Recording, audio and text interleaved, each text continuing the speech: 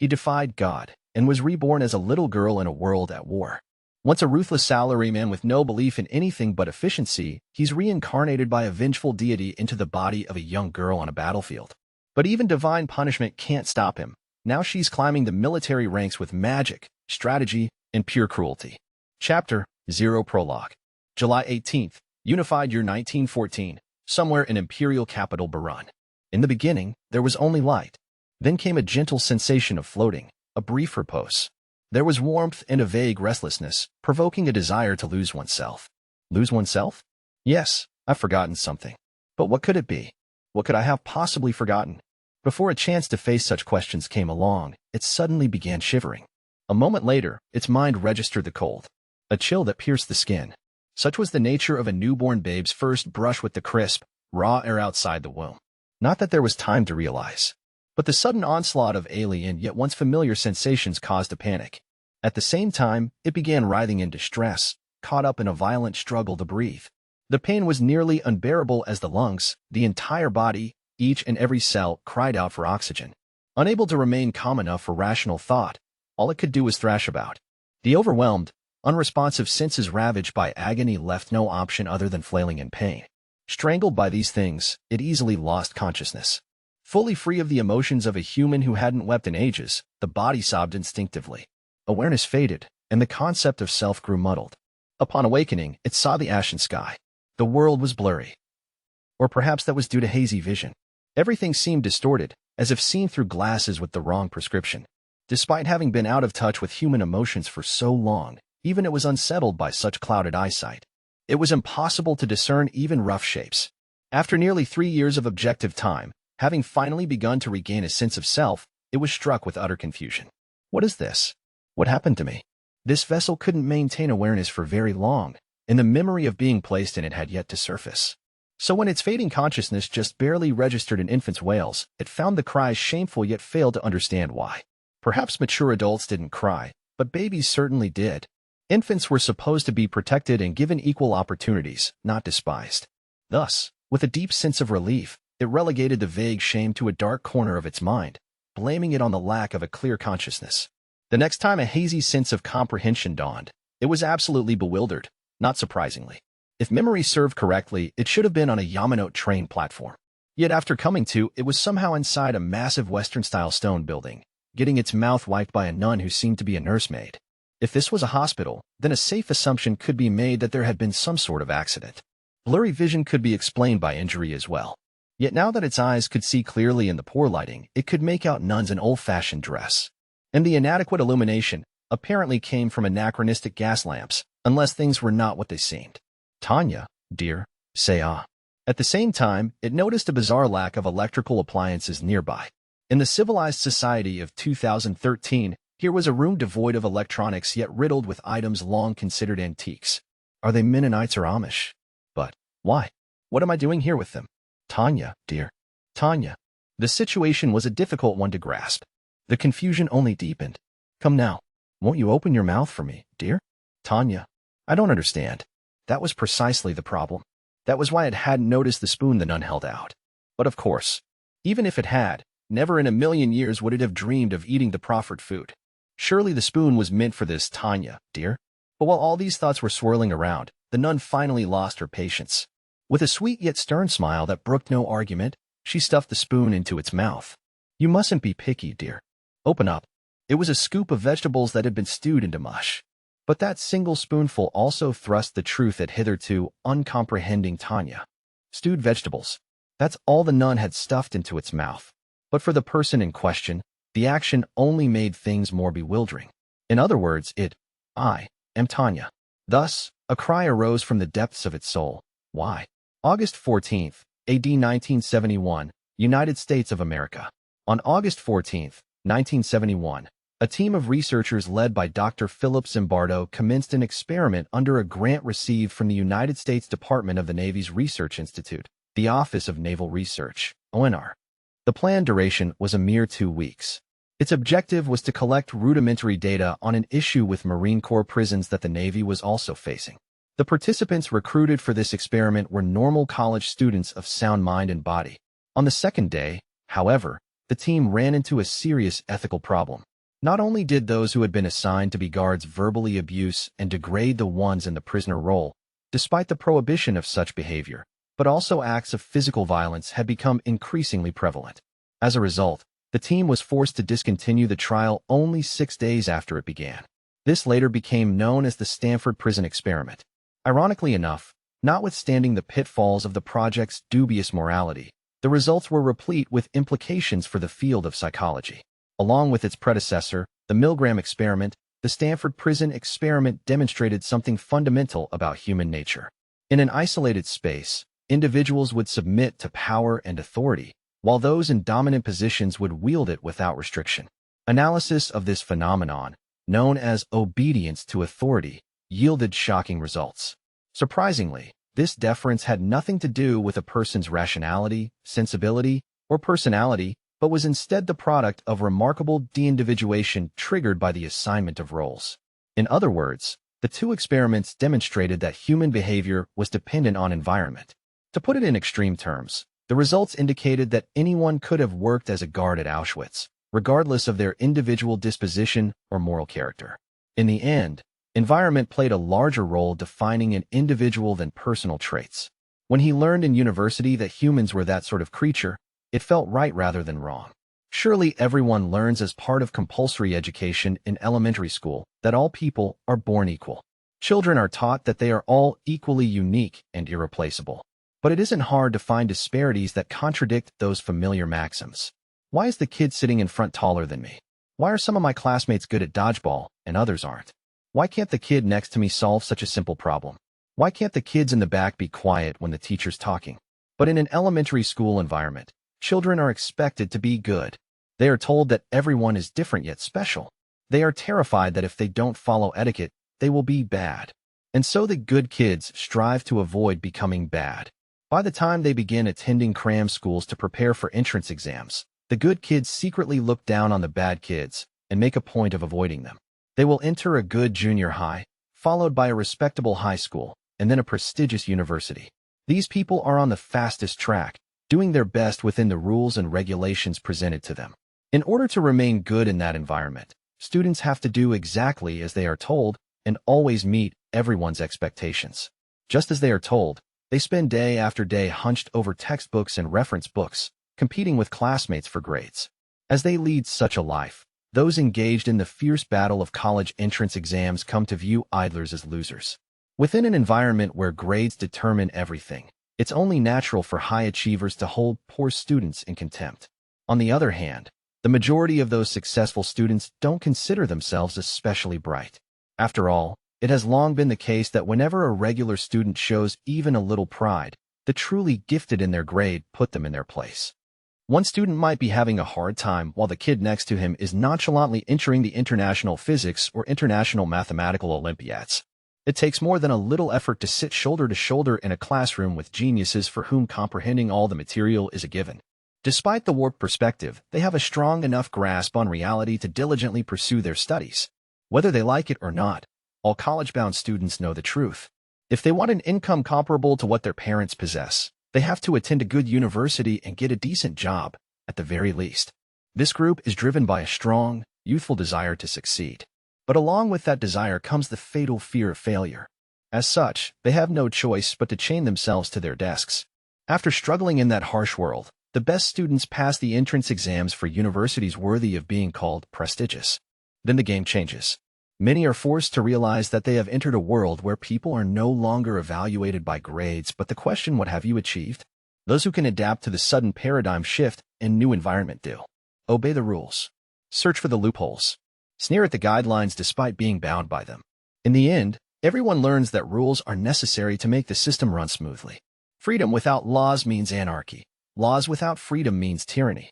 So as much as they hate restrictions, they fear unlimited freedom. He failed to understand people who came late to class. He couldn't see the value of people who drank themselves into oblivion.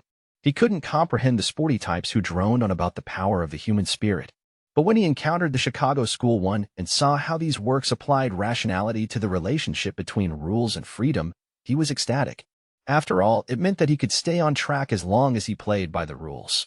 He managed to exude the appearance of a diligent university student while hiding the fact that he was a nerd. In essence, that's what it meant to be free within the confines of the rules. As far as friends were concerned, he enjoyed hanging around with his high school buddies as well as a bunch of kindred spirits he met in college. This was his moratorium until he went out into the world, although he still made sure to improve himself and develop connections. Naturally, he invested in his human capital by acquiring language skills and culture to a point. That plus his educational background, according to the theory of signaling, would project society's ideal of a good college student. Surprisingly, what people like him needed wasn't actually talent. The most important thing was looking good on paper. In other words, recruiters preferred someone who passed the company's exam with flying colors, came from a prestigious school, and was a familiar face to the interviewers. It was for precisely that reason that the headwind of the recession's employment slump didn't particularly blow against him. After all, he was on his mark at a different starting line compared to everyone else. In truth, he had the advantage. This contest was completely rigged. From the get-go, it was only natural to visit alumni who came from the same alma mater. In fact, he'd gone so far as to accept invitations to grab a few drinks with the recruiters from Human Resources. Now just imagine if someone on the employment side attended the same junior and senior high or was a graduate of his college. They would offer guidance about what qualities recruiters looked for at such and such company and how to present himself in the interviews. As long as he combined his various connections and did decently in the interviews, he would have nothing to worry about. If he wasn't too picky, he could get a job that put food on the table for sure. By obediently doing whatever he was told, he became a societal gear that performed well at a steady pace. Somewhere along the line, he began to view himself as a mature adult in that work setting. Job satisfaction? Individuality? Creativity? He was a cog in society, and he could assert that the content of his work didn't matter as long as he received fair compensation. From the company's perspective, the ideal employee was required to complete assignments promptly while maintaining a level of quality appropriate to their salary. Adhering to the company's philosophy in all things, the ideal employee would take initiative and search for ways to turn a profit. It wasn't terribly difficult for him to adapt to life as a slave to corporate logic. Heartless? Robotic? Callous? Impersonal? Concerns of that nature only troubled him in the very beginning. He was terrified of people who held ingloriously or resorted to violence. It wasn't possible for him to comprehend such disgraceful behavior. But with time, he acclimated. It was just like school. Humans are creatures designed to adapt to change. When it comes down to it, conforming to the environment means assuming one's assigned role. A guard acts like a guard, and a prisoner acts like a prisoner. The days passed uneventfully, alternating between work and hobbies. Naturally, work progressed efficiently. Following company directives and avoiding mistakes as much as possible were important to not let work cut into precious free time. Consequently, by the time he entered his 30s, he not only was close to matching his parents' income, but also had most definitely gotten on the promotion track. He was highly regarded for his devotion to the company and loyalty to the executives, and he climbed the advancement ladder in the Human Resources department. He even received a Touchstone Award as a section manager. Yes, that's right. I had an important job. There is absolutely no reason, none whatsoever, for a nun to stuff a spoonful of boiled vegetables down my throat. I'm being quite the gentleman, not even screaming at the top of my lungs to demand what right you have to call me Tanya, dear. Growing impatient, he attempted to stand in order to launch his "why me" tirade. That was when it hit him. His head throbbed as unpleasant memories suddenly surfaced. February 22nd, AD 2013, Tokyo, Japan. Why? Why me? Why? It's obviously because your cost performance is abysmal. On top of that, you've been absent quite a lot. And as another nail in the coffin, I have a report from your direct supervisor claiming that you've taken out multiple cash advance loans of who knows how much. Plus, you adamantly refuse to see the occupational physician at every turn. In conclusion, it's clear that you're becoming a costly employee. More importantly, we can't have you causing some sort of scandal and marring the company's good name. I'd love to ask you, is there any reason we should keep you on board? But due to certain laws, I must conceal such sentiments deep within my heart and respond with as much tact as possible. You've already failed to complete your PP twice. The company gave you a perfectly reasonable order to attend PIP completion training, but you refused. And you have numerous unexcused absences. False courtesy? That's just fine. It's not prohibited by law. This is a for-profit corporation, not a charity for the societally inept. That said, as you've contributed to our company for such a long time, I believe a voluntary resignation, rather than a disciplinary dismissal, would better serve both our interests. While this may be a huge waste of time, it's still part of the job description. I've never had to go on client visits before. How the hell does that count as training? It combats deteriorating work results by helping supervisors understand sales representatives and find ways to improve their managerial practices. With that in mind, we felt it was necessary for you to undergo this training. Even if it's all in a day's work, this is still tiring. It's an utter pain to deal with this endless parade of weeping and wailing employees who try to cling to us. If you think crying will change things, go for it. In some parts of the business world, that's a valid tactic. But if you think it'll work after calling me things like a heartless monster, boss's pet, or cyborg, you've got another think coming. I've always known that I wasn't the best. Unable to compete with the geniuses and unable to match the gifted through hard work and dedication, my personality has grown utterly warped. I'm a mess of convoluted complexes. Truly benevolent people are awe-inspiring. As far as hypocrisy is concerned, I have what society as a whole deems to be a healthy level, but knowing I'm insincere makes me scoff all the more. Despite being self-aware about this, how ghastly I am, I still harbor the arrogant belief that I'm superior to the inept fool wailing before me. At least as far as cost performance is concerned, I've maintained superior results. So even though restructuring departments assigned for consolidation through layoffs is a pain, I take it seriously. From here, I should shoot straight up the ladder and land in the chair for Director of Human Resources. My life should have been fairly smooth sailing. Should have been. After reflecting to that point, a rather unpleasant event resurfaces. It's said that humans are political animals by nature, but apparently the type of humans who get pink slips are animals who prioritize primal emotions over logic or commonly accepted taboos. When you get down to it, aren't there more people who, unlike the good academic elite, act out their impulses? The director specifically warned me to watch my back at the station, but I couldn't see what he was getting at. Wham! Something slams into me. I fall from the platform in bizarre slow motion. The moment I see the train, my consciousness cuts off. When I wake up, I encounter an unspeakable injustice. Are you really living creatures of flesh and blood? Sorry, who are you? An elderly man taken straight out of a cookie-cutter novel heaves a heavy sigh as he observes me. It has to be one of three possible explanations. I miraculously survived, and a doctor is examining me, but I'm unable to perceive it correctly. In other words, it's possible either my eyes or my brain have suffered serious trauma. I'm dying, and this is either a delusion or a hallucination. Maybe my life is flashing before my eyes. I've woken up in the real world after mistaking a dream for reality. I could still be half asleep. The whole lot of you have the most twisted personalities. What a bunch of nonsense in that head of yours. Did he just read my mind? If he did, that's an extremely indecent and unwelcome violation of my privacy, as well as an intrusion on confidential matters. I certainly did. But it's disgusting, reading the minds of uncompassionate disbelievers. Well, what do you know? I never dreamed the devil was real. You come up with the craziest ideas. Only God or the devil is capable of defying universal laws. If God existed, he wouldn't ignore all the injustice in the world. Thus, this world lacks a God. Therefore, being X before me is the devil. I rest my case.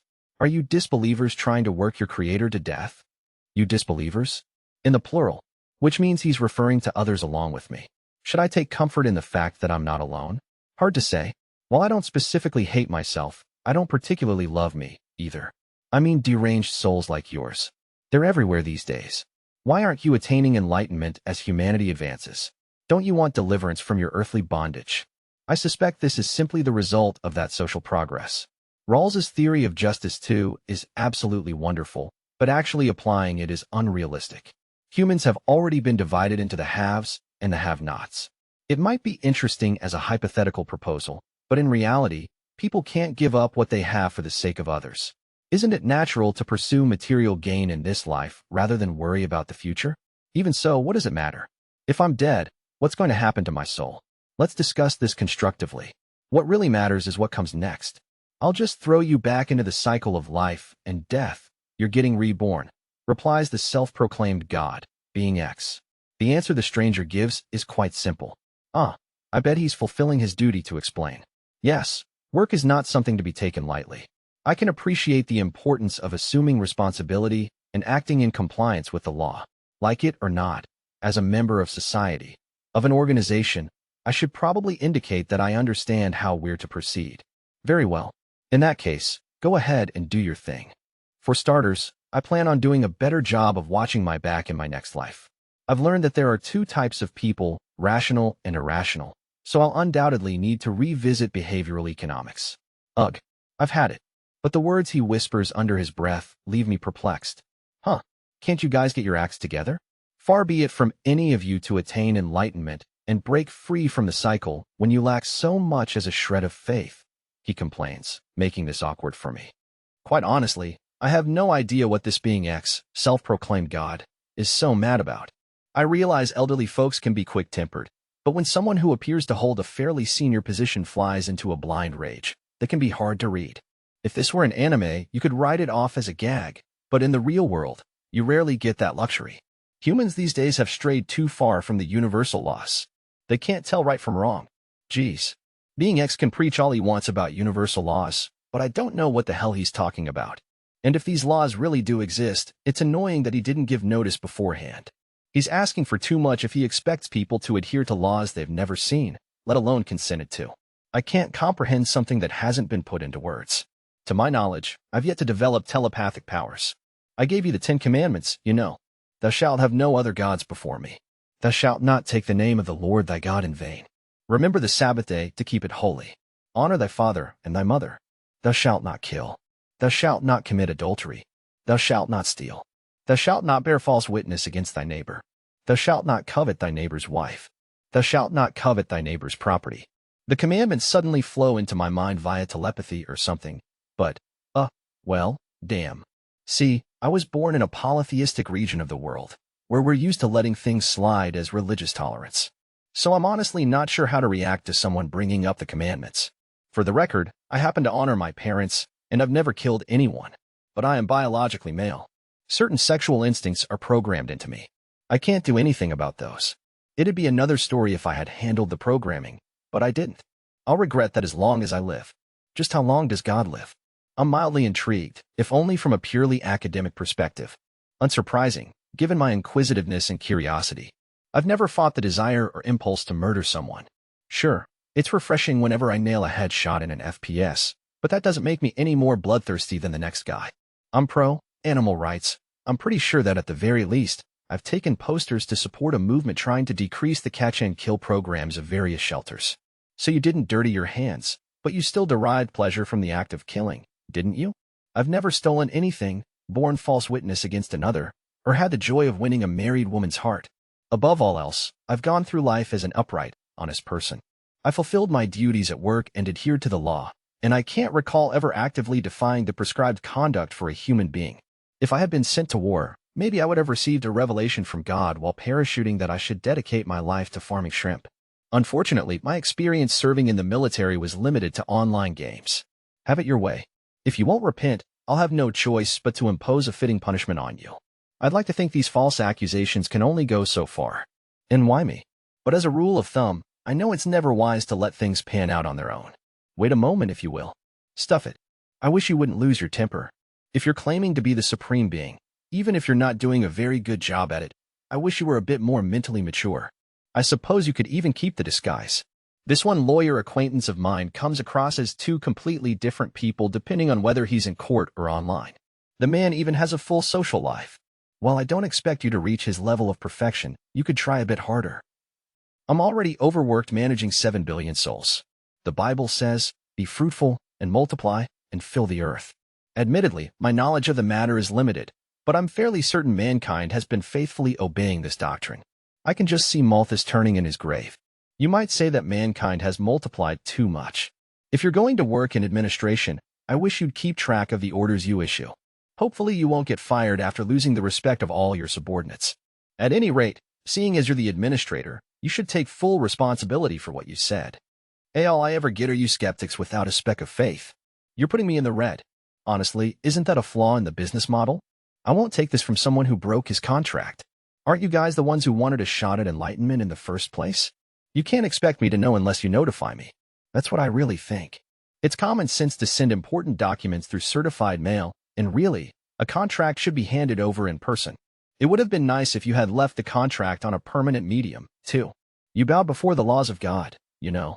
The scientific advances these days are almost magical. Overdeveloped science is practically magic. Hooray for natural science. All is right in the world. In our society of abundance, neither a sense of crisis nor devotion will spread without an impending threat. That's why we desperately cling to things. Unless driven into a corner, people won't cling to religion. So in other words, it's like that. You know? You say I know, but I'm afraid I won't until you tell me. There's nothing to be done for the increasingly flippant way I am treating being X. But not being able to have a conversation is truly frustrating. What can we do about that? At this point, if there were some sort of interpreter service, I'd hire them without too much concern for the fee. You're driven by lust, you lack faith, and you don't fear your creator. Furthermore, you can't find a moral fiber in your entire body. Objection. I want to shout. I'm not that bad. Based on moral and social norms, I'm not nearly as horrible as you make me out to be. Spare me. You're all the same, or we wouldn't turn around and repeat this song and dance every time one of you is reborn. Like I said before, the real problem here is overpopulation. Or, at the very least, it has to do with our lengthening lifespans. There's this thing called average life expectancy. Yes, of course there's also Malthus's an essay on the principle of population. 3. You haven't read it? The way we multiply like rats, you must have your hands full. It's not as though we're doing anything in particular. I believe a simple analysis will show that your business model is flawed.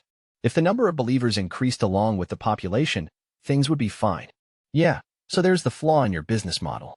All I can say is that you did a sloppy job psychoanalyzing your consumer base. That's a structural mistake from back in the planning stages. So in your case, you don't believe it's because you were a male, living in a world of science, ignorant of war, and unthreatened? Huh? What? I think I might have screwed up. Okay, let's calm down.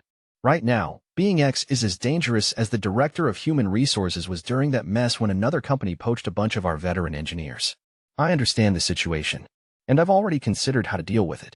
So if I remedied that, even the likes of you would awaken to faith? Aren't you jumping to conclusions? Why don't you calm down? I'll admit, I said that overdeveloped science has clouded faith. But, God, please calm down. That's right, relax. If we could feel the grace of the Lord, that would solve everything. Oh, but of course, I understand. I know all too well how graciously you watch over us, as you are guiding me right now. Yes, I fully understand. So would you be so kind as to lower your hand? And might I add, I'm afraid the part about how I'm ignorant of war was a misunderstanding. Groveling won't get you anywhere now. Wait, my lord. Please remember that neither magic nor miracles have been proven real in our world. Anyone who claims to have seen a miracle smells fishier than a fish market. Same with your existence. And for another thing, it doesn't matter whether you're male or female. It's obvious that both genders have sexual desire. Enough already. You've made your case. Anyway, I'm going to try this out. Excuse me. I'm going to test this on you. So, yeah. That about sums up the memory. I wish I could forget it. Chapter, Eye the Sky over Norden. June, Unified Year 1923, 3rd Patrol Line, Norden Theater, Northern Military District. Why am I out here fighting in a war? My conscious self, assigned the identity of Magic's 2nd Lieutenant Tanya de Gurchaff, poses the question again as I clasp an orb in tiny hands, leave the rifle that's serving as my scepter on the ground, and soar into the sky. How did I end up like this? Ferry 08 to Norden Control. Ferry 08 to Norden Control. Acknowledge. A single stands out over the gloomy, overcast skies of Norden. This minuscule speck, blending into the clouds, is none other than one of the Empire's mighty aerial magic officers. Due to a sick twist of fate, if I take a look at myself, I'm cursed to see a little girl participating in a war. The uniform and computation orb are proof that I'm a soldier. Through scientific means, the sphere I carry controls the supernatural phenomenon known as formulas, which allow mages to influence the world with their will. As implied by the modern name of the ancient orbs, courtesy of science and magic, this fruit of magic engineering has unraveled the numeric values of the world. My mission is to act as an artillery observer from a pre-designated airspace, while maintaining a comfortable ground speed at an altitude of 6,000 feet. Ferry 08, this is Norden Control. We read you loud and clear. No problems tracking you. Talk about a piece of cake. This is just an air support mission at the border between the Empire and the Entente Alliance. But this vigilant spotter magician, maintaining her flight formula with the computation orb around her neck, must look surprisingly small. And I am pint-sized. It makes people wonder if my age has hit double digits yet. Moreover, I have a petite frame, even for a girl. Comparing Tanya's height to the physically blessed body of my previous life is absolutely mortifying. It was miserable to hear that Tanya's neck was too narrow to properly wear the aviation throat mic headset. Ferry 08, Roger. I've reached the mission airspace. Reading you loud and clear. I say. I'm already resigned to the voice spewing from my mouth, though the high-pitched tone makes me feel like something's haunting me. No matter how accustomed to hearing it I become, I can't stand it. Whenever my tongue can't keep up with my mind, and I end up nearly biting it or stuttering, I feel utterly humiliated. Norton Control, Roger. Proceed to your assigned mission. Of course, the army is seriously something else for having no qualms even after hearing that girlish partial lisp. Perhaps it's simply a matter of being pragmatic, but the military has adopted the position that a person's aptitude for the magic arts can be a sufficient condition for military enlistment, since aerial mages focus on air combat. In the Empire, where that has been taken to its logical conclusion, age limits for mages are a thing of the past. Hence why the army has no problem deploying someone who looks young enough that they should still be with their guardian, if only as an artillery observer. Ferry 08, Roger. The area is all clear.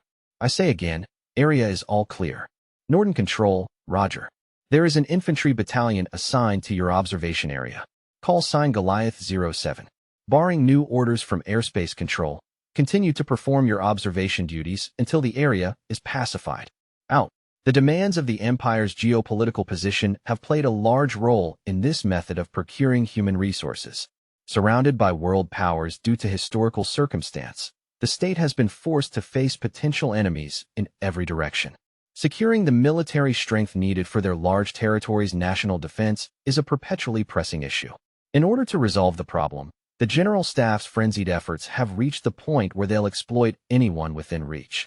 Ferry 08. This is the Provisional Corps Artillery Battalion. Call sign Goliath 07. How copy? This being the case, the Army apparently thinks nothing of tossing a young girl out to the border on air patrol if it can use her. I am quite literally a child soldier. Goliath 07. This is Ferry 08. Reading you loud and clear. I've confirmed the enemy infantry advance. Sending data now. Acknowledge.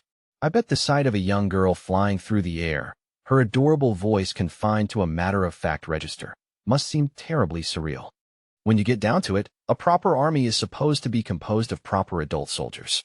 That's only common sense. But it isn't just static in the signal. Hearing women's and children's voices on the mic has become commonplace among mages. The armed forces have a practical exception in place for just about everything. More than anything, the harsh days in service exhaust decent people, so any initial discomfort over allowing a girl to participate in combat has long since worn off. Goliath 07, Roger.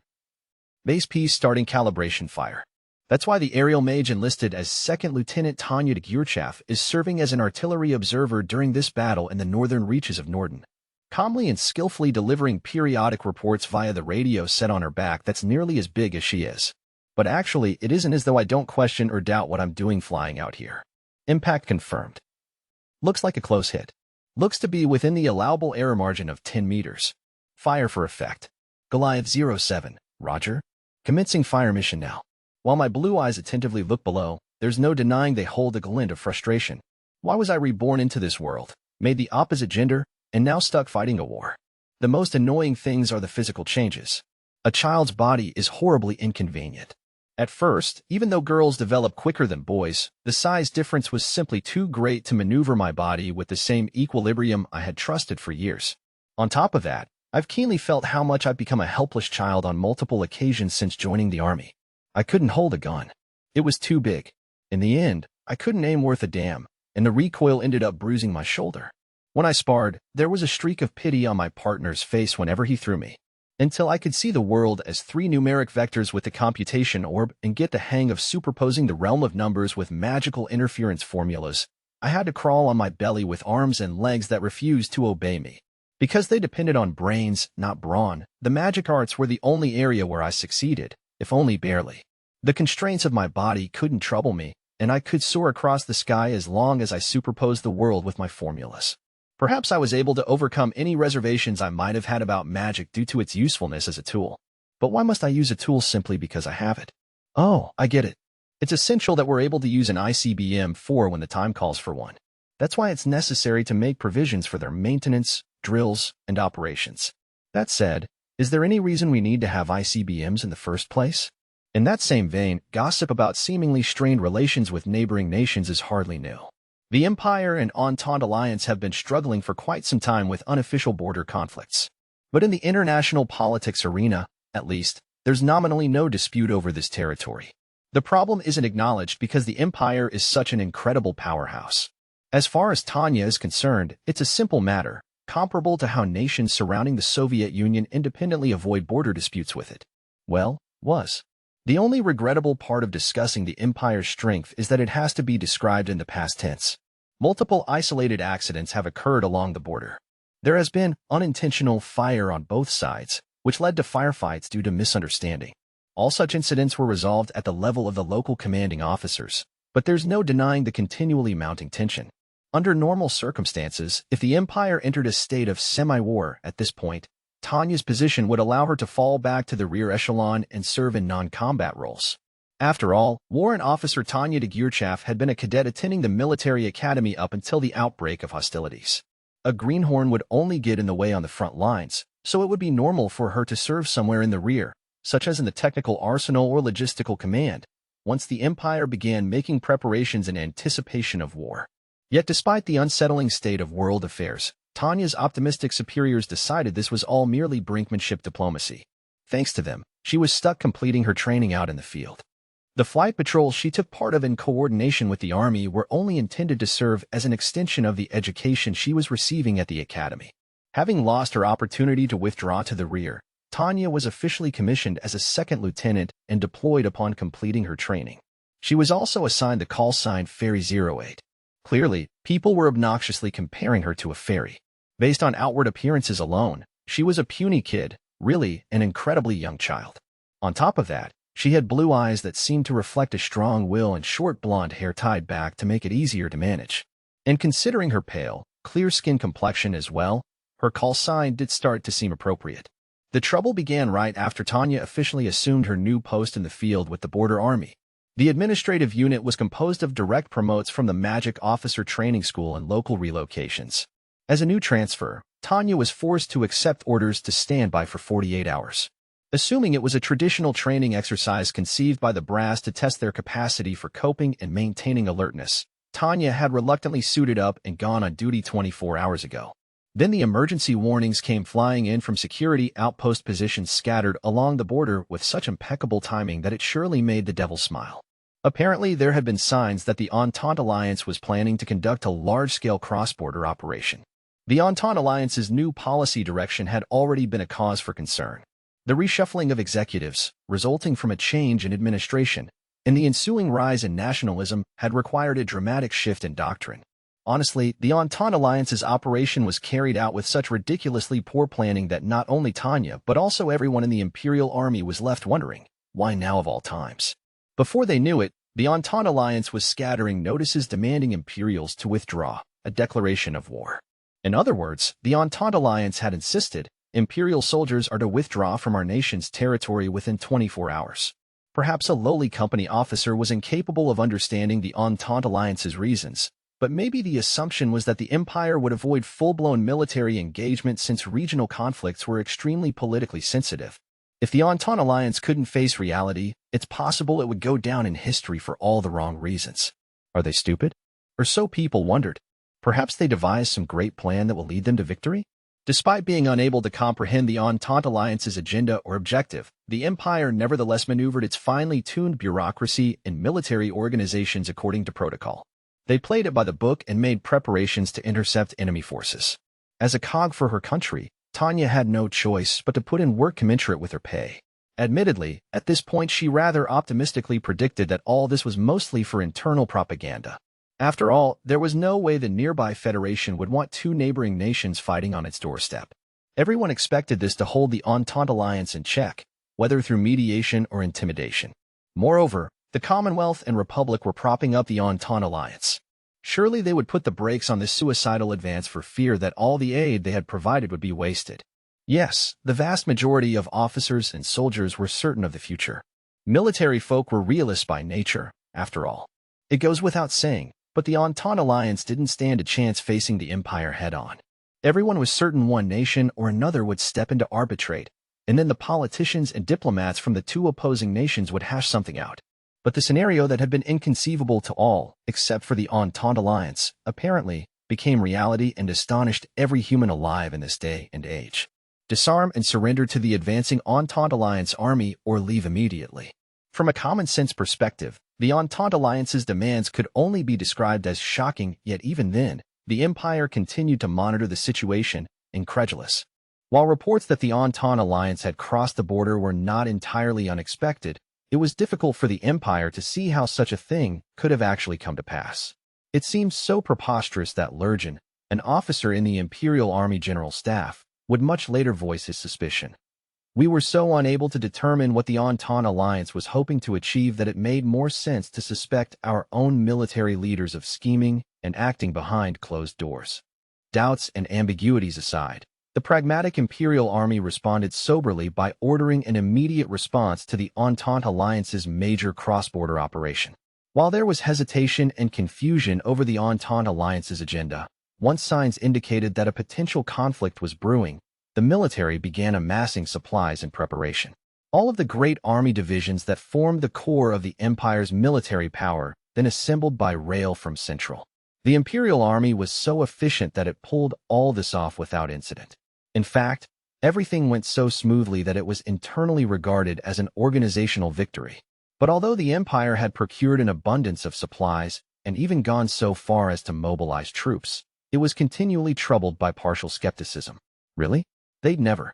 The Empire was known for its superior armaments, even among the great world powers. During times of peace, it would deploy a corps-sized garrison to the border under the pretext of routine patrolling. The additional corps mustered to meet the minimum number of reserves, just in case, included Tanya's unit. With information warfare in mind, the Empire even extended invitations to mass media from various countries. So as usual, the military was completely prepared, but the usual was precisely what made everyone wonder, is the Entente Alliance really going to invade? Tanya never dreamed the Entente Alliance would, without any semblance of justification, launch their inferior forces across the border in an offensive against a military titan, right in front of the media. But truth is stranger than fiction. Tanya naturally found the turn of events utterly bewildering. If she could have spoken freely, she probably would have described it as witnessing the moment a death wish took concrete form. It's war? Everyone, I repeat, it's war. A war has just begun. The Empire has declared war on the Regadonia Entente Alliance for violating the border. Moments ago, the Entente Alliance army began crossing over at multiple locations. Imperial Army troops are rushing to the border one after the next to respond. We've received reports that fighting has already broken out in some areas. But there was no denying the sight of friendly armored forces and other troops rapidly deploying below her. At the same time, the war correspondents raised their voices to transmit the latest news to the whole world over the airwaves. Surely the Empire would only pull this publicity stunt with complete confidence in victory. Well, given its vastly superior national might, level of technology, and armaments, it was an obvious choice to make the next move with an eye on victory. If journalists were reporting the developments at the border right up to the declaration of war, it meant the brass was relaxed enough about the situation to think about publicity. Spreading propaganda about the fair, mighty empire couldn't hurt the political situation, either. Furthermore, the Entente Alliance crossing the border first provided legitimate justification. And by admitting the mass media, they were essentially announcing this was a war they would win. Even in this alternate world, national leaders who would consider allowing journalists to freely cover losing battles only existed in fantasy. The fact that imperial officials had nothing to hide, or at least very little, was proof that everything was going smoothly. All of these factors helped ease Tanya's nerves. Honestly, when she first heard that she was getting sent to the north for field training, she wanted to yell, "I hope you rot," to the military state that was planning to work a young girl to the bone out in the borderlands. She wanted to curse being X for getting a good, decent person mixed up with this world to begin with. But Tanya is completely fine with the Empire presenting her with an opportunity to climb the ranks in a one-sided conflict like the Gulf War.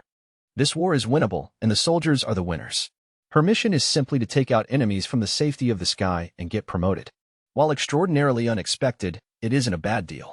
In fact, it's better than not bad. Tanya's been presented with a 1 in a million chance.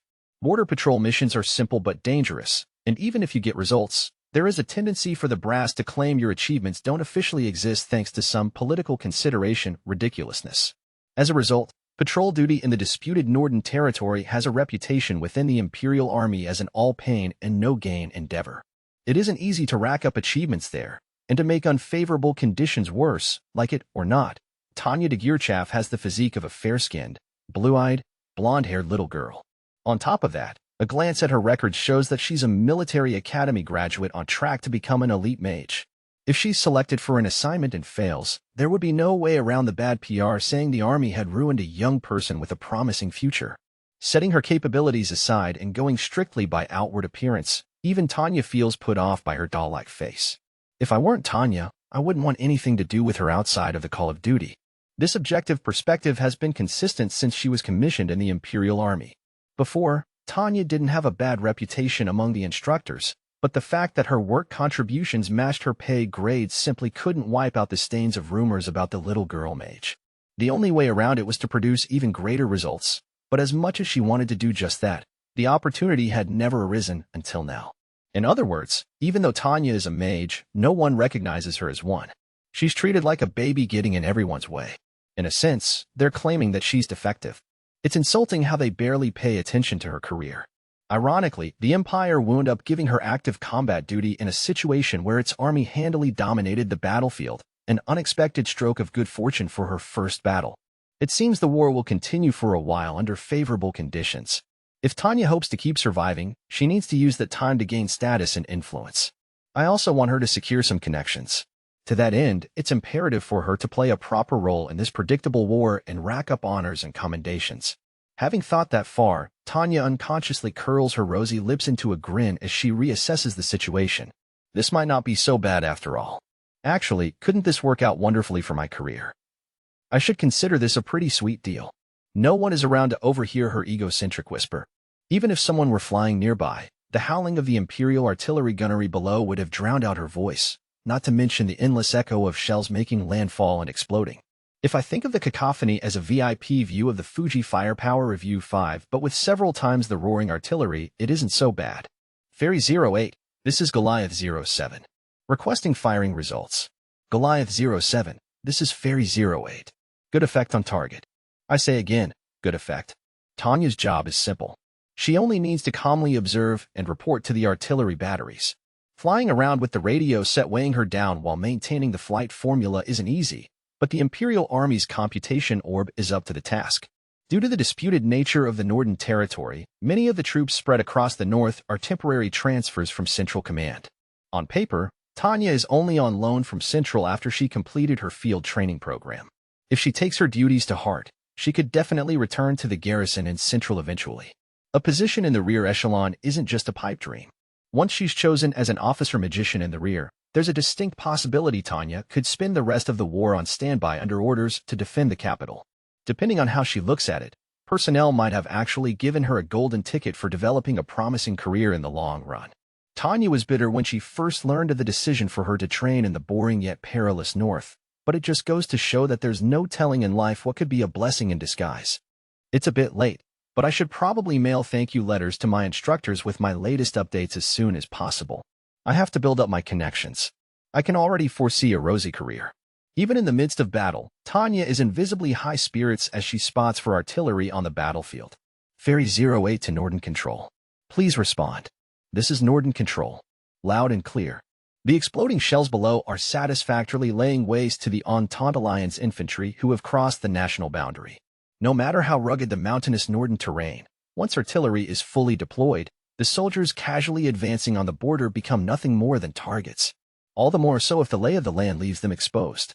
Fairy 08, Roger. Enemy currently under suppressive fire. I believe we've neutralized them.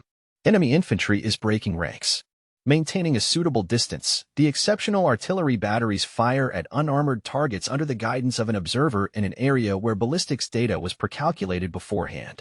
It's impossible that the barrage can fail to wipe them out. Down below, the swarms of once orderly infantry fall prey to the howitzers all too easily once they begin fleeing in all directions. As Tanya confirms the situation through a pair of binoculars, it becomes clear that any more will just be a waste of ammo. Northern Control, Roger.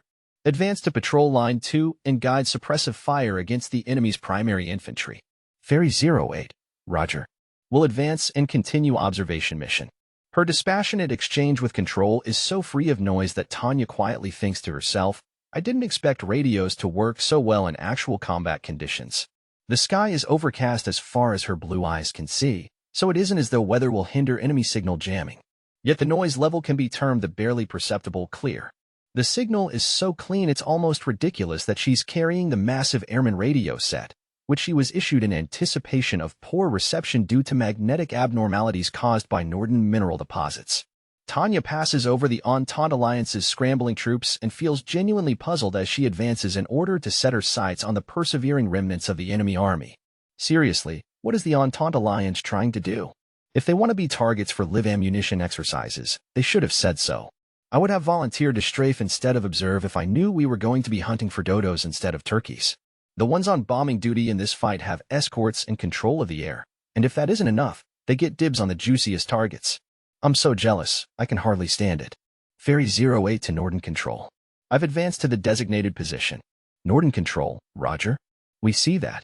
Relaying the situation to the artillery now. Continue to observe points of impact. Ferry 08, roger.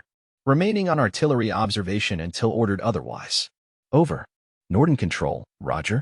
The same day, Entente Alliance, over Nordland. Dear God. Why? How can this be happening? Lieutenant Colonel Anson Sue found himself asking the heavens, his rugged snow-tanned face contorted in distress. The volleys of Imperial Army heavy artillery resounded across the sky he had flown so many times as an Entente Alliance aerial mage. The battle unfolding below was completely one-sided. No, any sane soldier would describe it as a massacre, not a battle. It wasn't even an advance in soft-skinned vehicles. Spongy infantry had marched in formation as if on parade through the wide-open hillocks toward a carefully arranged artillery position. This isn't what we were told. The bastards are opening fire. Help. Medic. Hurry. Get over here. Pull back. Retreat. Put down a smoke screen. My arm. I lost my arm. We still don't have air support. Command. Command. What's going on?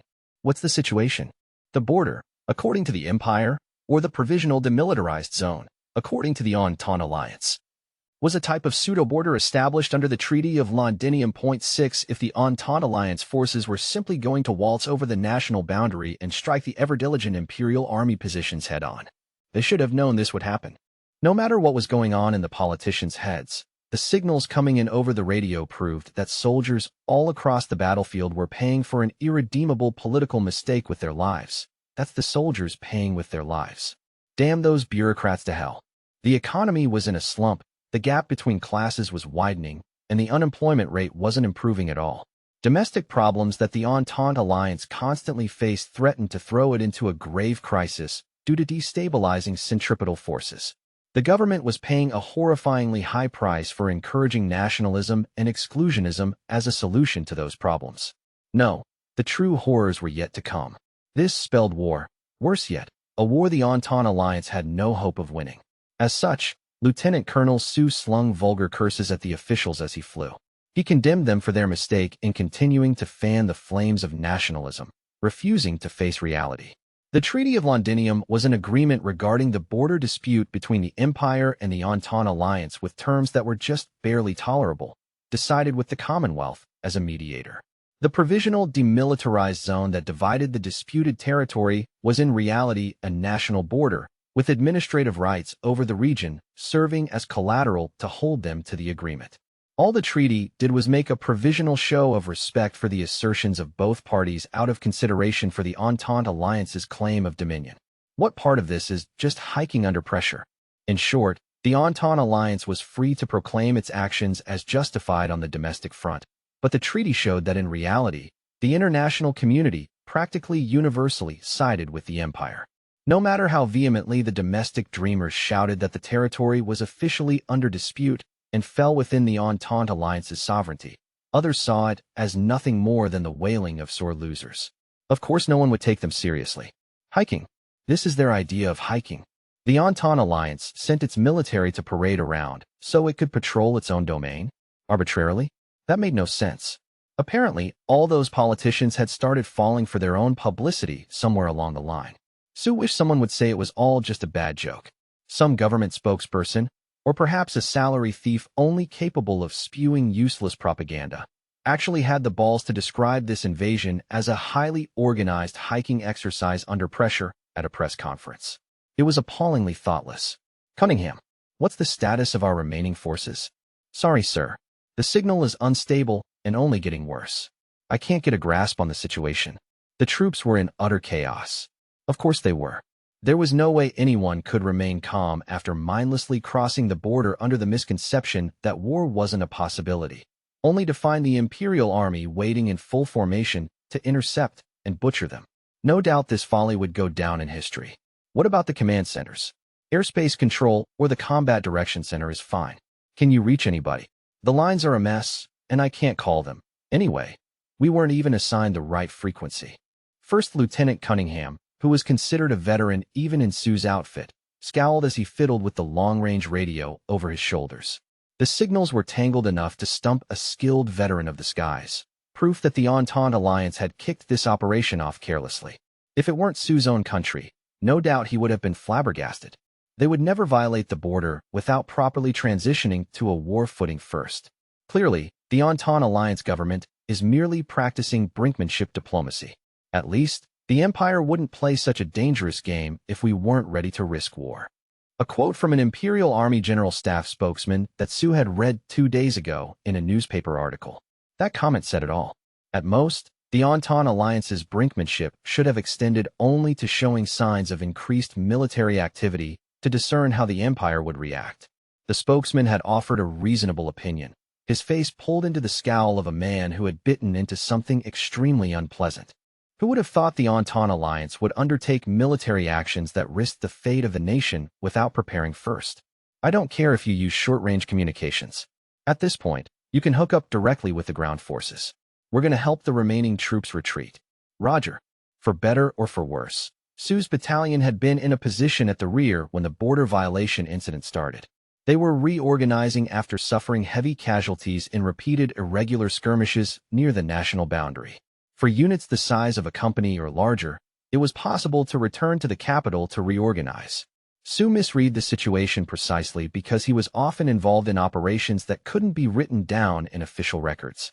If he and his men could fall back, then surely it meant the country had no intention of going to war.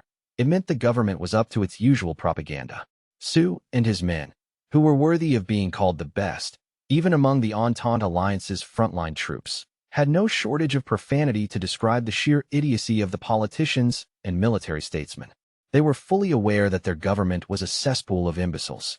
They just didn't realize the administration would pull a move so stupid it was beyond repair. Darton, sorry, but could you get in contact with the other troops? I want to get a solid idea about where we stand. Due to their starting position, they had been too late to react and were now faced with the impossible task of helping troops retreat from hopelessly superior enemy forces while essentially blind. To make matters worse, not only were they unable to reach the designated forward controller, but things were so chaotic that they weren't even receiving support from the Combat Direction Center, which existed to guarantee at least the minimum necessary coordination between the Mage troops, Air Corps, and ground forces. If necessary, we'll rendezvous with reinforcements. Platoons, in the event you get split up and can't regroup, you have the option of gathering into groups under whatever authority you can find. Commander, I got through. Sue snatched the proffered transceiver. From a brief exchange, he learned that the situation on the ground was completely unmanageable. The Entente Alliance was paying for its mistake of charging into wartime with the same chain of command they used during peacetime by losing any semblance of control. It was plain for anyone to see. Understood. In any event, we can't fight a war without some leadership. We need to do something about the bombardment causing all this turmoil. Agreed. The situation was so awful that instead of putting up a unified resistance, it was every unit for themselves. Even among their fellow soldiers on the battlefield with whom they could communicate, albeit barely, it was impossible to find a unit that saw the whole picture and possessed enough leadership to take the necessary measures. I fully agree. The artillery positions are certain to be fortified, but what about the observers? Sue had to agree that the most realistic and practical support he could offer, given the forces currently at his disposal, was to interfere with the enemy's indirect fire by eliminating their observers. Commander Sue, this just in from Ground Division 6. We can still observe and signal. Great. See if they can find enemy artillery spotters.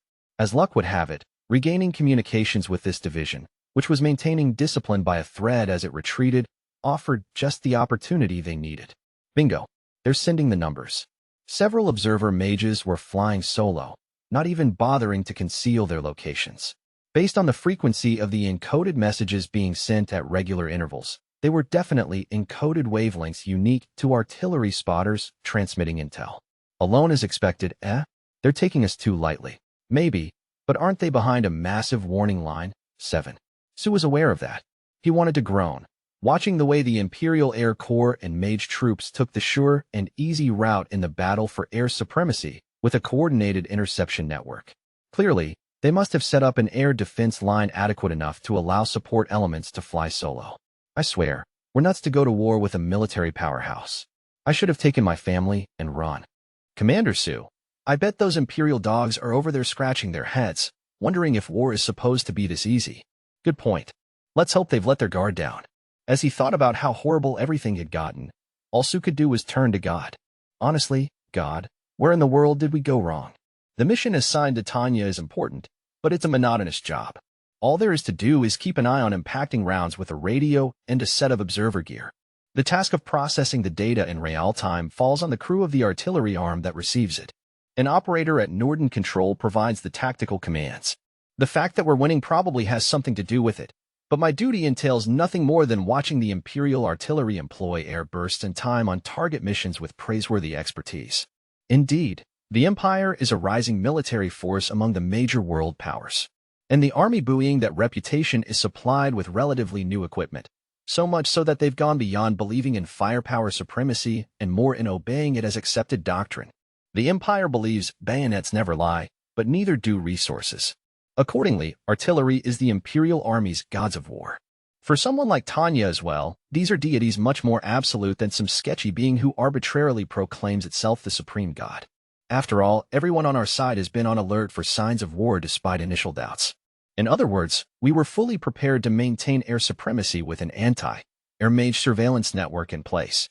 If I report any sporadic resistance or a glimmer of anti-air fire to the gods of war, they'll flatten the area with a single call. This is a safe and sound job that's nonetheless well respected. I hope it stays like this. After all, I get to enjoy a prime view of the Army's victory with a leading role in the firing of so much iron that it makes the Fuji Firepower review seem cute. It is by no means unpleasant to gaze out over our army effortlessly crushing the enemy from the secured safety of the sky. Artillery churns things up, then the infantry and armored vehicles advance in its wake. Us mages are in charge of air-ground support and combat air patrol. Soaring above the battlefield, the mixed fighter-bomber squadron go ahead as the vanguard for deep penetration. It's hard to say if things would go this smoothly even in a drill. Cheers to the general staff for pulling this off so magnificently. I can't thank them enough for giving me such a safe and easy way to climb up the ranks. I know it's a bit irreverent, but I'm afraid I have a hard time agreeing with General Lee's quote. It is well that war is so terrible, otherwise we would grow too fond of it. For me, war is such a blast that I don't know what to do with myself. Norden Control to Ferry 08. Artillery commencing observed fire. Send your data. This is Ferry 08. Initial points of impact confirmed. Sending now. No need to adjust fire. I say again, no need to adjust fire. Initiate fire for effect. First and foremost, our artillery is incredible for how it adheres to provided data with such astounding accuracy. The crews have to be awfully skilled to pull off everything from initial fire to consistent near hits with artillery integrated at the field core level. Indeed, their performance is proof that the Empire isn't regarded as a military powerhouse for nothing. As a result, my workload is extremely light. Everything's great. Norden Control, Roger. Watch out for stray shots.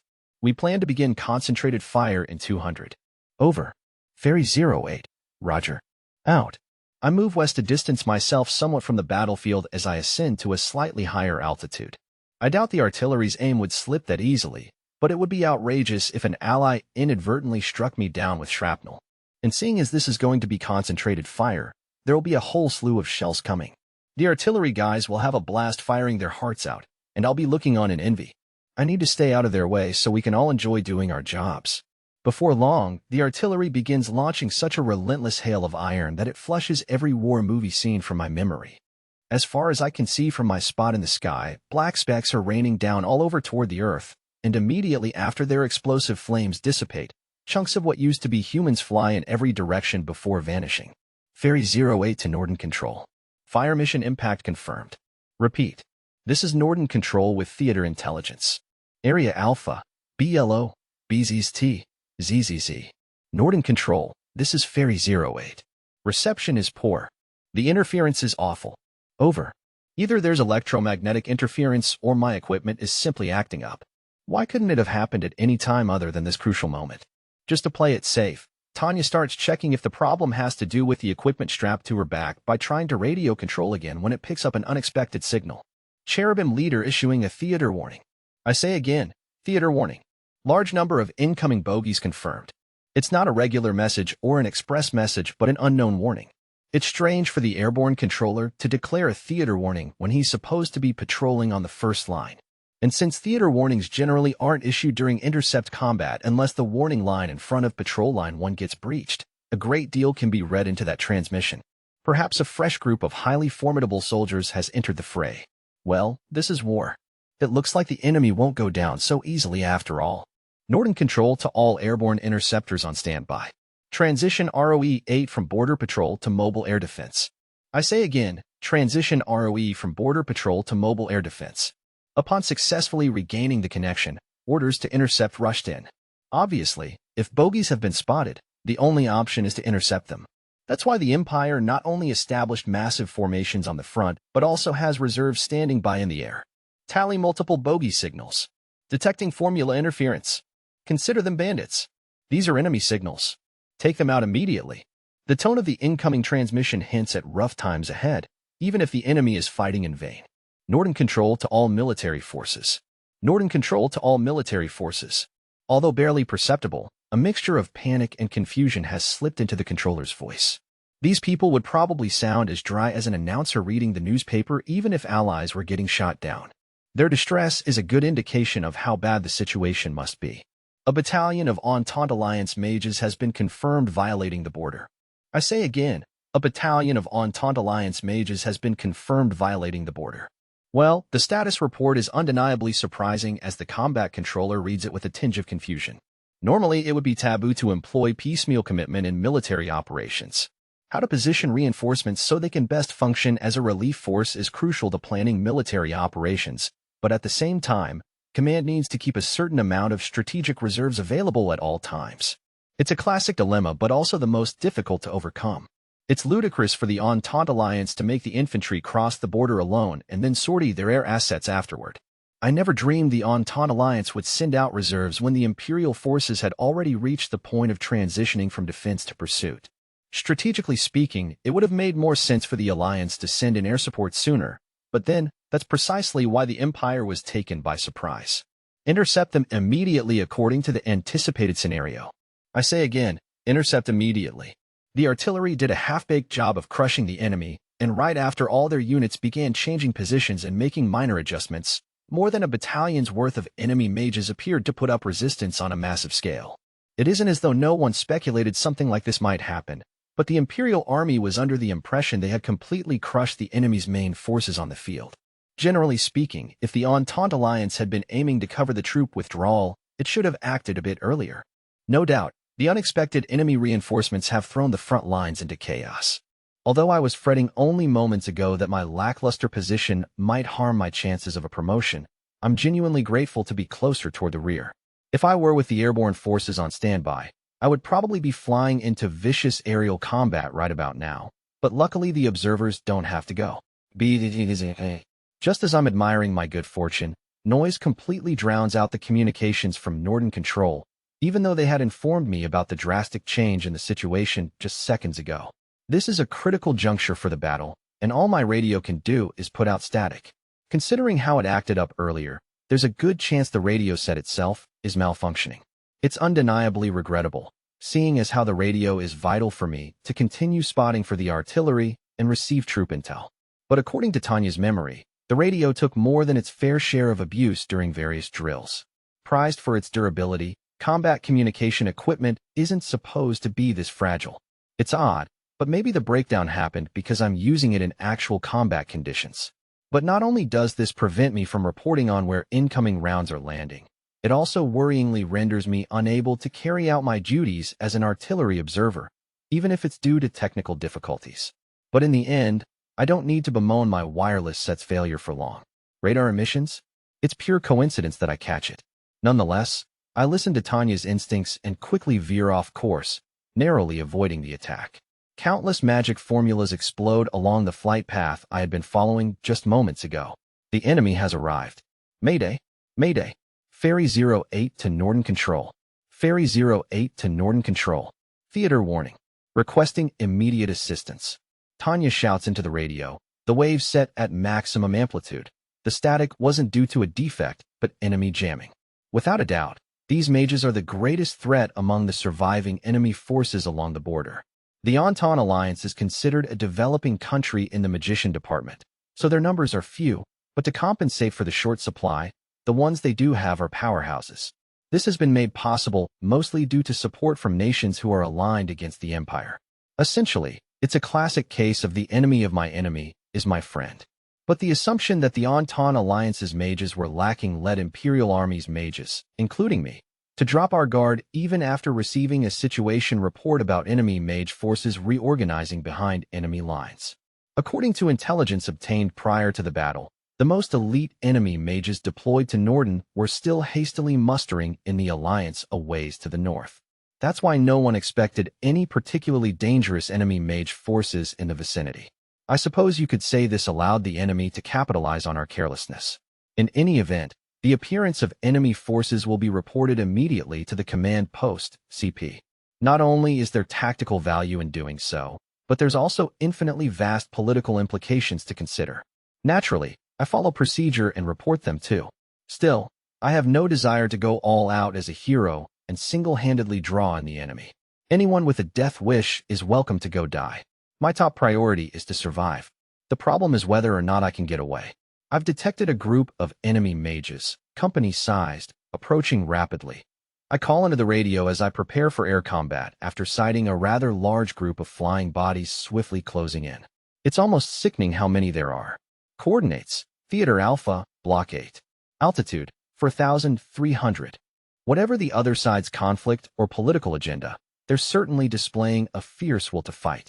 Honestly, it's an absolute pain the way they remain undaunted by the losing battle, charging forward even as they exude despair. Nevertheless, my foes are hard-working soldiers overflowing with fighting spirit.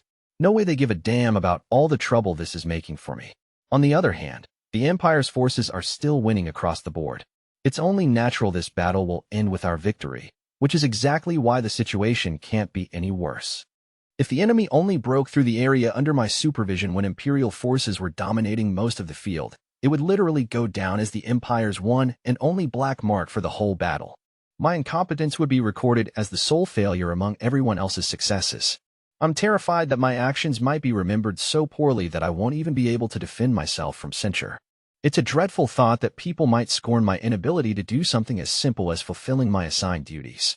Things being the way they are, that possibility alone is enough to rouse fear. And once the superiors give orders to intercept, grunts like me don't have the right to refuse. I initiate erratic evasive maneuvers with everything I have. With my petite frame, I would normally be able to expect a slight reduction in the G-force. In actuality, narrowly evading the fusillade of magic formula warheads brings the strain to a whole new level. Going by the size of the group hurtling toward me, there are enough of them to at least be a platoon. No, this could be an elite squad. They're going by the book, raining shells on the target they have under their thumb while using their superior firepower to dictate enemy movement. As they close in, their objective becomes indisputably clear. Without so much as a single person providing air cover, the Empire's artillery batteries make superb tactical targets. Since the hostile company's main forces have already broken through, their plan to neutralize fire support is worth the risk from a strategic perspective. In any event, the situation is dire. It might not be so bad if the Corps used self-propelled artillery, but the lion's share consists of towed pieces. Even for the Empire, it's too much to ask to mechanize the artillery crews while also properly maintaining the armored divisions, mage troops, and air corps. Of course, the artillery lacks the time it needs to limber up the ungainly howitzers and run or hide. Consequently, the fate of the weapons on the ground rests on how well the combat air patrol performs. But it's going to take a great deal of strength to halt the advance of a company-sized group of mages. In short, it's essential to keep them busy until Allied air units can be organized. Engaging. Norton Control to Ferry 08. Provide a status update. Fortunately, our electronic countermeasures must be up, the latest transmission is coming in clear. Ack, this is it. I predict a 100% chance of trouble. They say a woman's intuition is often right. But despite looking like a young girl on the outside, I don't particularly think of myself as a lady on the inside. So what is it? Why do I have such a bad feeling? This is Fairy 08. I've made contact. I say again, I've made contact. A hostile mage company is penetrating our airspace. Norden Control, Roger. Maintain contact and delay the enemy. Also, if at all possible, gather intel. Ah, that would explain it. I swear, it can't get any worse than this. Engage the enemy and gather intel? No, trying to slow them down comes first, right? But single-handedly trying to disrupt a whole company? Up in the open sky with no cover? If they're ordering me to die, I wish they would say it outright. There's a substantial gap in fighting power. Requesting reinforcements. Norden Control, Roger. We're already scrambling an allied mage platoon. Additional company already in the air on standby should also arrive in 600. Oh, really? Apparently reinforcements will arrive in 10 minutes. That's more than enough time to whip up some instant ramen, eat it, and finish cleaning to boot. Honestly, there's no way I can pull off delaying actions for 10 minutes against an entire company. If I take into account preserving my own life, which I give the utmost importance, my wisest course of action is to beat a hasty retreat. It should be obvious, but I'm simply not patriotic enough to fight a grand battle out here alone. That said, I need a pretext to ensure I don't become immortalized in military history for the horrible disgrace of running from the enemy. If, at the very least, I could get an order from High Command to move from this strategically worthless airspace. Fairy 08 to Norden Control. Requesting permission for immediate withdrawal. I say again, requesting permission for immediate withdrawal. Norden Control to Fairy 08. I'm afraid I can't approve that. Do your best to delay them until the Allied response team arrives. Arg, damn you. Curse this elitist controller. You could take a life with a single order from the rear. I seriously want to scream, asking if they want to try switching places with me. They should come out to the front and give things a go before they start ordering the impossible. Fairy 08 to Norden Control. How is our artillery? That said, I'm an adult. I know that if I let Tanya's physical age get the best of me, act on these emotions, and raise hell, it'll just lead to problems down the line. I can always get my revenge after I make it big someday. And it's precisely because I hope to make everyone pay later that I need to do my best in the current situation. My efforts will allow the mage known as Tanya de Gearchaff to dodge criticism once everyone learns about how she gave her all to fulfill her duty even under the worst conditions. And just in case they eventually court-martial me as a scapegoat, I can take initiative to show that I'm acting with the knowledge of the danger facing the artillery in the rear. I can claim later that I did everything within my power to deal with the problem. It's always wise to have some insurance. The mage platoon is on their way to reinforce you. They should reach artillery airspace in approximately 300. And at the same time, the 7th Mobile Mage Company is en route to intercept. As I said before, we expect them to reach you in 600. Ag, the worst-case scenario has been set in stone. Damn the law of causation that brought about the shitty situation. Why do the enemy mage troops have to rush straight at the artillery positioned right behind airspace under my jurisdiction? What the hell are the troops in charge of the early warning line doing? How does a mage company make it this far before anyone notices? It'll be unbearable if I get blamed for this due to someone's complacency after our victory was virtually assured. And if these guys want to take out artillery, wouldn't it all be the same to them if they go to the next sector? Why do they have to come here of all places? Damn you, devil. Are you still cursing me? Okay, fine. If that's how you're going to be, screw it. All these guys are out to get me, right? In that case, I won't go down alone. I've made up my mind. If I'm gonna die, we're all going together. I won't be satisfied unless I take a whole bunch of these bandits with me. Fairy 08, Roger. Norden Control, I'll struggle with all my might. Norden Control, Roger. Good luck. I'll admit that I yelled in desperation. But good luck? Really? I mean, what's up with that unnecessary comment at the end? I can't help but furrow my brow as an ominous feeling flutters in my chest. This situation reminds me of how, in a weird twist of fate, the Tokugawa soldiers who were dominating the Battle of Sekigahara encountered the peculiar Shimazu forces. In other words, what I want to say is don't come over here. Go away. Shoo. Biting my lower lip, I can't help but curse my rotten luck. Well, I am being toyed with by entities like being X. I've braced myself, I really have, but I never dreamed I'd end up committing to a defensive delaying action in enemy-dominated airspace. Are there no child welfare services? I don't know if I'm cute as a button, but at least I look the part. And not just any kid, but one small enough that people regularly refer to me as young or little. I wish the enemy would hesitate to shoot when they see me, but you can't expect humanitarianism on a battlefield. Anyone who knows what happened in the Holocaust, and then in Sarajevo and Rwanda, should have realized by now how truly dangerous it is to blindly believe in the ideals of humanism. It's all too easy for humans to transform into demons capable of performing monstrous atrocities. That might not be taught in ethics class, but it's our nature. Admittedly, the sensible Western comment that a virtuous God must exist precisely because of those demons committing such evils is intriguing. Unfortunately, since being X doesn't come across as particularly virtuous to me, I have to disagree. God is dead, was it? While nevertheless controversial, Nietzsche's conclusion is probably right. It's impossible for God to exist. People have to save themselves. In this situation, that means a defensive delaying action. The equipment on hand includes a light bulletproof uniform, observer gear, and a Type 13 standard computation orb from the Volker Arms factory. Because I'm on observation duty, I don't have my magic ammunition rifle, which allows the shooter's will to cast at greater ranges by loading formulas. And besides, it's too heavy for me, anyway. How am I supposed to slow the enemy down like this? Of course, I know my only option is to find a weak point. Naturally, I have absolutely no intention of dying quietly. If worst comes to worst, I intend to self-destruct or whatever it takes to bring them down. If it's that or get slaughtered, I won't be satisfied unless I take them out with me. Still, if at all possible, I'd prefer to survive. In fact, survival is my highest priority. Really, I want to just make a break for it. If I dump my artillery support equipment, it'll make me lighter. The enemy troops trying to break through are targeting the artillery, so I can definitely take refuge in a safe zone if I focus on retreat and immediately put some distance between us. But even if I manage to escape, I don't stand a chance afterward. It goes without saying that the army punishes desertion in the face of the enemy execution by firing squad. From the day I desert, I'll be trapped playing an epic game of tag with the military police that never ends. There's no choice but to fight, despite being completely isolated, without so much as a single wingman. I guess that makes this my own personal war. On a battlefield where my side's triumph is already assured, I'm currently preparing to die in mortal combat. Well, technically, the enemy's goal is to provide support for their withdrawing troops by striking at our artillery, not to eliminate me. In other words, shooting me down is probably something along the lines of swatting a pesky fly for the enemy mages. It's truly insulting that my life and career are being endangered while I'm treated as nothing more than a side note. It's my right to look down on others. No one should be allowed to do that to me. Without a thought about what's going to come after, I start doping up with one interference formula after the next. Improved reaction time. Increased instantaneous strength. Before my brain registers the shooting pain of forcing open the magic circuits, I alleviate it with intracerebral narcotics. Ah, I'm getting pumped. My body's running hot with excitement. I wonder if this is how it feels to get high. Now, if the worst case happens and the enemy shoots me down, I'll be able to escape without collapsing from the pain. What an honor. This is great. Such a wonderful moment.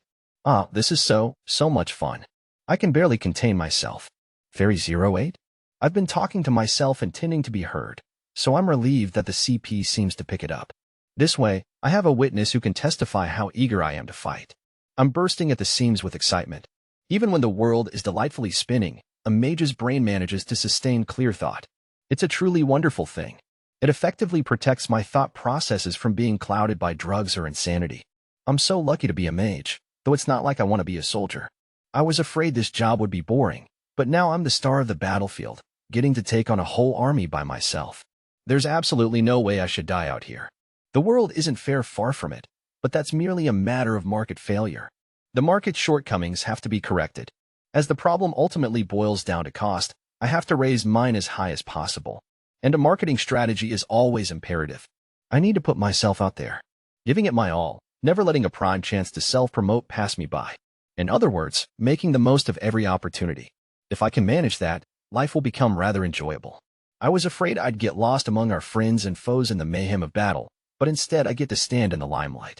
It doesn't make me the least bit happy, and I'm the only one in this airspace. The fact that I can't even sneak away makes this situation all the worse. Circumstances on the field have left me with painfully few options. That being the case, all I can do is consider how best to please the audience, aka my superior officers, with my performance. Surprisingly, humans can put on quite a show when cornered. So this is what it's like to feel deeply touched. It's a good day to die, damn. It really is. I chuck the observer gear. These heavily armed enemy mages are envisioning sluggish ground combat, but we're going to be dancing instead. Beginning basic fighter maneuvers, I pump myself up with the exhilarating thought. This is nothing more than the accursed best choice out of all the awful options, and as disinclined as I am to take it, the only thing that matters is carrying out my duty and surviving. The appearance of fulfilling my mission will suffice. After a respectable dogfight, I can pretend the enemy either got away or shot me down. Then someone else can deal with them. By my calculations, even a group willing to brave the impossible to take out our artillery won't bother coming after me if I fly off somewhere else. Rather than desert in the face of the enemy, my efforts will merely fall short, rendering me unable to continue fighting. It'd be ideal if I could crash land as close as possible to friendly troops. And it'd be even better if I could slow down those Entente Alliance maggots. After all, time is far more valuable than gold, and the jerks trying to break through are pillaging it. While only a minor consolation, it would also be nice to get some payback. Ergo, I won't allow anyone to come out the victor in this skirmish. And if anyone did, it would be me. I don't enjoy pain in the slightest, and I have absolutely no desire to get all muddy, but I don't want to die. There is absolutely no reason I should die anyway. I'll lap up muddy water if that's what it takes to survive. Life is a battle in and of itself. Commander Sue. Enemy reinforcements. A company is coming up fast, and I'm picking up a mage platoon behind them. I suspect they're reinforcements. God. Oh, God. Why? Why does this have to happen? The enemy has breached the 16th Holstein Division's defenses. How in the world did it come to this? Colonel Lockham's battalion is issuing a distress signal to the strike team. They're jumping into a fight with a battalion of Imperial mages. They say they won't be able to hold the escape route for long. Where did we go wrong? I know. We don't have time for this. Can't we take out the observer mage already? From his view in the sky, Lieutenant Colonel Sue was forced to acknowledge that the situation of his fatherland's army, engulfed in flames and collapsing, was only growing worse with each passing second. His face contorted with anger and impatience. But even if he screamed to stop the indirect fire until his voice went hoarse, it wouldn't improve the situation whatsoever. Our shots are grazing. If his glare could start fires, Lieutenant Colonel Sue would have seared the enemy mage nimbly soaring through the sky until they were burned so badly not even a crisp remained. How could this happen when we're flying over Nordland airspace that we know so well? Today everything is putting a sour taste in my mouth, even these familiar skies. Bastards got us in a fine position. Fighting over allies is a pain in the ass. The majority of his men were pursuing a single enemy. Sue couldn't call that mage a coward for doing their best to survive. If he wasn't personally involved, he would have deeply admired and respected the display of valor and indomitable fighting spirit. As it was, though, they didn't have time to appreciate the enemy's bravery. Anson Sue's ears heard only the incessant firing of artillery, and his eyes saw naught but allies blasted to smithereens in the bombardment. Damn politicians. If asked who was to blame, the reply was indisputable. The lone curse that slipped out of his mouth said it all. Sue wanted to take the fools, those who mocked the Treaty of Londinium, casually ignored it, and then made it part of their election campaign, and stand them up out here. The ones the politicians were throwing into harm's way were the fatherland citizens. Get in close. Prepare to charge. Commander Sue, let's go with the alternative plan and strike the enemy artillery. If you have one squad stay, no matter how fast the mage might be, this should be more than enough to deal with them. Forget it, Lagarde. Enemy reinforcements are already on their way. We'd get wiped out. For better or for worse, Lieutenant Colonel Sue's troops had penetrated too deeply into enemy lines. Perhaps if they had come prepared with a few more men, they could have taken the enemy battery by assault. But when they initially broke through, he had to leave several units to hold the breach open. That left him with a group the size of a reinforced platoon. Cunningham, how long until enemy reinforcements arrive? The closest formation will be here in 480 seconds. If we don't hurry, they'll be on our tail. With Imperial units coming to intercept one after the next, even if they risked annihilation to carry out the assault, he couldn't see how they would survive. Still, he would do what he could with the manpower available to him. That was Lieutenant Colonel Anson Sue's sound decision as an Entente Alliance soldier, as well as the limit of what he could accomplish given the limited information he had. He was indifferent to military romanticism, so when he figured the enemy batteries would be heavily guarded, he quickly gave up on attacking them. But the truth was cruel. The airspace above the batteries was wide open. I know. If we... Damn it. Lagarde. Captain? Captain Lagarde? Cunningham, cover him. Lagarde, can you pull up? Lagarde. Right before his eyes, Captain Lagarde had blindly rushed the enemy mage.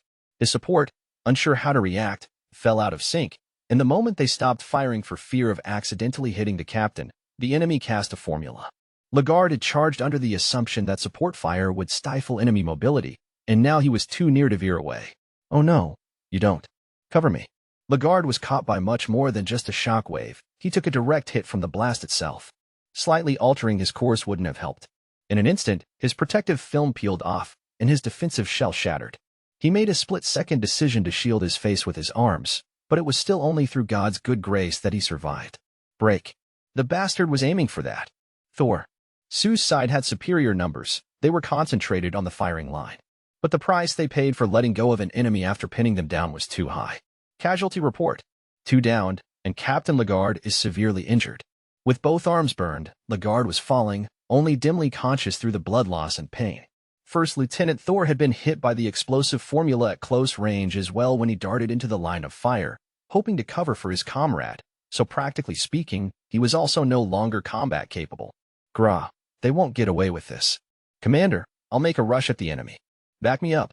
Ack, damn it. Cover him. Hit. Come on, hit. You're mine.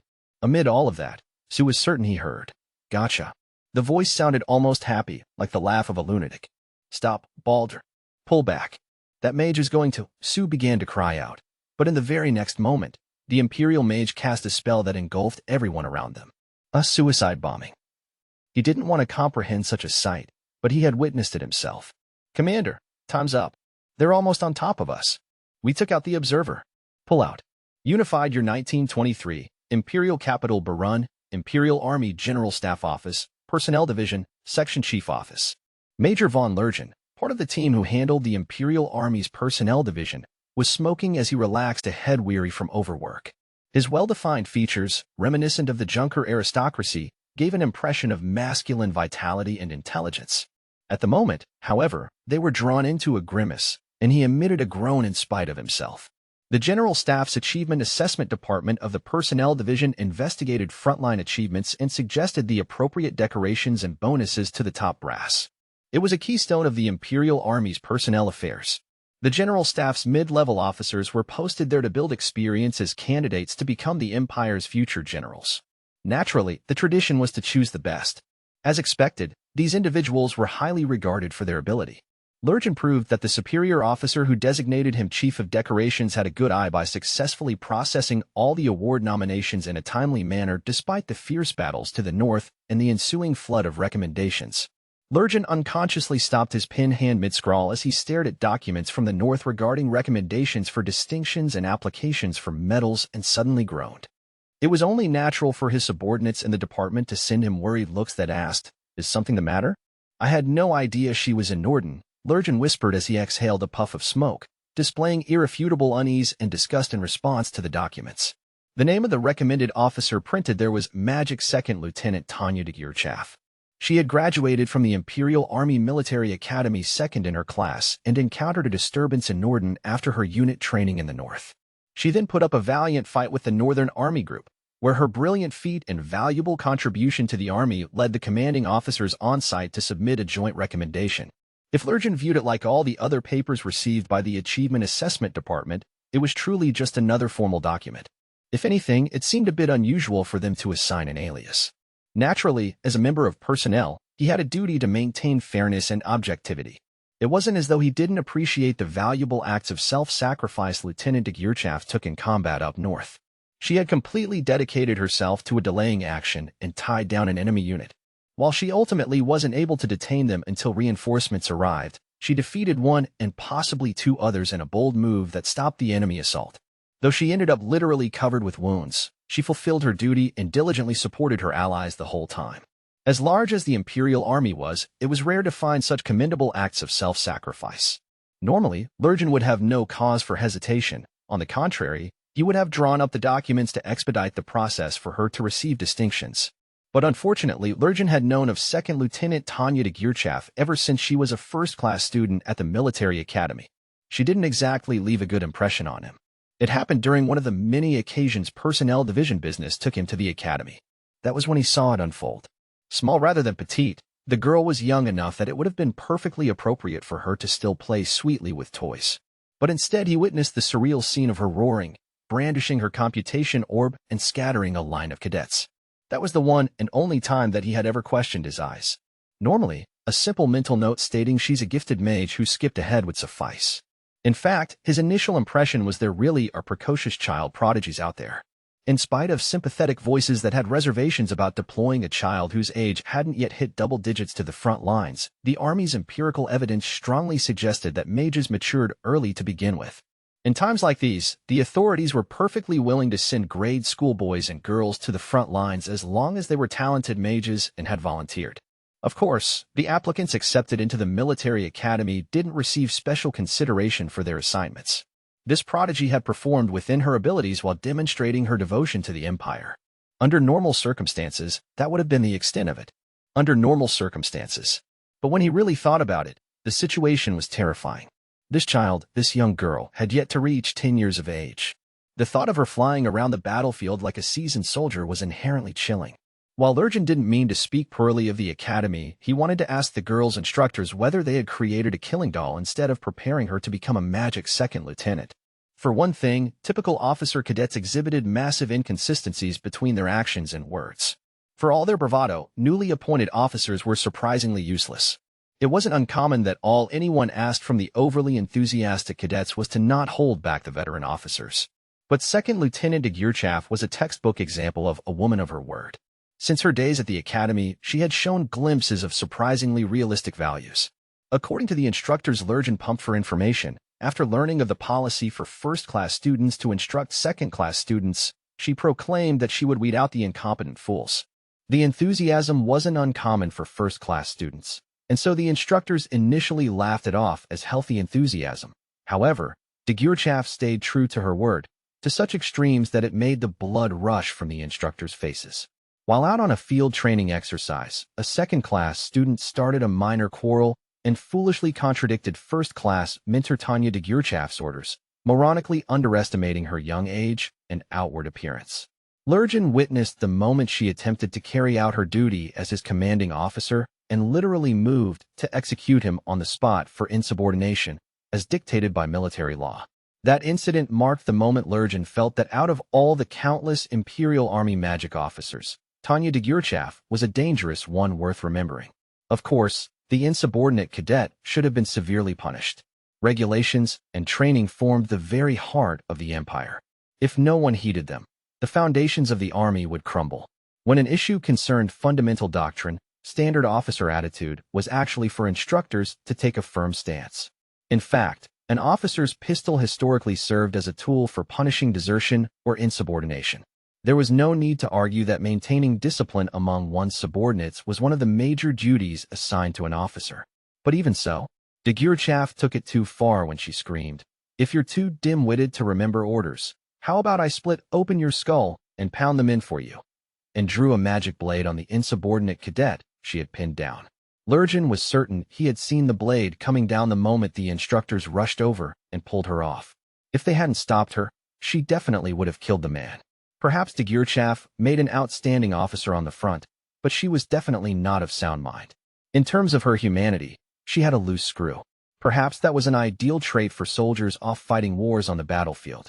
In reality, few possessed personalities innately suited for combat. Hence, the Imperial Army, along with the armies of other nations, trained people as soldiers through regulations and drills before finally recognizing them as trained combatants. In that regard, Degurchaf was blessed with great talent. It was annoyingly obvious to him, precisely because Lurgen worked in personnel. She embodied the ideal officer from the army's perspective, from the way she calmly used a nearly self-destructive maneuver to the way she loyally carried out her duties. Of course, she was clearly hazardous in some ways. In particular, she greatly strayed from the army's desire for unit cohesion. Degurchaf's way of thinking was dangerous enough that it wasn't possible to trust her to act on her own discretion, so Lurgen was forced to consider her a potential threat. She was truly war-hungry. This is no joke. Realizing that he would be in the minority as far as his views were concerned, Lurgen was nonetheless driven to have the proposed decoration reconsidered. The girl had held the line until reinforcements arrived, ultimately fighting so hard that she was hanging on by a thread when infantry searching the area found her. Such a feat was definitely worthy of praise, but considering her disposition, he was convinced that was the natural outcome. As for the way she fought, it was hardly surprising that she had followed the textbook to the letter by putting up a noble resistance. She had extensive gunshot wounds all over her arms and legs. and there were signs that she had held her computation orb with her teeth.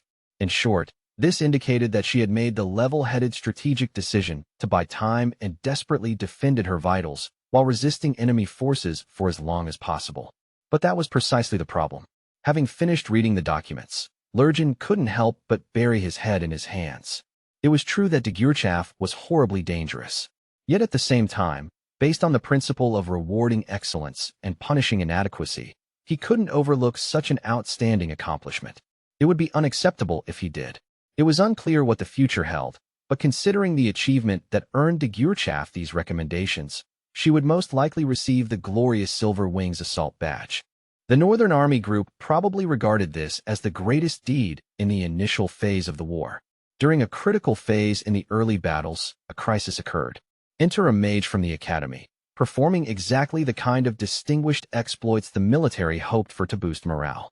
She'd gotten real results, and the story was absolutely perfect. It was an honor for a mage to be awarded an alias, and so soon in her career. He immediately understood that she'd been given the elegant nickname, White Silver, because everyone was thrilled. While Degurchaf might not be a hero for boosting morale, Lurgan still had to exercise both positive and negative discipline. He took pride in being fair and true to his duty. Yet for the first time, he was torn between his emotions and his obligations as a military bureaucrat. A child honed into the perfect weapon is terrifying. The only way to use Degurchaf is to turn her on the enemy. I'll build you up as a hero. I'll respect your exploits as much as possible. I'll permit you to act on your own discretion to the best of my ability. I'll support you however I can to make certain you can fight. I'll do all of that. So please, I'm begging you, fight on the front. Is it right to bestow honor and influence on a soldier I can only possibly hope to control with a prayer? If only this was one rung lower. Lurgan grumbled in spite of himself. The Silver Wings Assault Badge provided massive influence and recognition in the army. This decoration was one of the most valuable distinctions of many the Empire had to offer. Of course, merit awards were also presented out of honor and courtesy for years of continuous service or at certain points in a soldier's career. Still, it was true that the decorations for courage and remarkable devotion to the nation were viewed more highly. This tendency was attributed to empire-like fortitude and utilitarianism, but could have simply fallen under nationalism. Long ago, each individual received a crown of laurels for his or her brave actions. But with the modernization of the army, this was switched to the current decorations. Among these decorations, the assault badges honored soldiers who fought with dauntless courage in field operations. Normally, in a large-scale offensive, the unit that served as vanguard would receive the General Assault Badge, while whoever among them who clearly contributed the most would receive the Assault Badge with oak leaves. A soldier holding the Assault Badge with oak leaves was viewed as a core member of the unit and trusted unconditionally. But even that honor could not compete with that of the Silver Wings Assault Badge. After all, it was reserved solely for those who were like archangels coming to the rescue of allies in crisis. Even the nomination requirements differed from the normal assault badges. Nominations for the Silver Wings Assault Badge were not submitted by the candidate's superior officers. Generally, the commanding officer of the rescued unit would nominate the fellow soldier out of overwhelming respect, though in most cases, the highest enlisted officer of the rescued unit would do this. But that wasn't even the most unique aspect of the Silver Wings Assault Badge. The majority of its recipients were already deceased. In other words, the bar was set so high that the badge wasn't awarded unless the soldier heroically fought under such perilous conditions. Could an individual rescue a unit in dire straits? How would one pull that off? Was such a feat possible through normal means? Needless to say, the answer became clear at the sight of the photographs taken in commemoration of the Silver Wings Assault Badge recipients. For the most part, the badges were pinned to the recipient's hat resting atop their rifle. Official regulations said the only decoration that could be presented to the rifle and hat in place of the deceased was the Silver Wings Assault Badge, so it wouldn't be an exaggeration to say these restrictions alone indicated a bitter struggle. As a result, regardless of a Silver Wings Assault Badge recipient's rank, it was appropriate for officers and soldiers to show them respect. The badge connoted that level of honor. I'll admit it. Bluntly put, I dread what will happen if we give Degurchaf that kind of clout. She's simply too different. At first, he had suspected she conformed too well to an overzealous recruitment agency's wishes. Wondering if she had been indoctrinated with fanatic patriotic beliefs, he went so far as to have an acquaintance in intelligence investigate her orphanage. But it came up clean. It was an ordinary orphanage that could be found anywhere, up to typical standards, and the staff were sensible enough. If anything stood out, it was that they provided average nutrition, since donations and the like had created some leeway for the administration. In other words, the basis for Second Lieutenant de Gurchaf's loyalty to the army and will to fight was neither a means to escape starvation nor an inclination toward violence caused by abuse. Out of curiosity, he checked her responses on the question-and-answer section of the Military Academy entrance exam only to find that she, this monster in little girl's clothing, had said, "This is the only path for me." Overflowing devotion and loyalty to the nation. Nothing short of a magnificent display of what the military looked for in an ideal soldier. Continuous training, and a desire for self-improvement. All those things were worthy of praise. A soldier with any one of those traits would make Lurgan perfectly happy as an imperial officer managing human resources. If an officer has a combination of them, we're delighted. That's precisely what the army wants. But ironically, now having seen those qualities made incarnate, Lurgan realized that highest form of the Imperial Army's desires was simply another way to describe a monster. And it filled him with fear. He didn't know what she was implying with "this is the only path for me." One of the logical theories he had conceived was that perhaps she was trying to sublimate her overflowing lust for murder into something practical. Who could say for certain that she wasn't born hungry for war, and the army was the only path that could sate her appetite? Who could guarantee that she wasn't a loose cannon who would enjoy the sight of dripping blood and fly off on a journey of carnage? Even if she conducted herself like an ideal soldier in every way, the overall picture suggested she had to be crazy, or at least abnormal. Naturally, he understood that you couldn't fight a war with tranquil serenity. It wasn't as if he didn't know from experience that only those who snapped or were truly mad could fight without getting nauseous. But what if someone enjoyed it? He had once heard that as far as a murderer was concerned, both theory and practice were nothing more than a difference in aesthetics, meaning a serial killer conflated their theories with actual implementation. At the time, he had laughed it off as a rather wild opinion, but he understood all too well now. Sadly, he had come to understand. At best, de Gurchaf is an anomaly, fundamentally different from the rest of us.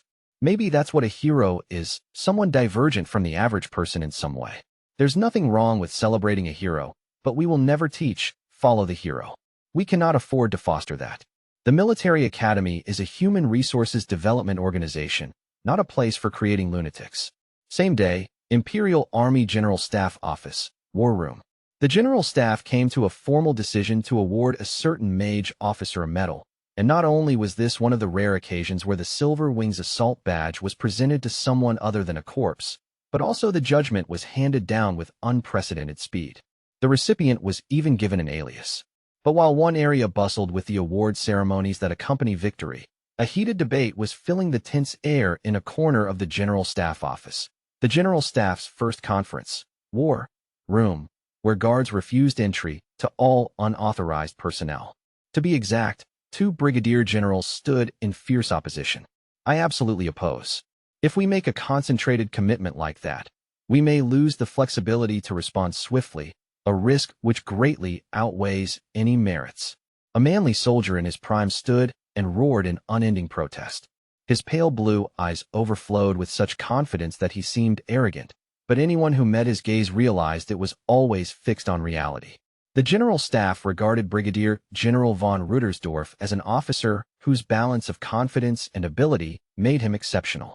Now, this man cast aside his reputation and all but leaned over the desk as he continued howling in protest. We have more than enough troops on the field already for a running fight. We should maintain tactical flexibility while applying a reasonable amount of pressure. That's all there is to it. Likewise, I must voice my protest as well. We have successfully destroyed the enemy's forces in the field. What more is there to accomplish through war? We have already met our national defense objective. Furthermore, he agreed with the need to maintain tactical flexibility. With his quiet disposition and scholarly outward appearance, Brigadier General von Zetzer gave off a sensible impression, characteristic of a man who measured himself as a soldier. He joined the debate, speaking as matter-of-factly as a mathematician reading his finalized results. Both of our brigadier generals make valid points. Would you care to comment, General von Ludwig? Presiding as the chairman, Adjutant General Marchesi felt that both brigadier generals presented arguments that sounded too reasonable to simply overlook. Naturally, the adjutant general was experienced enough to ignore opposing views in the debate if he chose to do so. However, it wasn't as though Marchese didn't have his own cause for concern. Considering the general staff's stance would have primary influence over the commander-in-chief's office, it was worth digging deeper. As such, he had prompted a statement from Lieutenant General von Ludwig, chief of the general staff, who advocated a large-scale offensive. He intended to hear all sides. Prudence is all well and good, but we haven't caught a whiff of mobilization from our neighboring nations. If we want to conduct a large-scale offensive without the restraint of the given conditions, isn't this a prime opportunity? The chief of the general staff had risen, a troubled look on his face. He appeared mildly confused that two of the subordinates for whom he had high expectations were rising in revolt against him. Yet he was also angry. As a result, he was trying to figure out how he felt, so what everyone saw was his bizarrely perplexed expression. Lieutenant General, sir. At the very least, we should limit the scale of mobilization. A full mobilization would destroy the fundamental premise of Plan 315. Ruttersdorf strongly objected. His concise criticism stemmed from the Empire's geopolitical situation. The Empire was the only great power surrounded by other world powers, so in terms of national defense, it was in the difficult position of always accounting for the possibility of a multi-front war. Then there was the historical background behind how the Empire built its reputation as a new military power. Compelled by fear and geographic necessity, the Empire had to pursue military superiority to withstand a two-front war. I don't mean to simply parrot General von Ruttersdorf, but we should not alter our policies for national defense, including Plan 315, added Zetur. Assuming the Empire was surrounded by potential enemies on all sides, efficiently moving and managing troops along interior lines became its only defense option. The minutely detailed plan called for mass mobilization to neutralize a single potential enemy's field army with forces superior in both number and quality. Thereafter, the military would prepare to take on the other hostile countries. This was Defense Policy Plan 315. In order to get them through a nigh-impossible two-front war, it had been fine-tuned down to specific train schedules. The plan was something of an artistic masterpiece for the Empire. To put it another way, it would take a massive amount of time to build a new plan if they scrapped this one. Zetur, we must avoid sending in forces piecemeal. That hardly needs to be said. I am fully aware of the foolishness of gradual mobilization, but I find it questionable to claim we need to deploy our entire force now that we have destroyed the enemy's field army. On the other hand, Ludwig's argument also stood to reason. Given that the Kingdom of Ildoa, the Francois Republic, and the Russi Federation showed no real signs of mobilizing troops, the stage was set to completely crush the Entente alliance. If the Empire was going to strike, it should go all out. But as for launching an immediate offensive, Zetur's notion that they had achieved sufficient victory contradicted Chief of the General Staff Ludwig's opinion.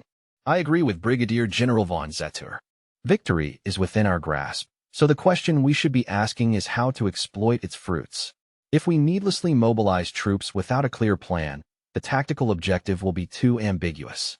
I fail to see how that will benefit our national defense. Ruttersdorf didn't feel they needed to add to their achievements. The question he posed was simply how to best utilize their gains once they had an understanding of the situation. While that wasn't exactly the main point of his proposal, he too was concerned that the army would needlessly compromise their well-established national defense policy without a plan. Ruttersdorf, as long as the commander-in-chief doesn't give us directives, the general staff can only pursue expanding its military gains. General, with all due respect, it would be unspeakable to conduct a military operation that lacked a clear tactical objective. I am strongly opposed to a reckless large-scale invasion that could consequently ruin our defense policy, Ruttersdorf replied. Zetur agreed, with an outright bitter expression on his face. Opportunity waits for no man. We are prepared to settle the territorial dispute over Norden once and for all with this campaign. We can resolve the Empire's geopolitical problem. The cheers that slipped out from a portion of the attendees were not wholly unjustified. Zetur had painted a luscious picture of the future by presenting the opportunity to free the Empire from the ever-present problem of being surrounded on all sides by other nations. If they dealt a devastating blow to the neighboring Entente alliance, they could successfully eliminate one of the potential threats facing the Empire. It was a prime opportunity to resolve a geopolitical problem that had haunted them for ages. Objection. We should not go through with this at the cost of our established defense program. The point Ruttersdorf fiercely made struck at the heart of the disagreement. Should they try to secure a safe future at the risk of jeopardizing their current defense program? The Empire's goal is national security. Seeing as we've established a de facto border with the Treaty of Londinium, the issue might as well not exist. Zetor went so far as to coolly say that they should forget about the Entente Alliance. In other words, he didn't want to open the can of worms the Treaty of Londinium had shut. There's no need to do what the enemy wants. Should we not rather follow our own plan? Would you have us squander all of our preparations? More importantly, as Rudersdorf vehemently appealed to those present in the conference room, this decision would affect the very fundamentals of the Empire's national defense. Plan 315, which the General Staff had continually altered over the years, was the Empire's only viable defense policy due to the country's geopolitical environment. Surrounded by potential enemies on all sides, the Empire made the desperate decision that no matter which country set off the invasion domino effect, it would resolutely defend its territory through coordinated counterattacks. In truth, it was unable to conceive any other defense plan with a high chance of success. Will you pass up the chance to break free of this encirclement, if only partially? If we could weaken the Entente Alliance, we would be able to concentrate more on the east. And to the west, we could mount a somewhat less tense line of defense against Albion, Francois. But they continued their arguments one after the other with no end in sight. The debate stemmed from the General Staff's inescapable desire to seize this opportunity. They could finally break free of their stalemated country's defense strategy. If we act right now, for the first time since the founding of the Empire, we could resolve our military problems in one fell swoop. Fortunately, none of the powerhouses show any indications of mobilizing. I believe that if we act now, we can eliminate the root of the Empire's problems. They had no way of knowing whether or not this decision was for the best, at least not at this point in time. Chapter 2. The Elenium Type 95 Computation Orb.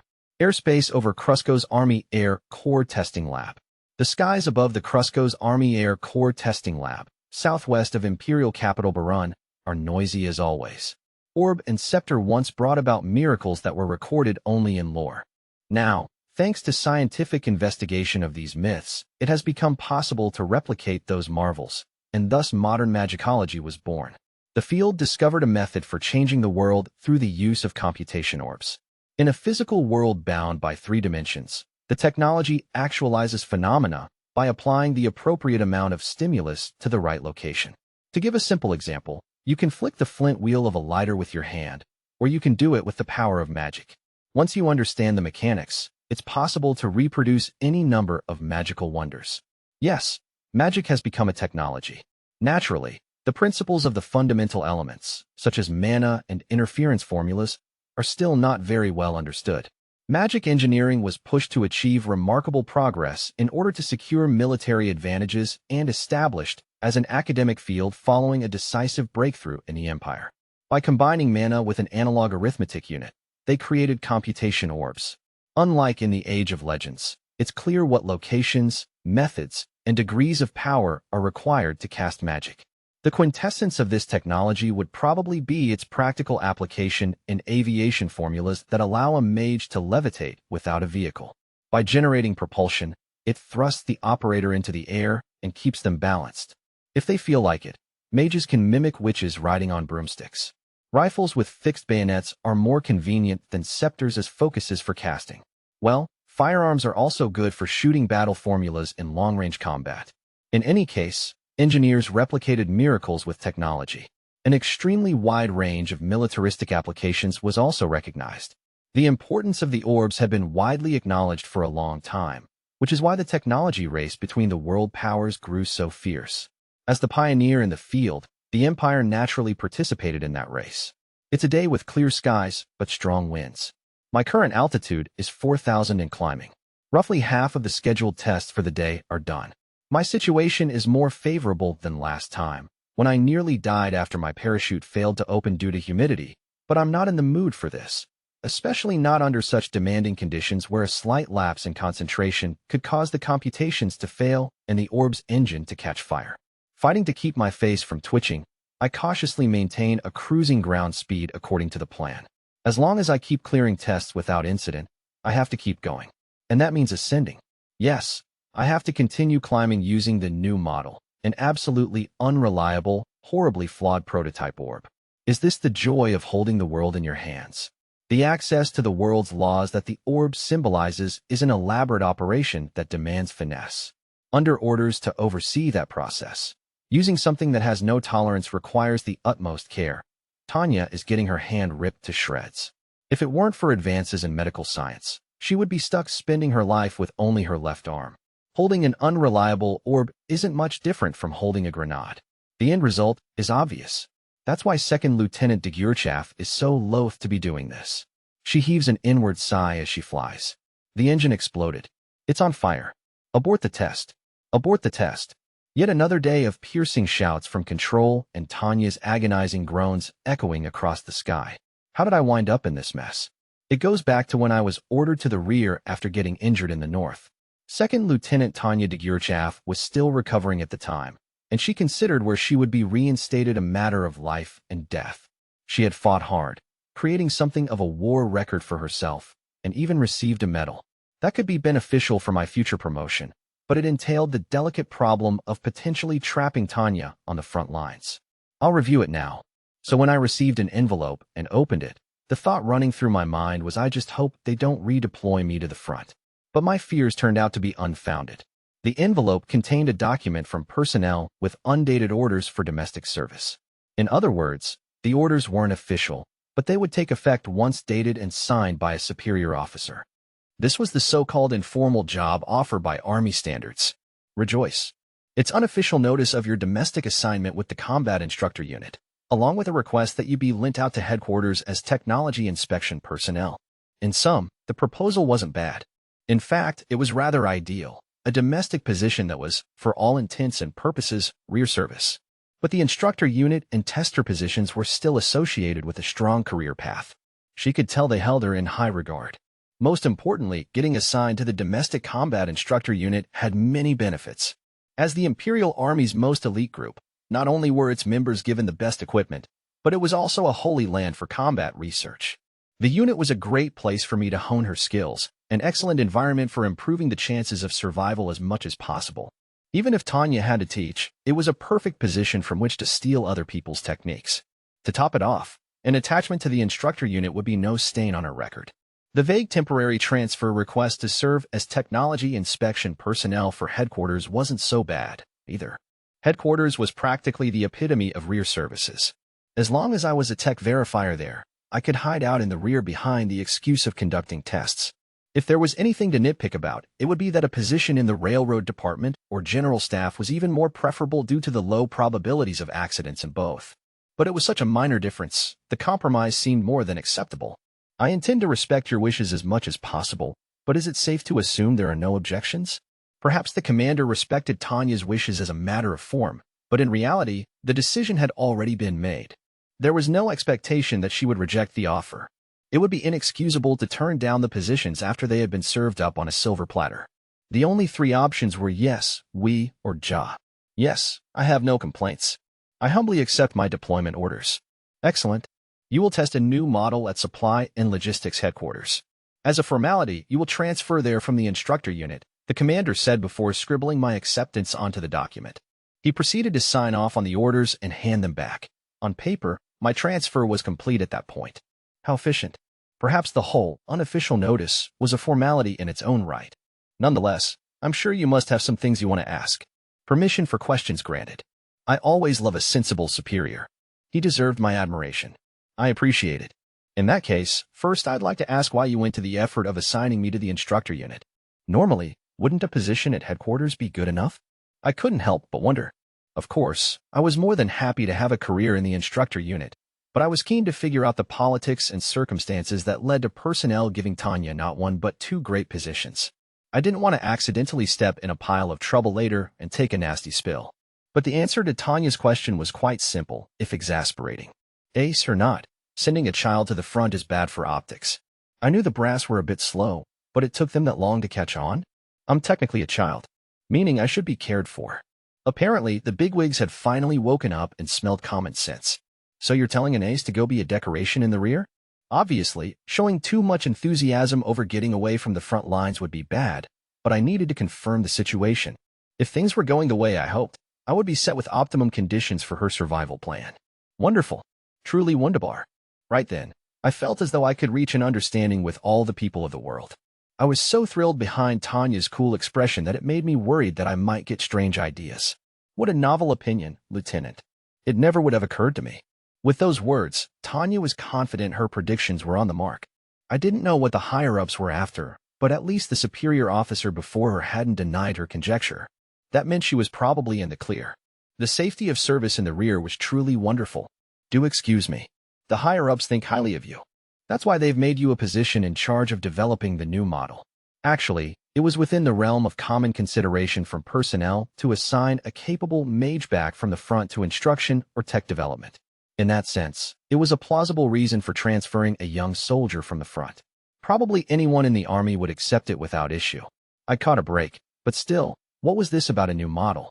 I doubted they would use Tanya as a guinea pig, but at least it would be reassuring to know what kind of technology she would be inspecting. May I inquire about the new model? If he said it was confidential, I would simply have to back down. Still, I needed a certain level of preparedness. You take far less damage when you have warning before you get hit, as opposed to a punch out of the blue. In order to personally brace for what was coming, I wanted to know what Tanya was getting into. Not to mention I was terribly curious. I was only told it's a prototype computation orb. I see. Thank you.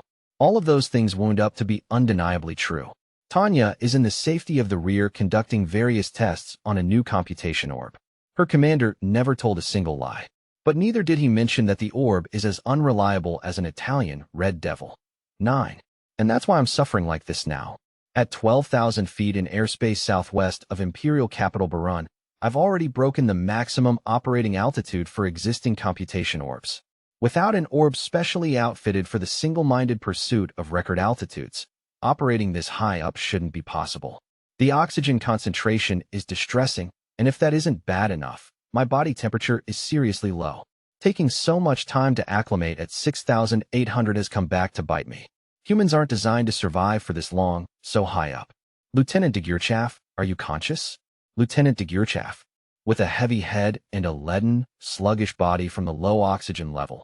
Even just responding to control over the radio seems like a horrible bother. Even dressed for the cold, I can only conduct experiments at this altitude carrying an oxygen tank, an aerial radio, and an emergency parachute. A single thought fills Tanya's mind. Whoever thought it's a good idea to send an unprotected human this high should come see what it's like for themselves. More or less, but I won't last long. Frankly, I've concluded that it's impossible to go any higher unprotected. It's a good 21.6 degrees colder than on the ground.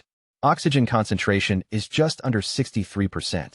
Whether or not someone can temporarily withstand this altitude for air combat maneuvering is unclear, but it's a space that's definitely not for humans. The typical computation orb has a maximum operating altitude of 6,000 feet in the first place. Any higher, and it can't produce the propulsion necessary to break free of gravity. This is why Tanya estimates that mages have roughly the same level of air superiority as an assault helicopter. In fact, the gap in altitude has even convinced the Empire that combat between mages and aircraft is unrealistic. The barrier it presents is that insurmountable. Of course, if the concern is purely altitude, and I have a special orb designed for reaching record-breaking heights, things might be different. However, what Tanya is currently testing isn't a specialized tool for exceptional climbing ability, but a military tool positioned as the new model, created in the pursuit of versatility. But even though the new model, a Lineum Arms Type 95 computation or prototype, is intended for the Army, it's creating ludicrous propulsion that usually isn't even possible. The actual method it uses to do that is extremely simple and cliché. It follows the usual engine development scheme. If one is too weak, use 2. If 2 won't cut it, use 4. In the end, minus the tech research stamp to indicate that it is indeed a prototype, the orb doesn't look all that different from any other. Design-wise, it's still a spherical hunk of machinery the size of a conventional orb, packed with countless gadgets. But what really matters is on the inside. Worst of all, this absolutely guzzles mana. Its magic conversion efficiency sucks. Instead of gasoline, computation orbs use mana. A piece of gear with 4 engines would consume 4 times the usual amount of mana. But expanding a human's mana reserve isn't as easy as installing more fuel tanks, which means the operator will get exhausted much more quickly. Maybe this prototype has revolutionary capabilities according to its specs, but the practicality of an orb that demands the impossible and leaves the mage extraordinarily fatigued is questionable. Not only does it consume 4 times the mana of a conventional orb, but it's also hounded by the technical problem of synchronizing its 4 cores. Since the developers have successfully miniaturized the cores, the orb itself is barely any bigger than its peers. Surprisingly, it maintains the same compact size of regular orbs and can fit in a mage's pocket despite the contents. It's very easy to handle. I have to respect the technology that allowed the researchers to shrink down the cores to such an astonishing degree, but as the one using the orb, all I can comment on is how unbearable it is. Miniaturizing a delicate device means losing whatever tolerances the original had. If tuning the quad-core synchronized activation isn't bad enough, the shrunken orb cores make for an unreliable system with poor stability. So while the mana consumption for this new model should be 4 times the norm in theory, it actually needed considerably more. Including mana leakage, even a conservative estimate puts the expenditure at 6 times the usual. While the fact that I'm not used to being this high is probably a major factor, the altitude test alone invariably leaves me feeling horrendously drained, as though I've exhausted all my energy in air combat maneuvers. As I rapidly become more fatigued, it's also getting harder and harder to breathe. But upon receiving Tanya's bone-weary report, the radio spits back an engineer's utterly uncaring voice. "Lieutenant, can't you climb a bit higher? Theoretically, you should be able to get to 18,000. The cursed damn mad scientist echoes silently in Tanya's heart as she scowls instinctively at the command plane carrying the evil mastermind on the radio. I can only imagine how refreshing it would be to shoot it down. Tanya heaves a sigh as she fights the truly tempting urge. The voice belongs to Adelheid von Schugel. He is the chief engineer overseeing the prototype, as well as a bona fide mad scientist. It frustrates me that I have to restrain myself from shooting him down because it would only create more problems and resolve none. All Tanya can do is lament life's absurdity. Getting stuck testing this engineer's invention is a prime example of that. Dr. von Schugel, please don't be unreasonable. For a person to climb any higher, they would need heated, not just insulated, clothing. And based on my experience in actual combat, the orb would be rendered impractical the moment I needed to fly with an oxygen tank strapped to my back. It's obvious that it would only take a single shot to the air supply to give everyone besides Tanya a pretty exciting show. Let's assume a mage uses a formula to generate air and could withstand this upper realm without heated clothing or an oxygen tank. If that output depends on the computation orb, it would make the already inefficient device burn through mana even faster. The possibility of sustained combat operations is exceedingly doubtful with the anticipated level of magic consumption compared to existing orbs, and due to issues such as low oxygen concentration, there's a high risk of losing consciousness during maneuvers. Thus, a parachute is critical, and while that's fine for conducting flight trials in our own territory, an immobile, barely conscious mage lugging around a parachute is a sitting duck in combat. Even if the operator did reach the ground, their safety wouldn't be guaranteed. If they landed in enemy territory, they were sure to be taken prisoner. Not to mention there's no small risk that the parachute would catch fire or fail to open due to humidity. Tanya herself went through hell just to find a trustworthy parachute. You should still have enough mana. Likewise, the stress on the computation orb is within permissible levels.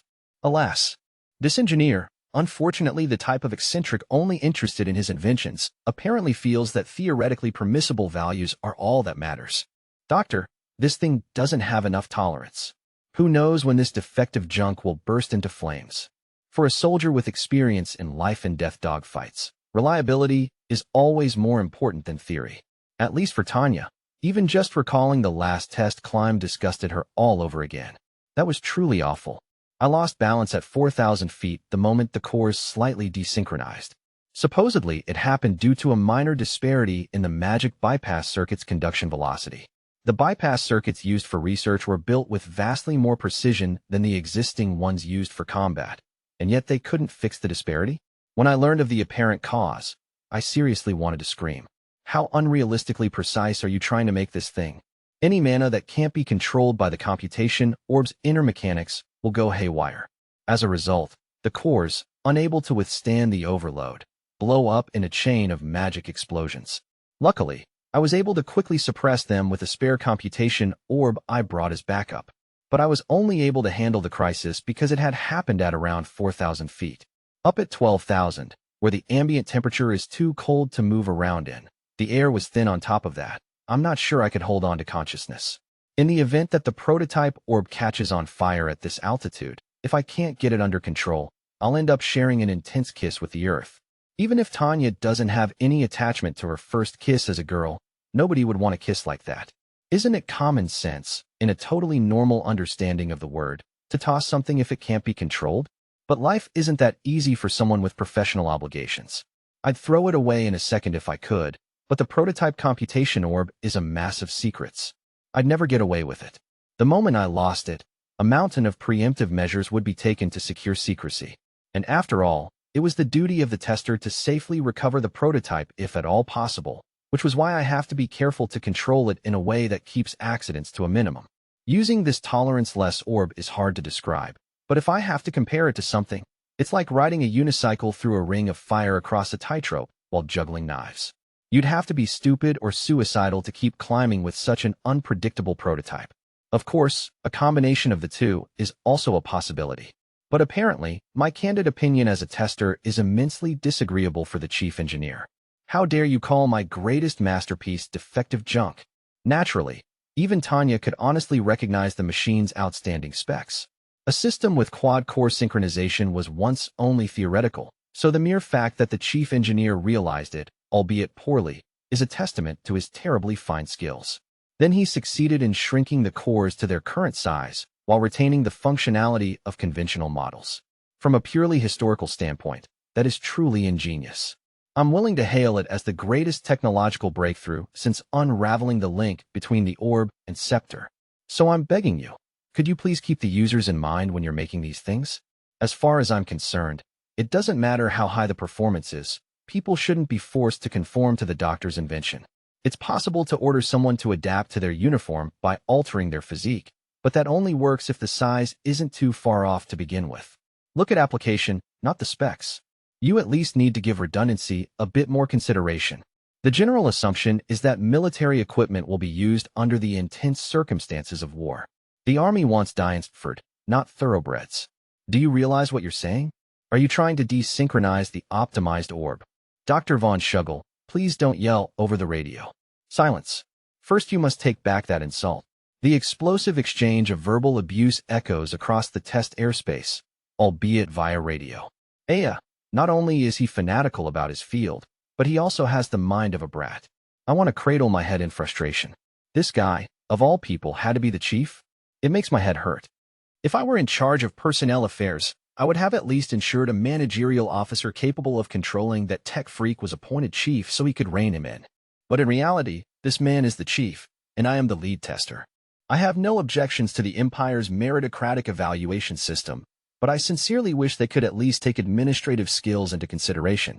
I just want to scream. It's high time you figured out the difference between technical and administrative roles. Like I said, my dissatisfaction with the Empire's administration rose from my prior experience as an administrator ages ago.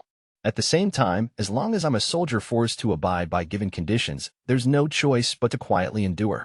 But as the price of distracting me, the migraine-inducing argument is cut short.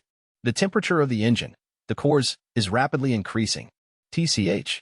Ah, damn it. The way trouble arose from such a brief irregularity makes me want to groan.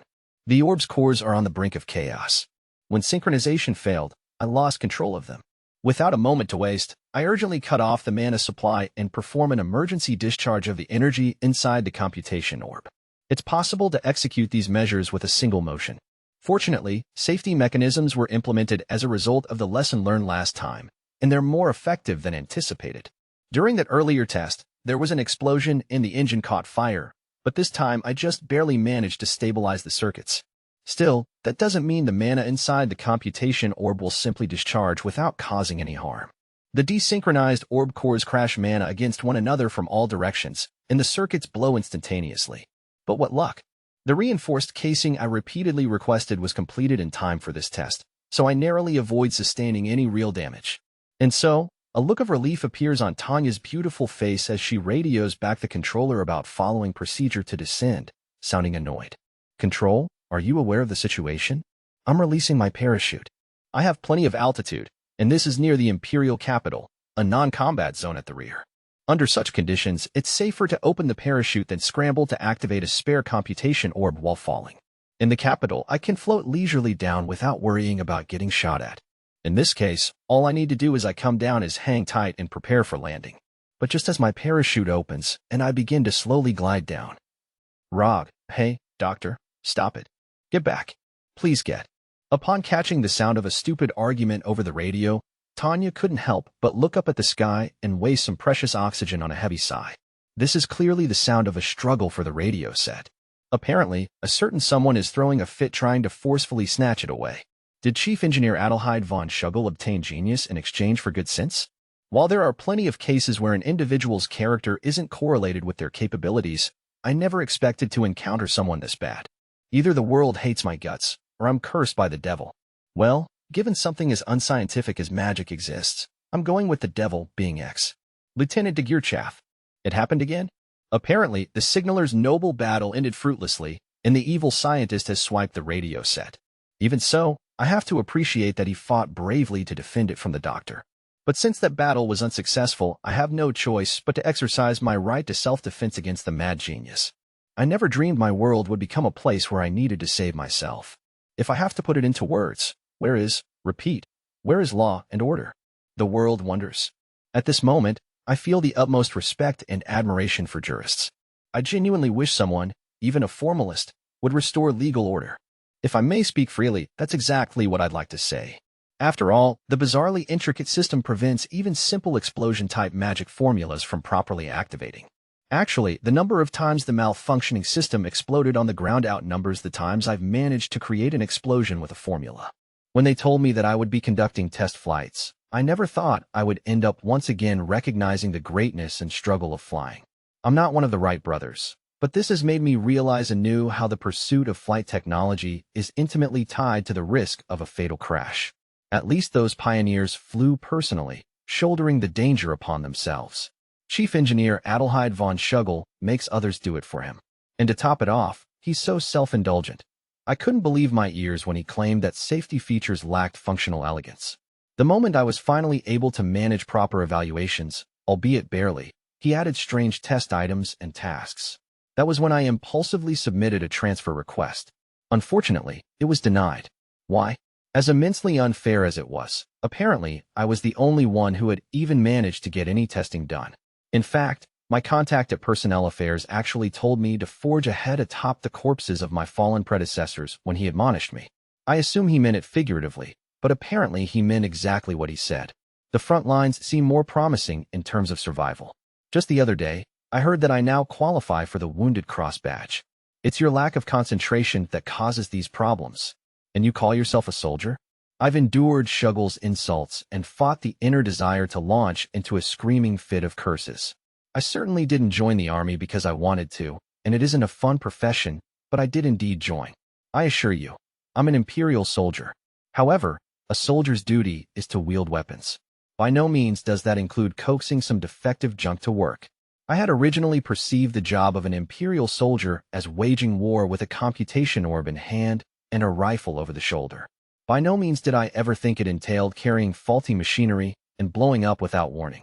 Even soldiers have the right to complain if they're issued a broken rifle or a computation orb gone haywire. At least, that's certainly the case in the Imperial Army. Not to mention reliability and durability are imperative for a mage's equipment in the harsh environment of modern warfare. That's common sense, even among new officers. And it extends beyond mages. Sturdiness and dependability are supposed to be top priority for all military equipment. Bluntly put, a bizarrely elaborate, one-of-a-kind item isn't suitable for combat. It's the same as how a race car designed in the singular pursuit of bleeding-edge performance can't withstand the grind of general everyday use. A delicate, intricate weapon that can't tolerate rough handling by soldiers is practically meaningless on the battlefield. What was that? Did you call it defective again? Naturally, it isn't as though the Army doesn't understand the necessity of technology inspection. And sometimes, to exhibit its technical might for propaganda, the Empire would produce trial equipment that specialized in a single area in order to shatter records. If it's racing to break a world record, that would be one thing. But the prototype orb issued to Tanya is known as the leading next-generation candidate, making versatility absolutely essential. Does this mad scientist even take weapons development seriously? Isn't this more like a hobby for him? As Tanya questions the chief engineer's common sense, she can't help but wonder how supply and logistics headquarters could go along with this. The world truly is a mysterious place. What part of a computation orb that randomly breaks at this altitude could be considered a legitimate weapon? If an aircraft's engines suddenly stopped, everyone would call it a killing machine. If the defects were particularly awful, it would even acquire renown as a widowmaker. But this computation orb has even bigger problems than that. After all, it's nigh miraculous to get the thing to run at all. Not only is it prone to malfunction and breakage, but also its output is unstable, and overall, it's completely unreliable. I can't help but feel that this thing shouldn't even be called a weapon, only because you oafs smash them left and right. How do you break my precision instruments so fast? Because you build them so fragile. Do you know what military usage means? This mad scientist definitely does not understand the term. Admittedly, though, he has managed to fulfill all the specs that the army requested, although it only holds true on paper, and only to a certain degree, at that. The prototype has a functional altitude that makes it possible to intercept bombers. This capability would once again dramatically increase the strategic value of mages. Immediate applicable firepower would be quadrupled, theoretically. The attack potential of mages would skyrocket. But that's all assuming the damn thing works properly. It should be a given, but frankly, an orb that's a work of art or requires lab maintenance is useless. It's tempting to ask if all the chief engineer wants to make is a thoroughbred that only needs to deliver top performance for a brief moment during a race. Normally, computation orbs are precision instruments that work fine if they receive basic maintenance once a month. Mobilizing the entire technical staff to work on an orb after every use is absolutely outrageous, by which I mean the full technical staff of the research institution equipped with the most substantial rear support facilities, namely, the supply and logistics headquarters.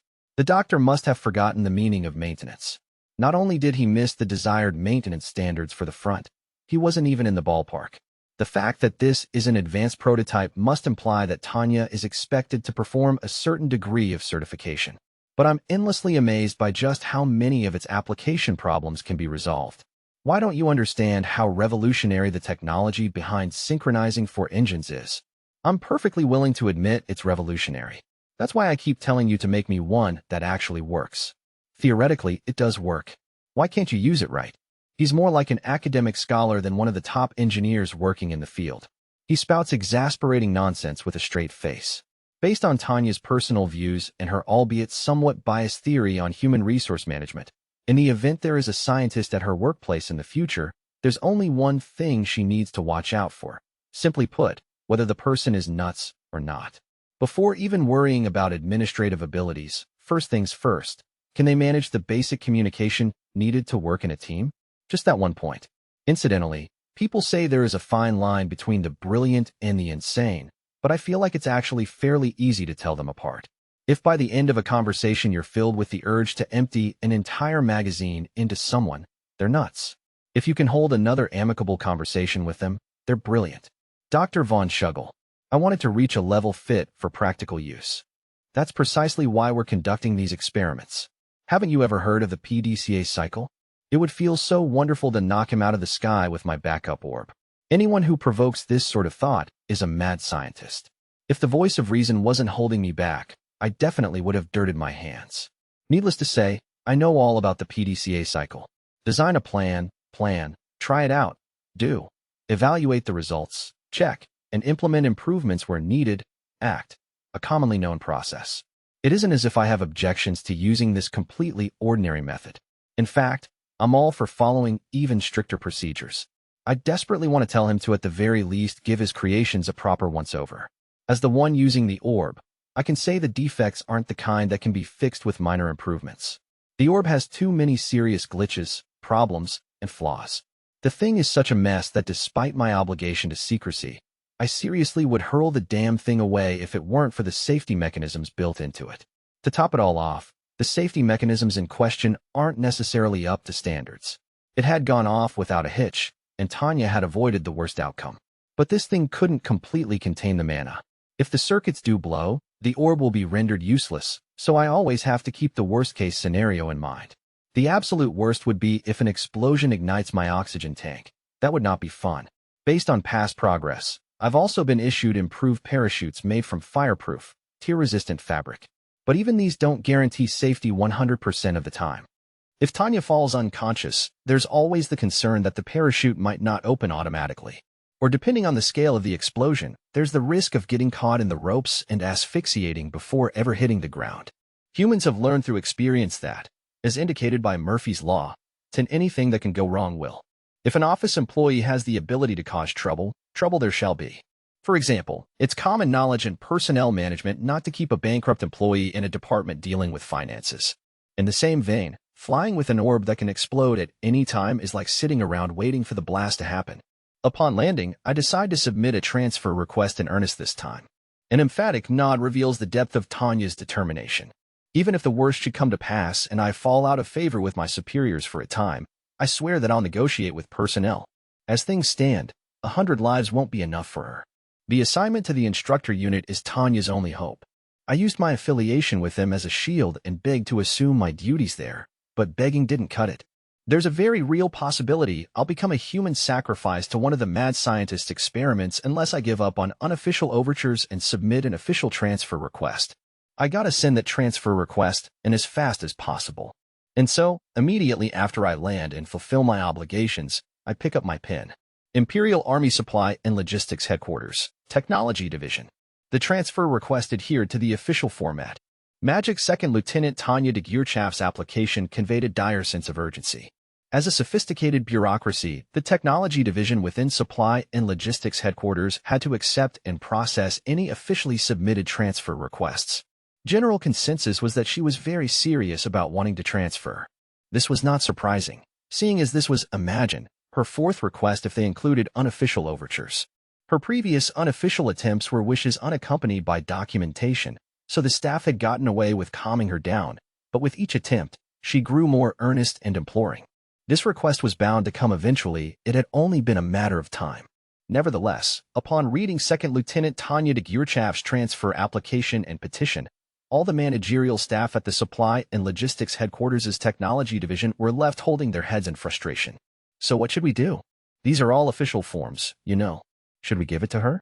The soldier had commendably allowed herself to be soothed each time in the past, but submitting this request showed that she had reached the limits of her patience. As far as personnel was concerned, there was leeway in the Northern Theater, so they were in the middle of assigning young soldiers random posts in the rear out of consideration for political and international standing. As such, it would hardly be any trouble at all for Supply and Logistics Headquarters to reassign de Geerchaf to a random posting. But while it wouldn't be hard to find her a new post, she was too valuable in her current position to let her go. Out of the question. She's the only one even marginally capable of meeting Shuggle's standards. Chief Engineer von Shuggle was outstandingly proficient despite having only his talent, or rather, nothing besides his talent, to call upon. Development of the next generation orb combined basic level data collection with the objectives of creating and certifying advanced technologies. He had managed to meet the standards indicated by the Technology Division, at least in the planning documents, despite how ambitious, to put it mildly, they were. Good point. Shouldn't we also take into account the fact that his research might finally come to fruition? His brilliance was prominent even in the Empire, which had pioneered in magic technology research through scientific observation. Even as magic engineering gained recognition as an independent field of science, there was still room for error, and many elements remained vague. Shuggle had made great contributions by pushing the field down a focused if rocky path and then improving on it. If, as an extension of his methods, they considered purely the research aspect, it was clear beyond a doubt that the data and theoretical values Type 95 achieved had borne fruit in the form of great progress. That appraisal, however, only held true in terms of research. Groundbreaking advancements might have sufficed for a research institution, but Supply and Logistics Headquarters wanted a product that could withstand military operations, so they required more comprehensive judgment. Conversely, even if she can manage to operate the Type 95 prototype orb, it would be a shame to run someone with that kind of talent into the ground. We should look at the long run. Such excellent testing personnel are irreplaceable. The voices drifting from the department heads expressed concern for crushing an invaluable mage of such talent. In actuality, competition between nations was driving rapid advances in military technology development and innovation, so while it was rare to sacrifice valuable lives in the name of scientific progress, it did happen. Weapons development was put on tight schedules due to national defense concerns, which resulted in the occasional accident in an overworked section. The list of people who died while on duty was by no means short. Agreed. If we look at the long run, the acquisition, cultivation, and retention of capable mages is also a subject of concern for the Empire. And if I might add, I realize her age shouldn't be taken into account, but no matter how talented she might be, she's still a little girl. It pains my heart to make her Dr. Von Schugel's toy. Another major factor for the Empire was that in the Navy and Mage forces, both of which were under pressure to expand, individual polish could only be achieved with long-term training. They could mass-produce computation orbs or warships, but it wasn't so easy to cultivate a competent, highly experienced core team. On this point, not only did Dagirchaff fall into the youngest age group in the army, but she was also an academy graduate with actual combat experience. All of this made her truly valuable. It would be a waste to ruin her.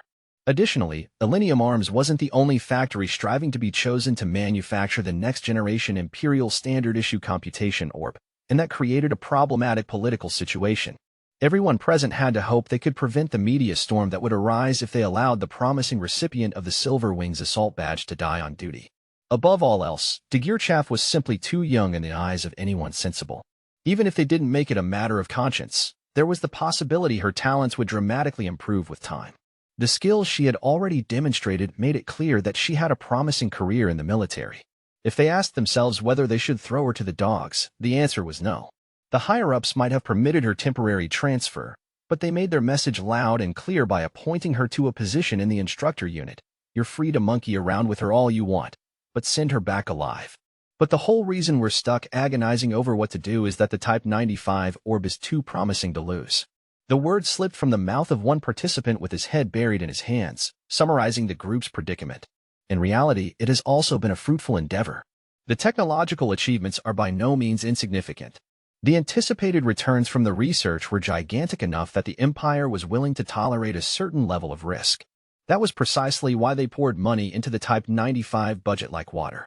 And after investing a massive amount of capital, they were finally beginning to see a glimmer of potential. When it came to military technology, the Empire dominated. One of the central pillars of its technological supremacy was its revolutionary advances in magic technology. That potential had implications. The returns would be massive, so wasn't developing the project worth the cost? They already had proof of concept for the synchronized orb core technology. With that alone, it would be possible to dramatically boost mage capabilities. I will acknowledge the significance of quad-core synchronization, but we hardly have any idea if it will ever be practical. Naturally, even the opposing faction was willing to acknowledge the project's technological significance. It wasn't as if they didn't appreciate its revolutionary nature. Nor did they deny that the Empire profited greatly from devoting itself to backing the scientific analysis and cultivation of magic.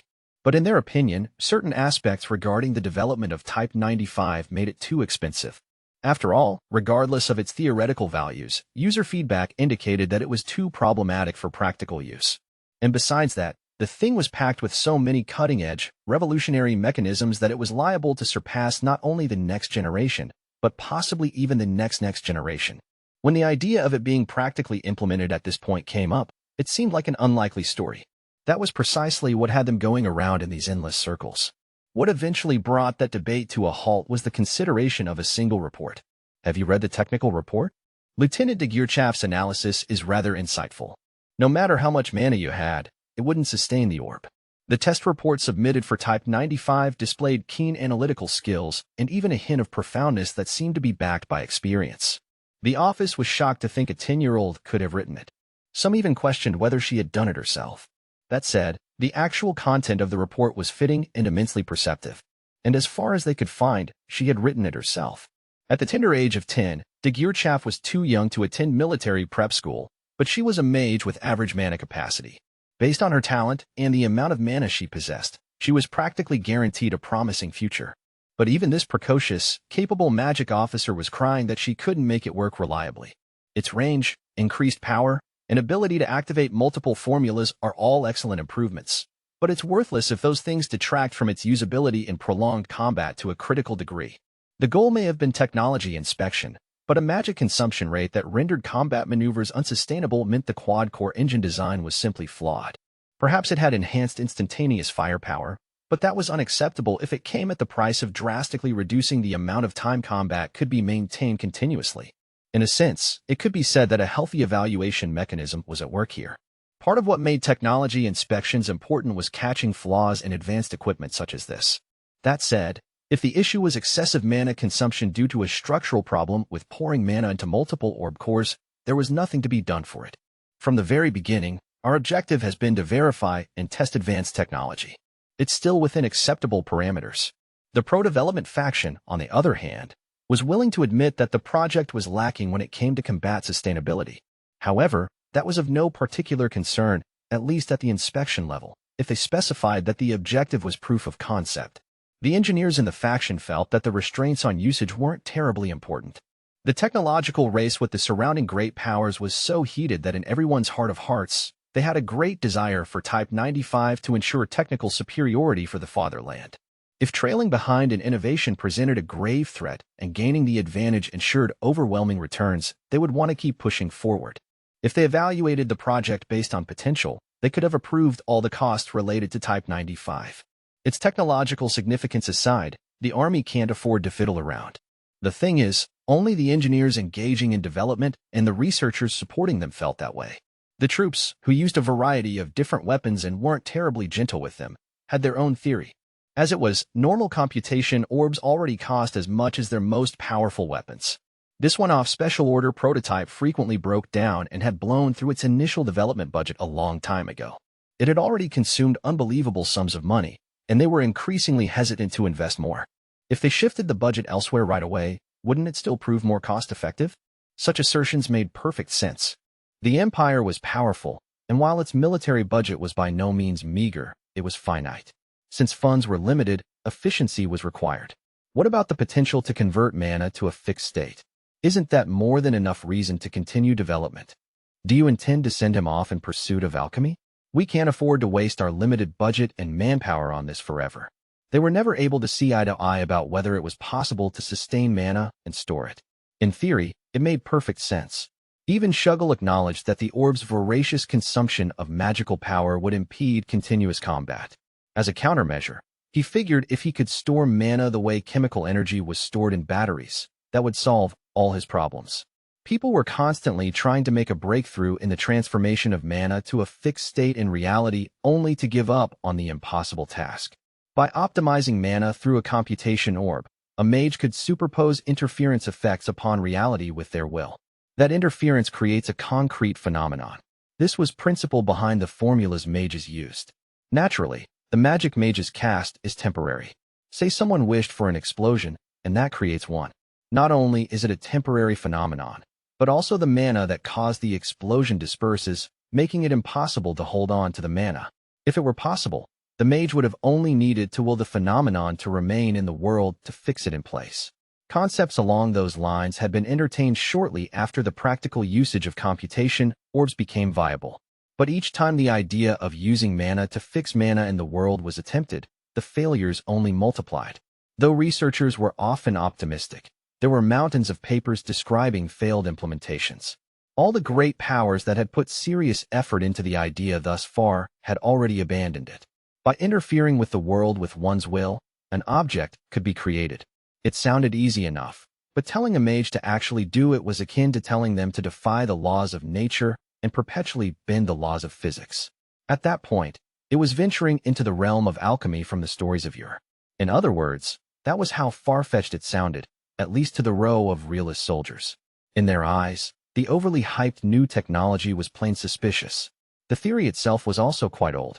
In a sense, the theory stemmed from a technological dream that should have been left to future generations, much like alchemy, but it had become so notorious that not only soldiers involved in weapons development had heard of it, but also anyone working in magic. Bending the laws of nature and maintaining that state required a massive amount of mana. In order to raise the amount of mana that could be poured in at once, phenomena had to be cast with at least 2 cores. Likewise, fixing phenomena required another 2 cores. As a result, fixation required perfect control of at least 4 synchronized cores that were also performing their own tasks in parallel. Up until now, all of that had been merely theoretical. He's already realized quad-core synchronization. You can't deny the possibility. As it stands, we can't count on it reaching perfect synchronization. Lieutenant Degurchaff is the only one to have had any luck with it, and even the mission-capable rate she's achieved is unsatisfactory. This was precisely why the pro-development faction and the group that suggested pulling the plug reached completely different conclusions despite observing the same results. The former saw a glimmer of hope, while the latter dismissed it as futile, and both conclusions were logical to a degree. Realistically speaking, an orb that had trouble with each and every test was unreliable. Of course, there was no such thing as a perfect first prototype, so a certain number of problems were expected. But such a frequent occurrence of major accidents was unprecedented. Based on what they discerned from the reports, it seemed like Degurchaff was hanging on by the skin of her teeth. And despite risking life and limb on these experiments, she had only just barely managed to operate the orb. This alone was proclaimed a remarkable improvement on existing progress, which made it clear how well it was actually going. As such, when a number of soldiers were about to protest that it was a massive waste of money, a certain mid-level officer from personnel who happened to be at the meeting posed a question from a slightly different perspective. I can't help but wonder, why her? Superficially, this was an innocent question. On the other hand, it certainly brought up an intriguing point. Magic's second lieutenant Tanya Degurchaff's career wasn't bad, but there were plenty of soldiers with superior credentials. Perhaps if they compared her to the previous testing personnel to see why she was the only one to succeed, they would get their answer. Once this occurred to them, they saw the value of delving into this modest question. No, you have it backward. We should focus on why she succeeded. At this point in the conversation, the director of supply and logistics headquarters, who was leading the meeting, brought up one of the most obvious questions of all. Why did she get selected? Who chose her? Without a doubt, the personnel division at supply and logistics headquarters approved the assignment, so someone must have dropped off the paperwork. And that paperwork should have included the reason behind her selection. At their superior's question, younger administrators flipped through documents and found the personnel assignment form. It had gone overlooked thus far, but it contained all the answers. Chief Engineer von Schugel chose her personally. Apparently, he claimed she had the highest chance of successfully operating the orb. How would he know that? Given all the previous testers' failures, there had to be something convincing him that Second Lieutenant Degurchaff could do the job. Why did he specifically want someone like her from the front lines? Was it something unique to her? Was it her skills? Something else entirely? It was a truly intriguing question. But the answer Chief Engineer von Schugel wrote on the form was exceedingly simple. It says that since she is not set in her ways with the conventional orb, he figures she wouldn't treat the prototype the way other soldiers treat their orbs. Well, the orb was brand new. His logic was perfectly rational. The quad-core synchronization system was a whole other animal, so trying to conduct mana the same way as before would prove difficult. It took a child's malleability to understand that even if conducting the mana felt awkward, they shouldn't fight it. Someone as precocious as Degurchaff had a good sense for conduction and comprehended the logic behind it, and not only that, she could pull it off. The logic was nice and sound. Assuming they understood everything up to this point, that was precisely why the whole row of participants let out the same groan. It was the groan emitted in the face of an unpleasant truth. Hey, there aren't all that many skilled mages out there who are unaccustomed to conventional computation orbs. That went without saying. Even if they turned human resources upside down searching for such opportune mages, there would be painfully few who met those conditions. Naturally, the minimum requirement for the orb to be issued as the next generation standard was for the majority of existing mages to be able to use it. If it couldn't reach full operational capability, there was no point. The implications were that using Type 95 was a hurdle too high. Until the training system could be overhauled and all the active service mages retrained, the next generation model would be useless. It was also more difficult to use than the existing computation orb, so the drills used for the new recruits also would need to be reevaluated. Even assuming they could accomplish all that, the orb's mission-capable rate, reliability, and cost were enough to give them second thoughts about mass distribution. Considering the level of craftsmanship the devices demanded to function, they would be accidents waiting to happen. We don't have an infinite budget. Are we placing too much emphasis on versatility? We've already achieved innovations in orb safety mechanisms and other areas. Don't you think it's about time we called it quits? In conclusion, perhaps it would be wise to call off development or, at the very least, scale it down. It was hardly surprising when that opinion began to dominate the conference room. No matter how alluring the technology, the army had no choice but to abandon the project if it couldn't be implemented in the near future. The Imperial Army didn't have the budget, manpower, or resources to play around. The promise of amplifying firepower is just too enticing. Couldn't we just do dual-core instead of quad-core? Naturally, those who would regret halting development still couldn't shake their lingering attachment. That's a good point. If there were only 2 cores, wouldn't it make synchronization that much easier? Relatively, yes. Compared to quad-core synchronization, coupling only 2 cores together would of course be easier. Ironically, the solution came from a member of the technology department who was part of the pro-development faction. But even then, we believe lackluster mission-capable rates would be unavoidable due to its complex structure. The mechanics for synchronization itself had been innovative and complex from the get-go. They couldn't really hope for an improved availability rate. In that case, it'd be quicker to just have mages carry 2 computation orbs. They're useless if their operation is spotty on the front. From the looks of it, we're not ready for synchronization technology yet. They stopped further development. At that point, it was the natural decision. Beyond the realm of perception. Gentlemen, I fear the situation is grave. This was the godly realm. And in one corner of this realm, the gods were genuinely distraught. Their distress was sincere, even benevolent. As you already know, the number of pious humans is decreasing rapidly. It is immensely difficult to balance religion with the advance of civilization. Some guided man to higher planes of existence. Others intervened as little as possible. Regardless of which method they subscribed to, a growing number of limitations threatened the continuance of the life and death cycle system.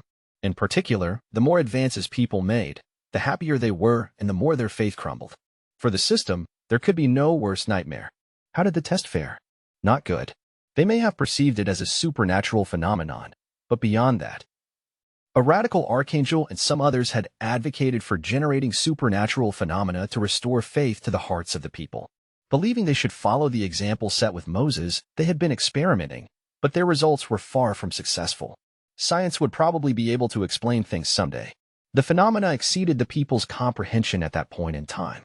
It was simply unexplained and, as such, nothing more than a subject for investigation and research. I had a feeling it wouldn't go well. I wonder what the issue is. In the past, all we had to do was talk to them, and they would understand that we were gods. Sometimes they would even call on us. Yes, they should have spoken to the people when they were deeply religious. Then they would have been able to communicate their divine will.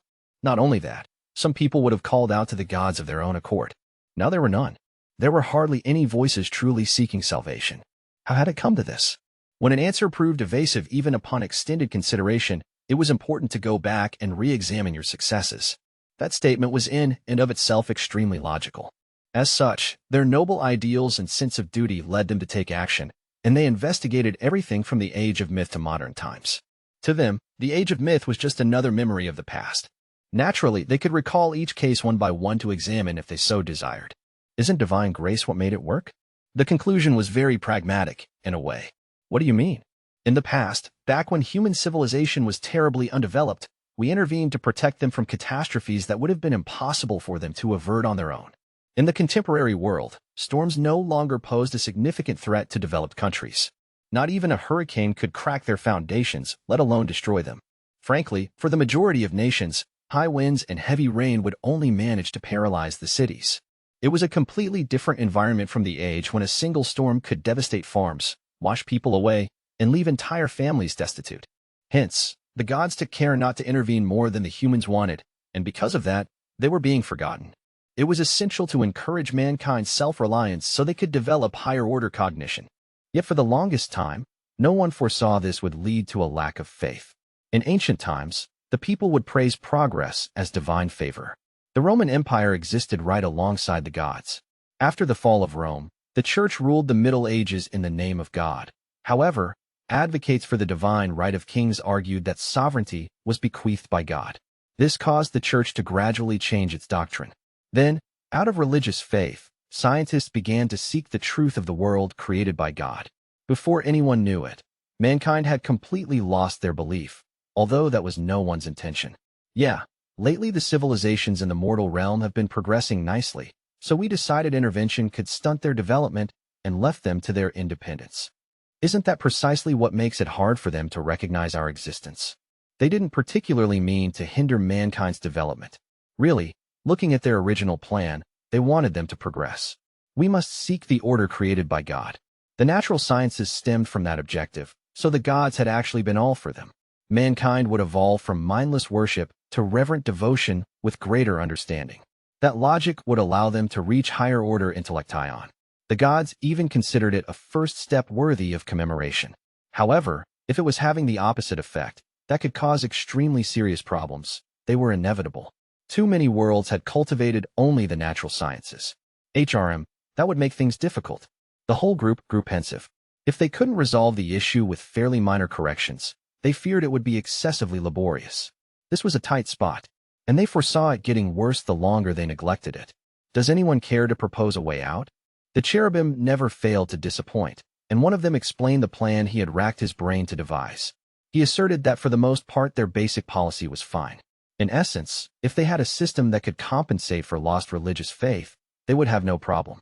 As such, we really should refine one point and revive their faith.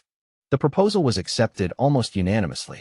However, considering their previous policies, it felt like they had run out of specific ideas. This plan makes a lot of sense, but what precisely should we do? I'm not sure, but perhaps we should give the world a new holy relic? 11. What do you mean? They had already deposited as many in the mortal realm as there were stars in the sky. The numbers may have differed slightly between a nation or region, but they had already invested more than enough in the things. In terms of promoting faith, it wasn't a very successful method. At best, the relics were prized as historical curiosities. The current relics are treasured, kept under lock and key. They're unable to adequately fulfill their role in making divine grace known to the masses. The gods didn't know that. After all, they had long lives. They still remembered giving the holy relics to people, but it wasn't as if they constantly kept tabs on the artifacts thereafter. Upon looking into the current state of affairs, they had finally discovered that the items had been relegated to decorative purposes. I see. No wonder they've forgotten religion and prayer. In a way, it's rather ironic. The gods were becoming dispensable. That's all there was to it. Yet they couldn't help but feel a flood of mixed emotions. They had no intention of unilaterally forcing religion on people. But if they didn't boost faith, the system was in for rough times. So to help people come to understand on their own that faith was necessary, shouldn't they periodically deposit divine relics where they were needed? The gods thought this was worth a try. In that case, let us bestow the holy relic they need upon the world and teach them how to pray. Great idea. Let's do it right away. I have just the thing. The decision was made very quickly. Though the gods were patient and laid back by nature, they were taking this situation seriously.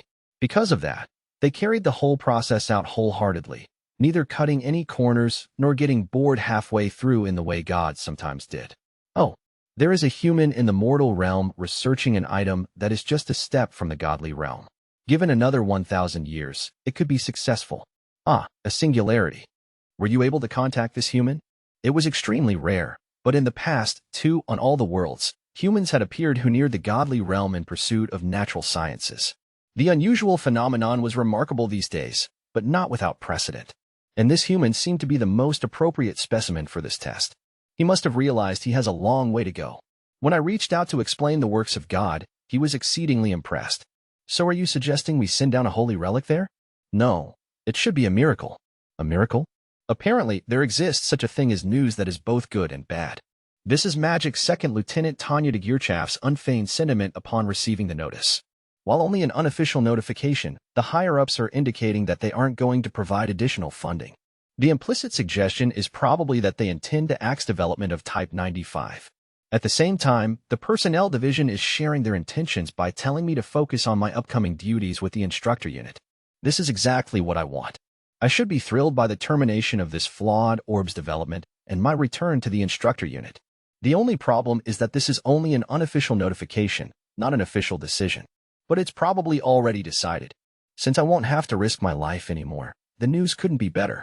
The bad news is that since the research can't continue no matter what happens after this point anyway, the mad scientist has become defiant and decided his department should conduct experiments that were previously suspended as too dangerous. If only he would get depressed or discouraged so he could become more docile. But such hopes have proved meaningless, and this mad scientist even seems to be equipped with the ability to tune into radio waves from somewhere. Out of the blue, he starts shouting that he's received divine inspiration from the heavens and begins yelling, "Now we can do it." In his usual frame of mind, however, even the mad scientist deemed this experiment too risky. If in his agitated state he insists on going through with it, this can't possibly go well. It doesn't help that the other engineers have been shaken by the impending end of development. What engineer isn't eager to see the fruits of their project? Full of those sentiments, they make only half-hearted protests. It's all too easy for the mad scientist to get his way.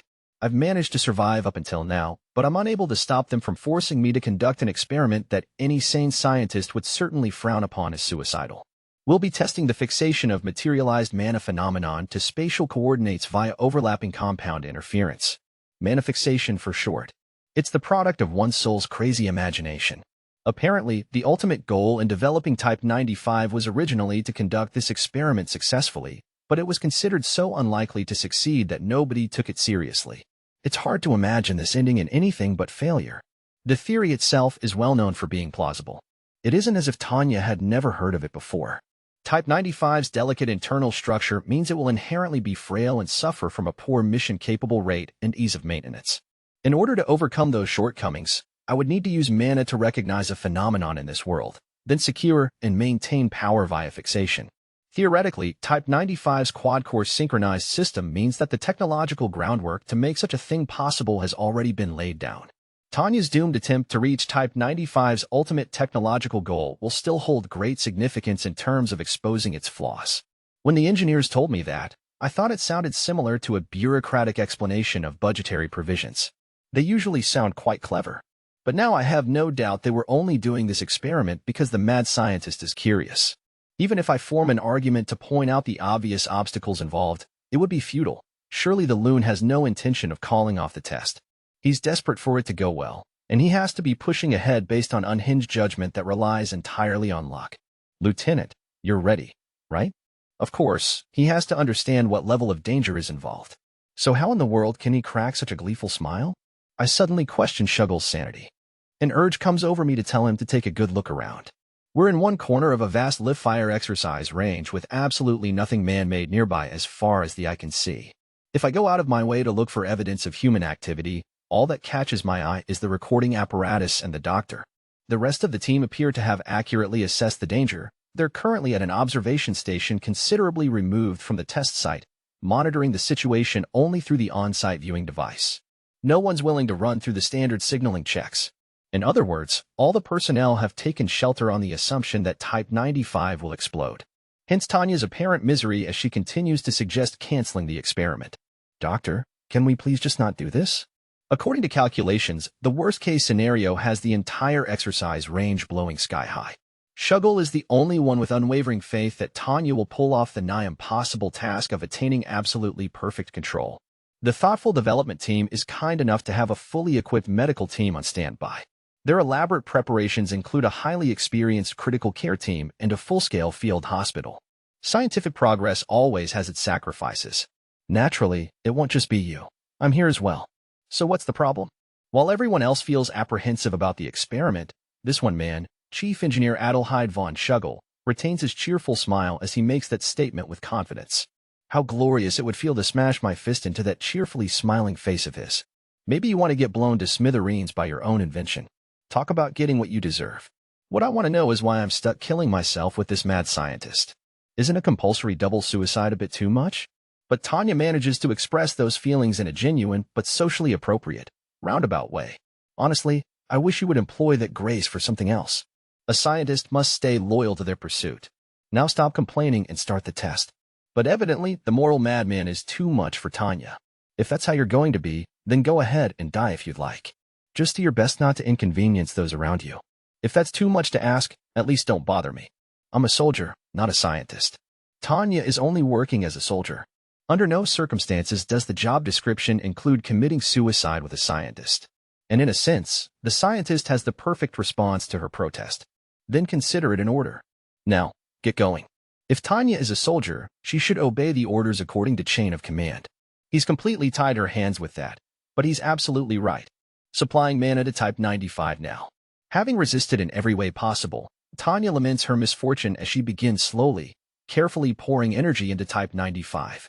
Observation team, Roger. Our prayers are with you. It's common courtesy to say that, but now the words have taken on an ominous tone. The fear that Type 95 will explode at any moment is plain in my expression. Frankly, I feel like my life is in greater peril here than back on the battlefield. Both a mage's tough defensive shell and the protective film for deflecting direct hits are cast using magic orbs. The thought that I'll have no protection when the orb explodes is worrying me to no end. But upon seeing the indescribable emotion contorting Tanya's face in response to the anxiety for this absurd situation, Shuggle dares to smile. Tanya feels as though it's virtually the first time she has seen the doctor smile reassuringly out of consideration for her. His expression almost seems to be telling her to relax. What? No need to worry. This is practically guaranteed to work. When Tanya sees how he has the pure, innocent, dangerous gaze of a cultist, skepticism transforms into blaring alarm bells in her head. I should steer clear of that crowd. Doctor, what makes you so confident? If he's simply a psycho, it would come as no surprise.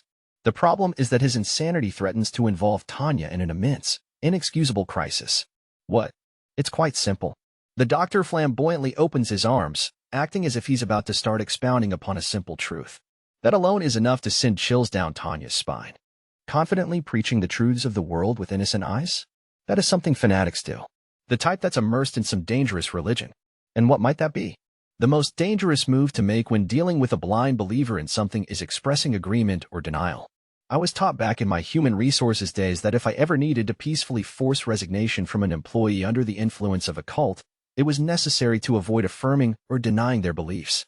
The idea is to remain distant and leave no room for misunderstanding. Thus, all Tanya can do in this situation is try to prolong the conversation using the gentlest voice she can muster. I am the chief engineer. Lieutenant, you are the lead tester. That is to say, if we work together instead of standing at odds, we can do anything. All cult members are just like this. They only say reasonable things in an even tone with an innocent expression at the very beginning of an encounter. The other day I received a divine revelation. A divine revelation? Yeah, figures. I was afraid of this. It's probably just a figure of speech. But this ominous premonition, the voice of reason, won't stop screaming. I've got a bad feeling, like Super Dreadnought class bad. That's right. If we say a prayer to God for success, those who believe in him shall be saved. Ugh. I groan in spite of myself, although I braced for this. Before realizing it, I also heave a massive sigh. He just said to ask God for success? A scientist just told me to pray? Thinking that far, it quickly occurs to Tanya how unlikely this scenario is. Did the chief engineer lose his mind over the project getting terminated? That's entirely possible. Realizing as much, I judge that regardless of orders, it's too dangerous to go through with the experiment. In a split-second decision, I curb the flow of mana and initiate safety mechanism activation to prevent the orb cores from going haywire. I am told it's important to be humble, free of arrogance. But the safety mechanisms won't activate. Feigning calm externally, Tanya can't hold back her shock as she looks again at the orb in her hand. It's the same all-too-familiar prototype orb she conducted countless tests on. Multiple safety features could clearly be seen and aren't activating, in which case, they've been disabled. He just had to mess with it, didn't he? The only one who could have done it is the peacefully smiling chief standing before me. He's serious about this. He's so crazy to begin with that it takes me a moment to fully realize. Isn't this a wonderful opportunity? Let us join in prayer for success. Doctor, aren't you an atheist? The god of invention came down to me. Now I'm a devout believer. Crap. Things really do look hopeless. The Type 95 starts acting wacky, much like its creator. I've been controlling its coding with mana but can't any longer. Something about the circuits doesn't feel right, either. At this rate, the mana will hurtle straight down the path to chaos. And the safety features I normally rely on aren't functioning. If I try to extract the mana manually, it'll throw the whole system off balance, resulting in certain collapse. So despite realizing how dangerous it is, I have no choice but to keep feeding the engine energy. But at this rate, I'll eventually lose control. I'm caught by this dilemma, but it seems as good as settled that the orb will go berserk in the near future. At this point, I can't stop myself from imagining my unpleasant fate in vivid detail. We're sure to succeed if we become believers of invention and pray. By the way, what would happen if I don't pray? Well, I suppose we would both become martyrs, the lunatic replies simply. The dangerous smile on his face indicates he would undoubtedly embrace martyrdom with pride. It could be described as the ecstatic smile of a suicide bomber. We should call for a medic right away. Or would you rather I simply put you out of your misery? From Tanya's point of view, if she's doomed to die anyway, at least she could kill this lunatic with her own two hands. If she takes him out as she's being killed by his defective orb, at least she won't be the only one suffering a loss. An enticing prospect. Granted, it isn't much of a fair deal, but market principles assure me it's better than winding up completely in the red. Calm yourself, Lieutenant. Have you not met God yourself? If we both trust in God, we'll be saved. He says this at the very moment I'm winding up to make my hidden desire to kill him a reality. Tanya stops short. Whoa, Wait a minute. The energy coefficient is rapidly destabilizing. The mana is out of control. This is insane. The cores are about to melt. All personnel evacuate. The observation team is shrieking. Tanya can't hear the screams as anything other than noise, but a second before she falls unconscious, she definitely feels it. I swear I can feel that damn devil, being X, grinning at me. Oh yeah. It's a supernatural being who plays with the laws of nature. It's the vile devil who toys with human lives. You set me up. Damn you, devil. After much deliberation, the Lord has approved of causing a miracle during the, what is it you're developing again? Millennium Type 95, that thing's activation experiment. When I come to, I'm in a familiar space, and at some point, an entity slightly more intellectual than being X approaches me. The reason for my visit this time is directly connected to the mad scientist demanding to conduct such a reckless experiment. But he's only a mad scientist, not a religious fanatic. Based on how he was acting just before the accident, he's a victim, too. It's probably being X and his sect pulling the strings. They must have been manipulating him, at least as far as this experiment is concerned. Not that I feel a particle of sympathy for him, let alone a full ounce. Oh, I see. The entity before me only seems decent compared to the one that came before it. In other words, this one is more like a fanatic capable of holding down a conversation. I can't let my guard down. I'm basically dealing with someone steeped in a religion of one kind or another. At the moment, I don't care if he's a god or devil. What I need to watch out for is the very likely possibility he'll try to push his values on me rather than discuss things rationally. His values are completely insane. He might seem intelligent, but the core of his nature is no different from an incompetent worker's. I should eliminate him immediately. If he's at least an incompetent bum, I can put up with him. Still, competence notwithstanding, all religious fanatics are diligent workers. It would be a truly praiseworthy virtue if not for the insanity. Allow me to congratulate you. The Lord has determined that you have led a sinful life out of ignorance. He has decided to guide you down the righteous path. I'll pass on that. Well, a fastball? I figured he was up to something, but pitching an incredible fastball down the middle? Messing with people's lives is quite honestly a lot of fun, but it's completely unacceptable for me to be on the receiving end like this. Why can't I decide how to live my own life? Isn't my existence as an individual the least I should be able to control? Oh, set your mind at ease. Doesn't your distress stem from the fear that you'll be forced to act against your will? Well, it's hard to say. I'm not sure how to describe this sense of trepidation. It's true that I resisted the idea of being forced to follow a path determined by somebody else. It would also be immensely humiliating for these beings to control my mind or lead me to think a certain way. Mass hallucinations should only be shared among the people who want to get intoxicated by a particular story. If there's profit to be had in illusions, we'll invest in them. If there isn't, they aren't even worth taking an interest in. And if any crazy people become a threat, I can always kick them awake and make them guzzle down the sludge of reality. As an individual, I have to firmly resist this attack on free will that compels participation in mass hallucinations. Freedom. I'm free. I don't want anyone to violate my freedom.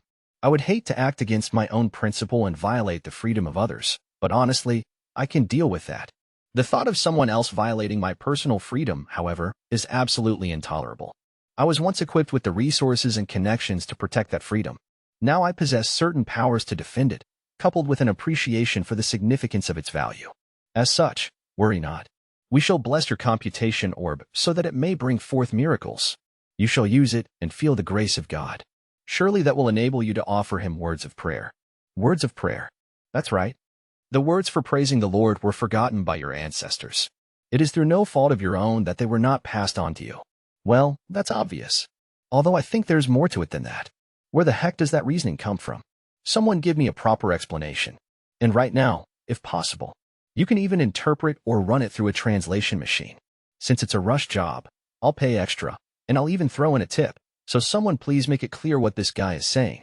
As I said, the Lord has made it so words of prayer shall flow from your lips, his voice shall be heard by your heart, and you shall believe in miracles. That sounds like a really nasty form of brainwashing. Let's try to sort this out. These evil guys threw me into this world. They may as well have abducted me. And since I haven't caved, they've come up with a new scheme. They're going to make me use a cursed computation orb. And the more I use it, the more it'll consume my soul? Oh, screw that. As if that isn't bad enough, they have me in a nasty predicament. They had me in checkmate the moment I realized accepting their offer might be my only way to survive the war despite the price I have to pay. These beings are like glory seekers, stirring trouble just to dash in and save the day. Insider trading doesn't hold a candle to this unscrupulous foul play. For them to get away with this absurdity would be no different than wiping law and justice off the face of the earth. Perhaps I should try to be the representative for the mortal realm's core values. We won't actually force you to do anything. You will simply be able to offer prayer in earnest upon experiencing God's miracles, such as the blessing the computation orb in your possession has received. It must take a lot of nerve to say that. You hurled me into an environment where I could die at any time in some war, and then tell me you aren't forcing me? That's like telling someone in a desert not to drink water. You might as well tell me to die. In other words, threatening me much? I see. By the way, what happened to my real body? You people are being protected by divine grace. Go now. You'd best set forth. Spread the name of the Lord. And on that creepy note, my consciousness is pulled back to the mortal realm. In a most unfortunate turn of events as I snap back to reality, I'm greeted by the face and voice of the last person on the planet I want to see.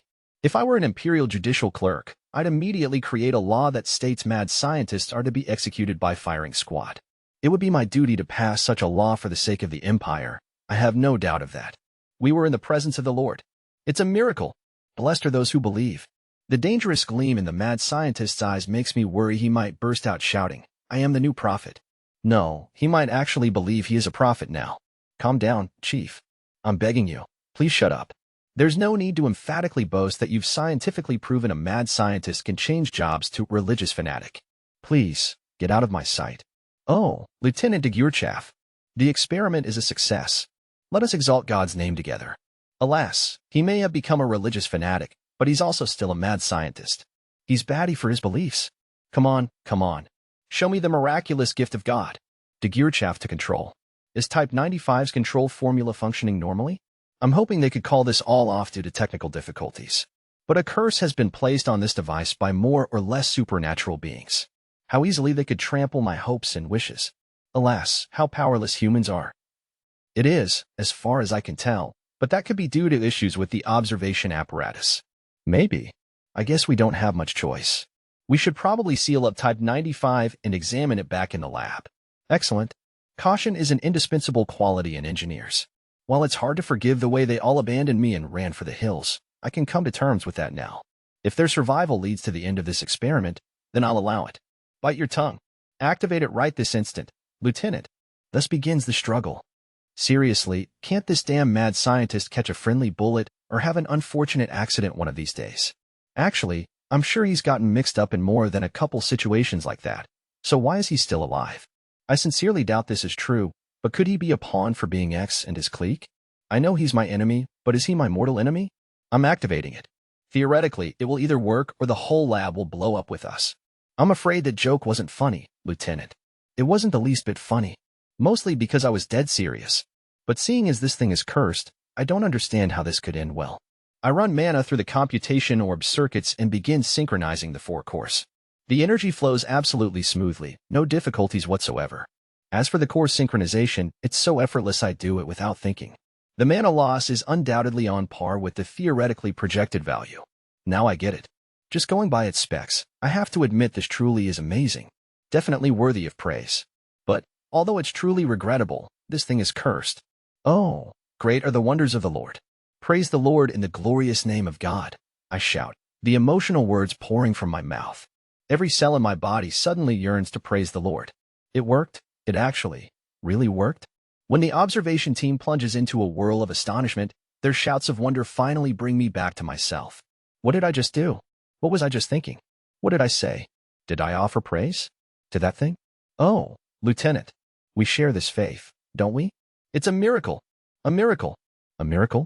Give glory to the Lord and bear witness to his miracles. Everything that transpires is like a living nightmare. Ultimately, I'm cursed. I have a horrible time. And in the end, I finally get released after we finish collecting a certain amount of data. I don't care where I go as long as it isn't there. I just want to get away. As if to grant my wish, the Republic to the west goes out of its way to declare war. Just the notice I've been waiting for. It arrives right as I'm about to despair for the world. My mind is saved. But I guess the easy life is hard to come by. Chapter 3: The Watch/Guard on the Rhine. The Rhine Front. The sky over the Rhine Front. Among the mages soaring through it is Magic's second lieutenant Tanya de Gurchaff. If anything separates her from the others, it's that she's been ordered to fly solo. Why was I given such orders? Because the higher-ups are idiots. And so I'm flying around the front lines alone. The whole sad story of how I was sent here can be told in 3 sentences. Perhaps this is unexpected for the Empire, but as someone hastily selected for deployment due to the higher-ups' lack of foresight, I can't really let it go as simply an unanticipated turn of events. I've learned from my experience against the Entente Alliance on the Northern Front that there's no cover in the sky. Clouds are about the closest thing you can get. And as for defense, mages are lucky they're tough. But just because I'm resilient doesn't mean I'm immortal. If someone asks me to stand in front of a high-penetration sniper rifle or a machine gun with a caliber that breaks the scale, my answer will be a flat no. Solo assignments are worse for mages than any other branch of the military. Nevertheless, the brass ordered Tanya to fly alone in hopes of drawing out a strategic delay. How can a lowly second lieutenant possibly dodge the order? All I can do is adhere to my employer's regulations like a salaryman. I want to weep for the lack of such a noble concept, a soldier's right to refuse. As for my aerial combat maneuvers, my diligent training in the academy earned me the ACM skill badge. Whining that I can't fly isn't a valid tactic at this point. And so, no matter how low she was to go, Tanya nevertheless scrambled to fly ahead of the land forces. She would serve as airborne early warning and a scout for the forward warning line. Western Army Group's control center gave her the call sign, Hawkeye. It was certainly preferable to Fairy. Hawkeye 03 to command post. Please respond. Hawkeye 03 is my temporary call sign as a member of the early warning team. With eyes like a hawk, my job is to fly ahead to search for enemies and notify the advancing troops if I find any. Other than that, I'm supposed to maintain a fixed distance from the approaching enemy and continue gathering intelligence. Depending on the situation, my duties might eventually include taking on the role of forward air controller to guide direct support groups. Unfortunately, though, I have to admit this job is tougher than I thought it would be. I didn't realize I'd have to work so hard just to contact the controller of the area I've been assigned to. Hawkeye 03 to command post. Please respond. Ever since the surprise attack, radio communications have been growing more and more chaotic. With that in mind, perhaps I'm lucky that ground control eventually connects to one of Tanya's repeated and exasperated calls. This is 7th Provisional Field Command. Call sign Lizard 08. Reception is poor, but not a problem. Hawkeye 03, send your traffic. Basically, every single type of unit targeting land forces wants to take out the enemy's eyes in the sky. Aerial mages, first thing. The situation is essentially the same as the one I experienced on my mission in Norden. If an army fails to secure air and magic supremacy, it's akin to losing their ability to see. Lone magic officers are preyed upon more than any other unit of the military. In a military operation, the first course of action is generally to eliminate interference, not that you can afford to neglect anything. Roger, Lizard 08. I can hear you on my end as well. Commencing support mission now. Thanks, Hawkeye 03. Glad to have you. We've been needing another pair of eyes. And that makes what's coming next even worse. Now I have to kill the excitement of troops who are sincerely thrilled to finally get decent support. Hawkeye 03 to Lizard 08. Sorry to say this so soon, but don't expect much help from me after all. I've picked up a large group approaching fast from up ahead. As a solo mage under enemy assault, it's out of my hands. If I get attacked the moment I arrive, then I have to defend myself before I can provide intelligence support. Personally speaking, Tanya feels no desire to take pointless risks out of some desire to sacrifice herself for the greater good. She focuses as much as she possibly can on ensuring her safety. Anyway, if it's necessary to fly solo, then the moment enemy detection is confirmed, fleeing becomes the name of the game. So although I hate to draw attention, I gain altitude using the power of the Type 95 computation orb, which has been issued to me for field tests. As always, I take advantage of my acceleration abilities and ascend to a certain point, where I can quickly dart up and out of range of any hostile enemy aircraft sent after me. At the same time, in anticipation of anti-air fire from the ground, I form the best protective film I can beneath me. A single hit would probably be all I can take. The altitude I choose for my survival is 8,000 feet. That's the upper limit for combat operations, which were made possible by the protection of the Lord and Type 95. According to the mad scientist, this is the fruit of a miraculous collaboration between the hands of God and man, but the details of how this technological innovation was accomplished are immensely unpleasant for a certain free-spirited individual. Not only is this device cursed, but the most vexing part of all is that Tanya has no hope of escaping the duty of being its dedicated tester, since she's the only one who can operate it. Well, there are other ways to look at the situation, Someone might describe it as being in the care of Providence or blessed, but Tanya adamantly refuses to think of it in that light. There are reasons for that I don't even want to talk about. In a manga I read a long time ago, a member of a crime syndicate whispered that secrets make a woman beautiful, but that's an unmitigated lie. The more Tanya uses this orb, the deeper it engraves this faith, or whatever in her mind. With no choice but to praise the Lord, I'm dying for my inner self to be free again. Well, before I start to think about this stuff too much, I should at least do the job before me. It's time to get down to business. This is what it means to be hounded by reality until you lose your inner freedom. An approximately company-sized group of mages is rapidly approaching from 3 o'clock. Tanya conveys what she can observe of the enemy to ground control as she gains altitude, all the while grinding her teeth and vehemently cursing the ineptitude of the higher-ups in her head. Tanya was out here with a target on her back due to their failure to notice the Francois Republic's attack coming from the west. Their gravest error was committing forces to trample the Entente alliance in earnest. They had faithfully followed the theories of force concentration, pursuing battle in their desire for ever greater military achievement. Some even had delusions of annexation, it seemed. Thanks to that, they left their own country unguarded, stupidly inviting an invasion from the west. I can't help but laugh. Normally, according to the Empire's defense plan, it's fine for the North to just focus on delaying operations. The Northern Army Group is responsible for the Northeastern Front. Lately, there's been an argument that they should support the Eastern Army Group against the Empire's primary potential enemy, the Federation.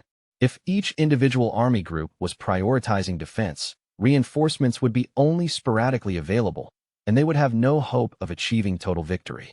As such, the General Staff had apparently schemed to take advantage of the unanticipated large-scale invasion and cut down the Entente alliance with a single stroke by mobilizing reserves on a grand scale. Mobilizing so many troops, however, rapidly altered the situation. The art of war is of vital importance to the state. But the Empire's foolhardy mobilization showed poor judgment at a time when established national strategy called for caution, whether it liked it or not. Its actions had provoked the surrounding countries. In the same way the Empire hoped to proactively take out the Entente alliance to gain future national defense advantages, the Francois Republic decided to take advantage of the opening and launch a preemptive strike of its own. Only an idiot could say they didn't see it coming. To the Empire, the mobilization was surely meant to address the problems between it and the Entente alliance. The neighboring nations are nervous about the Empire's ever-present interest in increasing its military might, however, and consider the prospect of a break in the encirclement terrifying. Not to mention that Francois Republic, to the west, is unable to overlook the Empire's overall goal. The long-smoldering border disputes and territorial issues between the two have erupted into localized wars on multiple occasions in the past. The chains binding the cornered empire are beginning to loosen. And what if the master isn't home because he's out trying to pry them off? Fully aware of the gap between its own military strength and that of its potential enemy, the Francois Republic believed that it could not miss this opportunity. Ironically, it did the exact opposite of the Empire, with its huge debate about whether or not to break from the existing military strategy. In the Francois Republic, they had no choice but to go on the offensive to ensure the effectiveness of their own strategy. I've also got a battalion-sized ground unit at 1 o'clock. Also, multiple unidentified aircraft are approaching fast. That's how Tanya has ended up flying, forced to use this new orb she doesn't even want, while facing swarms of incoming hostile mages. Lizard 08, Roger. Take immediate evasive action. The relationship between the Empire and the Francois Republic is such that they both have a fairly good idea of the cards in each other's hand. Naturally, the Francois Republic can predict that the Empire will confront the encirclement via interior lines. As a result, its defense strategy focuses tightly on how to defeat the interior line strategy of its potential enemy. The solution is quite simple.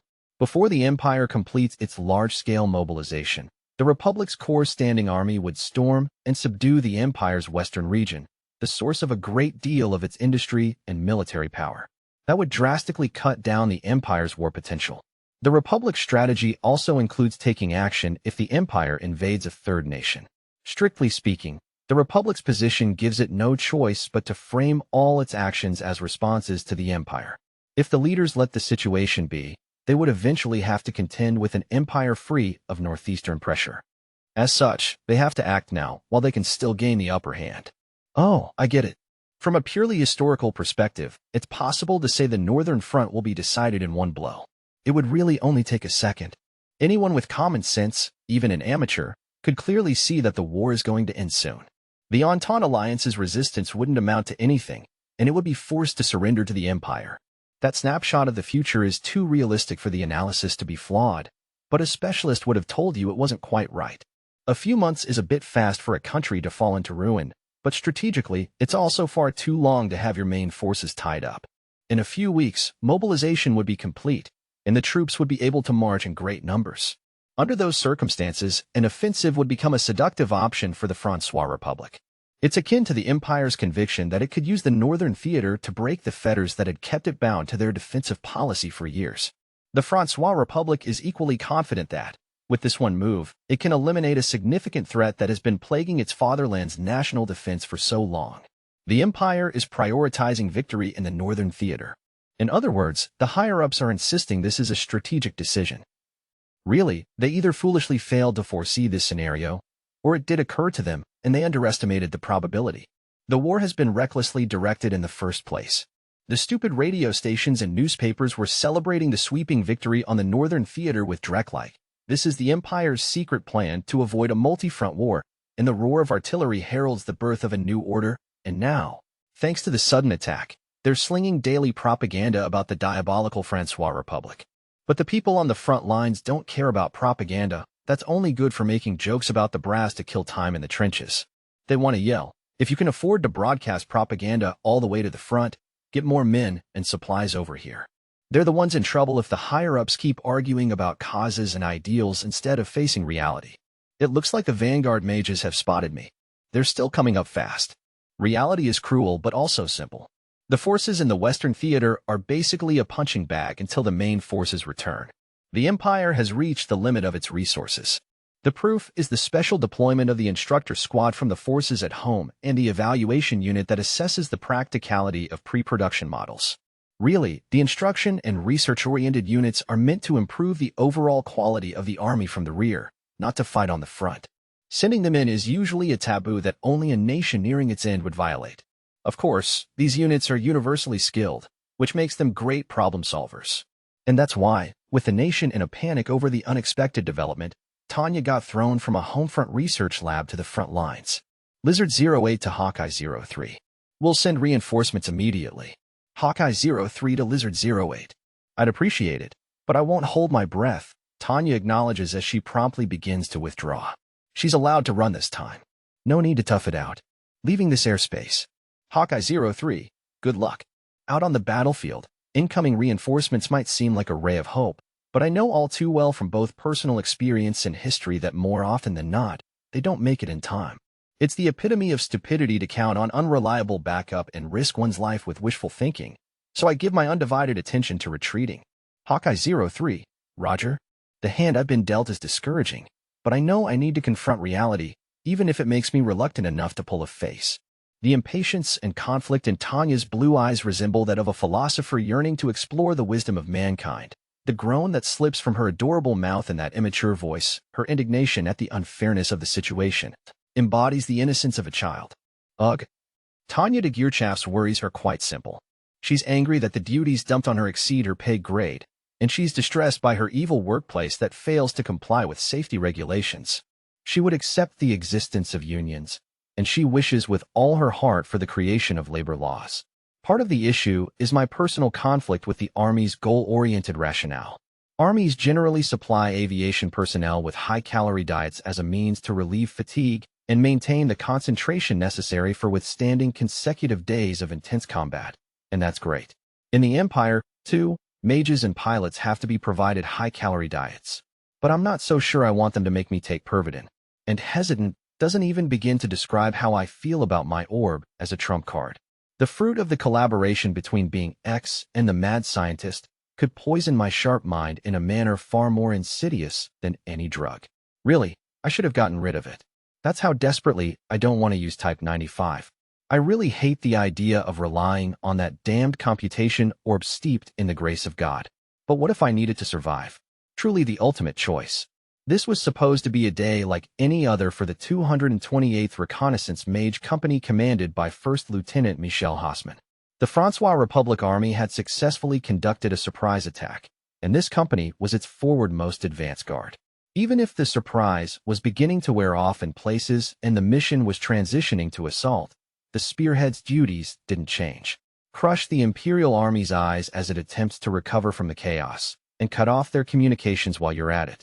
Their duty was to isolate the enemy and prevent the formation of an organized line of resistance, which would help later troops widen the breach. It was the same assignment these veterans and First Lieutenant Hausmann had received the previous day. Yet on a real battlefield, unlike in war films or novels, there was no foreshadowing what would come next. Golf 01 to CP. I've encountered an enemy sentinel. CP, Roger. We think it's local direct support. Upon elimination, continue searching for the enemy's main forces. Luck isn't on this guy's side. That was First Lieutenant Hausmann's impression. After all, this sentinel was up against a whole company of mages, and it was Hausmann's company, the vanguard for an entire army. It was obviously not a fair fight. That was why the enemy mage had been focused on running ever since detecting the company's approach. Seeing that response, Hausmann immediately recognized that their opponent was extremely accomplished and excelled at quick decision-making. The lone mage had already climbed to the impractical altitude of 8,000 feet. And that was why Hausmann couldn't help but consider the enemy unlucky. Soldiers never lived long without luck, no matter how skilled they were. Golf 01, Roger. But that mage sure was bold, climbing up to 8,000. Nobody could last long up there, but it was their only avenue of escape in the face of a whole company. Hausmann was also perfectly aware of that fact. To shake off pursuit in a confrontation like this, their opponent's only options were to flee where hunters would be hesitant to follow, or to fly erratically low to the ground and trust everything to fate. Units advancing over long distances were usually loath to expend the energy necessary to climb that high, so the Sentinel had assumed they would avoid that option. Not bad. Only little kids can get away with crying. It's too high. I can't reach. Let's get to work, men. They couldn't very well let an enemy mage escape to fight another day. Considering their mission, there was no way they were backing down. Everybody got that? Okay, Platoon Mike will eliminate the Sentinel. Everyone else is conducting recon in force with me. We're gonna bust right through. With the Empire's warning lines spread so thin, the Republic had a good chance of victory. That was the guiding light for everyone participating in the operation, regardless of rank. They couldn't waste time on a provisional defensive line when the main enemy forces could return. That was why the reconnaissance mage units were crucial to disrupt the enemy lines. They would start with the usual recon in force, which entailed initiating contact with the enemy to gather intelligence, but they were then expected to also create openings to break through. Knowing that Republic victory rested on their shoulders, they were determined not to get routed. We'll catch up with him right quick. After the platoon leader's acknowledgement, Platoon Mike climbed rapidly. Naturally, operating at 8,000 feet would be exhausting even for the Republic's elites. Standard combat altitude was 4,000, though if they really pushed it, they could tolerate 6,000. In this sense, their enemy was doubly clever for choosing 8,000. First, the chase would exhaust Platoon Mike, reducing the overall strength of the recon and force mission to 2 platoons. Also, the Sentinel was making significant contributions to the wider battle by distracting the enemy and dragging things out. We're taking on a respectable opponent. Engage. Fox 01, Fox 01. The silence of First Lieutenant Hausmann's thoughts was suddenly shattered by radio contact from one of his men. As company commander, he followed the calls for long-range magic formula fire. At the same time, the enemy soldier in front of them performed a new maneuver after realizing that escape was improbable. The bandit abruptly circled around to rush Platoon Mike as if descending upon some prey. Apparently the lone mage was taking the offensive. Fox 02, Fox 02. I can't believe it. He dodged that. The confused voice of his subordinate on the radio contained both surprise at the enemy strike, as well as the shock of his shot missing. As Hausmann speculated about their enemy's intentions, the distance between Platoon Mike and the mage shrank considerably. Hausmann was in a somewhat removed position, but when he confirmed the platoon had cautiously begun combat maneuvers, he was certain they were on top of it. Was the enemy trying to squeeze more time out of them by engaging at close quarters? As a tactic that could be employed immediately, it wasn't a bad choice. But Unit Mike was a platoon, not a company. The coordination of a platoon was too tight to easily disrupt, and the difference in their combat potential made it hopeless for one mage to take them on alone. Hausman respected the courage and resolve, but it was a reckless maneuver. Enemy incoming. Disperse. Disperse. That very moment, Platoon Mike spread out to shift to a formation more suitable to close combat. Their objective was eliminating the opposition's eye in the sky to support follow-up Republican attacks. Their plucky opponent couldn't have known it, but the Reconnaissance Mage Company's mission had been all but accomplished the moment they made visual contact. Take out the eyes. If they could do that, even if they were held up for a bit, they would be fine. 3 rounds of interlocking fire. Get your formulas ready. Nail, M. Fox 03. Fox 03. The coordination and skill of Hausman's subordinates were textbook ideal as they deliberately kept some distance in order to intercept the charge and maintain crossfire. The enemy mage had entered the line of formula bullet fire. Even if he had superior speed, Hausman's men were ready and waiting. It wouldn't be hard to nail him. But what happened next was something no one could have predicted. It was definitely a direct hit. Regulated fire of military-grade explosive formulas, which could easily strip off a mage's protective film and even chip their solid defensive shell, had hit the target dead on. Fox 03. Fox 03. Shit. The bastard's so tough. The moment the formulas and the multiple bullets activated, the flame should have swallowed up the enemy mage for sure. But even so, that thing continued its advance without missing a beat, casually closing the distance as if it were flying through an empty sky. By intuition, not logic, they sensed something bad was happening. However, as civilization had advanced, humans as a species were no longer in touch with their animal instincts. Mike 3. Check 6. Check 6. Ah, damn it. In a blink of an eye, the bandit had rushed Hausman's subordinate. Absurdly but undeniably, a magic blade sprouted from the man's chest. Then, in a single, unenthusiastic motion, as civil as someone cutting up their dinner, the blade sliced clean through him. Pan-pan, pan-pan, pan-pan. What is that thing? What? It's... Fox 04. A tangle of radio calls. What was that? What the hell was that? Hausman watched the unfolding scene through his binoculars. He couldn't believe his eyes. In terms of air combat maneuvers, ACM, Platoon Mike was the best in his company. They were being given the runaround? It can't be, he muttered in spite of himself. Can a mage really move that fast? Mike 1. Mike 1. By the time Hausman realized, Platoon Mike was half paralyzed. 1 and 3 were down, and the engine of force computation orb seemed done for. He had stalled and was falling. 2 was barely hanging in there covering for 4 and wouldn't last long, either. Shit, bravo Golf, turn back. Turn back. We have to cover Mike. There was no way First Lieutenant Hausman could stand idly by while his men were in trouble. He abruptly ordered the platoons in his command to race back at full combat speed to support Platoon Mike. But inside, he wondered how? No matter how much individual abilities differed between mages, could there ever be a fight this lopsided?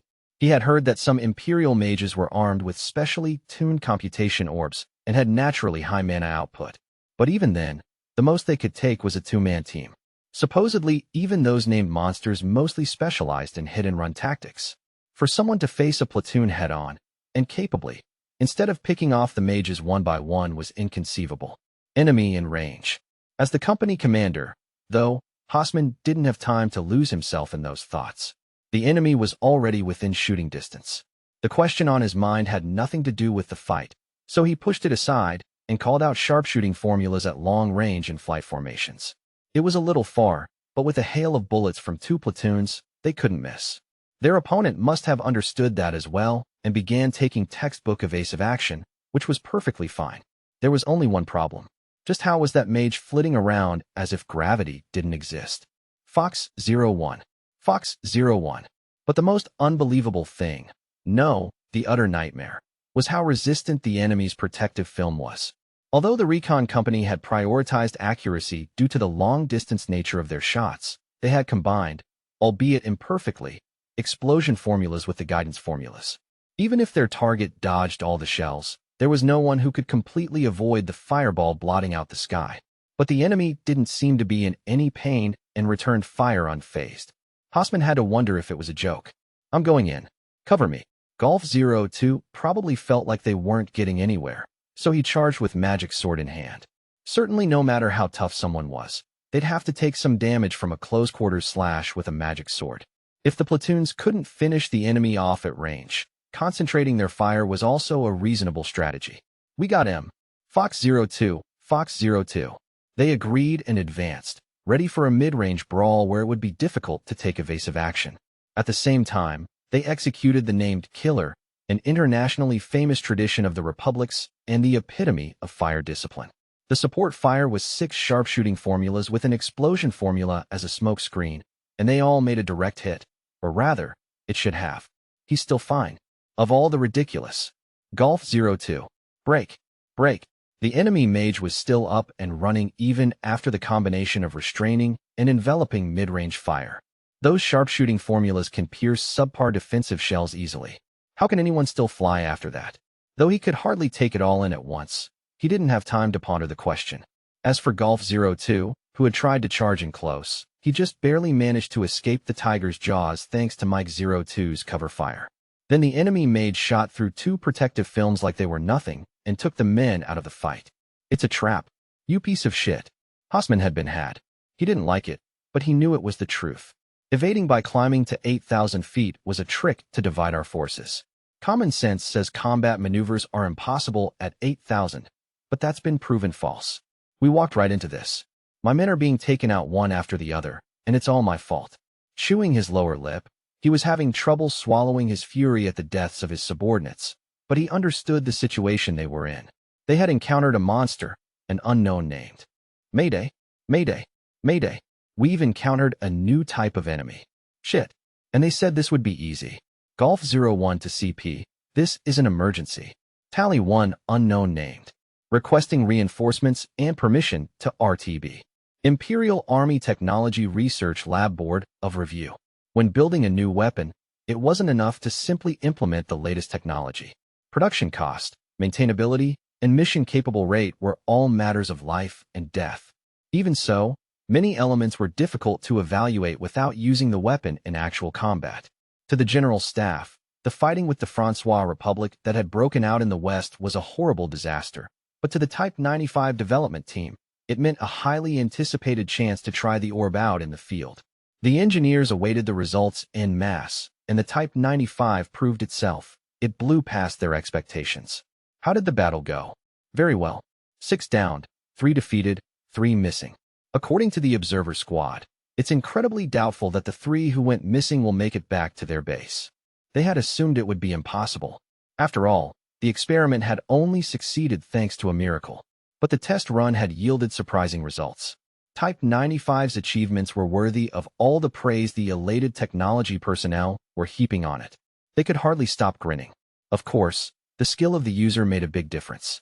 Second Lieutenant de Gurchaff certainly had the skills of a Silver Wings Assault Badge recipient. But that alone shouldn't have been enough to overcome such a disadvantage and get such impressive results. She basically took out an entire company by herself. She didn't defeat all the mages, but she had still repulsed the whole unit. She was overwhelmingly superior in a fundamental sense, nothing more. The theoretical values had indicated possibilities, but she had made them real. Yes, to think it's come so far. From a common-sense perspective, the results could only be described as incredible.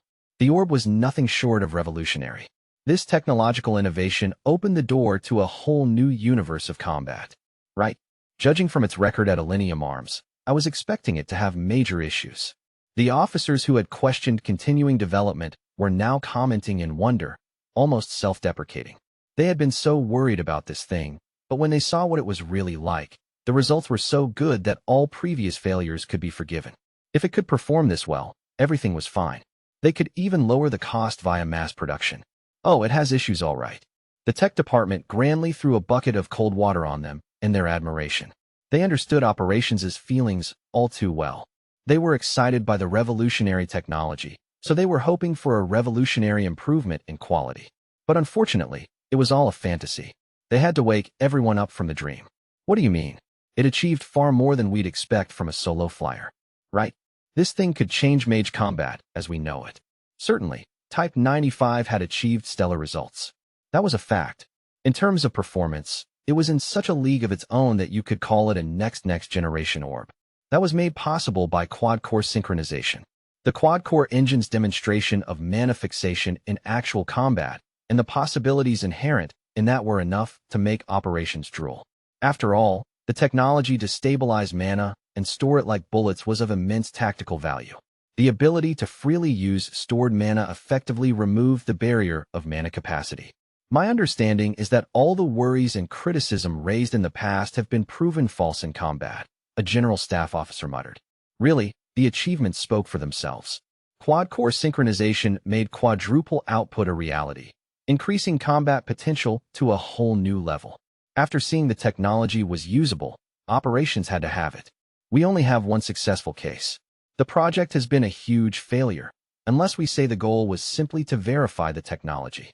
But engineers didn't deploy Type 95 in order to convince the army to adopt it. They just wanted to see what kinds of issues would come up in actual field use. So when war broke out in the West, they sent it to the front. They had focused on the tech and never even considered mass-producing it. What happened in the other cases? The most successful case was also the only successful case. If anyone asked about the prospect of mass production, they would have to raise doubts as to whether they could reproduce their success. Users of mage technology were already a chosen few, but even then, an orb with only one successful operator couldn't have much chance for mass production as a weapon. In one of the worst tests, there was an explosion in the lab, and we lost a whole platoon. The things were constantly blowing up. One defective circuit would cause them to self-destruct. If someone could manage to coat the orb with mana, it could take a beating, according to the actual combat trials. However, the success rate of that critical step was hopelessly low. The worst accident had occurred during a synchronization failure. For times the usual mana had detonated and blown away the platoon doing the testing. A group of elites including instructors from Central and members of the Advanced Technology Inspection Corps. But it can shoot bursts of mana, right? That's too appealing to give up on. The only one who can use it is Lieutenant Degurchaff. The best anyone else has managed is not getting blown up. As developers and engineers, they were ethically bound to push back. Even the engineers who had requested to continue research had only cared about the technological revolution. After their impulsively inquisitive minds had been inspired, Chief Engineer von Schugel and his team had spent their days focused only on testing the limits of what was possible. But when they took a moment to think calmly, they were the ones who best understood the orb's dangers and difficulties. Of course they understood. They built the thing. But you have one successful case, right? Can't you just replicate it? I told you we almost lost Alenium Arms. Even the successful case of Lieutenant Degurchaff was a total fluke, though I shouldn't be saying that as an engineer. We still don't even really know what happened. Analysis of observed values made it clear that mana fixation via quad-core synchronization was more dangerous than anyone had imagined. The experiment was a miraculous success, but they had measured enough mana to know that if the test had failed, the entire Alenium Arms factory would have been blown to bits. It was obvious to anyone with a modicum sense that they couldn't afford to repeatedly fail an experiment that would cause destruction on that scale. A fluke. Just when a runaway mana reaction was about to melt the cores, the interference waves harmonized, and moments away from liquefaction, the cores synchronized. For the engineers, it was a frustrating result. They didn't know how, but they had managed to succeed. By some fantastic stroke of luck, the uncontrollable mana had just happened to straighten itself out. That was as far as they could grasp. Even if they wanted to verify the results further, all they could tell was that it was a coincidence. You could propose that it might be possible to duplicate the results if they lost control of the mana and then adjusted accordingly, but that was a conclusion. It was impossible to make conclusions about these results. They simply couldn't be duplicated. This was like seeing a lightning strike that just happened to carve a splendid sculpture and then trying to recreate it with human hands. So the rampaging mana stabilized itself. Basically, it was a miraculous coincidence. The fact that Chief Engineer Schugel noted in the experiment report, "We owe our success to the power of God," showed the extent of that miracle. Something that was by all rights impossible had occurred, and it just happened to do so beyond the reach of human understanding. Even Chief Engineer Schugel, who created Type 95, had given up on continuing development, saying, "Going any further would be blasphemy, an insolent act in defiance of God." Even the hardcore techies concluded that you probably had to be chosen by God or something to use that computation orb, which goes to show how hard it had to be. So what does that mean? We're currently using something we don't understand without understanding it, and it hasn't been easy. In other words, that was about all they knew. Whether unraveling the principle behind the orb or reproducing it, a vast amount of time and effort would be required, and on top of that, their probability of success wasn't worth betting on no matter how they calculated it. It might be better to just glorify Lieutenant Degurchaff as a hero. I agree. That could help us out in a bigger way. Fortunately, Second Lieutenant Degurchaff had earned her Silver Wings Assault badge at quite a young, frankly, tender age. Praising her abilities for publicity would be much easier than trying to show off the flawed orb. Cadet Corps Dormitory. I, Victoria Ivanovna Serebryakov, am an early riser. Visha. Get up, Visha. Ugh, morning, Ilya. Technically, that's because my gorgeous friend always wakes me up. The ever-kind Ilya is taller than me, and she has curves in all the right places even though she's so thin. Not only that, but she also doesn't get low blood pressure in the morning. She's always full of pep. I'm only a centimeter shorter than her, and just as slim. God is just so unfair. Ilya and I have the same lifestyle, so I really don't get why certain parts of her body are so much more developed than mine. Anyone fresh out of the cadet corps wants to stay sound asleep in their warm beds as long as they can. That's because one of the only fun things about cadet school is staying up all night chatting with your dorm buddies. Ilya is one of the girls who really loves it. I go to bed before her pretty often, but then she always gets up earlier. How does that make sense? I guess it's just one of those differences between people. I can't do anything about it no matter how hard I try. I probably sound like I hate my good-natured friend, but really, I don't. In general, joining the cadet corps is voluntary, but anyone eligible to become a mage is basically forced to enlist and thrown into the fray. So this unlucky cadet was bound by the strictest rules and continually chewed out by demon drill sergeants. Of course I blamed God at the time, but I couldn't stay mad when I'd met such a great friend. Sadly, my time with my good buddy is scheduled to end today. It hasn't sunk in yet, but today, we'll be assigned to our respective combat units. I hope we end up together, but that's probably too much to hope for. It's less like we're wearing our uniforms and more like our uniforms are wearing us, but we're still real soldiers. For whatever reason, fate gave us magical potential. And so, we've become Imperial Army mages, pride of the Reich. Well, technically, we're newbies. Before I knew it, I was tossed into the dormitory of the Western Army Group as a reinforcement for the Rhine front. My duty as a soldier is to serve indefatigably in the West as a shield for the beloved fatherland at this critical juncture, or something. I'm an Imperial subject, too, I guess, so I do think maybe I should fight for my great country, but it doesn't feel quite right. Maybe that's only natural since I was born in lovely snow-white Moskva. Well, the hazy remnants of my memory are just a torrent of red, which isn't very fun. My parents turned to relatives for help. We thankfully managed to escape the country, and that's my story. I was too young to really remember much, but I might be lacking qualifications compared to Imperial soldiers actually born here. That said, I'm so grateful to my aunt and uncle for taking me in. I'm second grateful to God for giving me my daily bread. Let's eat. Our diet here is different from the rear, but I already got used to the less than fresh veggies and the canned goods you tend to find at the NCO mess halls near the front. On the first day, I cried because the food tasted about as awful as combat rations, but lately I've been enjoying it just fine. Visha, did you hear that the platoon you're assigned to is getting a new leader? Mealtime is fun since we get to chat. Given the circumstances, it's no wonder we're interested in discussing our assignments. Really? Isn't this kind of a weird time to add a new platoon leader? It's definitely true. Ilya, calm down. Of course, so much of the chatter is gossip. I heard that once you get to be a vet, you can catch wind of your own assignment and your buddies, and I bet it's true. But as you might imagine, mages fresh out of the cadet corps, mere NCOs, can't tell right from left in the army.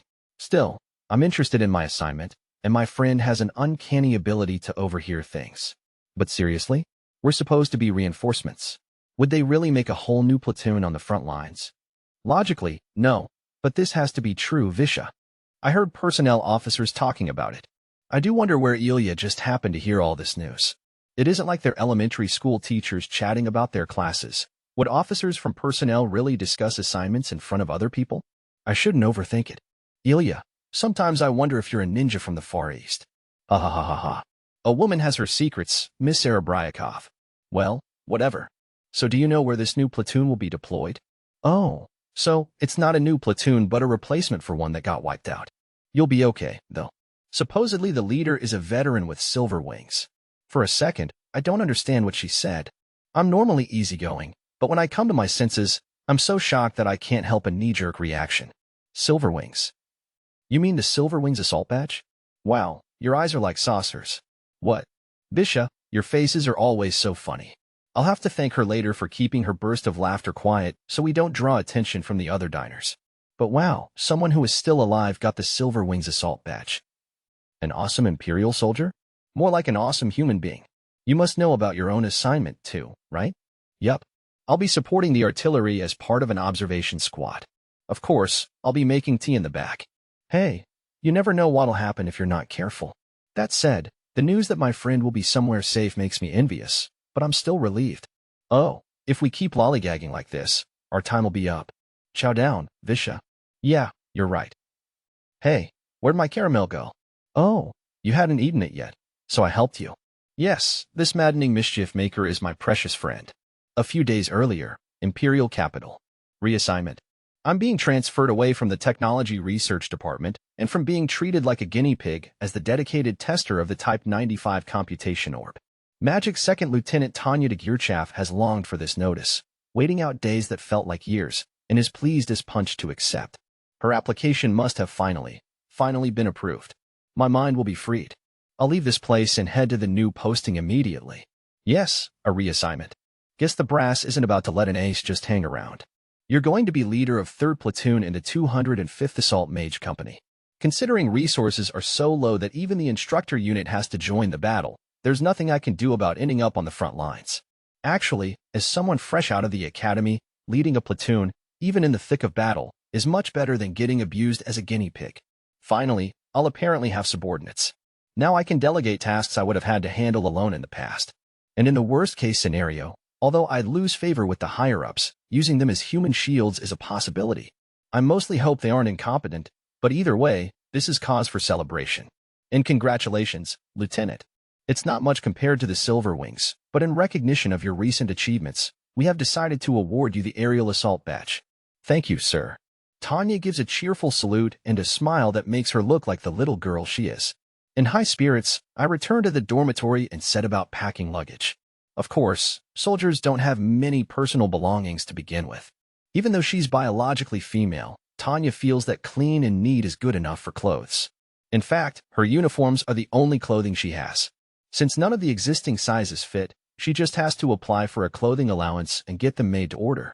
It takes less than an hour to pack my officer travel bag. I briskly tell the manager of the dormitory, where I was staying during my temporary assignment, about the transfer, show him my orders, and thank him for taking care of me while I lived there. With that, my moving preparations are complete. Then I head straight for my designated unit. These are frontline orders. They require me to forego annoying social obligations like farewell parties and take up my position as quickly as possible. Hence, after receiving permission to fly from the Air Defense Identification Zone, I immediately take my bag and race across the sky toward the assigned rendezvous point. Fortunately, though the Army is facing a crisis, this is still only moving between bases in the rear. The short flight ends without incident, and less than 2 hours after my departure, I arrive and present myself to my new company commander. Magic Second Lieutenant Tanya de Gearchaff, leader of 3rd Platoon of the 205th Assault Mage Company, reporting for duty. Thanks for coming, Lieutenant. First, allow me to welcome you. I am Company Commander, 1st Lieutenant Ilan Schwarzkopf. He confirms that I've arrived as ordered and completes assignment procedures as he welcomes me. While keeping things businesslike in adherence to military regulations, we casually appraise each other. We're both soldiers, and soldiers don't get to choose their allies. Thus, it's logical to assume that they won't last long on the battlefield if they don't at least get to know each other. Commander Schwarzkopf, sir, pleased to be serving under you. Great. Let's get to it, Lieutenant de Gearchaff. Do you have any experience leading a platoon? One thing that makes Tanya happy at a glance is that her commanding officer appears to be an extremely orthodox mage. He is a 1st lieutenant. Judging from his age, he has probably served a decent amount of time. And from the medals he's wearing, it's easy to gather that he has a wealth of combat experience. The decorations commending his participation in several minor conflicts, especially, provide a certain level of assurance. So my first impression is that he isn't an inept superior, which would be scarier than the enemy. Since I can't choose my commanding officer, if he ends up being like the legendary soldier who ruined the Burma Info front, I may decide to take action and mourn the ensuing unfortunate accident. This will be my first time, sir. Schwarzkopf is also observing de Gearchaff. He can't deny being a bit puzzled to see a little girl appear before his desk in the company command office. All he has heard from above is that they would send him a mage from an instructor unit at Central who has combat experience on the Northern Front. Schwarzkopf figured they would give him a seasoned veteran. It's safe to assume that a 2nd lieutenant from an instructor unit would have worked up from non-commissioned officer status, and a veteran should be reliable in any situation. Plus, as a recipient of the Silver Wings Assault Badge, whoever the brass sent would have to be a capable soldier with a wealth of combat experience. That's why when Schwarzkopf laid eyes on this kid younger than his daughter announcing her arrival with a perfect salute, he wonders what he'll do with the difficult platoon. His original intent to give her the command had relied on his expectation that she would be a veteran. Lieutenant, I'll be frank. If the records don't lie, and there isn't any mistake, the second lieutenant waiting at attention for him to speak is a significant asset who has splendidly distinguished herself in battle. And she had been dispatched to deal with the worsening situation on the Western Front. But being a great athlete is different from being a great coach, and Schwarzkopf fears the situation is similar. The 205th Assault Mage Company is meant to have 3 platoons, but during the early days of the war, our numbers dropped to less than 2, and we've been operating undermanned ever since. To replace the lost men, a new platoon leader and fresh members have been assigned to the company. Schwarzkopf knows he can't complain, even if every member of the platoon is a raw recruit, but that's precisely why he hoped the leader would be an experienced veteran. Can you command a platoon of recruits straight out of the cadet corps? To cast the situation as it currently stands in a pessimistic light, the platoon will consist of a child leading greenhorns. It would be not only ineffective but also deadweight, worse than deadweight. Needless to say, if the Empire's forces could simultaneously babysit and wage war, they wouldn't be having such a hard time. He asks the question partially out of doubt. Whether an immediate change in personnel is necessary or not will depend on her answer. Degirchaf's response is simple. Please give me the order. She keeps her reply short and speaks in an even, matter-of-fact tone. Yet her eyes shine back at Schwarzkopf with nearly arrogant pride, rejecting his misgivings about her ability. I will give you results. Her reply also shows her unfaltering self-confidence. It surpasses his expectations. The first step toward trust is believing that if this combat veteran says, "Give me the order will be carried out." Well, you've got the Silver Wings Assault Badge. I'm expecting a lot out of you. Yes, sir. A living recipient of the Silver Wings Assault Badge from the instructor unit is worthy of that much trust. Tanya, for her part, surmises that Schwarzkopf only accepted her response because of the decoration she's wearing. In other words, the entire worth of Second Lieutenant Tanya Degirchaf can be summed up by the badge. In that sense, she's truly grateful to have received the Silver Wings.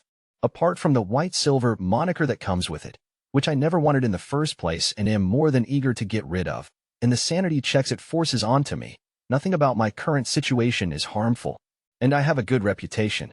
Well, I should probably welcome this. Beneath the face of a soldier, Tanya is calculating. Goodwill and praise are better than hostility and insult, at least. All right, I'll go ahead and explain the situation. Yes, sir. Having gotten more or less good impressions, they decide for the present to trust each other enough that they can focus on their respective jobs.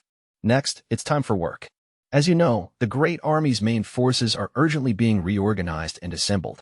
The Empire has fallen into disorder in the immediate aftermath of the Francois Republic's surprise attack, but overall, it mostly held its own in the early battles. That doesn't change the fact that the troops are under pressure, but the national defense policy calls for interior line strategy.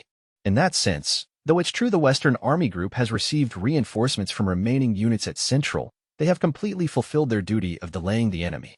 While that is the case, it will take some time to reach the Western Front. There's only one problem. The reserves and standing troops, who were supposed to be the counterblow, have all been invested in the North. The top general staff members wanted to resolve the Northern issue with one push, but the original national defense plan is falling apart. All the Western Army Group can do is hope they arrive soon, but we have to assume it will take a while. Originally, the plan called for Central to send 3 divisions within 24 hours of mobilization orders, including 1 Imperial Guard division as vanguard, and within 72 hours, 7 more divisions to follow. Within a week or so, the Great Army itself would invest an overwhelming force, 20 divisions of their dignified regular troops and enough reserves for 60 divisions. That's why the Western Army Group never imagined a need to slow down the enemy on their own for a month. And of course, since they don't have the reinforcements from the plan, even if they only fight to delay, they'll have to do it in a way that minimizes their casualties. The only plan the Western Army Group has prepared is a defensive battle limited to large-scale resistance. The General Staff forgot that while investing the Great Army in Norden, and the price has been higher than anyone imagined. The fact that the higher-ups have mobilized the instructor unit in an attempt to establish Western defenses shows how panicked they are. They even sent out Type 95, a military secret that wasn't supposed to leave the lab, under the pretext of continued evaluation with Tanya. Really, they just wanted the muscle. Perhaps the rapidly changing war situation gave them no choice. But if they're in so much turmoil they can't prioritize confidentiality, there's no way they can carry out the defense plan as it was envisioned. The Great Army, the main Imperial attacking force, was deployed to the north in its entirety due to an error in strategic judgment. Even if it only took a short time to reorganize and redeploy the troops, that was far too long from a military perspective. How is assembling the Great Army going? It's obvious that their difficulties stem from the lack of a plan for this unforeseen need to deploy troops. Even a minutely calculated operation is difficult to execute without hitches, so handling this situation off the cuff seems nigh impossible. Inevitably, the current pace of assembly is not ideal. In this situation, the delay of reinforcements and ensuing impact on the front are matters of life and death for the Western Army Group, as well as critical concerns for the Imperial soldiers who have to suffer the brunt of the attack before the Great Army arrives. Not good. They're short on vehicles in the north, so they need about 2 weeks to redeploy the units to the west. Schwarzkopf seems to doubt they'll really be only 2 weeks late. Experience has taught him that HQ always gives optimistic estimates when it comes to the number of reinforcements and their arrival time. Redeployment sounds simple enough, but it involves more than just reorganizing the units and setting up a new chain of command. The units need to be replenished and resupplied before they can go anywhere. It's no easy feat. Just transporting an army consumes resources, not only fuel and supplies, but also intangibles such as soldiers' energy. That's why Tanya isn't surprised when her superior matter-of-factly explains, "We've given up on delaying along the western line. We're switching to mobile defense." Once you determine that buying time won't cut it, adopting a mobile defense strategy is a natural step. Normally, you would base the troops in rear locations that are reinforced against long-distance enemy artillery and use the distance you withdrew during the delaying battle for defense and depth. Lieutenant, I doubt I need to say this to you, but this is a classic example of something easier said than done. Yes, sir, understood. The original interior line strategy calls for the defensive line to obstruct the enemy's advance and for the Great Army reinforcements to surround and annihilate the forces that have penetrated too deeply into Imperial territory. But that line has already collapsed, and they're now fighting a defensive battle on thin ice, which is not much fun at all. Probably the only enjoyable defensive battle would have been the one fought behind the famous Maginot Line, 12 perfect for shut-ins. You could have just holed up in there and wait for the war to end. To Tanya, this is a problem that goes deeper than a strategic-level failure. If you're planning on fighting using attritional containment tactics, then it should probably have dawned on you to tighten up your border with forts instead of going for a strategy that will fail before the fighting even starts. If command actually assumed that the Francois Republic would be content to overlook the threat of their exterior line strategy collapsing upon the defeat of the Entente Alliance, that naivety would leave Tanya dumbstruck. Lower-ranking soldiers like Tanya and Schwarzkopf are stuck paying the price of that miscalculation in blood, which is something they can't tolerate. We are soldiers. If the brass tells us to do something, we do it. A patriot might argue that the nation's leading strategists work against the country by dint of their incompetence. Tanya doesn't house even the slightest intention of dying for the empire. I always have to make exemplary remarks that go against what I truly feel, acting out the expected role to help myself succeed. To that end, I would even give it Sujin's 13 speech, though I despise his incompetence. If it came down to it, I would even shout, patriotism is not a crime. I can blather about those things as naturally as breathing, and that plus Tanya's doll-like appearance is enough to suggest my patriotism to anyone listening. Most importantly, the majority of soldiers detest the idealists throwing around words like patriotism and brave loyalty in the rear, but to them the sentiment of loving one's country is sacred. Combat veterans who earned their praise in the field swear to defend their country. In extreme conditions, they treat that vow as a declaration of faith. Quite right, Lieutenant de Gurchaff. Thus, the model imperial soldier is one who indifferently completes their missions in adherence to mission-oriented war doctrine, and those qualities are praised. Good. Back to the topic at hand, then. Yes, sir. He must at least be able to tell that I'm not inept. With a deep sense of satisfaction, Schwarzkopf is able to relax a bit. The situation is unpleasant to be sure, but here's a good asset. He has to take units that were mobilized at the last minute with no clear strategic direction and fight a defensive battle. He's lost a great number of his already harried troops. The replacements are deadweight recruits, and their leader is a little girl. For just a moment, he feels like looking to the heavens in despair, but for Schwarzkopf, the mere fact that de Gurchaff is an officer who can get things done makes her one of his few valuable resources. The 205th Assault Mage Company has been selected as a mobile strike force in the mobile defense battle. Schwarzkopf and his company's skilled fighting and finesse during the initial battles have landed them on the mobile strike duty. Their job is to rush around putting out fires, and it will require playing more roles than ordinary units do. We are the linchpin of the counterattack. That's a big responsibility for us to share. I look forward to seeing what you're made of out there. Thank you, Lieutenant. I'll do my best to protect the fatherland. Tanya looks at Schwarzkopf with her innocent blue eyes and speaks of noble ideals and contributing to the nation with her childlike lips. Of course, Tanya's words don't have an iota of sincerity. I just know it's a line someone in her position should say. Tanya knows how awful the trenches are, even if my sources are war films and books from another universe. So she's happy to be a counterattack reserve instead of stuck in one of them. Certainly, holing up in some fieldworks fortified with reinforced concrete seems like the safer option at a glance. I can understand why amateurs would think that. The invention of the machine gun gave defense the advantage, and to anyone who knows that, the defensive position is unquestionably strong. No one ordered by General Nogi to capture Port Arthur with swords would hesitate to make an accident happen. Humans are much frilier than concrete and iron. At the same time, it's important to remember that the base at Port Arthur was destroyed by heavy naval artillery. Fortifications on a battlefield have the fatal structural flaw of being immobile. History teaches us that no matter how sturdy the fortress, before siege artillery it's nothing but another target. Given the previous point, Tanya knows that being part of a mobile unit out in the field where they can run anywhere they need to in a pinch is safer.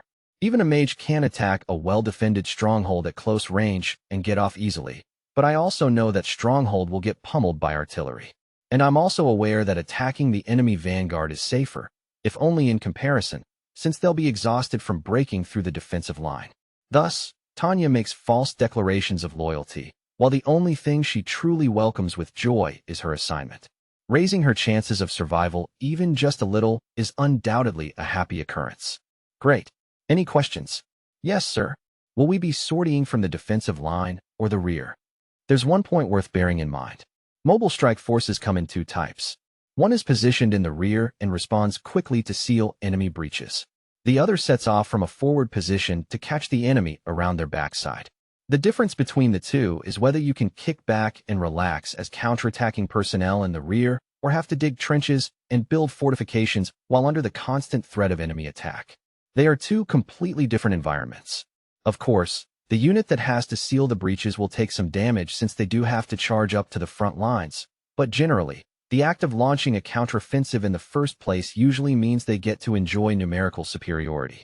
In other words, I won't need to worry about being sent on counterattacks if the situation is overwhelmingly bad. Rejoice, Lieutenant. We'll be on the forwardmost line. What an honor. This is the worst. Mobile strike personnel on the front, meaning they would have to defend the line and double as distraction during the counterattack?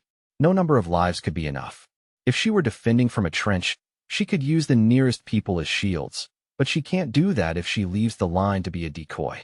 Pincering the enemy with the guys from the rear might sound great, but we would only be glorified targets. I never doubted that would make you happy. We may also need to help defend the strong points, depending on what the situation calls for. As expected, should I be happy?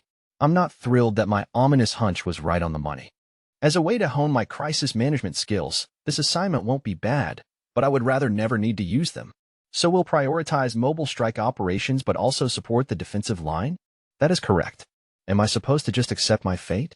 Let myself be exploited as part of the mobile strike force after being stuck on the line? There should be a limit to how much you can overwork someone. I'd like to demand better working conditions or at the very least an increase in base pay. Of course, I don't have any problem with performing duties covered by my contract, but this is a bit much. I'd like to be adequately compensated. However, our mission isn't to eliminate the enemy, just repulse them. We don't need to bend over backward to surround and annihilate them. This is the worst. Assembling the Great Army must be going rough. Oh, you can tell? If we make our only objective to delay enemy forces and don't adopt a mobile defense aiming to exhaust them, we won't last long enough. Even the stupidest freshly minted officer could see that. They couldn't possibly conduct a successful delaying defense along the whole huge front. Without using a mobile defense strategy to exhaust the enemy forces, it would be impossible to suppress the enemy. Things are so dire that the Empire would have to risk allowing raiders to get through at one location and attack them there. At least they would be organized, so it probably wouldn't be as much of a disaster as the latter days on the Eastern Front in World War I, but I still have to brace myself. That's one way to put it. Well, there's no cheerful way to fight a war, anyway. Here's who is in your platoon. Thank you, sir. Tanya takes a mental deep breath and looks over the list of her first subordinates ever, but it's so ridiculous, it makes her brain freeze up. It dawns on her that she's reeling. The only reason she doesn't instinctively hurl the document away is due to excessive shock, rather than a triumph of reason. In words, her thoughts would be, "This is too much." My understanding was that there was a general lack of key personnel in the Western Army Group, and that because of this, the only replacements we could get for the 3rd platoon were rookies with 0 experience, but I have to correct myself.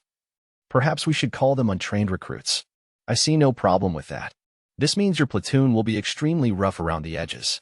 I want you to make defending the position your main duty. These mages have only completed Cadet Corps basic training, and we're rushing them into a combat unit? Anyone with half a notion of how mage battles work would laugh it off as an April Fool's joke. With 4 to a platoon and 12 in a company, mage teams prioritize skills over numbers more than anyone else. Even someone with innate mage potential would only be in the way as a newbie with nothing more than basic training. This is like taking a guy with only the most basic army rules and regulations beaten into him, putting him in a plane, and telling him to fly. It'll be worse than a turkey shoot. I see.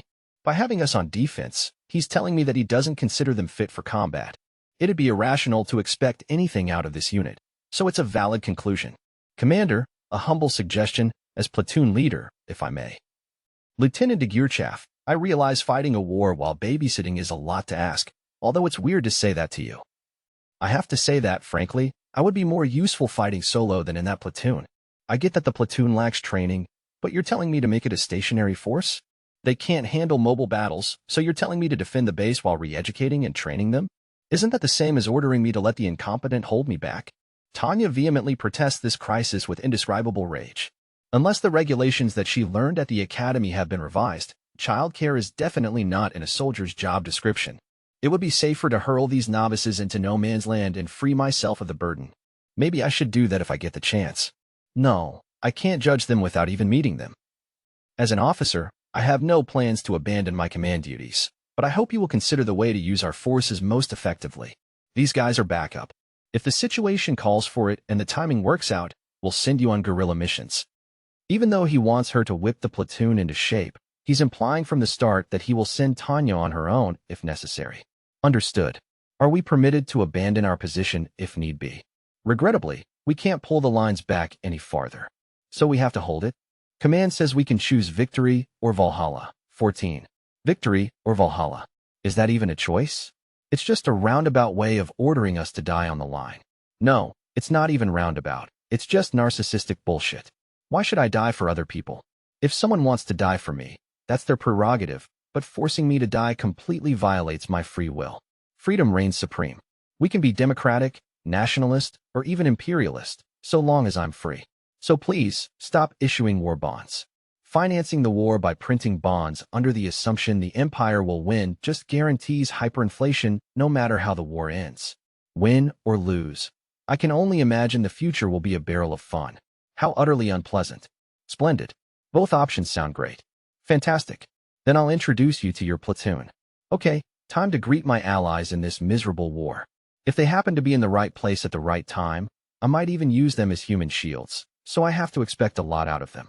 And so, though neither of them wanted to, the young lady and the little girl would slurp the same sludge and nibble biscuits so hard they had to chip them apart with bayonets before they could eat them, fighting side by side on the Western Front under a shower of shells. My first impression of my direct superior, Imperial Army Officer 2nd Lieutenant de Gurchaf of the Western Front Mobile Strike Army, 7th Assault Group, 205th Assault Mage Company, was vampire. Her skin was so white she looked sick, and her sharp eyes seemed to loathe the sun. It was quite a shock. The first time I saw her, First Lieutenant Schwarzkopf had ordered us to assemble, and as we were standing by, a little kid who looked bizarrely comfortable in her uniform showed up. She couldn't have been a student from the Cadet Corps. She wasn't even old enough to enroll. The cap sitting atop her messily tied hair was too big for her. Any normal soldier who saw her wearing the rank of 2nd lieutenant would have done a double take. When the company commander introduced her to us, though, I didn't feel like anything was off about Lieutenant de Gurchaf. I couldn't quite explain it, but it was like she fit right in. Still, the moment she turned her icy cold eyes on us like we were objects to be appraised, I shrank from her in spite of myself. People might laugh at me for being afraid of such a little kid, but those eyes reminded me of the way a cat looks when it's playing with a mouse, which creeped me out. Just like Elias said, Lieutenant de Gurchaff was a veteran ace who had earned numerous decorations for her distinguished service, not the least of which was the Silver Wings Assault Badge. She had a thick aura of battle around her, and her face was almost doll-like. It was so pleasant to look at. Vacant blue eyes, blonde hair tinged dark gray. Maybe it was partly because we didn't get much sun on the Rhine front, but I noted in my head that she looked just like a vampire. She urged us, in a calm, businesslike tone that left no room for misunderstanding, to state our rank, name, and where we last served, and I felt, just a little bit, like I wanted to get out of there. The Cadet Corps had a simple method of categorizing cadets. The Army knew very well that volunteers and conscripts wouldn't be on the same wavelength, even if they trained together, so they divided the mages into two classes from the start. Battalion C was expected to eventually train as officers at the academy, and Battalion D would just complete their compulsory service. My two platoon mates were elites from Battalion C. Corporal Kirst von Walhorf from Edelstein Battalion C, 1st Company. Corporal Harold von Vist, also from Edelstein Battalion C, 1st Company. I gave my rank and name after the two Cadet Corps volunteers. I didn't wish I had volunteered, exactly, but it was sort of a bummer to say I was drafted right after people who announced they had offered their services to their country. I couldn't just not care like Ilya. I wasn't thick-skinned enough to just laugh it off. Oh God, why must you torment me? Corporal Victoria Ivanovna Serebryakov from Edelstein Battalion D, 3rd Company. You could say I felt a bit out of place as the only conscript. I mean, Corporals Kirst and Harold were volunteers from the same company. If we did things the usual way, that meant the two guys with experience working together would be buddies, and I'd get paired with the platoon leader. That was why I was thinking, as I reported, that it would be great if I didn't get chewed out for being a slow, lazy draftee. So I was momentarily stunned by what the second lieutenant said next. You have my respect for fulfilling your obligations, Corporal Victoria Ivanovna Serebryakov. It'll be tough, but do your best to survive. Unexpected words of encouragement, and from an officer I was convinced was so cold, with those eyes more warlike than any I'd ever seen. For a second, I couldn't understand what had happened and froze. Meanwhile, then, to the fellows who enlisted of your own free will, since you volunteered, you better not die after Corporal Serebryakov and me. Her calm tone hadn't changed. She didn't raise her voice. But the words she spoke with that emotionless expression were incredibly heavy. First, I'll make one thing clear. The Empire doesn't have the time or resources to support inept officer candidates. In fact, doing so would be counterproductive. She was different from all the drill sergeants. The way she talked, it was almost like she was a different species of Imperial soldier. Her values ran counter to the ones that had been pounded into me since I had joined the Army. It'd be a different story if you were forced to serve against your will because the nation needed you, but you're the ones who got in line to don the uniform of the fatherland, so contribute accordingly. If you're too inept to do that, then die. She must have said all she wanted to say to us speechless, frozen recruits. After telling the company commander that was all, she immediately kicked us outside because we were still just standing there. Before we knew it, though we'd only just arrived, we'd been hurled into the trenches and were getting showered with periodic deliveries from the Republican Army. What awaited us there was a re-evaluation of our basic skills as mages. We learned that not only were we not earning our salaries, we were worse than garbage. Having been thus straightened out, Corporals Kirst and Harold became rebellious, but they weren't disciplined outright, keyword outright. After the company commander and the second lieutenant mentioned that they simply couldn't take care of them on the front lines, the pair was assigned to the rear. After that introduction and a bit of action, I became Lieutenant de Gurchaff's buddy as the sole member of her platoon, and we flew together. Meanwhile, the two other cadets were transferred to a better position. They were double promoted and assigned to defend the company's base in the rear. They could stay safe inside a pillbox as reserves and prepare for the counteroffensive. One thing I learned while flying, though, was that, for artillery, an immobile pillbox is nothing but a sturdy target.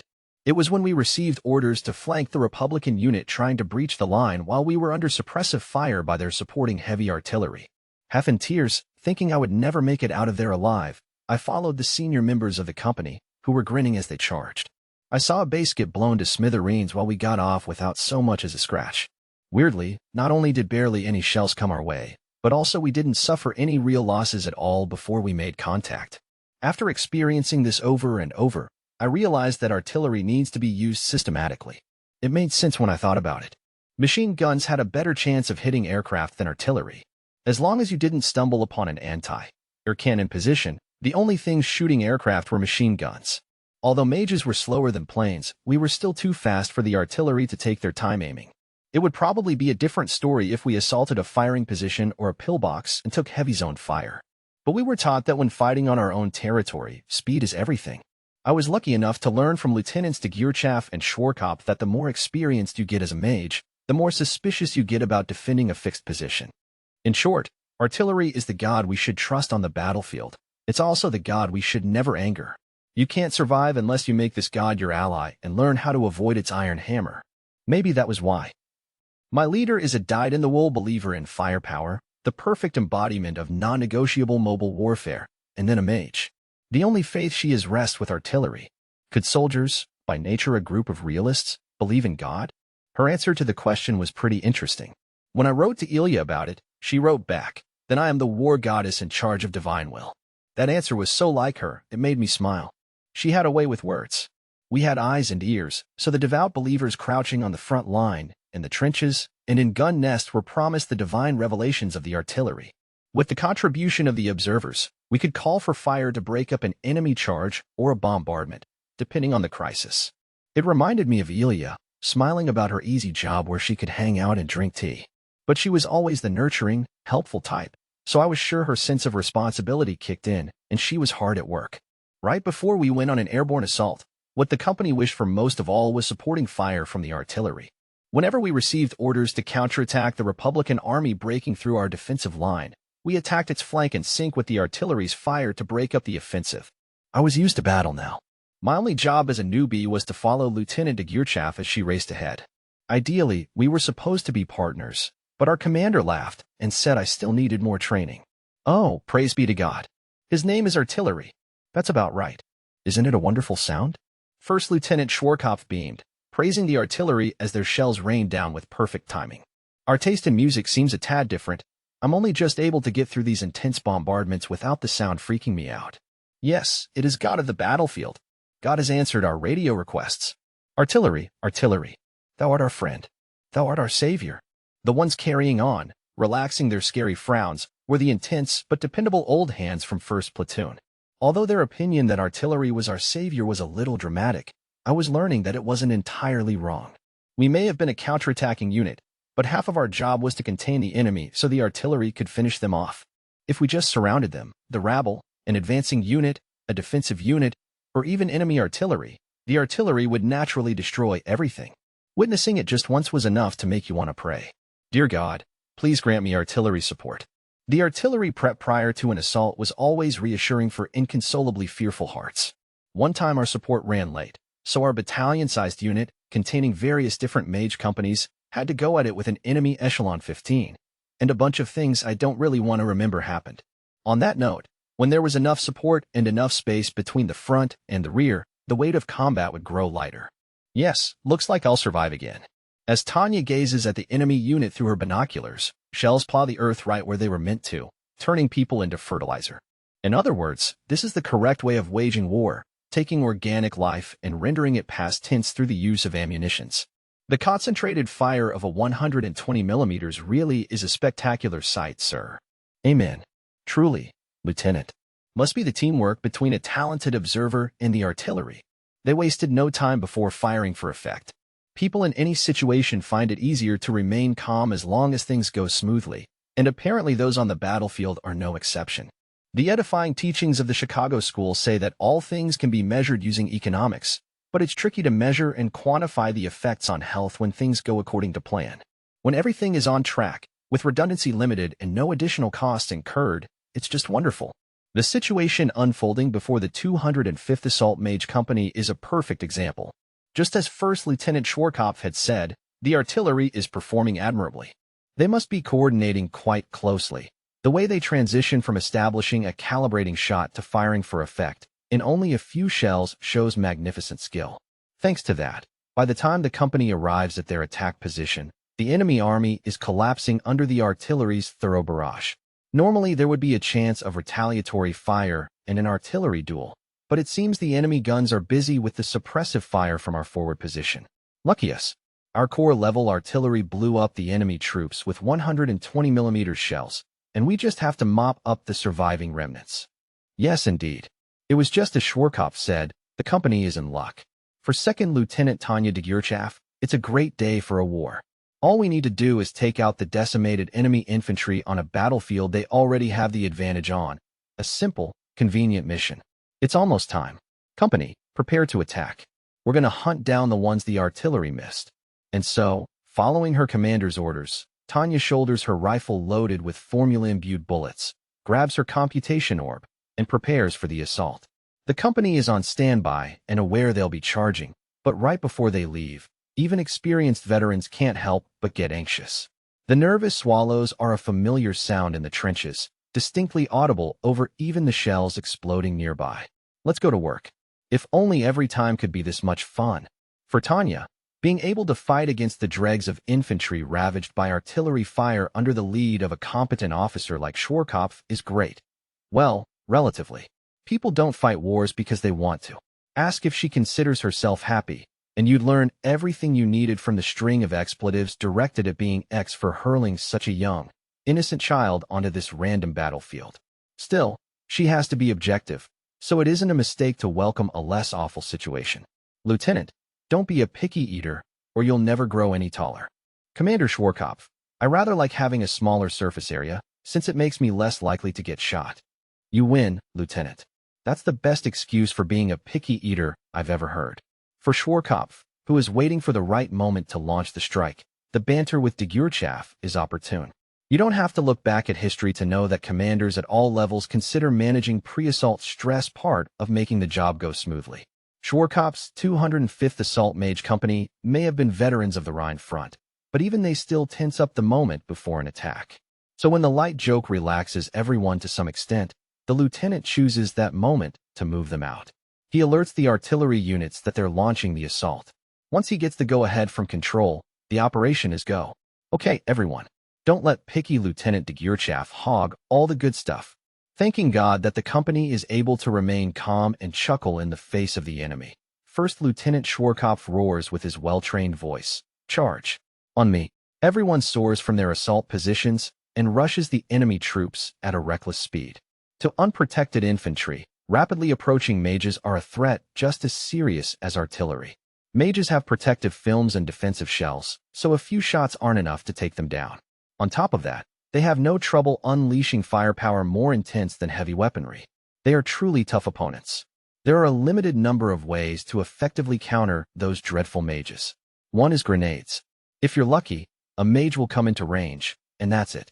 The best way is to intercept them with a concentrated barrage of fire.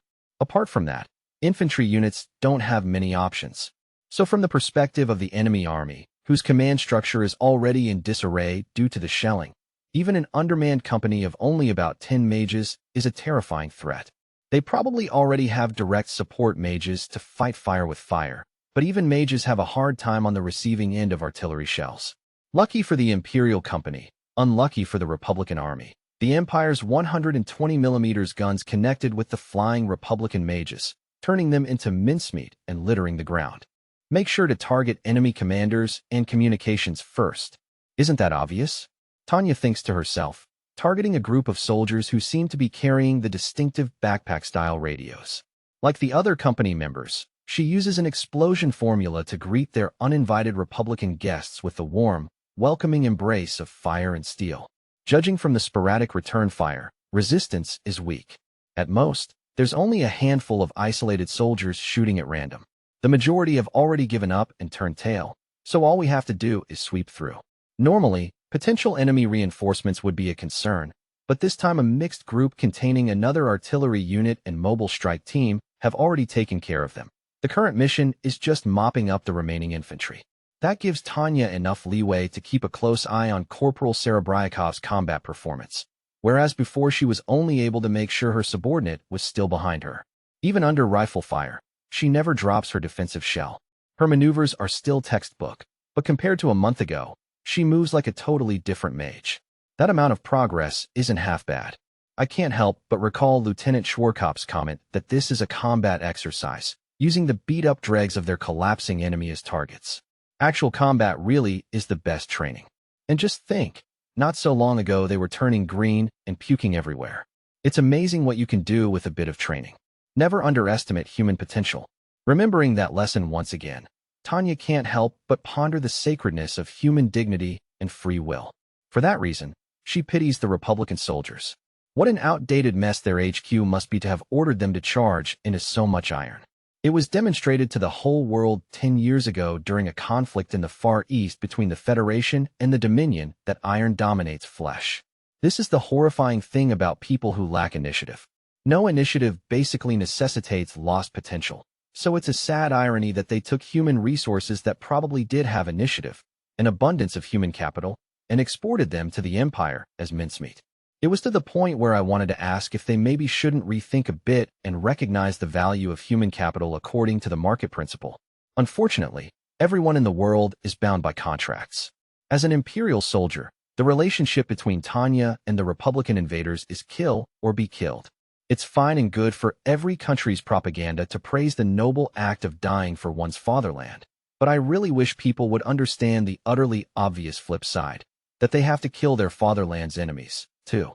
In terms of precious human resources wasted, there's no greater crime than war, laments Second Lieutenant Tanya de Gurchaf, having just robbed several young people of their futures with a magic formula. Things just never turn out how you'd like, she thinks to herself as her formulas mercilessly turn the fleeing Republican Army soldiers into organic debris. The only word for it is wasteful. Even though it isn't her own country, Tanya can't escape the feeling that something is wrong with squandering so many trained youths. I see why extravagance is the enemy. Of course, one of the ironies of history, in a sense, is that a certain country adopted that slogan and then wasted their human resources. Perhaps there will always be inept leaders frittering away the lives of their most promising patriots. Geez, maybe I should focus a little more on the battlefield. Artillery plows, mages descend, and the infantry advances. I remembered learning that on a nice afternoon, when I would rather have been sunbathing than struggling to stay awake in a lecture on the history of warfare. But when exactly that was, I didn't know. Back in the Cadet Corps, the lessons seemed so ordinary as I sleepily listened, but once they became real life, it was horrible. Lieutenant de Gurchaf had this disheartened look on her face, but she still unleashed a swift, merciless storm of destruction. I was half impressed at her superhuman abilities and half simply stunned. It was all I could do just to fly after her, but she managed to handle even the enemies coming after me without taking a single hit. I knew it was pointless to think about these things at times like this, but this kind of stuff forced me to realize that if the two of us weren't basically in different universes, she would never have earned the Silver Wings Assault Badge. Company Commander to all hands. In 300 seconds, the bombardment will continue. Fall back. And then at some point while I was spacing out, the scattered vestiges of the enemy forces had begun to retreat. The battle always ended while I was just flying for dear life. Naturally, then, I had braced myself for the usual orders to pursue, so it was a bit of a relief to answer, Roger. Yes, relief. Relief that I wouldn't have to guiltily chase down the enemy. I was different from Lieutenant de Gurchaf, who could calmly nail fleeing soldiers in the back with optical sniping or explosion formulas. I was relieved because I wouldn't have to shoot. When I was doing everything I can just to fly after her, I practically went into a trance, scattering formulas at random with no time to think. But I still hesitated when I had to aim at a fleeing soldier and cast. I would wonder if killing them was the right thing to do. Of course, as Corporal Victoria Ivanovna Serebryakov, I should shoot, but as Visha, I have no motive. We're all here. No casualties. No losses besides gear. When we landed at the rendezvous point, the sudden release from tension left me dazed. The sole thought occupying my mind was a desire to sleep like a log. I did wonder if that was all right as a young lady of a delicate age, but on the front, where there was barely any water, you couldn't hope for something as convenient as a girl's shower room. Lieutenant de Gurchaf brusquely muttered, "Sleeping now. Night," and went to bed, so I followed her example and decided to just be thankful I had a bed. I was so ready to rest. But it turned out God wasn't so kind. We were suddenly called to assemble. Before I knew it, we had all gathered. Good. Okay, company, I have some bad news. Oh. I couldn't help but grow tense as Lieutenant Schwarzkopf matter-of-factly, unsympathetically so, continued talking. Even with my limited military experience, I had learned that there was no worse sign than a commanding officer going on matter-of-factly. We've received an urgent message. The 403rd Assault Mage Company has suddenly entered an encounter battle with two penetrating enemy mage companies. That meant the company that was tasked with handling the next enemy wave had been attacked. A new enemy had bothered the guys who were supposed to be attacking the reinforcements. My brain was tired, but the sense of crisis got it moving, and soon I was up to speed. There were our troops, the next wave of enemy forces, and the new enemy. And the reinforcements?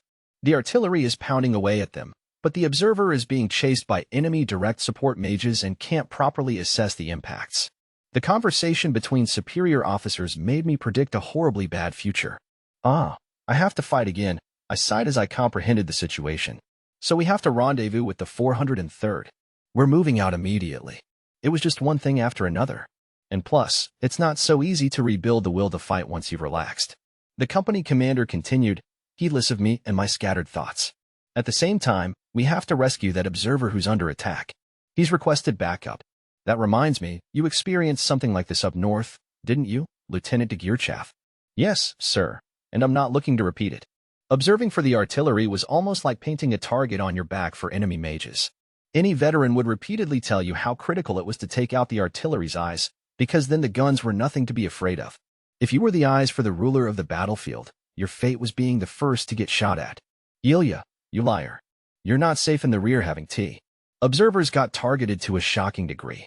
What terrified me more than anything was that even Lieutenant Degurchaff, who could calmly weave through a hail of bullets, had been seriously injured when she was an observer. That was how intensely the enemies came after them. Another way to think of it was that this observer, in the same position as Ilya, was in serious trouble. It wasn't at all logical, but a voice was telling me I had to save him. I didn't really understand the feeling, either. So I had to do my best in this rescue operation.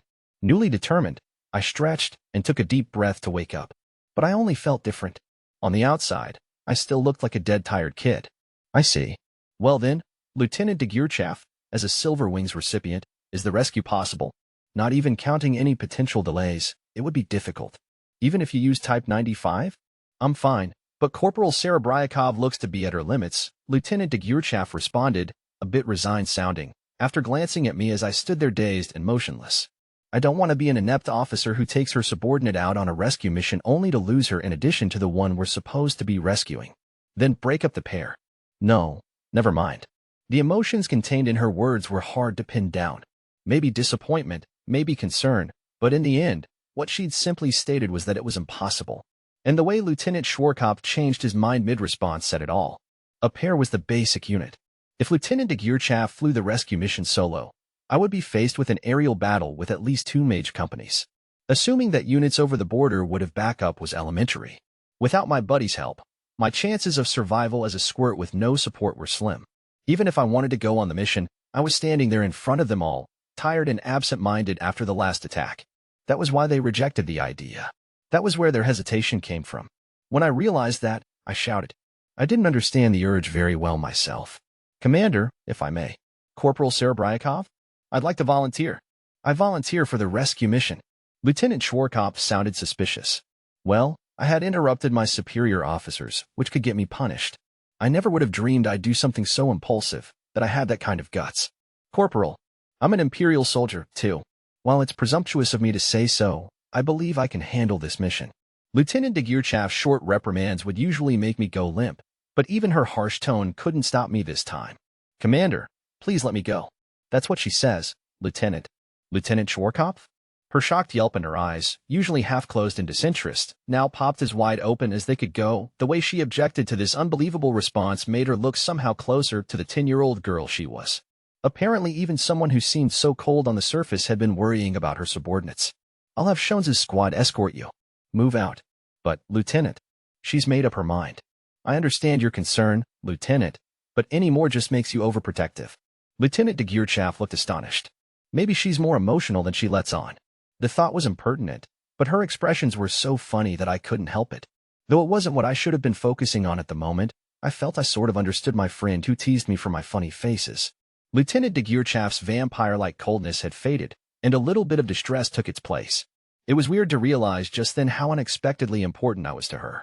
And it was a bit late in the game, but it also struck me what a young girl it was taking care of me. Understood. I'll do my best. To save the day in a crisis is the dream of every mage. Good luck. And to you, Commander. With that, the main body of the company left. Lieutenant Degurchaff saw them off and then turned to me with an admiring smile. Well then, Corporal. Are you ready? It was a good smile. For some reason, Seeing that expression, I couldn't help but think that she really did have pointy teeth like a vampire's. But I still smiled back, proud and confident. That's right, I made up my mind. I won't abandon anyone. Yes, Lieutenant. Good. Then it's time to go to work. Sergeant Shones, I'll be making good use of your team as well. Sure thing. We've got more experience on the Rhine front than anyone. Damn intelligence to hell. How could they tell us this area is underdefended? The combatants were nimble, graceful from a distance. But in reality, the Imperial mages were desperately taking evasive actions as the observer cast his optical formula with a shower of mana glow. This was finally shot number 4. They had been picking off enemy observers for a while now, but it hadn't affected the artillery's accuracy one bit. From the sound, they were probably firing 120 MMS. Worst case scenario, maybe some 180 millimeters or 240 millimeters as well. The ground forces trying to leave the fighting area were in disarray, and the enemy was having a field day. Their breaching formation may have been ideal for speed, but it made them vulnerable to fire. Their only advantage was direct mage support that let them focus on breaking the line. Unfortunately, Control couldn't get around to assisting them, so they were intercepting about as well as if they were shooting at random with their eyes closed. Though they had taken out the solo enemy observers, a warning must have gone out. There were limits to how well jamming could be maintained. Enough time had elapsed that they had to assume that a decent intercepting force or quick reaction force was on its way. In the worst case, their own retreat would be cut off in addition to the ground troops. That was how much time had gone by. If you got time to flap your lips, cast some formulas. You bastards.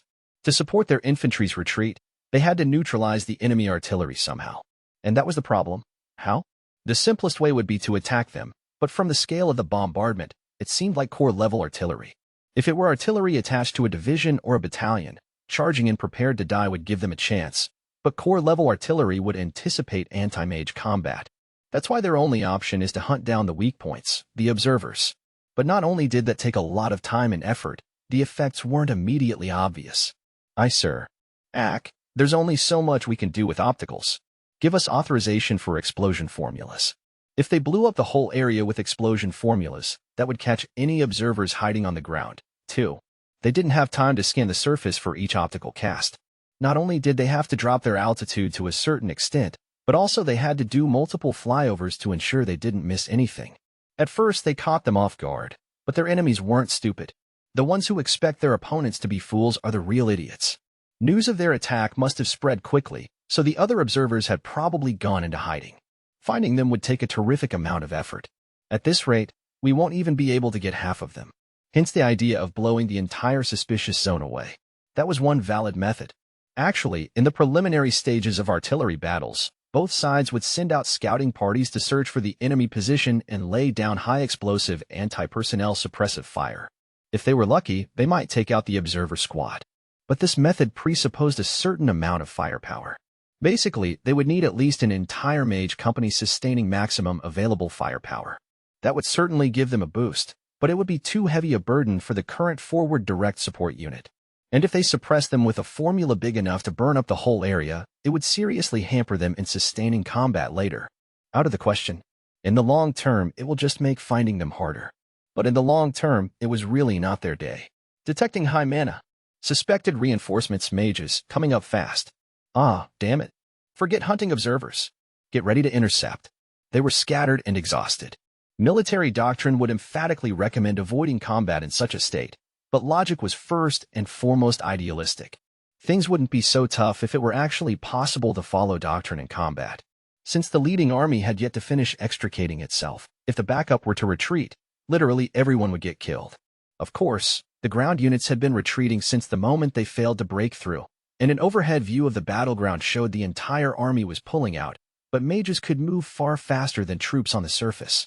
They could just see the observers returning to direct the batteries and take out their ground army while they were fighting off the reinforcement mages. That was why they had to secure this airspace. There were some battles you couldn't run away from. All units, our observer is down. I say again, our observer is down. Hearing that, Second Lieutenant Tanya de Gurchaff makes an irritated face and mutters, just great. If only we had sortied slightly earlier, or even a bit later is the lament that crosses my mind. All I can do is curse the terrible timing. They didn't make it in time to help their ally, but have come too close to the enemy to turn back now. This will be all pain and no gain. As you all just heard, unfortunately we didn't make it in time, but that just means our job is a bit different. Lieutenant Degurchaff, isn't this too much for one platoon? Sergeant Shones, on loan to Tanya from the company commander, gives a warning.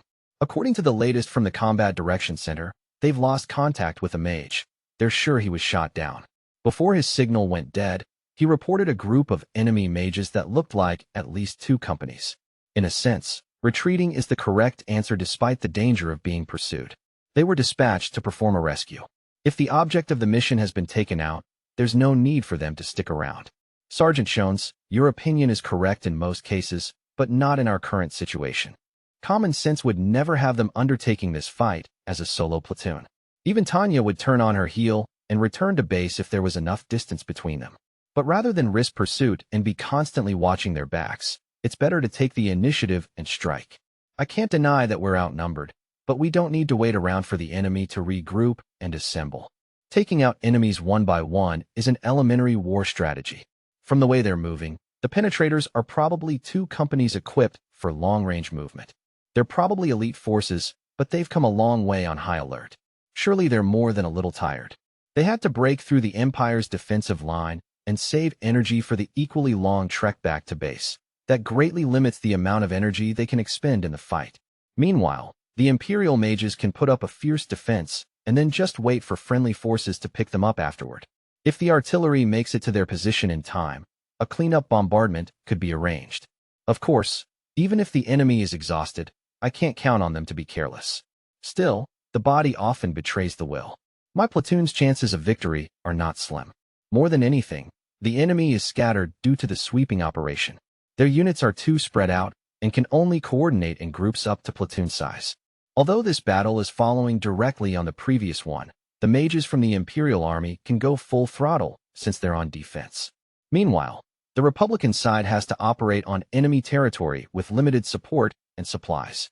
Assuming even numbers, the scale will still tip heavily toward the Empire. In other words, this is a simple task of taking out one exhausted platoon 6 times. Maybe it's a slapdash strategy, but they have the supplies. They even have support, though not much. 1-on-6 sounds hopeless, but 1-on-1 gives them a chance.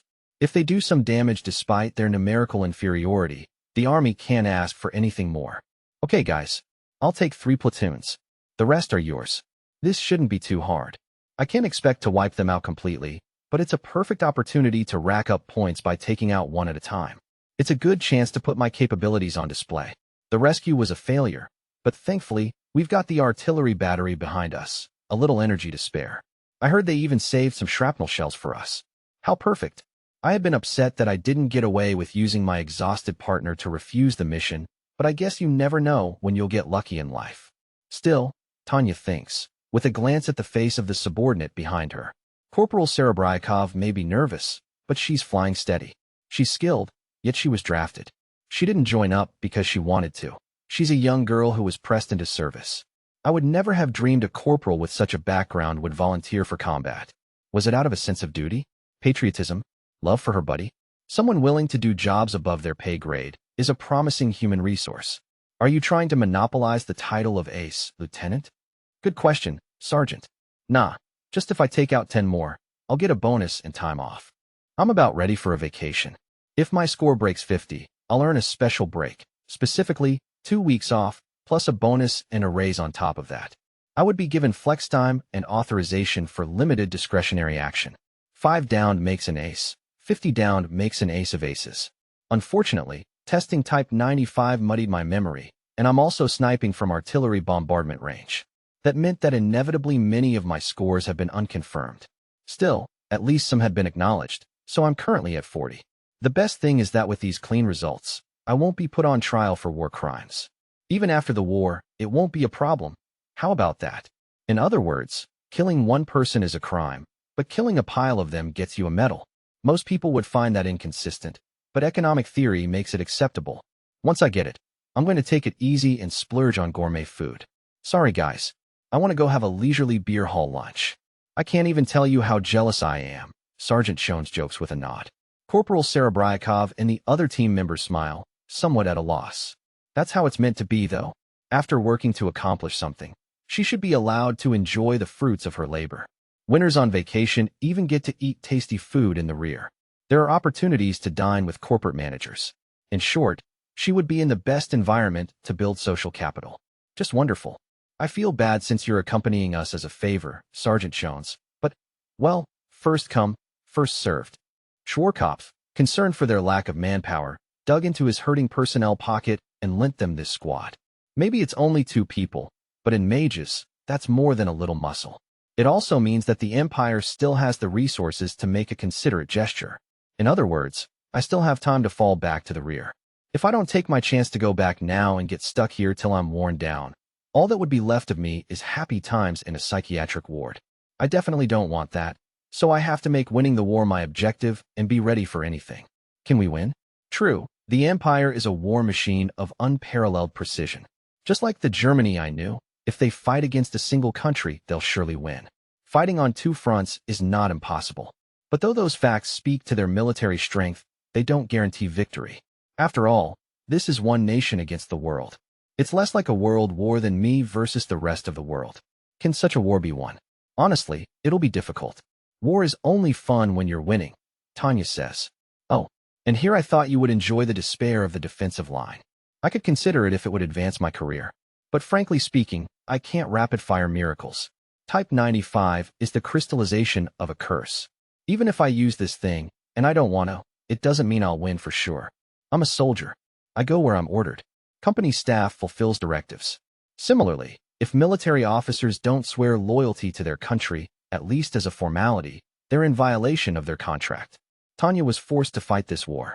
Who would take such a gamble with their own free will? Her answer is short and to the point. Sorry to butt in, Lieutenant, but you don't like the war either? But perhaps unexpected, because Corporal Serebryakov takes the rare step of joining their conversation, looking puzzled. Of course, Corporal. Even I prefer a quiet life. What about you, Sergeant Jones? I'm with you, Lieutenant. Maybe it's part of his plan, but Jones jokingly gives a smart-looking salute.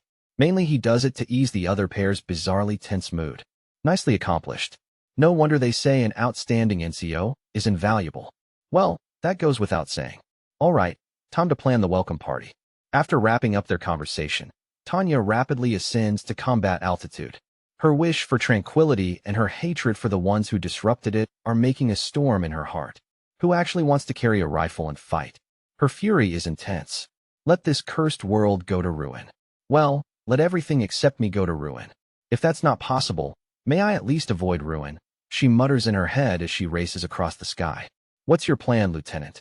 Let's give them a grand reception. We'll treat them to lead and mana glow. Lead is a government expense, and wasting the budget will lower her evaluation, but investing resources via sales effort is part of business. The costs of entertaining clients can be expensed because they are a necessity.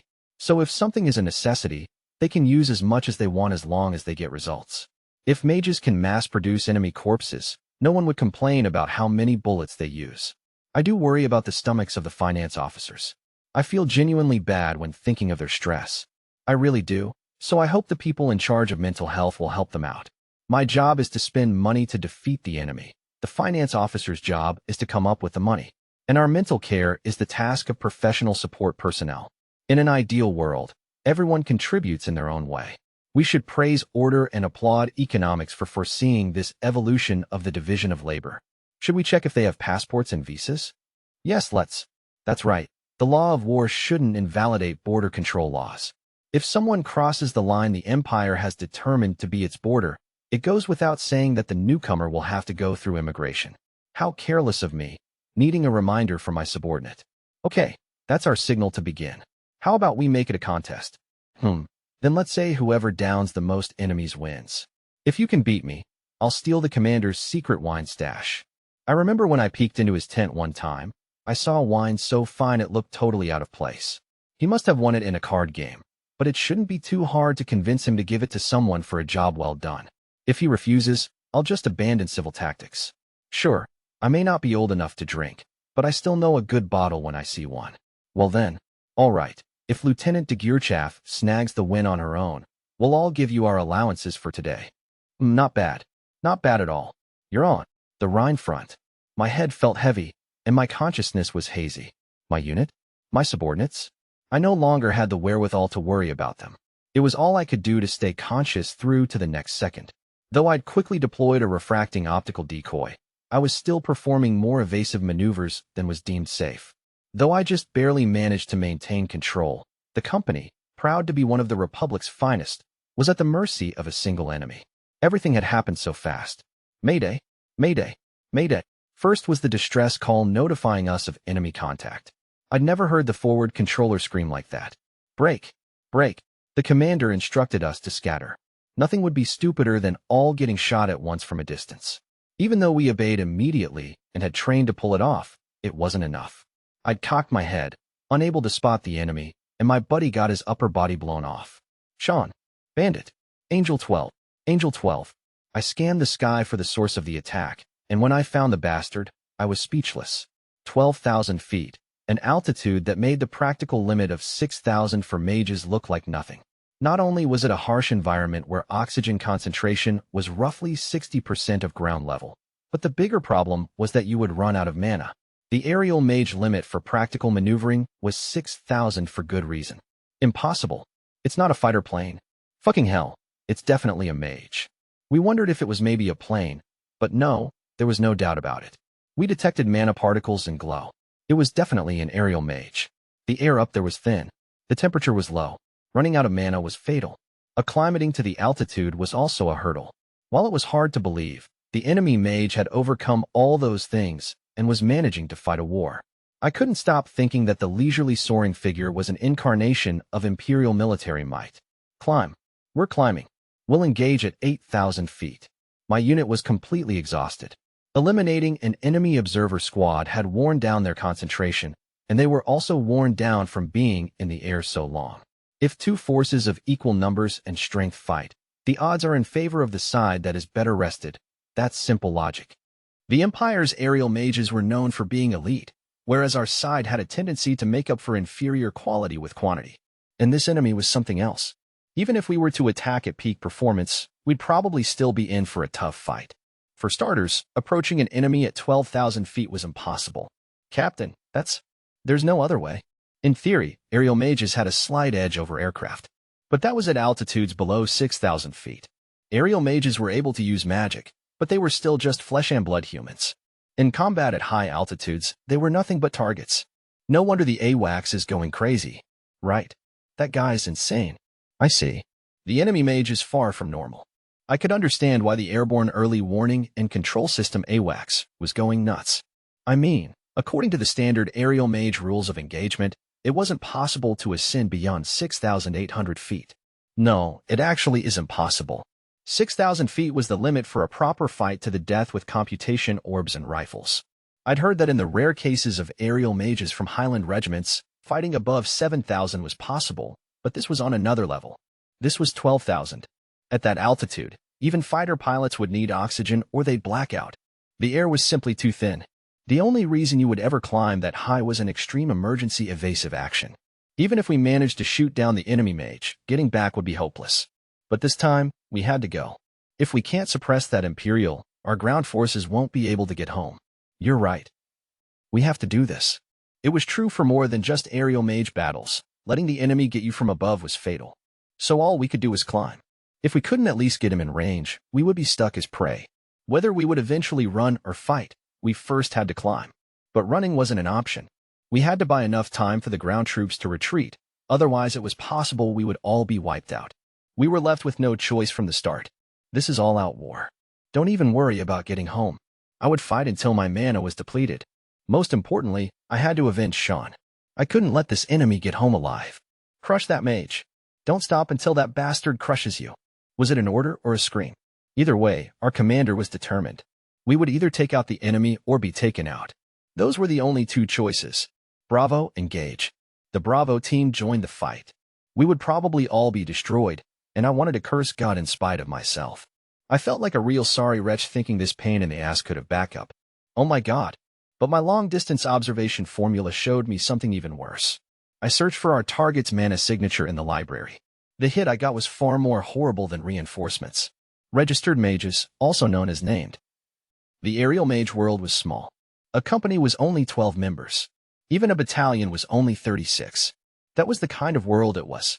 If you shot down 5 enemy mages, you were called an ace, and when your score hit 50, you'd be recognized as an ace of aces. Units with 6 or more aces and individuals with over 30 kills crossed a threshold. Crossing that threshold meant being registered by foreign armies and perceived as a formidable adversary. Named dominated the battlefield. The only viable ways to counter one were to employ overwhelming resources or an equally strong or stronger named. To the men on the battlefield, nothing was more reassuring than having friendly named mages in the sky. For those reasons, enemy named were given individual names and caution was urged. To the Republic, registered mage, name, Devil of the Rhine, meant sheer calamity.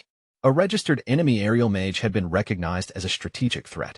Among them, the Devil of the Rhine was the one everyone was most eager to avoid.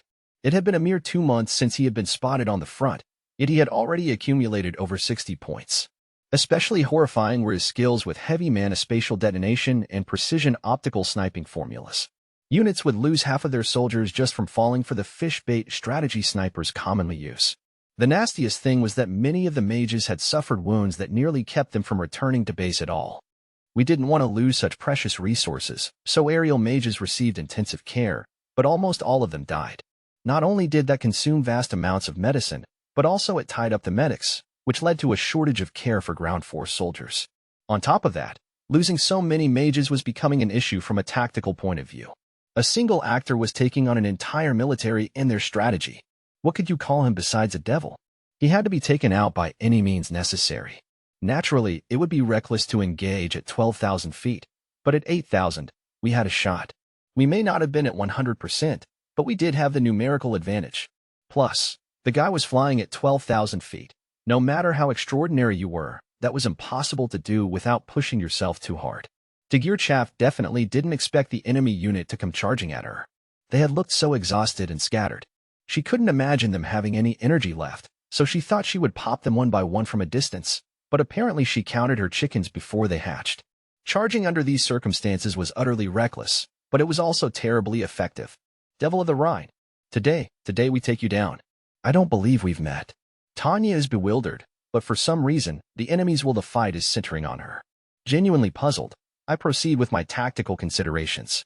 My opponent's maneuvers are nimble and unpredictable. Precision sniping will no longer work. It would be best to switch to either explosion types capable of targeting an entire area or spatially targeted guided formulas. Target locked. Adjusted for relative velocity. She unconsciously chooses the optimal attack using the Alinium Type 95. Rebuild neural linkage network, ion concentrations normal, metamotor cortex parameters updated. All systems green. Nicked. Multiple faint early targeting mana signals detected. Formula types include invisible guided shots and spatially casting blasts. The enemy is close enough to engage, but I was distracted by pointless chatter and didn't realize. Signal alarm scream in my head. I immediately start up casting processes in parallel using the Alinium Type 95 course. Even though I know it will cause a system imbalance, I pour energy in as fast as I can. Meanwhile, she begins erratic evasive maneuvers automatically. Just as she gets out of the way, her previous position erupts with mana glow. Some of the formulas seem to have been explosion type, and the shock waves create wild turbulence. Okay, what's all this now? I think maybe it's a Highland unit, but can they climb straight to 8,000 feet without acclimating? Despite the vertical distance between them, they have me in range. Worse, I'm outnumbered. If they're going to charge, then it seems the enemy is tougher than I thought. Convinced of my opponent's skills to some extent, I immediately create an optical decoy. While casting that, I initiate evasive maneuvers in order to prevent them from predicting my flight path. But even after a number of illusions, a magic shot comes flying at my actual body. How is their disciplined fire so accurate so fast? That shot missed? What a monster. These guys are obnoxious, shouting like that on the open channel. Wait, they must be doing it on purpose. They're capitalizing on their numerical advantage. They want to distract me with radio chatter, but I won't fall for that again. Shooting magic in volleys is a combat style that Imperial mages avoid, since they rely more on individual skill. The Empire boasts superior quality, but the Republic has always made the most of their numerical superiority, for example, the perfectly ordered formation before our eyes. These have to be some of the named we're always warned about. I checked the mana signatures against the library. My irritating guess was right on the mark. These guys are such a pain that the combat instructors warned everyone about their fire discipline. I am clearly going above and beyond my pay grade. CP, this is urgent. The enemy company is named. I say again, the enemy company is named. CP, Roger. I've got reinforcements heading your way. Don't work too hard. Well, that's good news. I should probably be happy they didn't tell me to go die. In military creature society, courage and a loud voice are the things that get you praised. When you're in an insane group that respects the foolhardy over the cautious, it's rough to be the sane one. But this is all for my advancement. I have no choice. Reinforcements acknowledged, but this is my battlefield. I don't want to, but I have to at least rush them. Otherwise, it could adversely affect the evaluation of my achievements in this battle. Now that I recall, I wonder how the Guangdong army was able to puff up their self-image so much. That said, I can definitely get ahead if I act like them. Nobody who calls themselves a patriot is worth a damn. True patriots demonstrate their love for their country through actions, but the fakes express it in words. To get ahead, you have to do both. Patriotism is a really handy tool, and tools are meant to be used. Our mission is to eliminate the rabble violating the Empire's borders regardless of whether they're from the Entente Alliance or the Republic. We don't discriminate. Illenium Type 95 comes with a curse that corrodes my mind the more I use it. In exchange for performance, I have to exalt the self-proclaimed God, being X, with all my might. The only silver lining is that since I'm employing the Guangdong Army promotion doctrine, I can at least make it sound like patriotism. But there's really something wrong with the army if the more you copy those big-talking Tsujin guys, the more you advance.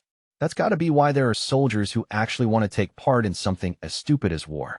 Really, no one should long for peace and an idle life more than soldiers. Spatial coordinates acquired, potential evasion paths calculated, expansion chamber magic filling normally. They want to leverage their numerical superiority and hunt me down. I doubt taking out one at a time will work against Republican mages. If I try, they'll probably gang up on me. They take pride in their perfect coordination, after all. I was unbelievably lucky to have the chance to pick them off and thin the herd at first. I can't expect an opportunity like that again, so I need to switch up my tactics. In short, I just need to treat this clump of guys as a single target instead. Time for some giant killing. I don't need to fiddle around with my aim. I can just target the whole area. CP, requesting theater warning for spatial detonation. CP, Roger. Will issue a spatial detonation warning. Illenium Type 95 is capable of storing mana via its system of 4 synchronized cores. With an explosion formula cast at full throttle operation with that stock of magic, it's possible to superpose interference across the entire war zone. Of course, that means full throttle operation of a flawed orb. Something stupid is bound to happen. Sergeant Shones, prepare for impact. In addition to blowing up friend and foe indiscriminately, it would litter the area with mana noise and reduce visibility with smoke, isolating soldiers. It would throw organized combat into chaos, making all coordination impossible, so I can't just go using it willy-nilly when fighting on a team. The tactic is so disruptive, in fact, that the instructor unit was kind enough to comment that apart from self-destruction, there was no use for it. If, however, the fight is one versus a group, it can blow away the group's organization and turn the fight into one versus multiple individuals. Thus, the verdict is that the formula causes nothing but problems in team battles, but it's not bad to have on hand when low on manpower. Begone, impertinent foes. This is our empire, our sky, our home. I should be able to get positive evaluations for proclaiming my nationalism to the entire area. Coincidentally, the military also generally approves of religious faith, so I might as well make use of being X's curse to get ahead. I'll just have to accept it this time, even if I scream in agony as my freedom and dignity are trampled. If ye come to disrespect the fatherland, we shall pray unto God. The enemy mages begin spreading out. They create a zone of interlocking fire from either side. Rather than concentrate their shots on Tanya, they plan to torture her to death in midair. On top of that, as a precaution against ordinary explosion formulas, the spread is wider than usual. O Lord, save the fatherland. O Lord, grant me the strength to defeat my nation's enemies. They can pin me down even after all those intense maneuvers up this high. These guys are war crazy. Geez, if you like it so much, you should just split into 2 sides and kill each other. Why do they have to get other people involved? Did no one teach them not to be a bother? There had to have been some major flaws in their education. Education decides a child's future. They need to take it seriously. Or maybe they're rational, economical people like me, using war to advance their careers and aiming to survive.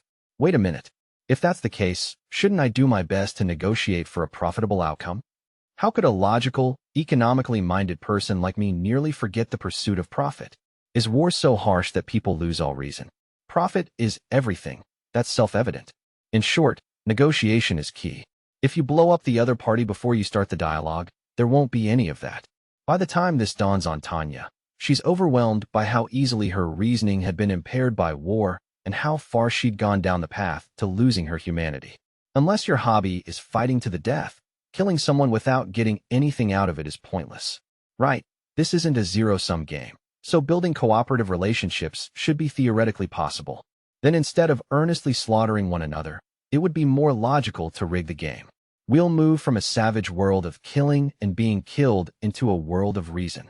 Surely the fabled win-win solution is possible. We can't go overboard. Just as economists were able to determine through statistics that Japan's national sport was riddled with fixed matches, our deception will one day be exposed. But by the time a third party sees through our plot, the fighting will be long over. Economists have plenty of other things to be working on during a war, and most of the time those things are extremely important. Save us from the heathen invasion. Oh God, grant me the strength to slay our enemies. I have to just keep singing meaningless praise to make it look like I'm using a formula. That way I can conceal my intentions from CP for a while.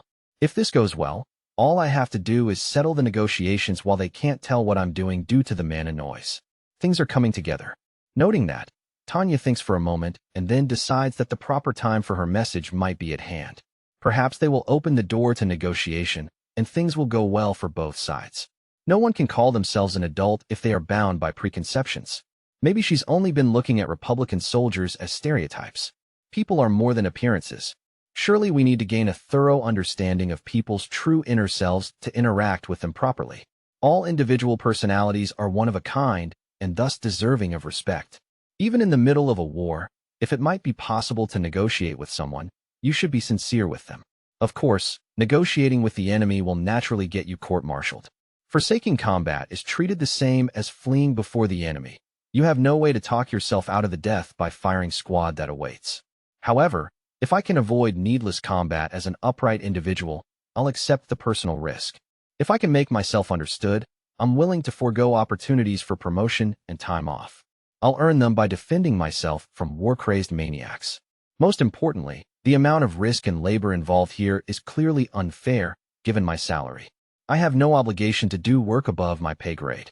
In the unfortunate event that I can't make myself understood, I'll have to take them down and have a nice vacation eating tasty food in the rear. It's a crying shame I can't drink wine, but the region back there is famous for the way it prepares sautéed fish. I'm sure it'll be exquisite. Attention! You are trespassing on the Empire's territory. For now, let's start with a couple benign remarks. We will do our utmost to defend our fatherland, because behind us are people we must protect. Apparently, a soldier's duty is to protect their country's people. Though some armies are violence machines and some belong to emperors, soldiers really are usually protectors of their nation. Well, there are also cases like Prussia, where the army possesses the state instead of the state possessing the army, so it's not a hard rule. But the generalization sure sounds good. Answer me this. Why do you wish to invade the empire or homeland? She says it like a reprimand, but she actually wants an answer. I'll get the negotiation ball rolling. I may be talking to the enemy, but this is still innocuous enough that I can explain it away. I wonder what their response will be, but all I get is a barrage of curses and a hail of bullets. Are these guys really just a bunch of dumb, war-crazy animals? I can't help but doubt their sanity. So these people aren't modern entrepreneurs I can calmly pursue a rational outcome with? Or perhaps they, too, have lost their humanity in the war? If that's the case, how sad. That means I have to play along with these war-loving fools, the worst possible scenario. She wants to request overtime pay, along with extra compensation for being placed in this hazardous working environment, but she doesn't know who to invoice. I realize it's immature to throw a fit, but I want to cry. This is CP with a warning for the theater. Watch out for mana noise. CP is kind enough to issue the warning Tanya requested, and she has accumulated enough mana. All right, if these guys are logical, economically minded fellows, they're sure to value 1 over 0. Who knows? Maybe they're the prudent types who won't take a risk while the radio signal is good. Even if they get bombed first, rational fellows like that will undoubtedly choose a reasonable solution if they survive. At least, I would choose a reasonable solution. Maybe I should get this over with. Knock it off with the hesitation and delays and get things moving. focus on controlling all the mana I saved up and accept the noise in my thoughts. O saints, believe in the blessings of our Lord. Let us be fearless. Tanya feels drained at the sudden release of loaded mana. She wants to scream as all the energy is sucked out of every one of her cells, but a Lineum-type 95's curse prevents it. Still, she can't get over how weird it is for pain to be forcefully converted into religious ecstasy. The sensation of joy and agony blending to rattle your mind is a horror beyond description. Lament not your fate. Oh, the Lord has not forsaken us. The full-body pleasure and the uncomfortable deprivation of my freedom finally reaches an intolerable level. If she could, she would curse him, but her mouth is probably only capable of praise. It annoys me, but the one thing the commies got right was to call religion a drug.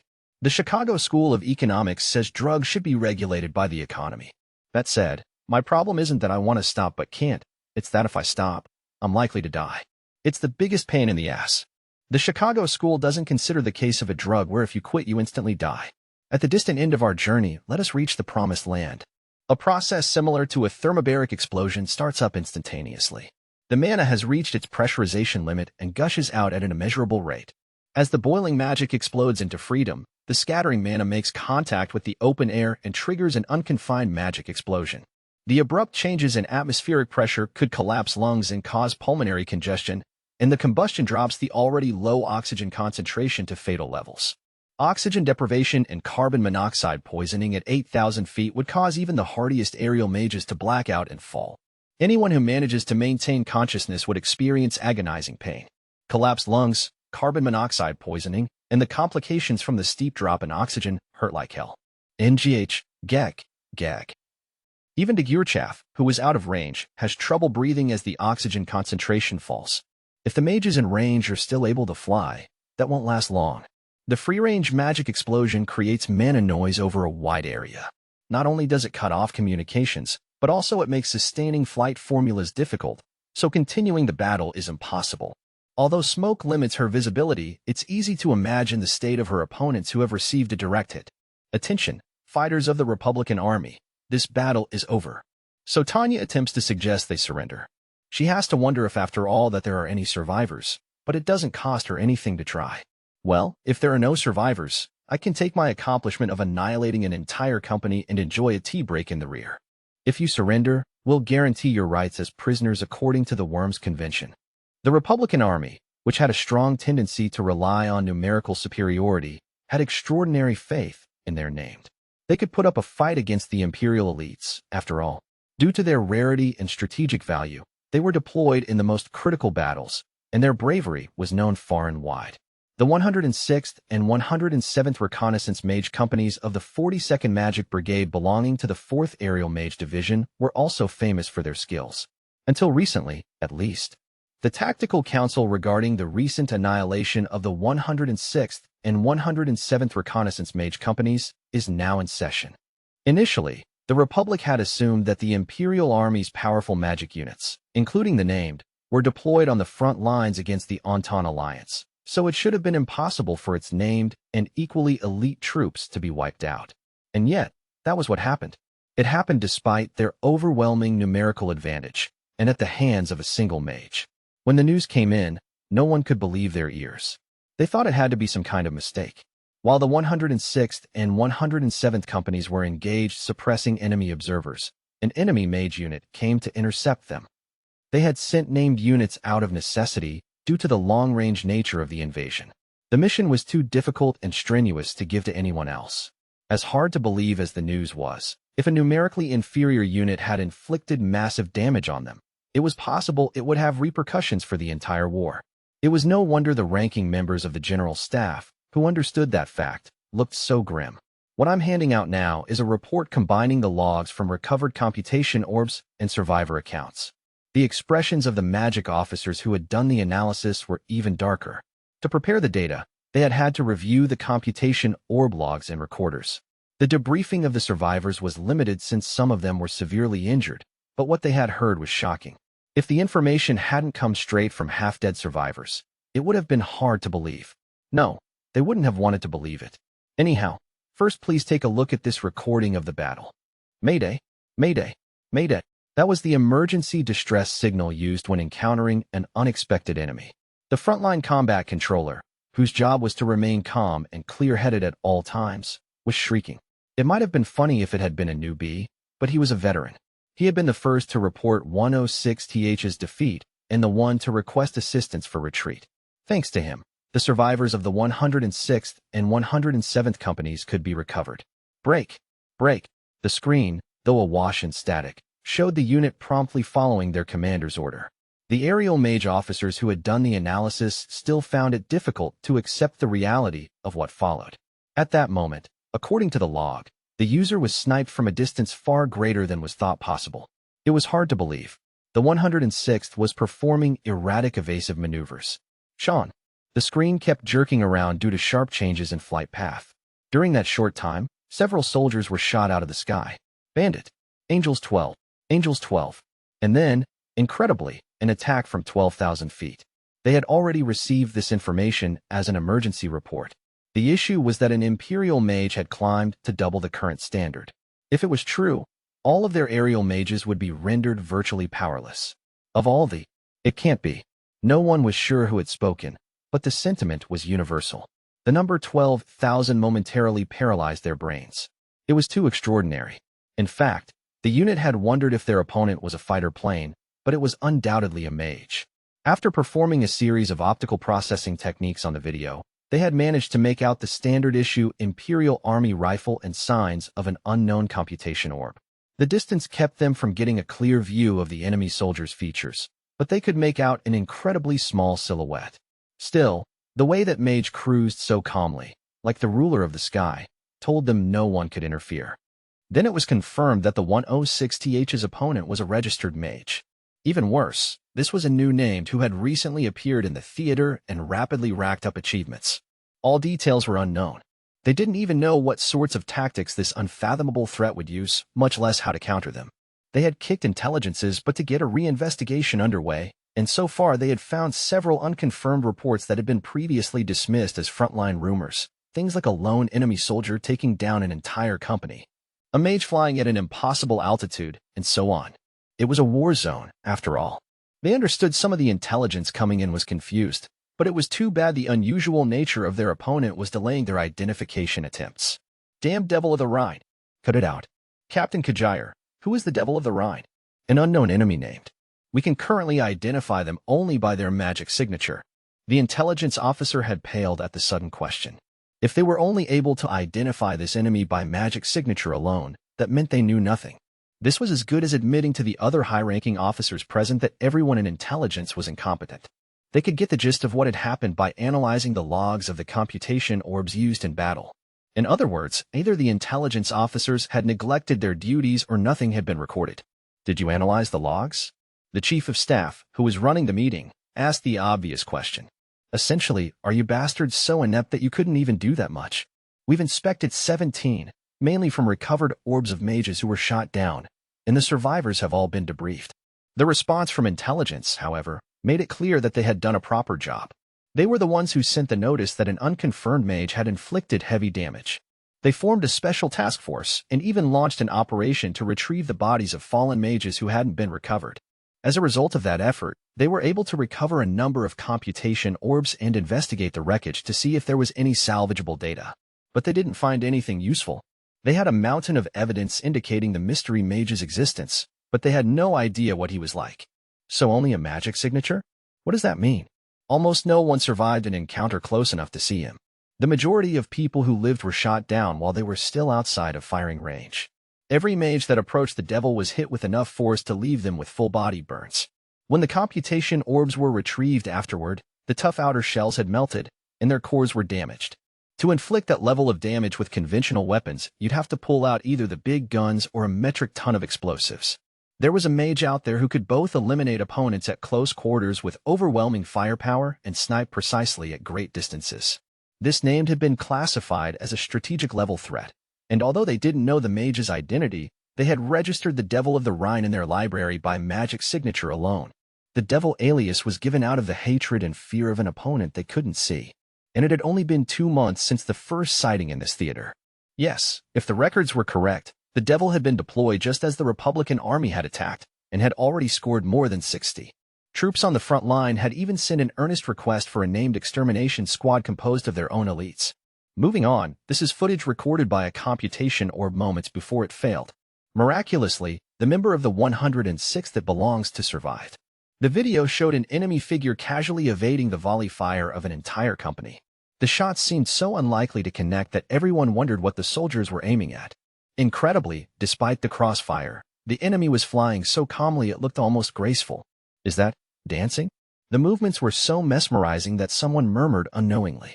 A spectacular amount of magic glow filled the air, but the enemy dodged its many sources with elegant ease. Irritatingly, not a single shot seemed to hit.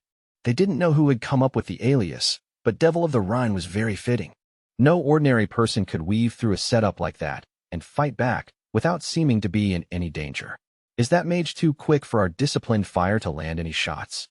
Could their mobility really be that much better than ours? The Republican Army had developed their fire discipline in response to the known superiority of Imperial mages. Working as a team, its troops could shoot down the overconfident enemy mages who tended to stick out. Although it was a doctrine premised on numerical superiority, the Republican Army considered it a solution. It figured there wasn't a mage in the world who could stay in the air once the barrage began.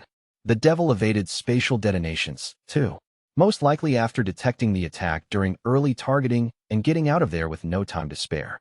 You mean the enemy performed evasive maneuvers in a few seconds or less? Wouldn't that mean this mage could dodge all guided magic attacks?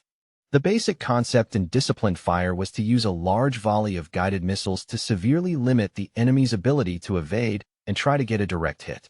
At the same time, the unit would estimate the velocity of their opponent and use exploding formulas along a wide area in their flight path to catch them.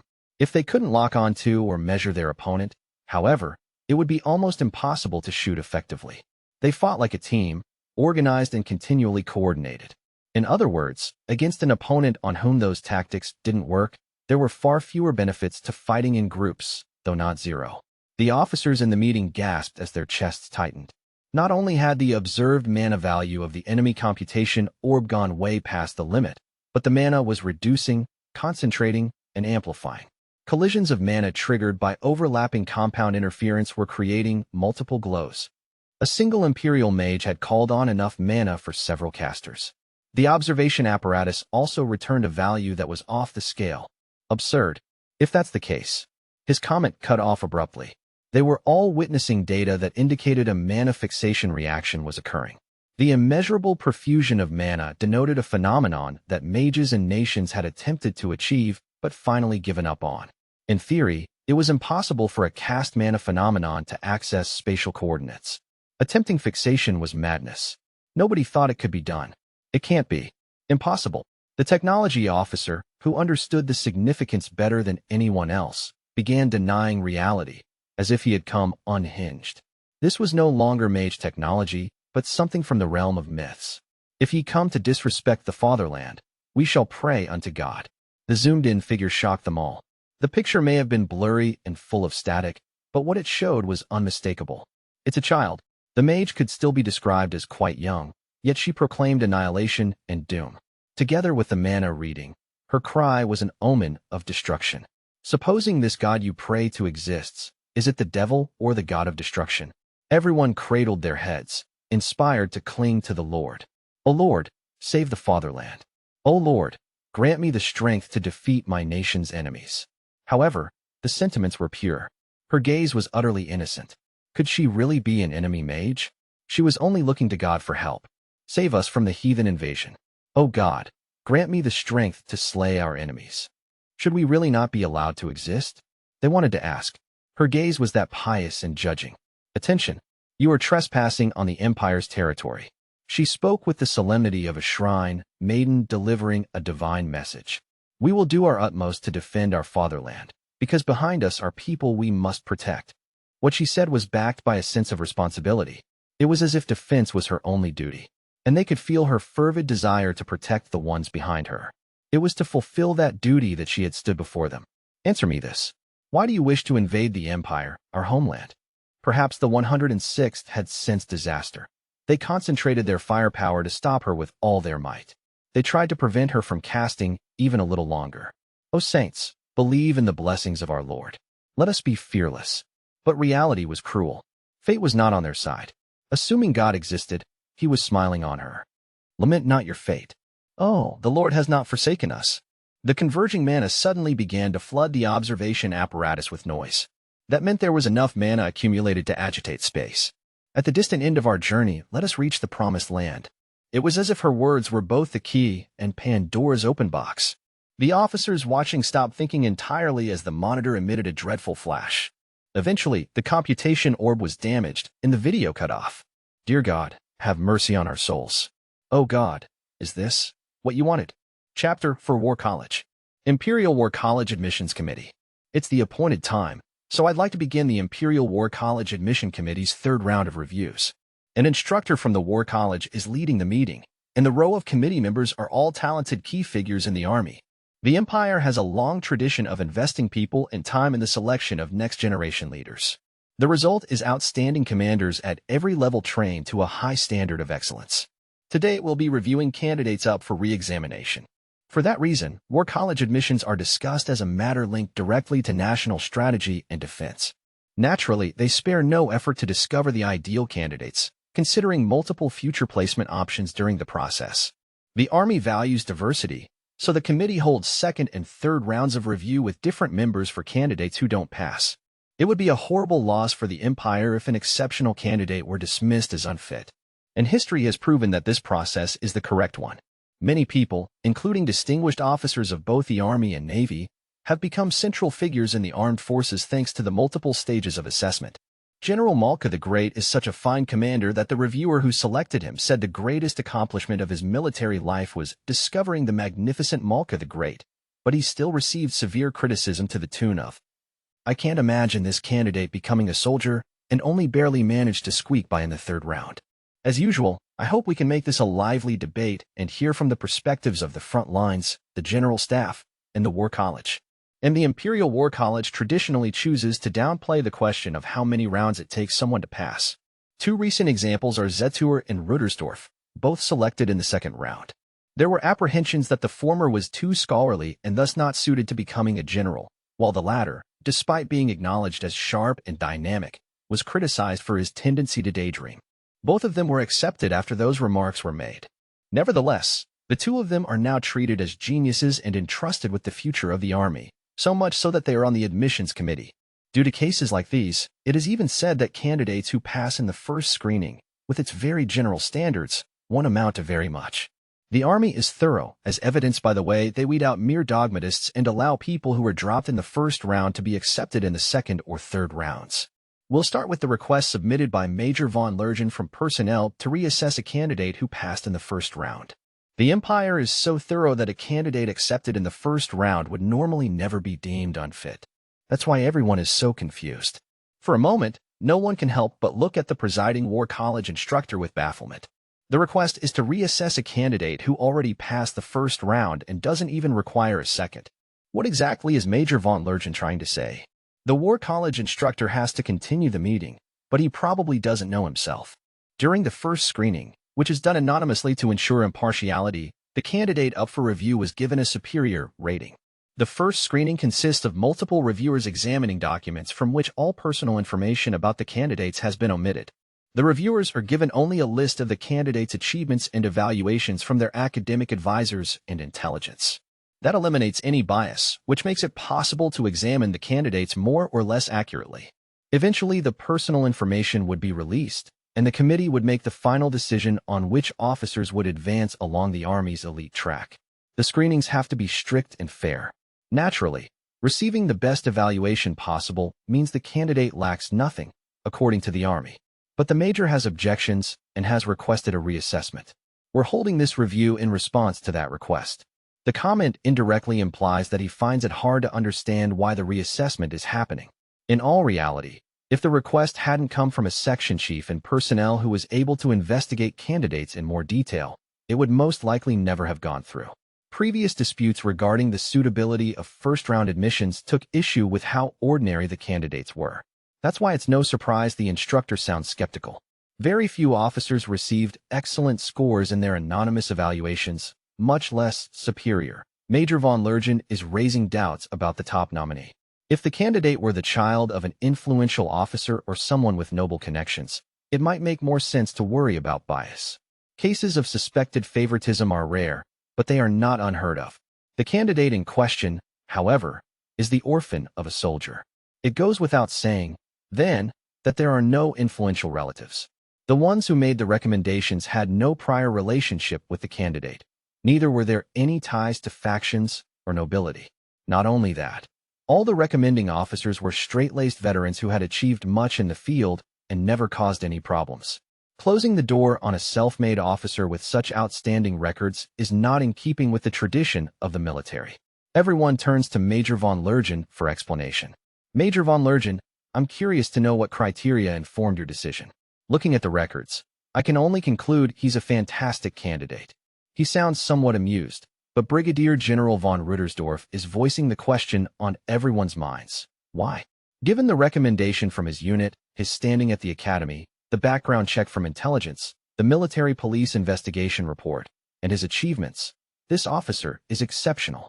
I wonder what the problem is. Recommendations for achievement exist to select distinguished officers.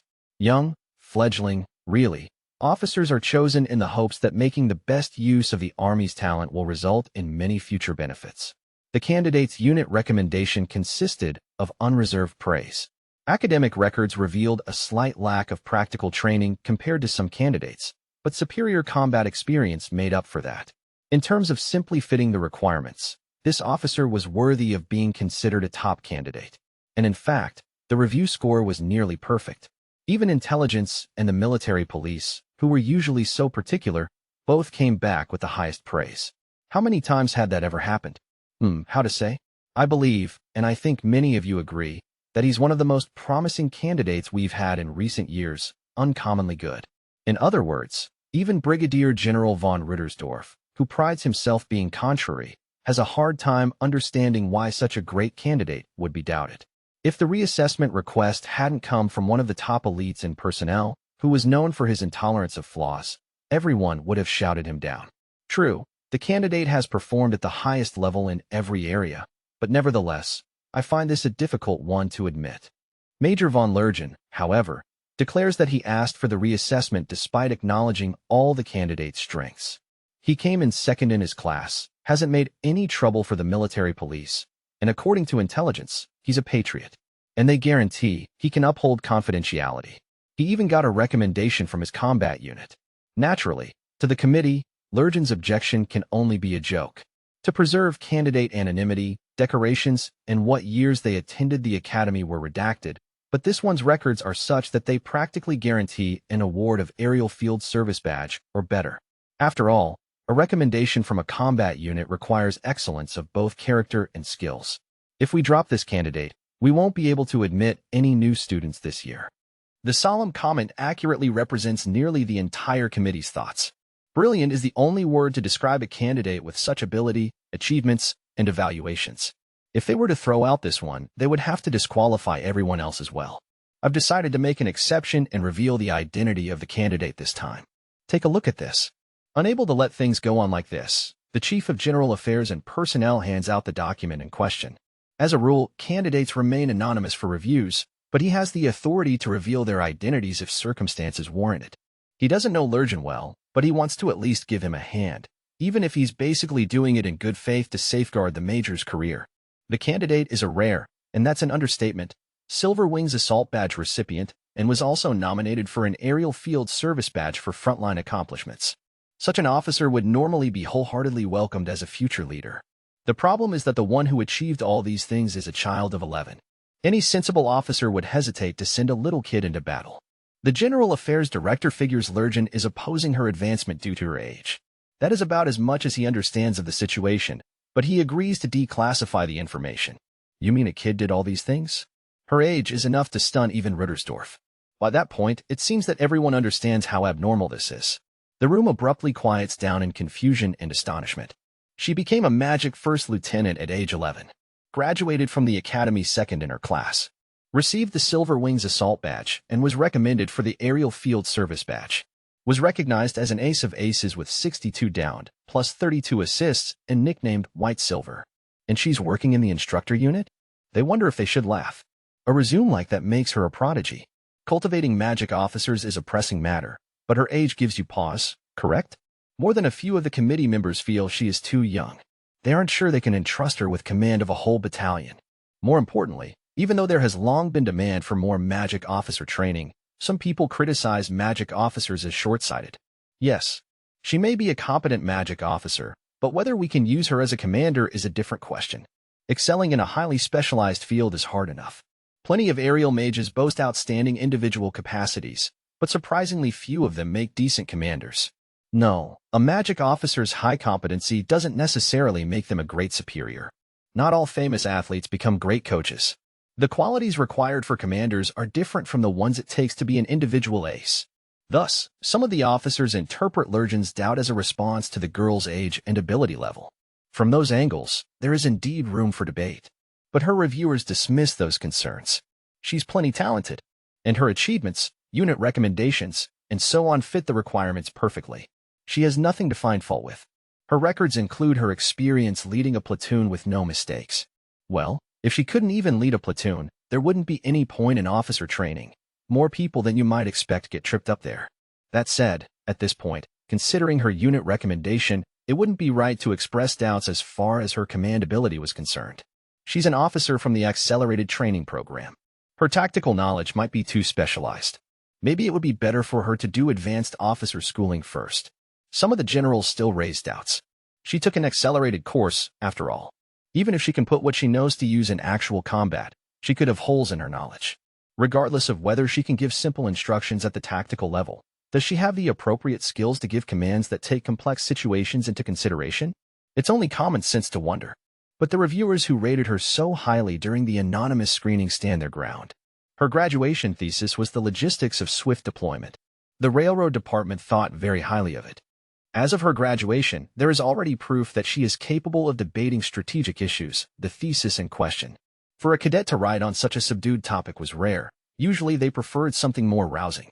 Considering the results she had attained on the battlefield, it was even stranger. During the anonymous review, everyone figured the candidate had to be someone with extensive field operation experience if they could write logistical analysis like that. Anyone who read it would assume it was written by an expert and think no more of it. And when people who knew logistics read it, they were impressed by the superior writing and viewpoint, even if they didn't want to admit it. The outline was simple and clear. She emphasized gathering resources and said that supply lines should be secured through depot organization and a standardized distribution process. She argued that efficiency should be a top priority with the goal of eliminating all long-term storage, except for emergency supplies. After her criticism of hoarding resources in the rear, she proposed a way of managing essential material that would support continuous combat on the front lines. Apparently, it was common knowledge in logistics that the railroad department had read it, loved it, and practically begged for her to be assigned to the team. In fact, a number of skilled field officers reviewed the paper and gave it high praise. They said that anyone who had ever launched an offensive from the front line and run out of supplies had a keen understanding of where it was coming from. Ruttersdorf, always worrying about operation logistics himself, was no exception. No one assessing the anonymous candidate would have ever imagined that she was only 11. Sorry, one thing. I hadn't given much thought to who wrote it, since information about the author was classified, but it wasn't a research report from the War College. No, she wrote it in the academy. Excuse me, but do you really think any further deliberation is required? I can't see the need for it myself. If she can't debate on topics in logistics, it's hard to call her short-sighted. Ruttersdorf cocks his head. The longer the discussion goes on, the better the candidate looks, and the fewer reasons to doubt her remain. Then, and perhaps it's to be expected, Brigadier General von Zetour breaks his silence, looking as if he can no longer stand by. He doesn't particularly raise his voice, but his tone is dissatisfied, to be sure. Here's a question. It appears that the candidate previously received a recommendation to advance to War College from Brigadier General von Valkov during her field training as a cadet, but personnel rejected it. Can someone explain what happened? As far as Zetour can see, aside from her age, First Lieutenant de Gierchaff is an excellent candidate and fits the bill with no problem. She even received high evaluations from some officers while she was still a cadet. Valkov admired her performance in the conflict zone so much that he recommended her for War College admission. Though Zetour had only met him in person a handful of times, he sensed the man's intelligence during those conversations, and it was hard for him to imagine that Valkov would make a deeply erroneous recommendation. And furthermore, As far as he can tell, she was regarded highly throughout her entire career, and her abilities have never been doubted before. Why wasn't she reviewed at that point? Who rejected her? I rejected her for her age and lack of achievements. Zetur nods as if he expects Lurgen's answer and turns a stern eye on him. Major von Lurgen. Yes, what can I do for you, sir? I don't want to go on a tangent questioning your impartiality, so setting aside the initial rejection, why did you request this reassessment? Lurgen's objection is so problematic his fairness is being called into question. Zetur doesn't outright say it, but everyone is wondering the same thing. She has so much talent, so many achievements. She is an outstanding officer. How could he doubt her? Because I have serious qualms about Lieutenant de Geerchaf's character. Lurgen can't shake a bad feeling he has about her. His experience assessing numerous officers tells him something is off, and that uneasiness has solidified into a deep distrust. He is determined not to let this abnormal girl be appointed to the heart of the Imperial Army. Are you saying that despite knowing she scored extremely high on both her psychiatric evaluation and intelligence's test of her ability to maintain confidentiality? Yes, of course. She would pass both the psychiatric evaluation and intelligence's assessment. Not only that, she might even be religious enough to get complimented on her piousness by a priest. Most soldiers wouldn't ask God for forgiveness in the middle of a fight. Still, that only means no one has been able to detect her abnormalities. Are you questioning the results of the tests? That's right, but I don't doubt the tests themselves. I concede that the results are adequate. I'm sure the tests all came up with the right numbers. That's not what's abnormal about her. Well, I understand the issue anyhow. That psychiatric evaluation is meant to test adult military professionals, not weirdos like her. So I'm sure those numbers are the result of a fair and carefully conducted test. And that's precisely what's abnormal. Major von Lurgen, I'd like to take the opportunity to remind you that everything you say will go on record, and then ask you to confirm something. Yes, sir. For Lurgen, both going on record and doing major damage to his career are frightening prospects. Really, as one of the best racing down the elite track, he would rather avoid these sorts of arguments. But he has to say something. The urge has taken hold of him. His entire body, his soul, warns him of something like a natural enemy to him as a human being, something alien, an abnormality that can't be allowed to exist. Why do you doubt Lieutenant de Geerchaf's character? I've seen her 3 times. The first time, he thought she was an outstanding officer candidate. The second time, he thought she was a terrifying officer candidate. The third time, he was sure she was an insane officer candidate. In an official capacity or privately? All 3 times came about due to my military duties. I saw her 3 times during inspections of the military academy. There is probably no cadet who has made a deeper impression on me, and there probably never will be. She's at least abnormal enough that I can say that. Cool-headed and logical, patriotic and egalitarian, devoutly religious yet a liberal. Though all of those are praiseworthy qualities for a person to have, she's warped. Something about her is strange and twisted. Are you claiming that she's done something wrong? Or did she say something? Please look at the remarks from her instructors. The word abnormal is scribbled at the top. Her academic advisor, who had interacted with her the most, had left an interesting memo. Though he gave her excellent scores in every area, he'd scribbled the word abnormal as a personal note. Was it her character that had made him uneasy? Instructors often point out students' deficiencies, but writing abnormal seems unthinkable. So there is a reason? Please explain. Even Zetur relaxes his accusatory stance and shows he is willing to listen, although it is only because he feels it necessary to confirm the facts from an impartial point of view. She's abnormal. I've never seen an officer candidate with a fully formed personality and perspective who regards people as objects. She's just like a perfected machine. She takes orders and carries them out to the letter, an ideal officer. Despite that, she understands reality. I've never heard her spout any pointless theories. I just can't believe she's normal. And that's why she was capable of what I witnessed when I saw her the 3rd time. Did you ever think it might be some quirk of a genius's mind? She definitely comes off as a genius in combat. In fact, General von Valkhoff and Intelligence jointly recommended her for the Iron Cross 2nd class. More than anything, something about that kid as a newly commissioned officer seemed wrong. Lurgen exercised his full authority to investigate and found indications that she had participated in actual combat even before she was commissioned as a 2nd lieutenant. There were very few clues, but when he put them together, his suspicion of her involvement in an intelligence operation deepened. The recommendation may have been dismissed during the application processing stage, but they wouldn't have nominated her for an Iron Cross 2nd class for no reason. You mean during her field training? This surprises everyone, and a stir goes through the room. It is difficult to believe no matter what, but the rapid growth of her career over such a short time lends it credence. During her field training, in other words, when she was 9, this child saw action and came out of it with a nomination for an award. If they heard it anywhere else, they would write it off as a bad joke. The abnormality here is this nonsense coming up during a review of candidates who may hold the future of the army on their shoulders. When I grilled intelligence, they hinted that they might have involved her in some kind of top-secret operation, a border conflict zone. It is a rather dangerous place for an officer candidate to do field training, but, well, still probably fine. But the long-range penetration training makes even the hardiest soldiers scream, and doing it in actual enemy territory? A march in full combat gear in the middle of the night to an isolated friendly base across land crawling with barbarians. You'd never expect a cadet to lead that sort of operation. Lurgan wrung the information out from an acquaintance from intelligence, and even he had assumed it was run by a battle-tested warrant officer. Well, it made sense. It was only natural that intelligence would look to such a capable leader for help. They probably never dreamed she was a cadet doing field training. Now Lurgan has a hunch that the medal application was withdrawn after they belatedly realized that Tanya was only an officer candidate. You mean to say that a cadet was involved in a field operation that led intelligence to apply for her decoration? By now, no one can ignore how anomalous she is. The intelligence officers fend off glares by shaking their heads as if they know nothing about it. But it's common knowledge that intelligence's right hand doesn't know what its left hand is doing. They have to know that they'd come up with something if they investigated. Their faces became awfully pale a few moments ago. If possible, I'd like to get that information declassified. I'll check on it. And? If that's it, I'm pretty sure she's just an outstanding officer. We'll ascertain the truth of this matter. That's what the chairman means, but he's already convinced. That is why none of this makes sense to him. Why is Lurgan so skeptical about an officer with whom, aside from her age, they have no issues, not with achievements, performance, or anything else? While attending the academy, she pulled a magic blade on someone for insubordination. Isn't it the senior cadet's responsibility to smack the rebels into shape? To come out and say it, although military law prohibits taking punishment into one's own hands, there are unwritten rules.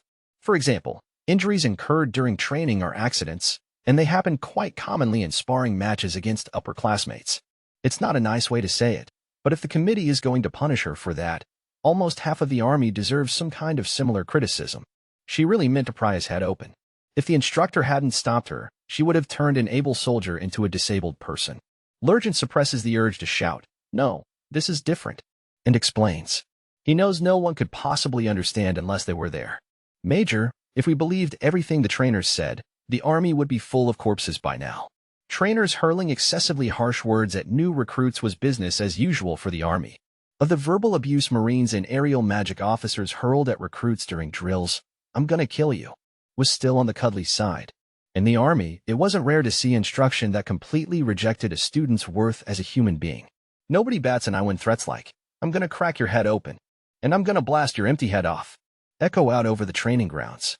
And corporal punishment isn't just endorsed. Even if she tended to go to extremes, that's a bit of a mean evaluation. Considering her age, you could say she has great self-control. If it were only words and some threats. Frankly, if that were all, most of them would go by what they know and think it was cute. But they hadn't seen her with their own eyes. Actually, they probably even think they're being considerate by not court-martialing people for every failure to obey. After all, disobeying a superior officer can, at worst, result in capital punishment by firing squad. To put it a different way, they believe it's kinder to the new recruits, who might not have great judgment, to punch them out rather than execute them. Well, if your worries are her age and capacity for self-control, then I suppose I understand. They aren't going to change their minds at this point. Everyone can agree there is an issue with her age. Coming down hard on a new recruit, as the major commented, may have been overkill, but it was still within bounds of the permissible. And it isn't as if they don't understand his concerns about her unusual ability. But actually, by putting her through war college, they can offer her education in areas she lacks and grow her into a remarkable, competent officer. That much is certain, they think. Major von Lurgan, your views are too subjective. Yes, I must say you're lacking in objectivity. Despite all the debate and reservations, she will still be admitted. I recognize that you were trying to be fair. I'm surprised that someone like you would get so caught up in superficial impressions. Well, nice investigating. We'll have to grill intelligence. No one understands that he brought her up as a problem in earnest.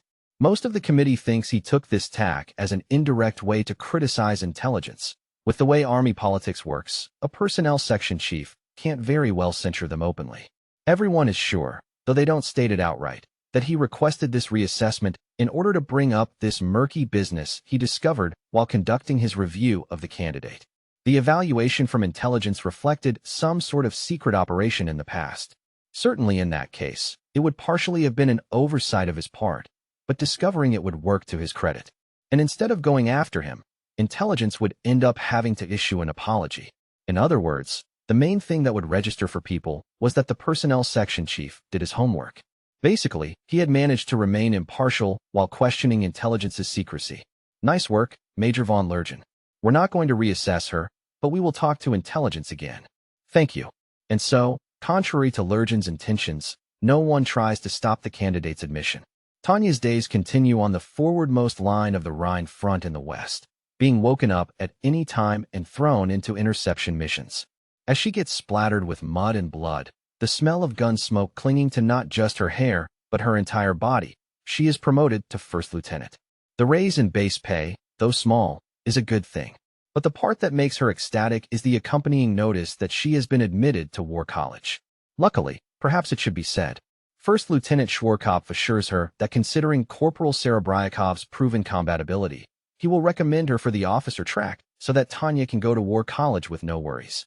She is glad she can get away without acting like she cares about her subordinate. As for the notice itself, getting recommended for admission to the War College is an honor, so that's a dream come true. To be eligible, you have to be at least a first lieutenant, so she doesn't even qualify at the moment. Apparently, some commendable personage nominated her when recommending her for achievement.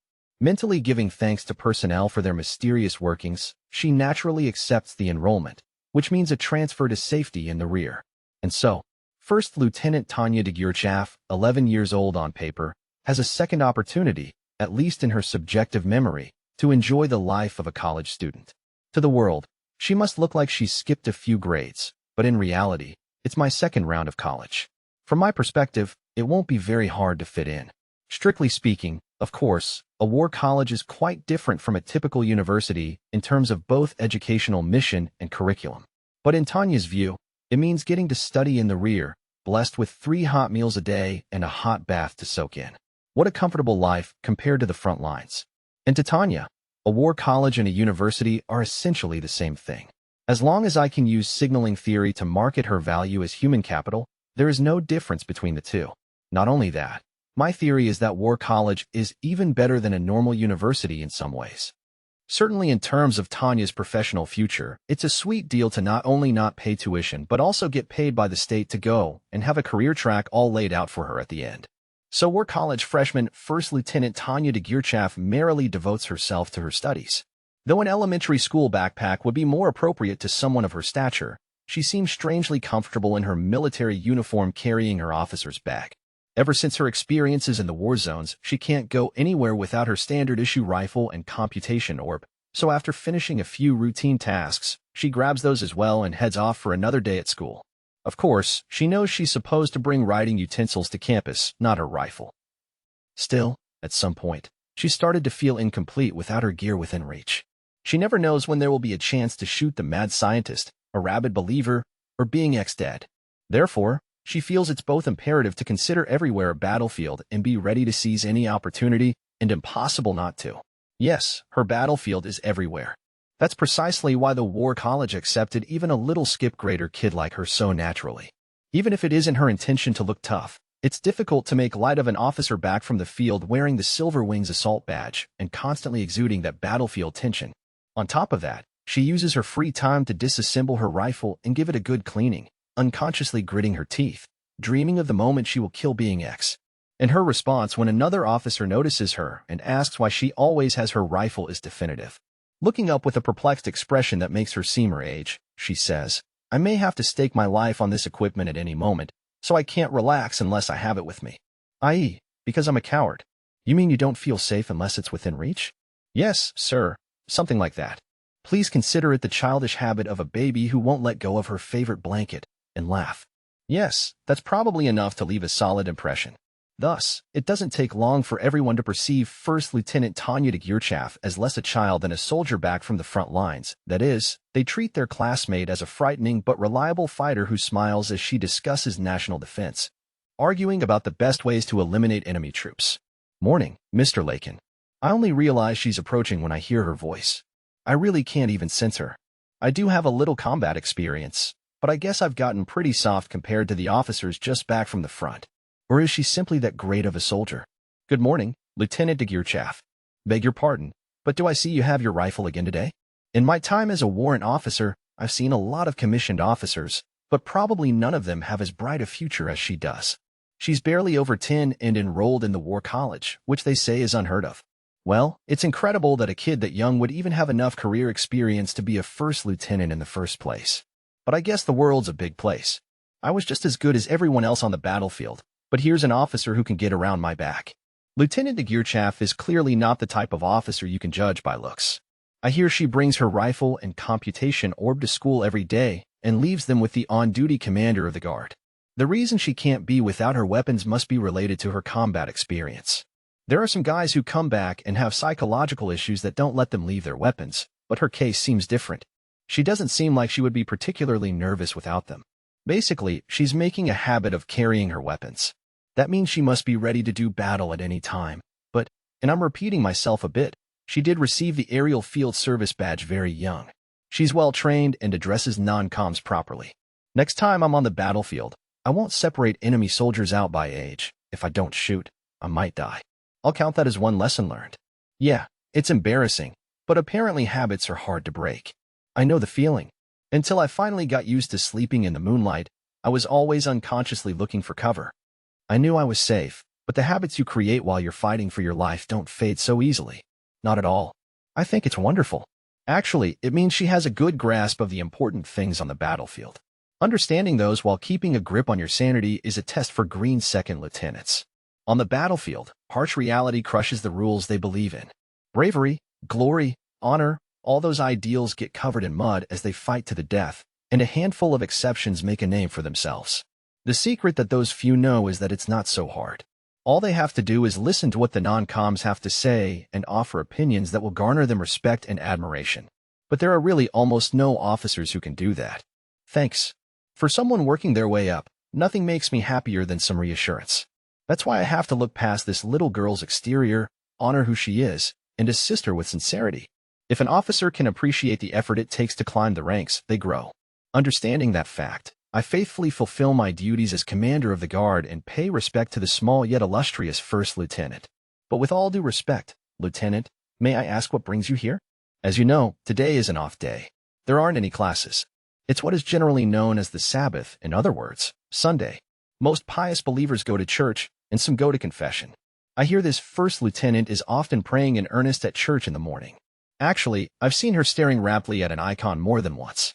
Yeah, it's something straightforward. I want to use the library. The reference room at the dorm isn't enough. Although it's an incredibly simple observation, Lieutenant de Gearchaff is really, truly hardworking. Even the grumpy head librarian commends her knowledge, curiosity, and desire to learn, so I guess this girl is the epitome of what a soldier should be. I even heard from my former superior that the General Staff's strategy section was blown away by her analysis of the lessons of war and re-examination of basic tenets. I wonder what she's got crammed in that little head of hers. She really impresses me. I beg your pardon. Then as usual, please leave your weapons here before making your way in. Normally it's too much fuss to look after officers' personal effects. Keeping an eye on them takes effort, so I don't usually want to do it, but this first lieutenant is different. A soldier has no greater friend on the battlefield than their rifle. And for a mage, their computation orb is just as invaluable. Watching over these is an honor, so I don't even notice the workload. Thanks. Then if you'll excuse me. After quickly filling in the application and accepting the proof of storage receipt with a practiced hand, Lieutenant de Gearchaff proceeds on to campus. I glance after her, and even from behind, I can see that although her stride is small, she steps with confidence. Her narrow shoulders seem incredibly broad. The thought that such an officer trusts me enough to hand over her brothers in arms with no hesitation makes me happy in spite of myself. She's an awfully cheeky little bedwetter, but an idiot shows up to rain on my parade. He doesn't understand how lucky I feel. It's amazing that she's a commissioned officer so young, and this bozo doesn't possess anything to commend him on besides his age. Are you stupid? She may look young, but it's not piss she smells like. She's got the scent of combat around her, gun smoke and blood. So even a sergeant with combat experience can be this naive. Achieving that level of perfection as a soldier takes enough skill and love for battle to rival the old-timers. To put it a different way, even if you despise war as a human being, there has to be something about it that you love, or you'll never be able to understand her. Sergeant, is that all you think about her? Huh?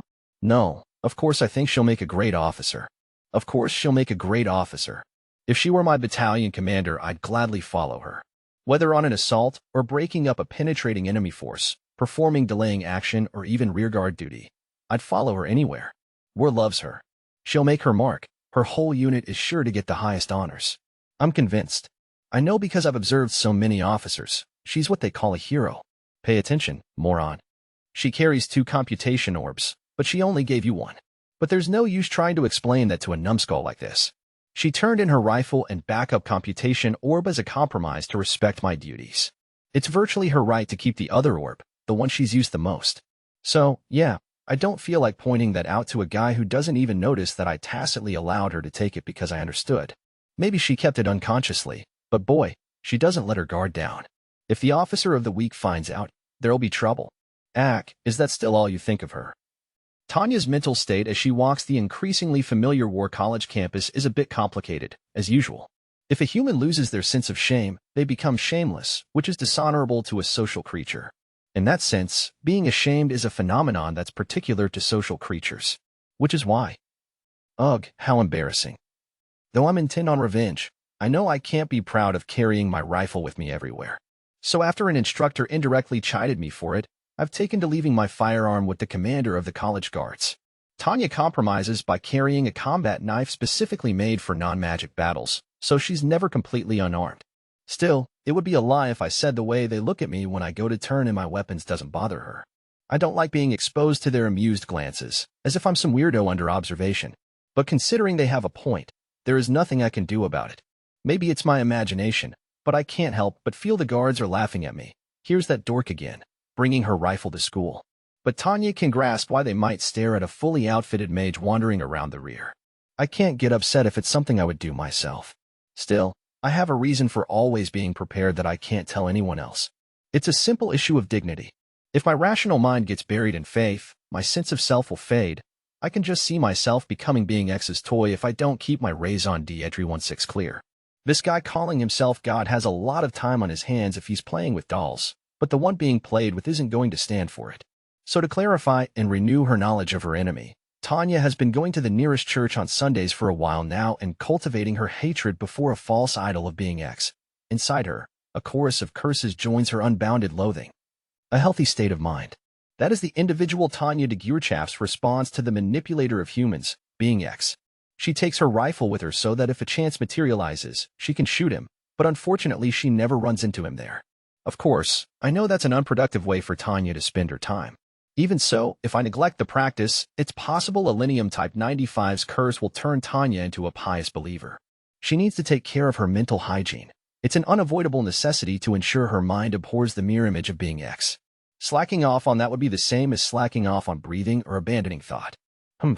So we don't want to be dolls. Tanya has an unwavering belief that human dignity lies in thinking. The human race, evolved from monkeys, feels that thought is what sets them apart from other species and makes them human. That's why she can't understand why believers assume they are blessed and abandon rationality. The moment a person loses the capacity to think, to question, Tanya considers them no longer human but a machine. And that is why the individual Tanya de Gurchaf reveres thought, loves debate, and sneers at dogmatism from the bottom of her heart. So of course she laughs at the fanatics, the blind believers. She can't stand that those dumbasses are just like the blind followers of communism and other dogmas, essentially another type of religion, who built mountains of corpses through social experimentation. The feeling stems from her views on humanity. Thinking is sacred because trial and error is inherent to existence. When unthinking people force their dogmatism on others, she wonders how stupid the world could be. Being X, who is trying to make her the vanguard of that sort of dogmatism, is nothing but her sworn enemy. She can't allow him to remain in this world. That said, she is still rational enough to realize that spending all her time building up her hatred is unproductive, so for the time being she'll set that aside and push ahead with her studies. Tanya is ambitious, in the sense that she's doing what she can do now with her eyes on her future. Hence the frequent library visits. She walks down the already familiar halls, exchanges salutes with the staff she knows, and heads straight for the library. First Lieutenant de Gurchaf, coming in. She puts her hand to the library door after giving the usual notice of her arrival. Since a rank of at least first lieutenant is required for admission into the war college, she's simply the lowest of the low. Although it is Sunday, it wouldn't be strange for some others to have arrived ahead of her. There could be superior ranking officers inside, so she always has to conduct herself smartly. Tanya's daily efforts to extend the proper courtesies are rewarded. A soldier with a scholarly air and nearing old age looks up from a mountain of resources as she walks in. The insignia on his shoulder indicates he is a brigadier general and, judging from his clothing, probably an important one. The fact that one of his rank would be there digging through maps and records, well, it's unsurprising considering the quality of the materials at the War College. Research for military strategy always ends up dependent on the War College library. When one of the higher-ups needs some data, they often visit. There are mountains of records and papers that aren't allowed to leave the premises. If they want to browse those materials, they have to come in person. NJH, please excuse the interruption, General. Tanya chuckles to herself in her head at this one-in-a-million chance meeting. No matter the era, it never hurts to have friends in high places. And if you are trying to meet people, it's essential to go out and increase your chances. That said, it's a terrible shame that my external age is so young. It makes me hesitant to go anywhere alcohol could be employed. Obviously, if such a little girl were present, anyone would have a hard time enjoying their drinks. It would defeat the point. On the other hand, she's able to make a good impression by having her act so put together at such a young age. It is difficult for me to capitalize on her appearance because I have to consciously behave like a child, though. Children are already another universe I don't understand, so little girls might as well be alien life forms. She can smile in a pinch, but that is about it. Now that she's blessed with an opportunity, she will not hesitate to take full advantage. Oh, you can just treat me like an older alum for the moment. The man who returns her salute sounds less like a soldier and more like a philosopher who would be more at home doing research. He is probably straight-laced in some sense, but as far as she can tell he seems friendlier than bad-tempered. Thank you, sir. My name is Tanya de Geerchaff. I'm a student here, and I was granted the rank magic first lieutenant by the Empire. I'm Brigadier General von Zetur, Deputy Director of the Service Corps in the General Staff Office. The Service Corps in the General Staff Office. He's one of the top dogs in the rear. I'm so lucky. It's an honor to meet you, General. She's pretty sure she can say that and mean it. After all, they have about as much clout as the guys who run general staff personnel. In a corporation, they be the ones running administrative strategy. The only word for this chance to meet an off-duty officer from there is lucky. Lieutenant, are you in a hurry right now? Not in particular, sir. I'm here for the purpose of self-study to acquire knowledge. She manages to control herself and obediently states her purpose instead of jumping up and down. Luckily, between her need to satisfy her intellectual curiosity and errands to research laws and ordinances, she is here quite frequently, so it isn't out of the ordinary. Great. If you'll give me a moment of your time, I'd like to get a younger person's opinion on something. How about it? Gladly, sir, if I'm not interrupting. No, it's fine. Relax. Yes, sir. Perfect, he's interested in me, too. It's so much easier to talk to someone when they're interested. This will be infinitely better than giving a presentation on personnel cutbacks to a bunch of execs who oppose the idea because they don't understand the necessity. I've heard a bit about you. It seems you've been quite busy. My reputation is undeserved, sir. That agonizingly annoying nickname, White Silver, has convinced me the Army needs to reconsider its taste in names, but apparently it does attract attention. It seems like getting some name recognition will be good for my career as a young elite, although the nail that sticks out gets hammered down. I need to keep an eye out for ways to keep my fame under control.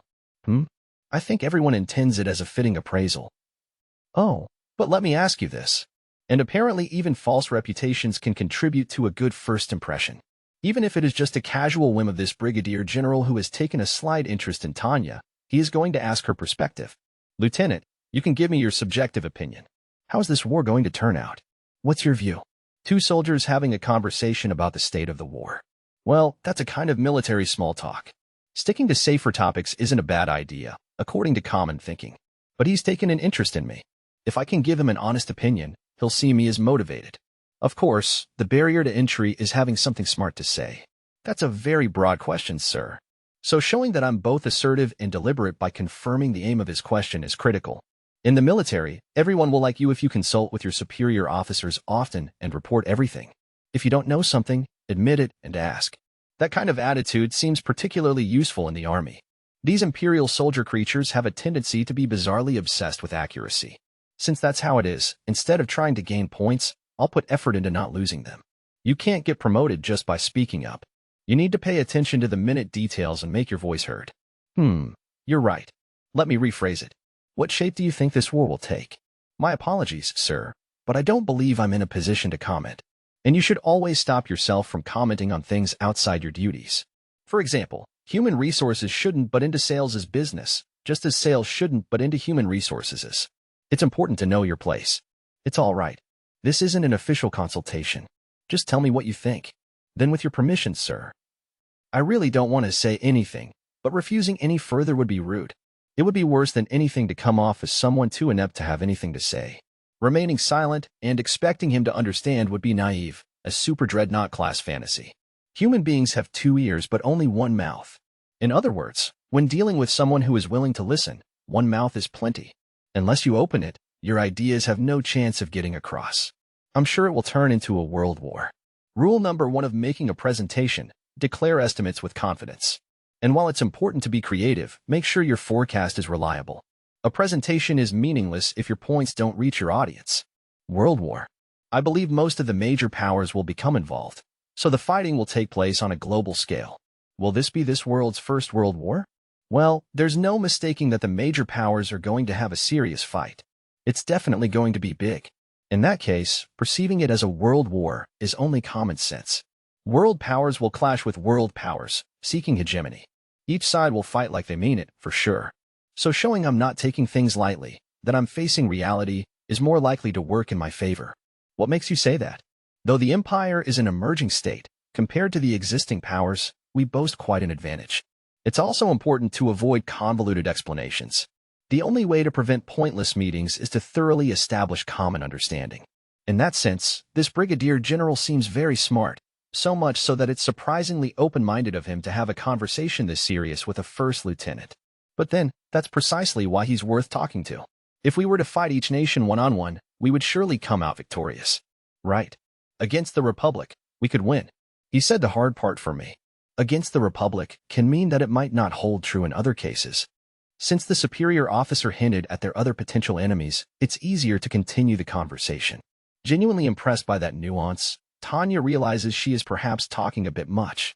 She even senses that in the army, where you don't really get to choose your subordinates, they invest in their juniors more than in the corporate world. This perspective was impossible for me to have had when I was doing layoffs in human resources, so I should take this lesson to heart. In the army, unlike in a company, you don't get to choose your subordinates, all you can do is educate them. But actually, it's difficult to imagine the Commonwealth and the Russi Federation simply standing by. I'm not sure about the Kingdom of Ildoa. They shouldn't have any direct interest in the current war. And with that, Tanya reconfirms what is already obvious. Yes, this is good. This is fantastic. This is what you call an intelligent conversation. It's the type that doesn't occur unless the person you're talking to is interested in finding out how smart you are. This is delightful. It's what being an adult member of society is all about. Not direct interests, no.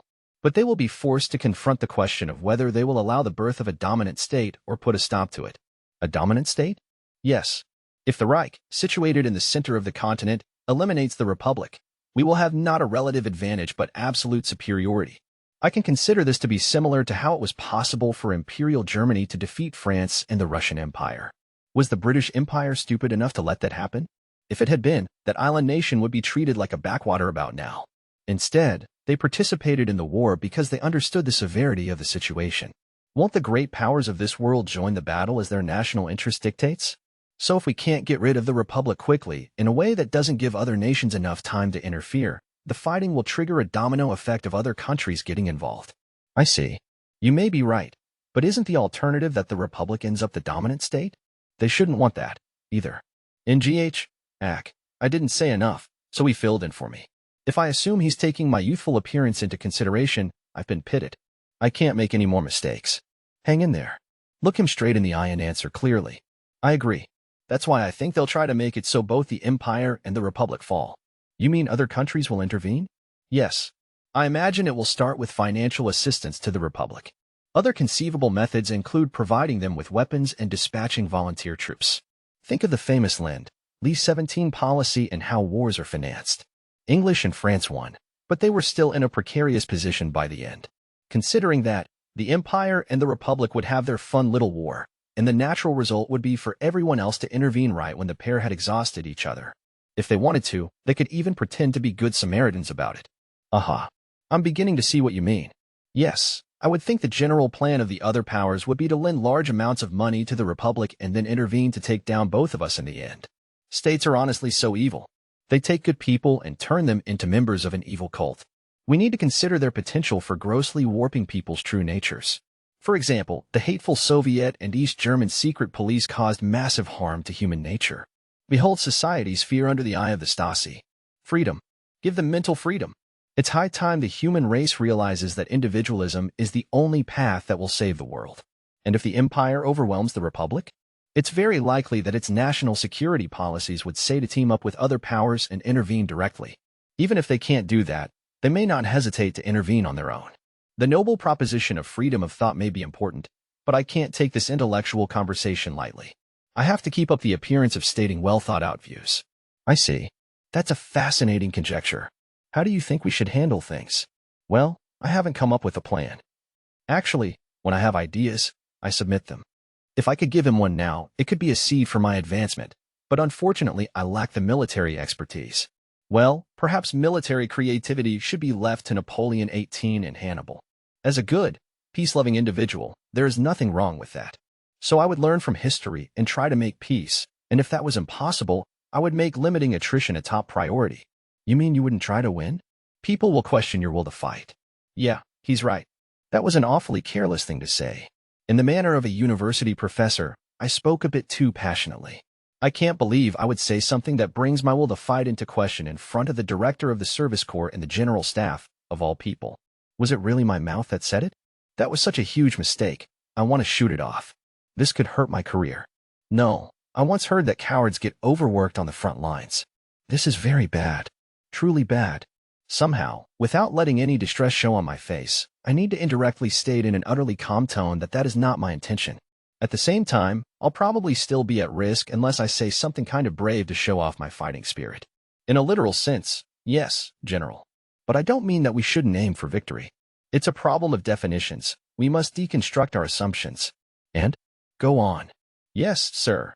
I believe that if we aren't defeated, we should define that as an empire victory, since our national defense plan would have worked. So in your opinion, how do we achieve victory? We carry out a thorough bloodletting and crush the enemy's ability to continue fighting. Tanya seemed to specifically choose words soldiers like to hear: carry out, thorough, crush, groping for a way to speak realistically while projecting that she was full of fighting spirit. You mean annihilating the enemy field army? Annihilating their field army? Well, that would be ideal, but it's not an easy task.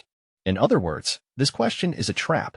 In order to show him I'm not just taking a hard line because I think that's what he wants to hear, I have to dare to disagree here. That would be ideal, but quite difficult, I imagine.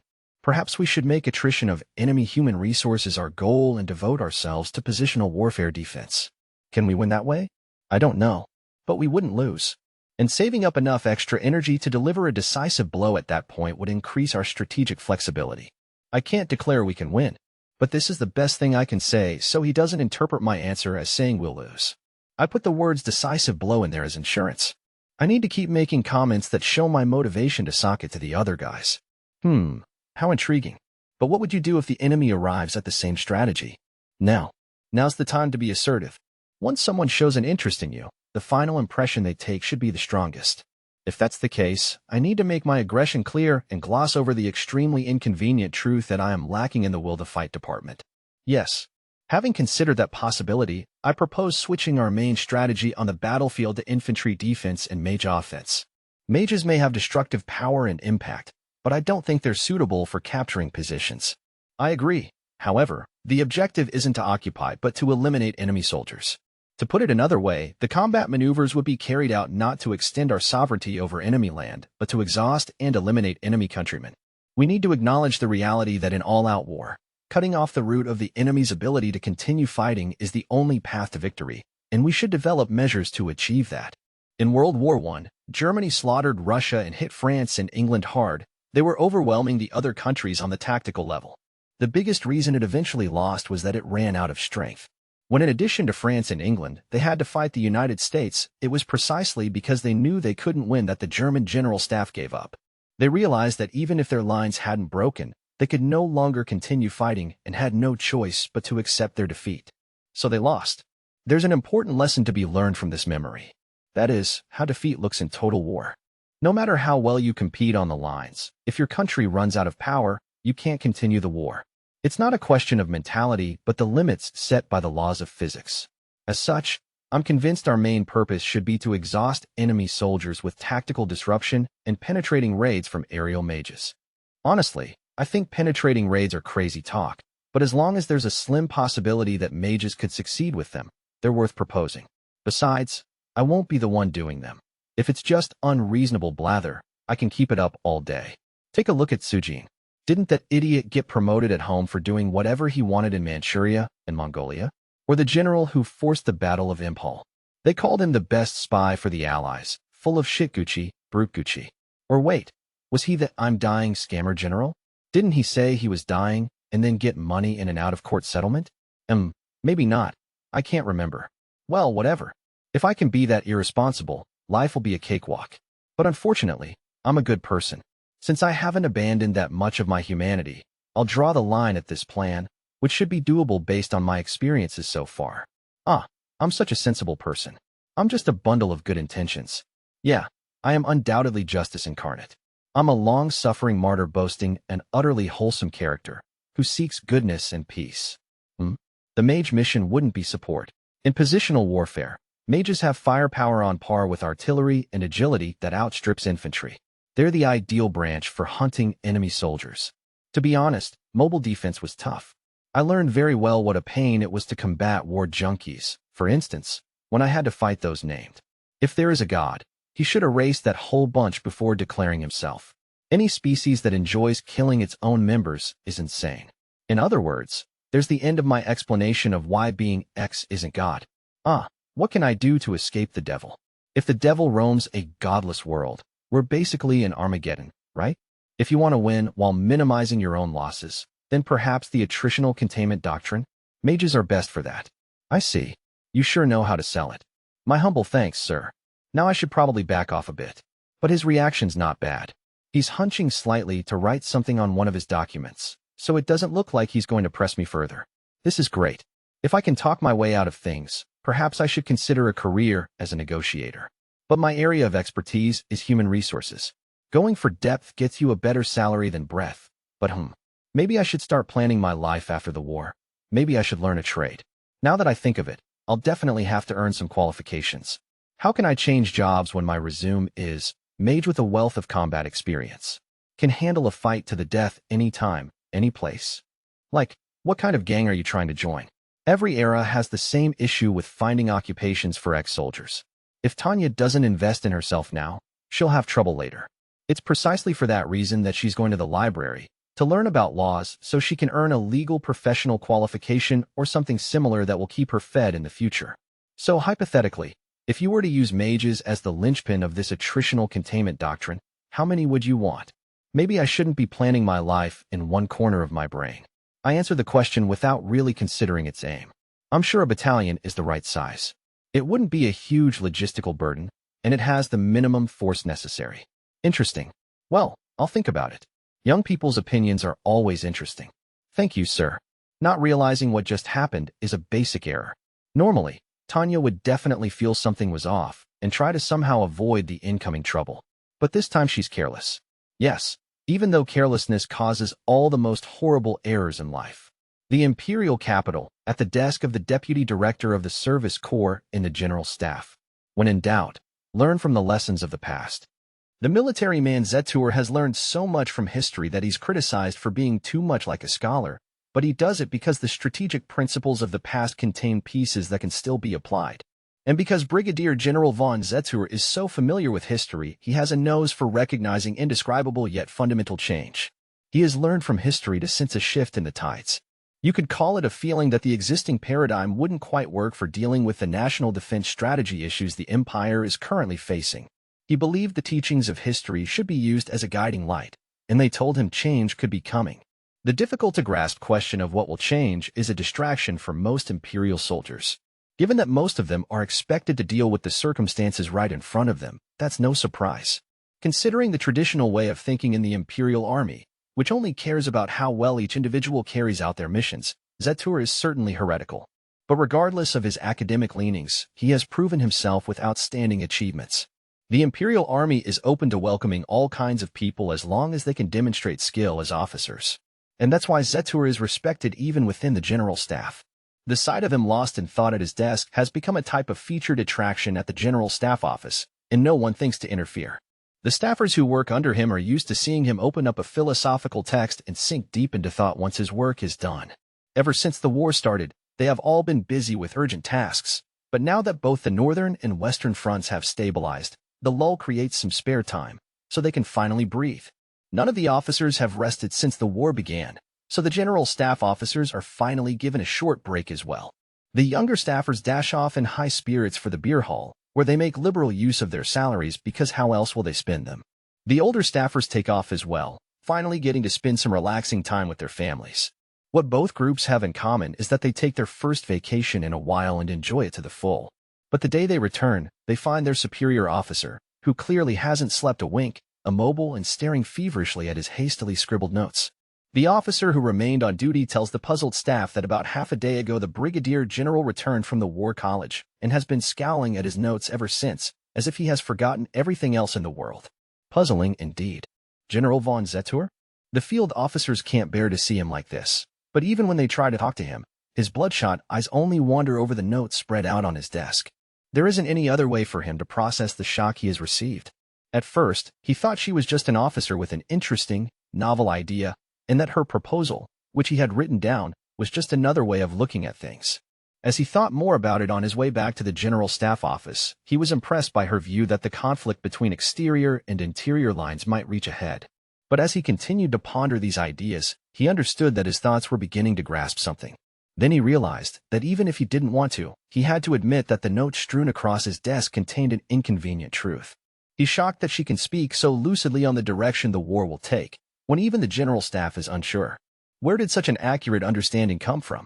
As far as Zetur knew, Brigadier General von Ruttersdorf was the one most sharply hinting that the tides of war would change, but even Ruttersdorf didn't seem able to see things as clearly as First Lieutenant de Geerchaf had proclaimed them. She said that this was a world war, and that total war would be inevitable. Anyone else hearing that would say she was deluded. But he has the feeling she just put into words the changes that the Federation and the Dominion were hinting at. She fully understands this something that both Zetur and Ruttersdorf were feeling, though they were unable to explain it. It's a borderline delusional plan, but strangely persuasive.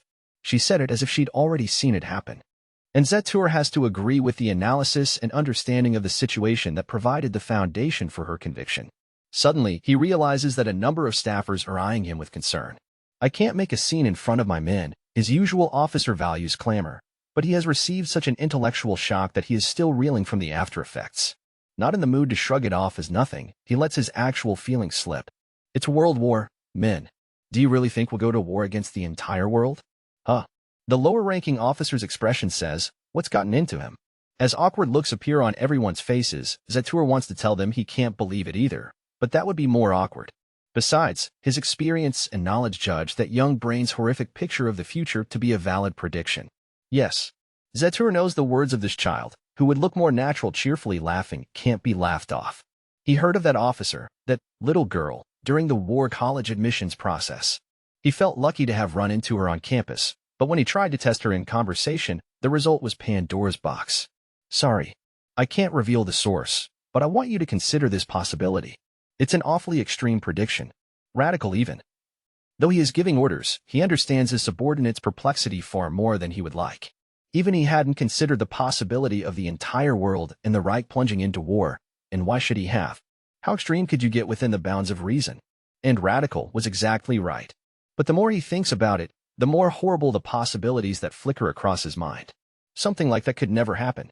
I'll find a hole in it somewhere, he thinks. But, hypothetically, only hypothetically, what if she were right? In that case, the Empire would have to go to war against the world, literally. If that happens, it wouldn't be a bad idea to give her a battalion. If we can't win unless we go insane, then we'll just have to do that. The one thing I didn't want to be when I grew up was a horrible person.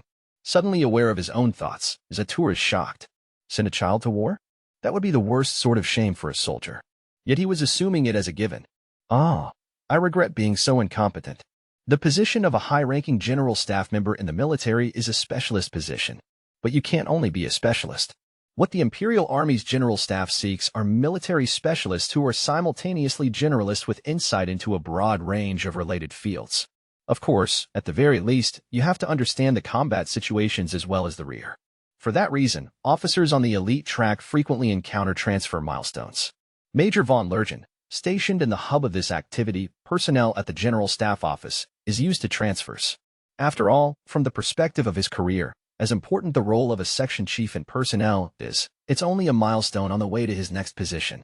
In the Imperial War College Admissions Committee meeting, he showed himself to be keeping an eye on multiple departments, and that was assessed favorably in the General Staff Office. Although it was a valuation of his familiarity with other departments as a generalist, not his skepticism of the candidate, which was what he was hoping they would consider. In any case, you can never have too many skilled generalists in a war.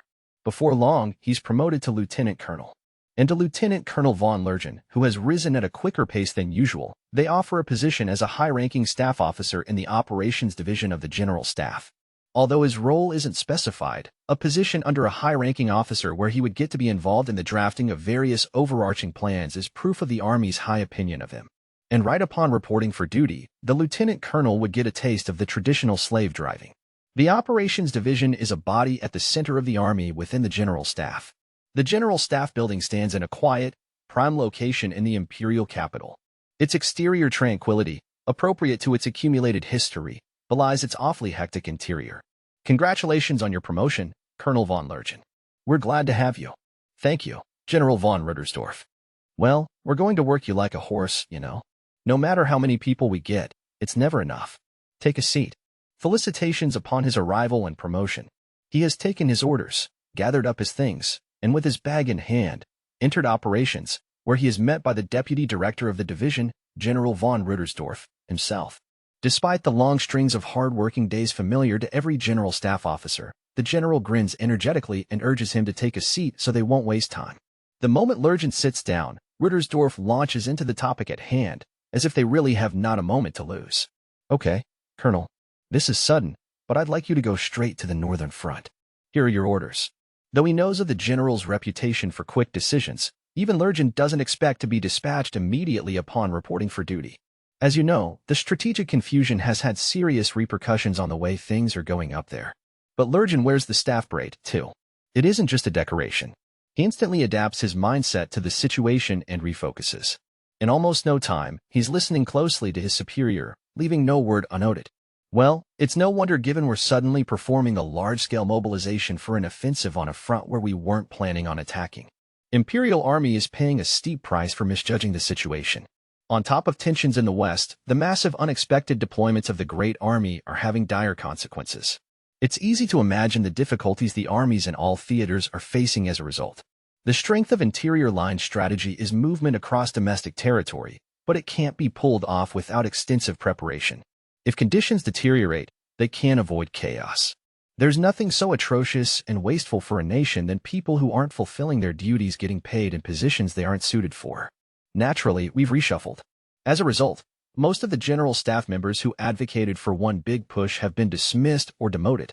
Of course, the ones who did their duty without any gross errors didn't get it quite so bad. But the current mood is definitely favorable for promoting promising talents. It can be said that Lergen himself, considering his rapid advancement and important post in the General Staff, is one of those who is benefiting from the situation.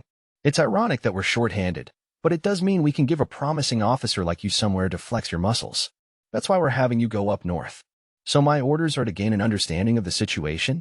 All things considered, the reason a General Staff member from operations would be sent to the north would be inspection. Even a new staffer can understand that orders like this under these circumstances mean the higher-ups want data for long-term planning.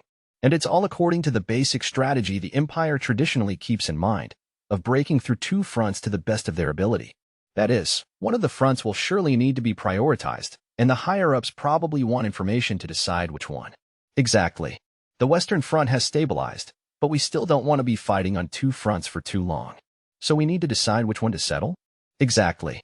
After you see what's happening up north, go make observations in the west. The general nods as if to say, very well. As far as Lergen can tell, his response was satisfactory. Yes, sir. I'll go immediately to the north.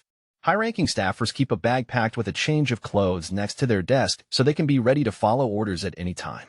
Lurgan learned from senior officers, so when he takes his orders, he grabs the bag he faithfully packed according to tradition and walks out the operations division door. Of course, he never imagined that his preparations would come in handy so soon. Good. Oh, and, Colonel, take a look at this on your way up. What is it? A paper Zetur passed along. It's worth a read. Understood.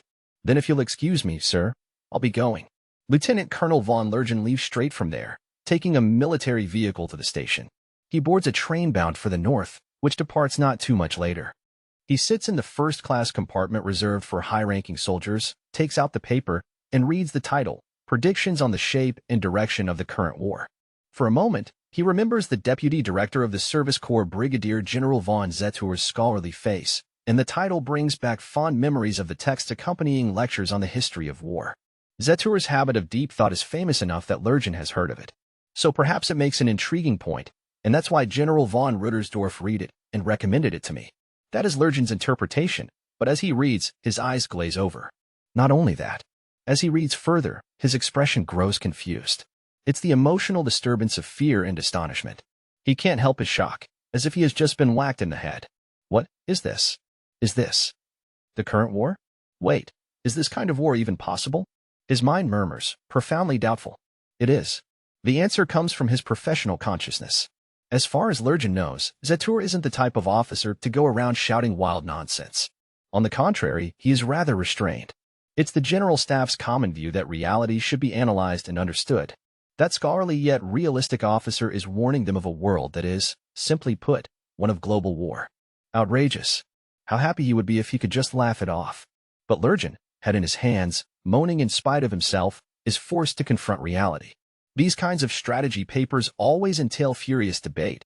As a member of the General Staff, he's aware what a dilemma exterior lines versus interior lines is. Naturally, he understands how world war is possible if the parties faced with the Empire's interior line strategy were to discuss how to beat it. In that case, this is saying that the current war will inevitably develop into a global conflict? The Empire would be under siege. The problem of its fragile national defense environment, stemming from political factors, gives those in charge of it a never-ending headache. It's why they are still concerned about national defense despite having a military superior to those of nearby powers. But the countries encircling the Empire also have the security issue of having such a powerful neighbor. Naturally, the Empire anticipated them to construct a united front, employing an exterior line siege strategy with the aim of dividing the Empire's forces and tipping the power balance. Those loose chains are the thing threatening the Empire. In order to crush the siege slowly strangling them, it has turned to interior line strategy. It also cut off its diplomacy efforts, agreements such as its alliance with the Kingdom of Ildoa and its non-aggression pact with the Russi Federation long ago. Normally in a situation like this, most countries should have been hesitant to negotiate, fearing a local flare-up. But is that really the case? If the Entente alliance were to drop out, Francois, with an active conflict zone, would be forced to resist the Empire's pressure on its own. The question of whether the cunning Commonwealth would obediently ally with Francois is another that can't be answered easily. To maintain the balance of power, it would probably join in support, but it is entirely possible they might aim to take both the Francois Republic and the Empire down at the last moment. Once that was pointed out for him, he can't deny the possibility that all the other sparks blazed up in a chain reaction. Russi and Francois are allies, historically, but a rift has grown between them over communism. The Empire sees that opening to make their non-aggression pact with the Russi Federation. From the Francois point of view, that pact means it has to count on the Entente alliance to restrain the Empire with a second front. And that's why the Empire is stuck fighting both the Entente alliance and the Republic. And if, fatally, the fall of both the Republic and the Empire is the only outcome of this war the other powers will accept, it's possible that the one thing they won't allow is a hegemonic state overwhelming all the others. With his knowledge and experience, Lurgan can hear the gates of world war opening. It's possible. And then, when we wage war against the world, the concept of total war comes naturally to mind, along with something else, something unfathomable but snickering like a witch. Total war, when a country finds it necessary to mobilize all of its power to accomplish their goals in battle. The desire to refute the paper suddenly wells up inside him, but the inference it makes is based on the truth. The nature of war will fundamentally change. Ammunition and fuel consumption will drastically increase. The things he saw and heard at the General Staff Office backed all of that up. It's undoubtedly the truth, especially considering the Western Army Group has already gone over the projected weapons and ammunition usage in a head-on clash against another power. A striking amount of combat casualties? Yeah, that's also right. I heard our recruiting speed is already hitting a wall. We're losing so many more men than expected that the peacetime recruitment plan is already failing. We would have to fight under the assumption that we will expend large numbers of weapons and soldiers. There would be vast consumption of personnel and waste of material on a scale that could destroy the national economy. Yes, consumption of human lives. Not even sacrifice, but simple, numerical consumption. Will this insane struggle go on until one side or the other collapses under the burden? He's suggesting a type of war in which people and things are consumed until you go completely bankrupt, plus the idea that this would be taking place on a global scale. Normally, such a prediction would be considered delusional. If I agree with this, what awaits us is a horrifying world where people will be numbers, disposable products. But this argument has a lot of parts that seem plausible. Still, when I think about what it would mean to accept it, no. Of course, it's possible to criticize both the total war and World War theories. But for some reason this still feels realistic. I want to deny it, but there is something in here that is undeniable. But why? Why can't I deny it? I have this bizarre sensation sticking in my throat. What is this weird feeling? I should be somehow familiar with both Total War and World War. There's no way I could be familiar with awful things like that, but I definitely have some memory of them. It's like I have a memory in some other sense. Somewhere. No, I'm forgetting something? No, something is bothering me. Did I see it in some other paper? No, that's not it. I just now heard the words Total War and World War for the first time. I just learned them. Then are there some similar concepts? I don't remember anything like that. The closest thing was, yes, something I read in an SF novel. So is it derived from some experience I've had? I barely have any frontline experience, though. I was in the field up until I reached first lieutenant, and after I was stationed in the Commonwealth as a military attaché, I've been serving in the rear. Did I hear something in the Commonwealth? I wrote a mountain of reports while I was there. I remember them all very well, but I don't recall any concepts like those. Am I overthinking this? I'm sure I've seen some part of this before, though. Even in the middle of a war, no, precisely because it is wartime, capable staff are a must-have. That's why money is being poured like water into staffer education. As one of the students benefiting from that funding, First Lieutenant Tanya is on the traditional staff trip as part of her military education. Mainan is a well-known hot springs getaway. Though its bathing district has made it famous as a health resort since ancient times, it's located right next to a harsh mountain region that always has a coat of snow. On one of the nearest mountains overlooking the peaceful town, Tanya is among the War College students getting put through the mill. She is the only female and the only child who made it through the admissions process. Honestly, she doesn't sense as much subjectively, but as a biological fact, it can't be denied. But in the far-from gender-free world of ladies first, Tanya with her outwardly girlish appearance is, albeit only relatively, blessed compared to the other students. A simple example is when they spent the night in a village on their hike. The men not only slept in a pile, but they were forced to dig trenches to do it in. Fearing the army's reputation, the superior officer allowed only Tanya to borrow a bed. She was also allowed to use the local army facilities. Basically, apart from the mage branch, the army is a man's world. Actually, even most of the mages are men. Of course, there are rules and regulations about the treatment of women officers. And naturally, the dense army regulations you would expect from the Empire include provisions on how women soldiers are expected to behave. That said, most of the few women soldiers who existed before mages were from the imperial family. Drafted under that assumption, the regulations envision an imperial princess and her attendants rendering only nominal service, so they feel outrageously out of date. As you might imagine, the rules for mages on the front lines, where the members of the imperial family would never be sent, have been overhauled in recent years to make them more practical in combat situations. The regulations for treatment of women officers in the rear, however, still read much like an old-fashioned guide to manners, since most of the women in those positions were nobles or imperials. And since so few female officers continue on to the War College to begin with, no one has bothered to update the War College rulebook. The regulations drawn up for imperial family women remain wholly intact. Even if they're so outdated you want to ask how many decades or even centuries ago they were written, any rule in the empire that hasn't been amended or abolished is enforceable. Maybe it could be counted as an adverse effect of bureaucracy, But the law in the Empire is to follow the rules that exist, even if they privilege certain people. For that reason, they've practically rolled out a red carpet for Tanya on this trip. The purpose of the trip is simple: endurance training under extreme conditions that dull the ability to think. Tanya knows that most of the operations that staffers running on fumes come up with are Tsujinesque nuclear landmines. So it makes no sense to the instructors to treat First Lieutenant Degurchaf like a woman when she's strong enough and has such a wealth of combat experience. And there are no stipulations in the now classical regulations concerning women war college students about how to treat magic officers. In other words, they can't ignore women officers should be provided with appropriate accommodations, but if there's no rule stating women mage officers should not be made to carry heavy loads, they can weigh her down just as much as the others. For that reason, since mages can use support formulas, she was ordered to attend in full gear with a dummy heavy machine gun. Essentially, go climb a mountain in your normal full gear plus a nearly 50-kilogram machine gun, to boot. If Tanya suppresses the urge to cry child abuse, there's no legal issue with it. Of course, there's no hiking trail, they're in the region where the Alpine troops train. You can only conclude that the one who designed this system was a sadist. Even the lightly equipped Alpine infantry is groaning about this uphill trek, but the students are being made to do it in full gear. But teleologically, it isn't a mistake. Still, wouldn't it be better to not completely exhaust the staff? She can't help but think. Victor, say an enemy built a defensive firing position on that hill. You're ordered to make a swift advance on them with a battalion. But the education is thorough. The tired officers are mercilessly quizzed about hypothetical combat orders. Propose a strategy. A firing position on that hill? If it was up there, we wouldn't be able to break through or go around, would we?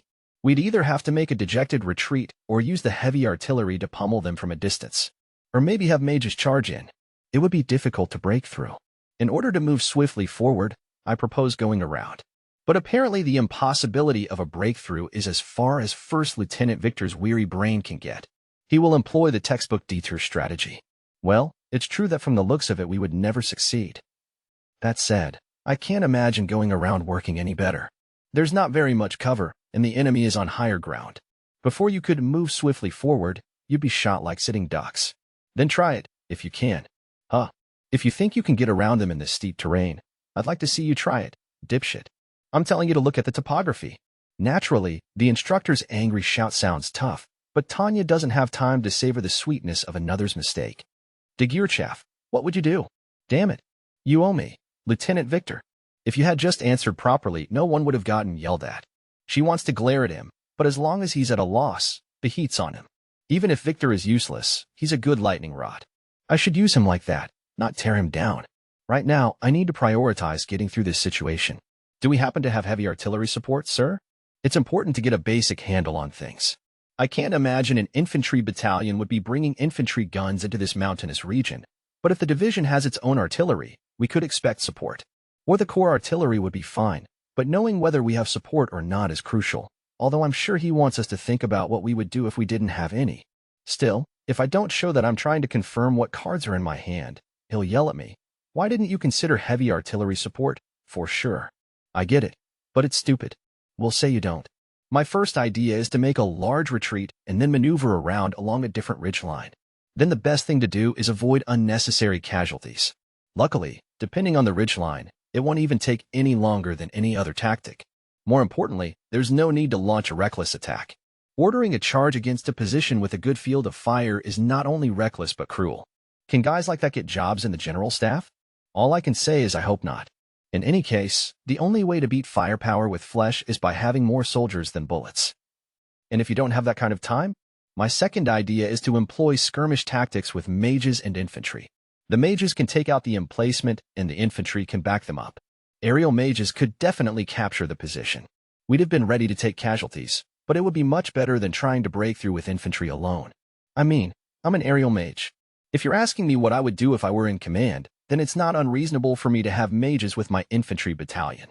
Well, maybe my answer was a little sneaky, but that's fine. Now how would you capture the position if you only had infantry? Capture it with only infantry, sir? Did he trap me? Before Tanya knows it, he's ordering her to win with nothing but infantry. Yes, I'll give you a minute. If you don't want to sleep outside tonight, better answer quick. Now he's just talking nonsense. If it were possible to capture positions with infantry, we wouldn't be spending all this time worrying about positional warfare. You're seriously telling me to take the hill under these conditions? With no engineers? No mages? Are you just telling me to do this 3 human bullets style? I don't even have to think about it. Sir, I think capturing it would be impossible. For a second, all of her classmates' expressions change. Most of them were mulling over the problem, and the word impossible is a shock. After all, that word could put the instructor in a bad mood. It's a comment that could lower Tanya's academic standing. I've got a bad feeling. Why couldn't he have picked on Captain Uger or one of those guys? I want to put my head in my hands and moan about my bad luck, but I can't because my hands are full of heavy machine gun. What? What do you mean? Like a certain Empire of the Sun, our army has a reputation for bayonet charges, and if the opponent's interdiction fire is weak, maybe something could be accomplished with them. But rushing a Republican army defensive position with bayonets would just be kicking a hornet's nest. A night assault is conceivable, but a mission on battalion scale in the Dark Mountains could end with us all getting killed. If we think that far and still can't calculate a decent chance of success, the answer is that it's impossible. What is a staff member? Going back to basics and considering my duties and obligations, I believe capturing the hill is impossible. She makes sure she has some remarks ready to shift responsibility. People learn from mistakes. She isn't about to repeat her error of talking too much to the brigadier general in the reading room. She will make impossibility a factor of her duty, not her lack of fighting spirit. A staff member's duty is to pursue the best possible plan. In other words, according to the general staff, capturing that emplacement is impossible. It can't be done. That's what I'm saying, anyhow. Of course, a staff member has to come up with operations that will win. But there are any number of obligations that can be used as excuses. But piling up casualties in vain would be the most abhorrent thing I could do. If he shouts at me that we prioritize victory over soldiers' lives, I won't know what to say, but at least I've done everything I can to avoid looking like I have no fighting spirit. In the academy, we were told over and over, and, for some reason, over again, to love our troops. Weirdly, now that I think of it, I feel like they emphasize this the most when talking to me. It would be a shame if it was because they thought I didn't understand that we have to educate our subordinates since we can't choose them. Anyhow, I have my excuse. My cause is just enough. I can stand tall this time and say what I think. In light of that, I would say that in this case, attacking the hill should be avoided. The instructor turns a glare on her, trying to figure out how serious she is. I have zero intention of screwing around. Any businessman can stare back with that look in his eyes. The only other thing you need is the nerve to not back down under the intense gazes of soldiers and the like. In other words, being used to it is half of the battle. The other half is having a heart that believes in inner freedom. All right, I'll make a note of it. Okay, we march. Ack, so he's going to make a note of it after all? I guess soldiers don't like the way businessmen think. Oh, what should I do? I want to believe I faked him out okay, but I have the feeling getting noted isn't a good thing. Chapter V. The Primeval Battalion. General Staff Office, Conference Room 1. We finally curbed the deterioration of the situation on the Western Front. Brigadier General von Zetur, who was in charge of the Service Corps, was in Conference Room 1 of the General Staff Office relaying a report that gave everyone the first cause for relief in a very long time. The dire situation in the Western Theater had marginally improved. We do, however, remain somewhat cornered overall. A map on the wall of the conference room showed that the Western Army was still stubbornly holding out. Their failure to make the first move had allowed the Francois Republic to push back their lines, but at least the advance toward the Rhine industrial region had been stopped. Of course, the fighting strength of forces on the front lines was nearing the limit. The dogged resistance had left nearly every unit with casualties. They were on the cusp of resorting to prematurely scraping together new units and rushing them from the capital in piecemeal deployments. Slowly but surely, pressure was increasing along the whole line. Even some of the rear positions were within range of strikes by enemy mages. The assembly and redeployment of the main forces of the Great Army is complete. The Western Army Group had held out even longer than the National Defense Plan, Plan 315, imagined they could, and they'd succeeded in buying a decisive amount of time. It was just enough for the Empire to deploy the Great Army, its primary fighting force. The reorganization of the lines was proceeding apace. This entailed, of course, a large-scale redeployment from the north to the west, but the railroads were an even bigger bottleneck on mobility than they had feared. As a result, everything was behind schedule. That said, with the defensive wall of the Great Army, there was still time to reorganize. Although we've only just managed to make it in time. But the faces of the general staff did not look happy or relieved. They and Zetur were all aware of the problem facing them, the difficulty of responding quickly in the time they had. Time. It was one of the great, ever-present challenges in waging a war. Yes, the Great Army had been redeployed in time, But the general staff recognized that the situation had gotten down to the wire. Though they had counted on moving their forces efficiently via interior lines, it was proving harder than anticipated. That meant they couldn't hope for the strategic flexibility they had expected to have before the war began. The standing forces from Central were meant to compensate as relief forces, but the Western Front had shown that deploying such a small force would be like tossing a thimbleful of water at a raging fire. Even if they could respond quickly, numbers were a huge problem. The Service Corps has to recommend that we focus on developing a unit capable of rapid response. Operations concurs that we need a mobile force that can be used at will, and that has a measure of firepower. Essentially, they had to make the Great Army easy to move. That was the military's unanimous opinion. They wanted to adjust the rail schedules to enable the smooth transport of troops on a vast scale. After all, the Empire's strategy, focusing all their strength on one front to achieve victory there, would succeed or fail based on speed. But there was also a pronounced desire for a better quick reaction force, a reserve unit that could move quickly to address any situation, as Brigadier General von Zetter had calmly suggested and Brigadier General von Ruttersdorf had seconded. It was critical to have a unit that could help fight fires when large-scale deployments would be unable to address a problem in time. In addition, the Service Corps suggests we look into a national defense strategy predicated on the assumption of fighting a two-front war. Zetter's sudden additional suggestion was a re-evaluation of where troops were most needed. That is, the risk that one front would fall apart while the other was achieving victory had become too great in recent years. There were many in the Service Corps, Zetter chief among them, who harbored doubts about the interior line strategy, believing there were limits to how long they could pretend it was working. Wasn't it time to change the military's doctrines and prepare for a two-front war? They felt it was no longer feasible to have regional commands mainly focused on defense and use the venerable Great Army for offensive maneuvers. I don't have any objection to research as such, but, practically speaking, we must absolutely avoid the opening of a second front. But the ironclad rule against dividing one's forces had been constant in every era. Bring all your power to bear on one enemy, and once you've dealt with them, turn to the next foe. The General Staff saw this as the golden rule of their interior line strategy. Above all, Ruttersdorf and operations had a hard time denying the effectiveness of overwhelming the enemy with an all-out frontal attack by concentrating their forces. Operations agrees with building a shelter against every storm, but we need to prioritize finding a way to avoid a two-front war. It'll be difficult, considering the Empire's geopolitical situation, General von Ruttersdorf. I can't deny that. But what you're proposing, in the worst-case scenario, would leave all our lines undermanned. Gain partial superiority and employ the regional armies to buy time until overall victory can be achieved. It was a strategy born of the Empire's history as a polity surrounded on all sides, as well as simple geopolitical necessity. If the nation was powerful enough to put up fierce fights on two separate fronts, this wouldn't have been a problem to begin with. And what if things don't go so well? We have no choice but to shore up the regional armies until we can improve the functionality of our interior network. Although the regional forces were decently sized, the Republican Army had nonetheless brought the ones in the West to the brink of destruction. The fact also loomed large that if the Great Army hadn't arrived in time, the critical Western industrial area would have fallen. The interior line strategy hinged on the premise that one front could hold the line. Hence, Zetter and the Service Corps' claim was not necessarily mistaken that their most pressing task was to strengthen their defense. At present, a large-scale restructuring of military districts would be difficult. Does anyone have any other ideas? Reorganizing military districts was a massive undertaking even in peacetime. Trying to reorganize commands while actively fighting a war was next to impossible. It was like trying to switch all the forwards and fullbacks around in the middle of a soccer game. The best you could hope for would be chaos. In that case, I'd like to propose the creation of a quick reaction force.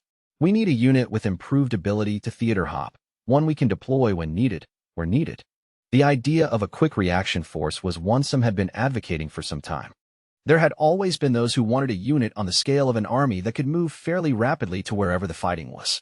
The Service Corps had been pulling for it recently, in particular, rallying around their deputy director, Zetter. That's something operations can agree to. Depending on the scale, that is. Operations, which had to deal with the practical employment of troops, was able to see eye to eye with the Service Corps, recognizing the need to improve their ability to react quickly. Up until now, the Great Army was intended to fill that role, but it had grown too large. Without the heroic fighting of the Western Army, the Western Industrial Area would have been captured, and the Empire would be drafting provisions for peace talks. On that point, the Service Corps suggests beefing up the reserves by strengthening Central troops. The prompt resistance from the Western and Central Army groups was truly superb. That was why Zetsuur was making his recommendations now. They had always avoided the step of creating a standing reserve that they could deploy in an emergency to the west on the grounds that it would leave soldiers idling, but with necessity closing in, no one could argue. We would also have to consider the Eastern and Southern regional armies when conducting the reorganization. Absolutely. It's not right for only the troops in the West to get all the medals. It's skewing the War College's admissions recommendations by achievement, and they're getting more of the assignments to Central. I'm sure it irks the regional armies.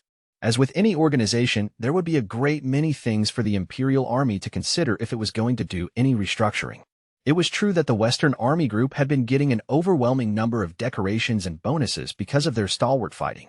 Budget limitations meant there were only so many awards to go around, and the other regional commands were getting the short end of the stick. It had already begun to warp the officer corps. Some officers were being surpassed by not only their own former classmates but also those who had started after them. Thanks to the flood of recommendations to the War College, the Eastern Army Group had grudgingly given up some of their slots to the West. I wouldn't underestimate the effect this is having. Indeed, discontent is especially rife among the Eastern Army Group. They're bearing the brunt of it. As personnel pointed out, this was not an ideal situation from a human resources perspective. Soldiers were being left behind while the Western and Northern Army Groups amassed achievements. Those who had once been treated so well for their crucial defense of the eastern border suddenly found themselves paid less, their ranks lowered. It was only natural for them to feel upset. Brilliant deeds in battle were all well and good, but the fear of being surpassed by juniors and peers was a significant worry, though it lurked below the surface. The Eastern Army Group have had nothing to do with either the Entente Alliance or the Republic. They are holding down the eastern border, but people look down on them as freeloaders. Lack of combat experience is another problem. We need some kind of balance. The soldiers' feelings were an issue, but the real problem was the imbalance in combat experience. It wouldn't do to fight the entire war with troops from the Western Army Group. They had to assume the troops in the East would engage at some point. It would be a waste to have them watch from the sidelines until a battle began in their region.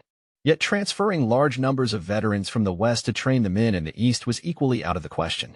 In other words, you want to create a unit with some degree of flexibility, drawing mainly from the Eastern Army Group? In that case, the most realistic proposal would be to take a unit from the Eastern Army Group to form the Quick Reaction Force. What Rittersdorf of Operations wanted to confirm with personnel was whether they felt forces from the East should be used to form this new unit. It wouldn't be real war experience, but it would be more beneficial than leaving them totally bereft of any sense of meaning to their fight. On top of lessening the burden on the Western Army Group, it was also liable to reduce the amount of squabbling over the budget. So we'd like to attempt this on the scale of a division. Consider it an experiment in strategic mobility. Even so, the suggestion would not go without debate. Zetsuur's group was very interested in this experiment in rapid deployment, but material was limited. If people agreed to the idea but not to the scale, consensus would be hard to come by. They proposed experimenting on the division level in conjunction with the railroad department, but that was too much to ask during a war. It had revitalized interest in a quick reaction force, but the opposition was entrenched. I'm against it. We only have 2 reserve divisions in the East. In the eyes of operations, the idea of pulling troops was out of the question given the limited number of reserves. That's too big a scale. Our defense in the East would be stretched too thin.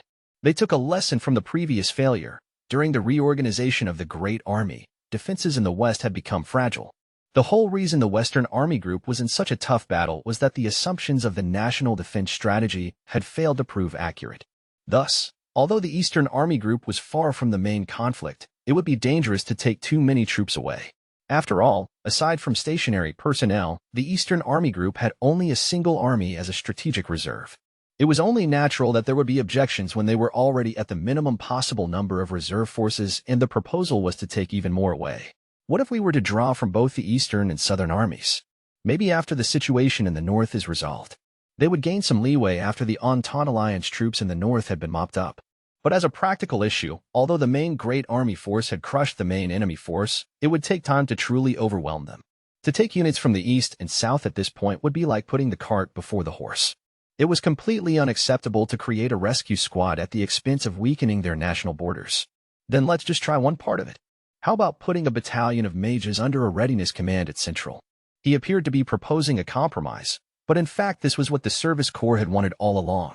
The idea of a quick reaction mage battalion had already been suggested by a group helmed by Zetur. Your pet project? Very well, I agree. A battalion-sized experiment didn't leave much for operations to object to. Their division was primarily concerned with tactics on the core level. They could compensate for losing mages if it was just a battalion. And actually, they would even welcome having a battalion of mages they could flexibly deploy anywhere on the front lines. You want to pull an entire battalion's worth of mages? The Eastern Army should have the forces available. Anyway, a battalion of mages would be easier to transport by air.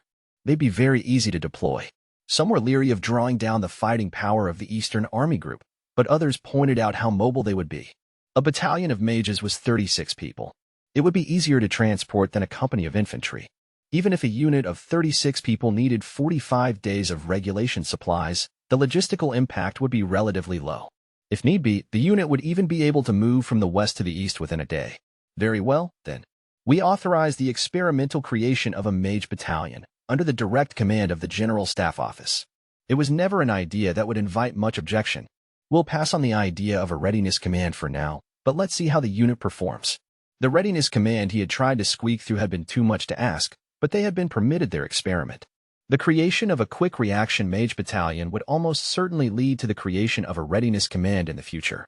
All right, gentlemen, let's proceed to the next order of business. It looked like he would be able to keep his promise. Zetur surreptitiously sighed in relief. Then he switched gears and focused on the next issue. June 23rd, Unified Year 1967, Londinium, WTN Press Room. The World War has many mysteries. Materials from the Empire, in particular, are full of questions, owing largely to the chaos of the final days of the conflict. Both sides are believed to have committed wrong, but everything is hidden behind a thick veil of secrecy to this day. I was part of the war, too, as an embedded reporter with World Today News. Like so many of my generation who were connected in some way with the Great War, I want to know the truth. It isn't about assigning blame. I just want to know what really happened. I teamed up with some like-minded friends, and together we decided to seek the truth. We pitched the WTN editorial staff on the idea of a documentary. I have to confess, even I didn't know where to start. Luckily, though, I was able to gain the support of my friends and sympathetic superiors. Still, the question of how to begin remained. What was the truth of the war? Some argued that it might be different for each person, which left us directionless. Several documents were declassified, but rather than clarifying the big picture, they only raised even more questions. Initially, we focused on materials from the Commonwealth, which was relatively quick to declassify things. To start with, we tried researching the Dakar incident from the latter half of the war. It was an action in the South considered by many to be a diversionary tactic. Famously, all 7 of the ships in Commonwealth Navy's 2nd Squadron, including Hood, its flagship, were sunk. How was that squadron sent to the bottom so suddenly? It had to be related to the reason the documents were classified. We hypothesized that false intelligence led the Empire to concentrate their intercepting forces at Dakar. In other words, the Commonwealth sacrificed 2nd Squadron to take the focus off a planned ambush of the Empire, who was expected to win the war. Perhaps that explains why the materials were classified. We theorized that some kind of plot was at work on the battlefield. I had heard rumors of dirty dealings during my time as a correspondent, enough to make me suspect that the documents would back up our idea. We rushed to read the declassified information, but our expectations were betrayed. The worst day in the history of the Commonwealth Navy was caused by XXXXXXXXXXX. Only that single sentence was declassified, and everyone who had anything to do with the Army had clammed up and was refusing to comment. Serendipitously, it was around that time that an acquaintance of mine, a military historian, said something very interesting. He hinted that if I analyzed the battlefield rumors very carefully, I would find the truth. For example, the 11-character code XXXXXXXXXXX could be found all over. He speculates that it was the code name of some high-ranking officer or spy. We dubbed it the 11th Goddess, after the figure on the tarot card, and began our investigation. The results were startling. The 11th Goddess appeared in nearly all of the Empire's major battles. The earliest instance we could find was from 2 years before the war. One country's intelligence agency reported her in the area of a border dispute. That led us to hypothesize that it might have referred to an intelligence agent of some sort. But we noticed something odd. Some of those who had been on the front lines had a strange reaction to the name we picked. They claimed it was the worst joke they'd ever heard. Perhaps there was more than one meaning behind 11 X's, and they were all getting jumbled together? We took a tip from statistics and tried using context and location clues to deduce the most logical XXXXXXXXXXX. XXXXXXXXXX came up most frequently in the Rhine air battle, sometimes considered the war's deciding battle. It was feared as the most intense combat zone, 30% sky and 70% blood, where mages patrolled the airspace. As luck would have it, my colleague Craig and I had been dispatched there by WTN, so we witnessed the scene. It had many names: Rhine where the devils live, the graveyard of the named, the battlefield where even silver rusts. They all sound absurdly exaggerated and unrealistic during peacetime, but they're true. I can say from personal experience that there was an honest-to-God devil on that battlefield. For example, say I meet a friendly mage in a bar and we get along famously. Just 6 hours later, he's been turned into few scraps of meat and I'm attending his funeral. This wasn't uncommon. It happened to me 3 times. An aerial mage officer I'd grown close to once said, "Humans ceased to be human over there," just before he was killed in battle. I can still remember it so vividly. That battlefield was a collection of every sort of human madness. The various reports about the battles on the Rhine front remained behind a heavy veil of classifieds. That must have been related to the rumors about what happened in that abnormal, blood-soaked world. In any event, the 11th goddess was a supreme presence in the Rhine air battle. We became fixated on her. Despite knowing it is hopeless, we interviewed a number of people who were with the Imperial Army at the time, and as expected, all our investigation revealed was that the wall of need to know was far thicker than we imagined. One former member of the general staff gave us a single word. He said he wanted us to make it public when we could no longer communicate with him. I wanted to ask what he meant, but when I tried contacting him about it, I never heard back. Let the record state that I haven't been able to reach him to this day. Out of respect for the promise I made, I'm writing here the word that he told me on the condition of anonymity. V600. We're going to get to the bottom of this mystery. We want to know what happened during that mad time. Text by Andrew, WTN Special Correspondent. Kligelstrasse, 3rd District, Zalka Cafe. Really, time spent on education at the War College is a luxury. For that reason, many subjects get covered only in a cursory way during a war, but by the same token, the curriculum becomes more practical. Some people even feel that's an improvement. A track that normally takes 2 years to complete has been shaved down to less than 1, but it's more intense. As someone currently enrolled myself, I also find it an improvement. I would like to think my talents are in no way inferior to those of my classmates, but sitting side by side with so many future heroes makes me realize what a vast place the world is. Still, I feel lucky. My parents didn't force me to be a soldier, but when I graduated from the military academy, they were as proud as if they'd done it themselves. I count meeting my wife, who I'm hardly worthy of, as my greatest happiness. My daughter, who was just born the other day, is utterly precious. Perhaps it was being a new father that made me to want to ask about something I'd never paid much attention to before. I was in a quiet cafe near St. Gregorius Church. Just as I was told, a little girl has casually dropped her rifle and computation orb on the table and is ordering lunch. A member of the military police I know clued me in that she eats here every Sunday. His theory was that it was because there were no other cafes that happened to be next to churches you could enter with a weapon. Captain Ugger, what a surprise to see you here. Suddenly, I find that First Lieutenant Yurchaff has followed the waiter's gaze to me. She greets me with a perfect salute. I return it and approach her seat, ordering something or other from the waiter and pressing a tip into his hand to buy us a little time alone. This won't be an easy conversation to have with so many people around. Oh, I just heard you always eat here. Do you have a moment? Certainly. Please join me. As she offers a chair, I notice how well she wears her uniform, not even a hint of affectation. Frankly, it suits her so well that if I saw her in civilian clothes, I wouldn't recognize her. It makes more sense to call her a first lieutenant than an 11-year-old. She doesn't appear to have any personal belongings that weren't given to her by the government. Perhaps we can include the newspaper spread across the table in the Londinium Times and WTN special issue filled with notes. Ah, yes. The War College did encourage us to learn the languages of surrounding countries. The Londinium Times and the WTN magazine from neutral zones are among the best materials that are easy to obtain. But maybe it's a stretch to call them personal belongings. Do you come here often, Captain? She stops writing in the newspaper and looks at me. Though I doubt she intended it, a shiver runs down my spine. This small girl is one of the most distinguished of the Imperial Army's mages and ace of aces. Yet as a father with a daughter, there is something I have to know. Mystic Yurchaff, pardon a rude question, but why did you enlist? I mulled over what to ask her, but decided there was no point in dressing it up. That blunt question was the result, but now it sounds too simplistic, and she doesn't understand what I was trying to ask. Never in a million years did I think I would ever see Lieutenant de Geerchaff look perplexed. She's said to wear an iron mask, but apparently she does have expressions. Not many of them, perhaps, but although it's disrespectful to say so, I am relieved to find something human about her. Please don't think of it as a question from a captain. Just a curious fellow student. I don't want her to say what she thinks a superior officer wants to hear. I'm interested in how she truly feels. With your talent, you must have any number of options. Why the military? If she were nothing more than a talented mage, her choices would have been more limited. The army is hungry for capable mages and snaps up anyone with aptitude without much concern for age, so it wouldn't have been terribly surprising if she had been conscripted despite her youth. If that were all, she would have been used as just another weapon. Still, there should have been time before they pulled her in.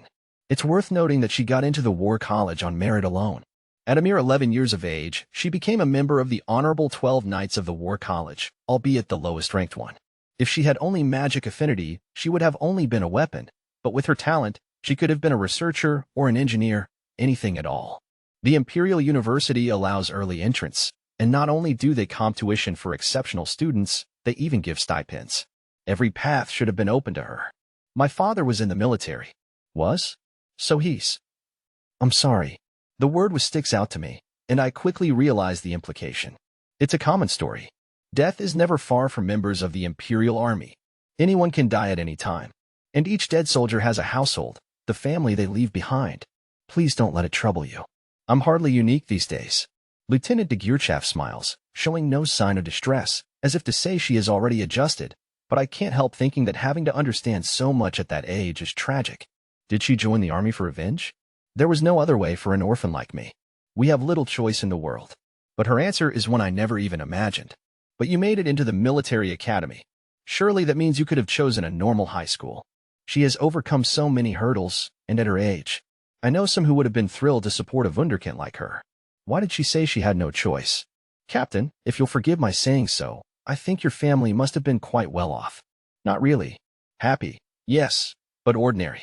My father was a mid-level bureaucrat, and my mother from an average household. We had no ties to any higher status. My grandfather on my father's side was in the Navy, so they were happy when I expressed interest in the armed services, but that was about it. What Lieutenant de Geerchaff says next shocks me beyond words.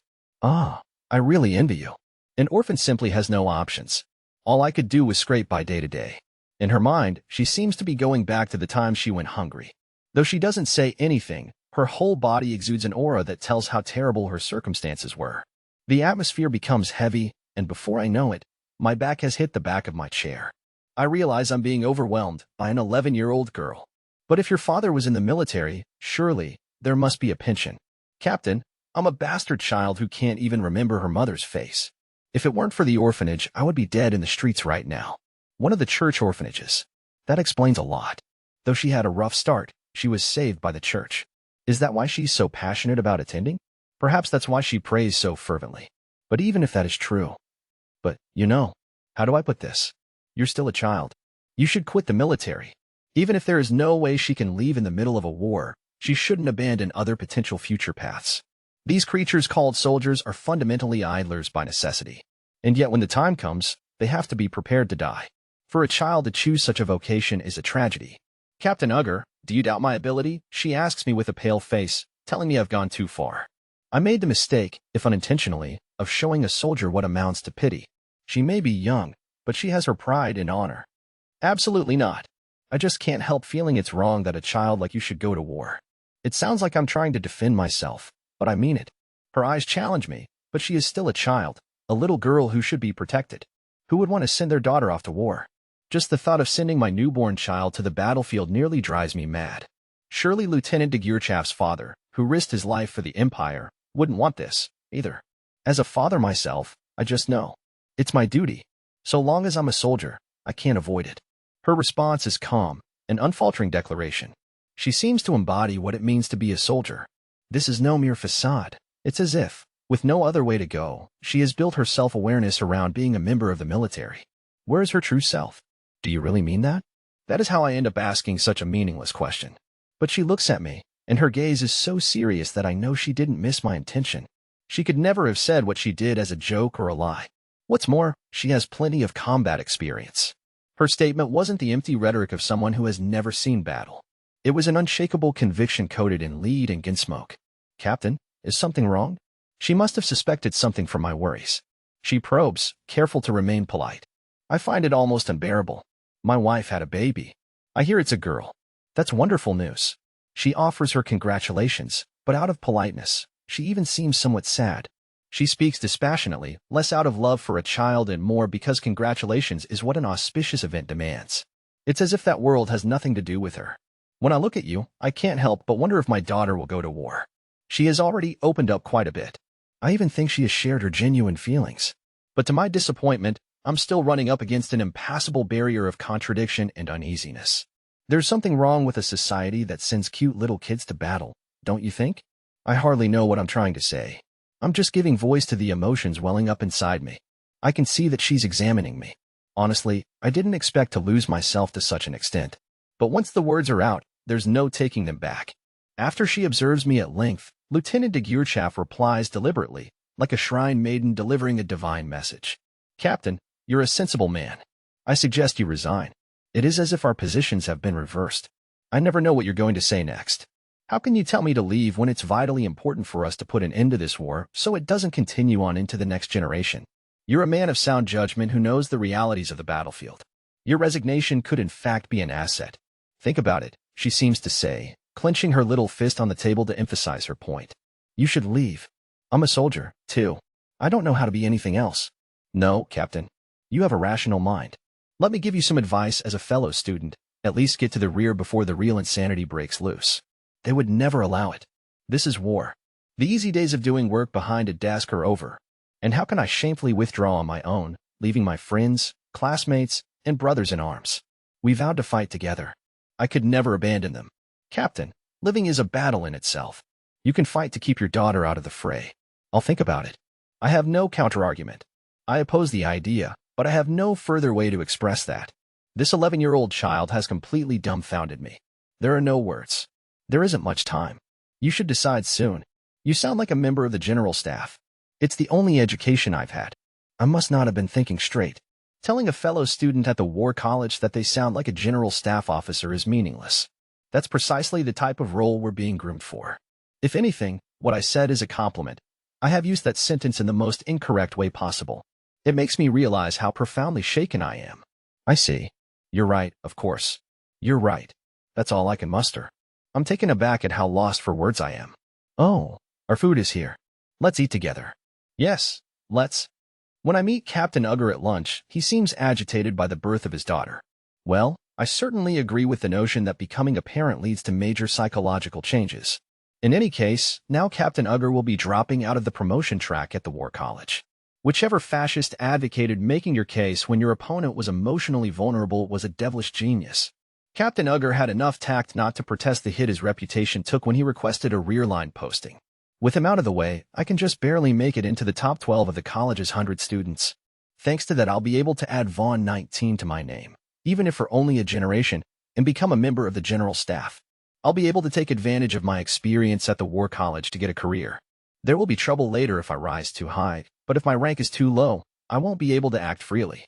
In that sense, getting superior ratings and earning the honorable appellation of Knight of the War College seems about right. It's just a question of studying and getting along with instructors. Considering my fighting spirit has come into question, my current status seems appropriate. I'll have to be a little more assertive. Luck won't always be on my side, so I need to be careful. At least today, I caught a break. I have Captain Ugger wrapped around my little finger, and I've been invited to dinner at the General Staff Office tonight, so I'm sure something is up. The food in their cafeteria isn't quite as good as the Navy's, but I've heard it's all right. I'll be looking forward to it. General Staff Office, Dining Room 1, Army. While a couple of classmates from the War College were discussing their careers at a restaurant somewhere in town, a similar conversation was taking place over a meal at the General Staff Office's Dining Room 1. Granted, the latter was constrained by etiquette and tradition. At one point, the Imperial Army had constructed an extravagant dining room at the General Staff Office. No one much cared for it. Soldiers considered it an absolute waste, and officers complained that it was inconvenient. But one word from the Navy changed everybody's tune. Someone commented, "The Army sure knows how to waste resources, even in their dining halls." The Navy had a laugh, but the Army responded by suggesting that there should be less excess in the construction of warships, saying they couldn't understand people who went to war in floating hotels. Now the army was so united on the issue that any criticism of the banquet room was practically considered traitorous. Mealtime meetings would be held there just to prove that the army was using the place. Word that the opulent venue would be the site of another lunch meeting reached Lieutenant Colonel von Lergen just as he was setting his briefcase on his desk in operations, back from his inspection tour of the northern and western fronts. He was accustomed to such conferences. It was the topic of discussion that troubled him. I'm against it. I absolutely oppose. His eyes had nearly popped out of his head when he opened the letter. He would never accept this. Obsessed to distraction, he had gotten little work done in the morning and hardly touched his food.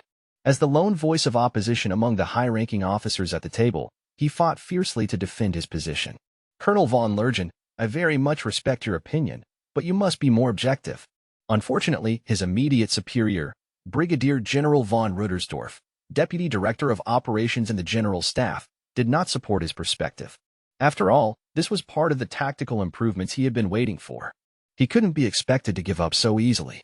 But to Lergen, who had seen the situation on the ground with his own eyes, the proposal was too dangerous.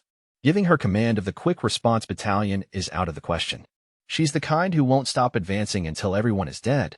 You'd be throwing your mages away. First Lieutenant von de Geerchaff had been promoted to captain upon graduation from the War College. He had been afraid of this, but there was still time to change things. He had let his guard down, thinking she could still possibly be put in technology or the instructor unit. He never imagined that the brass would create an experimental battalion under her direct command. Oh my God, that would be nothing short of a nightmare. She's too dangerous. That paper showcases her true nature. Yes, we've heard your objections, but the instructors at the War College say she loves her soldiers. It was true that some of the teachers at the academy supported Lergen's view. They said she was a bit too fond of combat. But the instructors at the War College thought differently. They said that even in the harshest conditions during the staff trip, she looked out for troops and avoided losses. Their conclusion was that she couldn't have done what she did without meaning it. That carried a decisive weight in the general staff, which was made up of War College grads. She has a lust for battle, but she still retains her right mind and avoids any type of loss. In sum, they had judged her character to be superior. Don't you think you're overly captive to your prejudices? With all due respect, have you not seen the reports from her days at the academy? Unwilling to give in, he had found the most damning documents about her and submitted them for consideration. But Lergen himself was a staffer who had graduated from the War College. He knew without thinking whose judgment would count for more. It was the way of the military to trust those who were closest to you. Ultimately, I believe we can say she has matured through education. The War College reported no issues. If she had been the cause of any trouble at the War College, her evaluations would have been poor. But instead she graduated with honors and was selected as a knight. She was flawless. Her behavior isn't the result of education, it's who she really is. We can't possibly entrust a battalion to her. He at least had to make his opposition known. He couldn't run away from his duty as a soldier, even if it damaged his career. If she was given a battalion, it was possible that its members would all die by her hands before even encountering the enemy. As a soldier, he couldn't allow it. If nothing else, she's too young, and her rank is too low. Lieutenant von de Geerchaff's promotion to captain has already been decided. She shouldn't be stuck commanding a company. She's worthy of a battalion. The Empire can't afford to let a capable soldier languish. You should know that. The higher-ups had already made their decision. Once Lergen heard Ruttersdorf arguing their point, he knew he was finished. This was to help solve the urgent problem of quick response. The brass was prepared to look the other way if the problems were minor. Then she should be returned to the instructor unit or sent to do research. She's a child. Do you not know how innocently cruel children can be? He tried taking a different tack. The general staff traditionally welcomed debate, in the belief that a variety of viewpoints reduced errors. Colonel von Lergen, we'll hear you out. But this matter has already been decided. It's the general staff's decision. I believe you know what that means. Conversely, once the debate was over, no further dissent was tolerated. They encouraged thorough discussion, but once policy was decided, they sought to carry it out with a united front and no hitches. Failure to fall into line meant being expelled from the general staff. Do excuse me, sir. So essentially, they've already decided? Lergen's shoulders slumped. There had never been a day that the general staff Aiguillette looked so repugnant to him, but he could control himself. In fact, in principle, it was unthinkable that he would harry Central like this. Still, his sense of unease persisted. Alright, a new battalion will be formed under Captain von de Geerchaff, as planned. Prepare a promotion to Major and orders regarding the battalion command to be issued once assembly of the unit is complete. That's that. Let's move on to the next subject. Will this really be alright? Well, seeing is believing. That's Tanya's honest reaction to the food sitting on the plate the orderly puts in front of her. She knows it goes by the name Schlackplatt. She doesn't dislike the stuff, and it's a braised dish, which is hard to come by on the battlefield. Of course, the heat ruins all the vitamin C, which also tends to be in short supply in the trenches. Only in the rear can such an extravagant dish be enjoyed. This dining room is also used by those returning from the front, and she appreciates the idea of offering menu items you can only get back here. One could argue it was a way of showing that they were getting by with the same amount of resources as were allocated to the front and not just partying. That much is all well and good. The problem is the pork, which tastes not so much sour as it does like a block of salt. On top of that, it's undercooked. She can only marvel at how bad it is. If it didn't come with potatoes, she would have simply thrown it in the trash. To add insult to injury, the bread they served was K-Brat.20. Apparently, they do it for promotion and popularization purposes, but frankly, the Navy's rye bread has better flavor and nutritional value. She would have liked to demand that they just serve the wheat and potatoes separately, like normal. If she went to the Navy cafeteria, she could get better food, she's sure, despite the fact that both places are operating on the same budget. The reason is simple. The Army would never say a word about it, but it's an open secret that because they spent too much money furnishing their dining room, they now have to budget to make up for it. Plus, unlike the Navy, the Army seems content with subpar food, a situation which does not inspire the creativity of the chefs, not to mention the frequent turnover in cook staff means there's no chance for skill to develop. Supposedly, they are able to get this K-Brat because it is the cheapest, least popular kind. The food at the Army banquet room at the General Staff Office doesn't even measure up to the offerings in the Navy's gun rooms, let alone the wardrooms of which it is so proud. She's simply astonished at the Army's staunch refusal to accept the Navy's point about their budget squandering. Are they trying to beat the Commonwealth in a contest for world's worst food? Even haggis would be better. No one would ever eat this out of personal preference. What do you think, Captain? It's the General Staff Office special. No, she wouldn't come here out of personal preference, but an invitation from Colonel von Cordel from General Staff Personnel and Brigadier General von Zetuer from the Service Corps can't be refused. To be frank, sir, I can't help but be impressed, especially the way it reminds me the battlefield is everywhere. Ha ha ha ha. A fine answer, don't you think, General von Zetuer? She has to take care to remain polite in her response to Zetuer's question while revealing her true feelings. She knows soldiers are expected to put up with poor food, but isn't this taking it a little far? They seem to like her response quite a bit, though. Even Cordel is smiling in amusement. Perhaps we should call this place the Perpetual Battlefield Cafe, he muses. Your attitude is commendable, Captain, but please don't hold back. Oh no, I've had my fill. Please don't mind me. Apparently, they aren't here for the flavor, either. Are you sure? You're a growing girl. You need to eat. I'm always doing my best to eat, sir, but I have a small stomach. The comment comes from Zetuer, whose position means he can use, and is stuck using, the General Staff Office banquet room. He probably ribs the new General Staff appointees in the same way. Tanya knows that some of the War College instructors like to joke a bit now and then, but that's only until the meal is finished. Cordel tells the orderly clearing their dishes to bring coffee and then leave them be for a while. That's when the real talk begins. All right, let's get down to business. Oh, and belated congratulations on your promotion, Captain von de Geerchaff. It was Cordel himself who authorized her to be promoted to captain immediately upon graduation from the War College. Now he seems to be making an obvious point of congratulating her. Thank you, Colonel. Tanya was forced to sit in a higher chair because of her stature, but even when she straightens her back, she has to look up to see his face. Still, she expresses her gratitude in a clear voice that is the exact stereotype of what a commissioned officer should sound like. She knows that in the large organization known as the military, examples are meant to be followed. And in fact, the colonel from personnel, whom she has never met before, is giving her a wide, familiar smile. He's only doing it because he's supposed to, but courtesy is never meaningless. At the very least, it's a tool you can use to probe your opponent's vulnerabilities during negotiations. She speaks grandly, despite the total disinterest she feels. The promotion papers have already been issued. She knows already, without the colonel's kind congratulations. Just like she knows that the really important matter is the one they are about to discuss. Now, we didn't call you here just to say well done on your promotion. There's also the question of your assignment. Yes, her path after graduation. The ultimate fate of war college graduates is decided not by the instructor superintendent, but by the general staff. That is, personnel decisions are made by a small, tight clique. Naturally, if you get on their bad side, you can expect to pay for it, but the reverse is also true. We'll take your wishes into consideration to the extent possible. I appreciate that.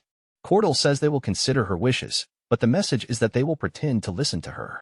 People from personnel don't usually give completely one-sided orders. Still, no matter how friendly they act, you can't let down your guard. Tanya knows well that these people live in a world of kind artifices. Well, she will just have to respond superficially herself. But I'm a soldier. Wherever I am ordered to go, I'll humbly accept. It's a hollow remark. Saying she will humbly accept any posting is better than rocking the boat. Of course, she also has to take care not to draw the short straw. That's good to hear. Here are the papers that have come for you. The colonel seems satisfied with her response. He carefully pulls out a sheaf of personnel request forms and hands them to her. They're all from frontline units, all desperately in need of both mages and officers, but she does see some units reorganizing in the rear among them. She seems to be very much in demand. Of course, she has no doubt that if she plays her hand wrong, all her choices will vanish, and she'll be sent to the worst possible place. Oh, and there's one from the General Staff Office, too. The final form he holds out to her simply says that General Staff asked for her to be posted there. In light of your achievements, personnel won't force anything on you. Choose whichever you like. So I have my pick? It's a tough decision. Really, it only looks like I have a choice. The General Staff Office makes the personnel decisions. I guess it was nice of them to let me know how many offers I got. She isn't stupid enough not to come when the General Staff calls. There's no way to refuse. I can imagine. The colonel solemnly urges her to give it plenty of thought. It's all a charade, but he looks every inch an experienced military man offering advice to an eager young person trying to decide the next step in her career. He's a fine actor. Well, she already knew from the moment he started humoring her terrible performance that this was a third-rate script with an obvious outcome. However, there's no such thing as an easy job in any era. Sir. She remains bolt upright as she replies. He is busy, too. Apparently, he doesn't have time to go along with this poorly written drama for too long. I don't know what the General Staff Office wants with you. I can only tell you I wish you the best of luck. I'm touched, Colonel. The best of luck. A personal expression. The message contains his own goodwill toward her. Something makes him esteem her highly. In other words, it's a lie that he doesn't know what they want. She should assume he does. She wants to ask if he has any information, and before she knows it, she finds herself cocking her head like the child she is. In response, the colonel nods as if he understands, and gets to his feet. Very sorry I can't stay for dessert, but I must be on my way. Thank you for your time, Colonel von Cordell. I'll see you later. The colonel hurries out of the banquet as if the discussion is over. Following him with his eyes, Zetur calls over an adjutant he has kept waiting nearby. Taking the stack of papers he is handed, he comes to the most important matter he has called her here to discuss. Let's talk about you, Captain. And let's be practical. You're going to be assigned to the General Staff. I won't be your direct superior, but I want you to basically consider yourself to be working for me. Yes, sir. Looking forward to it. It's a calm, matter-of-fact conversation. But even Zetur, who has served for much of his life, would never have dreamed he would see the day when a child of 11 became his subordinate. Even he had expected her to have a harder time fitting in at the war college. But she had the talent to be chosen as a knight, and given her combat experience, age became less of an issue. The head of this small captain contains notions that have taught them the foolishness of judging a situation on sight. Normally, that alone would be disturbing. It's so unusual to see such outstanding ability from someone so young. He doesn't know whether they should praise her original ideas or call her insane. But can they use her as a commissioned officer? That's the only question in which Zetur and the General Staff are interested. If they can use her, there is nothing further to discuss. Very good. She doesn't even seem hesitant about taking charge of a battalion even though she has never led a company. That suggests that she suspected this appointment was on its way. He's heard from the War College librarians in the Military History Archive that she was researching battalion-scale maneuvers. She never would have thought to be so ready if she weren't completely confident. In that sense, Captain von de Geerchaff, sitting before him, had become a battalion commander even before the orders came down. Captain, the General Staff intends to give you a battalion as soon as possible. To be perfectly honest, it is understandable if she's eager. A battalion of mages means a certain amount of authority and combat capability that's still small enough to be fairly mobile. Many of the instructors said that she seemed to see herself as most suited for the front lines, and he can see now that they are right. They said that although she valued the lives of her troops, her combat style was bold and aggressive. So she is both an ambitious field officer and an excellent mage. Surely she's willing to take some troops and do her thing on the forwardmost line. I'm honored, sir. But Zeter hopes there will be a larger role to play for the handful of mage officers who graduated from the War College. In a sense, he even sees this as an excellent opportunity. Good. However, the battalion you'll be given will be a newly assembled unit of mages. Newly assembled, sir? It's just the way the organization works. Get ready. It's not going to be easy. She will have to organize them, train them, and establish her authority over them. Without the assistance of some older hands, each of those tasks will be difficult. People create organizations, but organizations don't create people. Thus, those who are capable of organizing things are considered pillars of the Imperial Army. That's why they are making her take on a battalion now that they've succeeded in putting it together. That being the case, tomorrow or the next day you'll also receive orders as a formation officer. They say you should set a thief to catch a thief, and he figures he will take advantage of every system he can. That's understandable. It will take some doing to give a captain who has never led a company a battalion of mages. The formation officer position, for example, is a relic from the Middle Ages, when mercenaries were integrated into the regular army. All you had to do to merit the title was be an officer, no company commander experience necessary. It's a way of giving someone oversight of several mercenary units. It is also a system left over from 300 years ago, but since it hasn't been abolished, it's still valid. As long as it is good on paper, no one will complain. Of course, it's possible that's because no one knows what a formation officer is. Formation officer? Isn't that a rather antiquated title? But Tanya is a sharp one. She recognizes that it's outdated. No doubt she will soon realize that this is a way of using existing systems to cover for what he wants to push through. I can count on this one. She's so outstanding that if she were a man, I would be happy to marry my granddaughter to her. She is so reliable, in fact, that it's all too easy to lose sight of the fact that the soldier before him is just a little girl. It's difficult to give a battalion to a captain. When you succeed in assembling the unit, I'll try to swing a promotion to major for you. Perhaps he shouldn't really say that, but she will probably work harder if he can convince her that he is on her side. Creating a battalion from scratch is a lot of work. It would be advantageous if she knew she didn't have to be on guard against the service corps. So for all intents and purposes, I'm a battalion commander? You just worry about doing the job. I'll handle your assignment and promotion. Apparently, she hasn't forgotten that she once said she wanted a battalion. She, a first lieutenant, to a brigadier general. There is no question that she is uncommonly determined and confident. And her abilities are the real thing. She is that rare person who can be both a mage and a commanding officer. He will put her to good use, even if that means enduring the slings and arrows of the other departments. May I say something that is liable to provoke antipathy? The expression on her face is innocent, but she is being cautious enough to ask. Something liable to provoke antipathy? She's already done that. Though the rumor that she's getting a battalion after appealing directly to the brass hasn't gotten around yet, she sticks out due to her rapid rise through the ranks. But if she is acknowledging the unrest, it means she understands the reality and is asking for help. It's a bit late to be worried, isn't it? What is it? Tell me. I'll have full authority over the formation of the unit. As I said, we'll do all we can to ensure you get the people and the equipment you want. The reply to her question is clear. She can do as she likes. If necessary, the service corps is prepared to support her.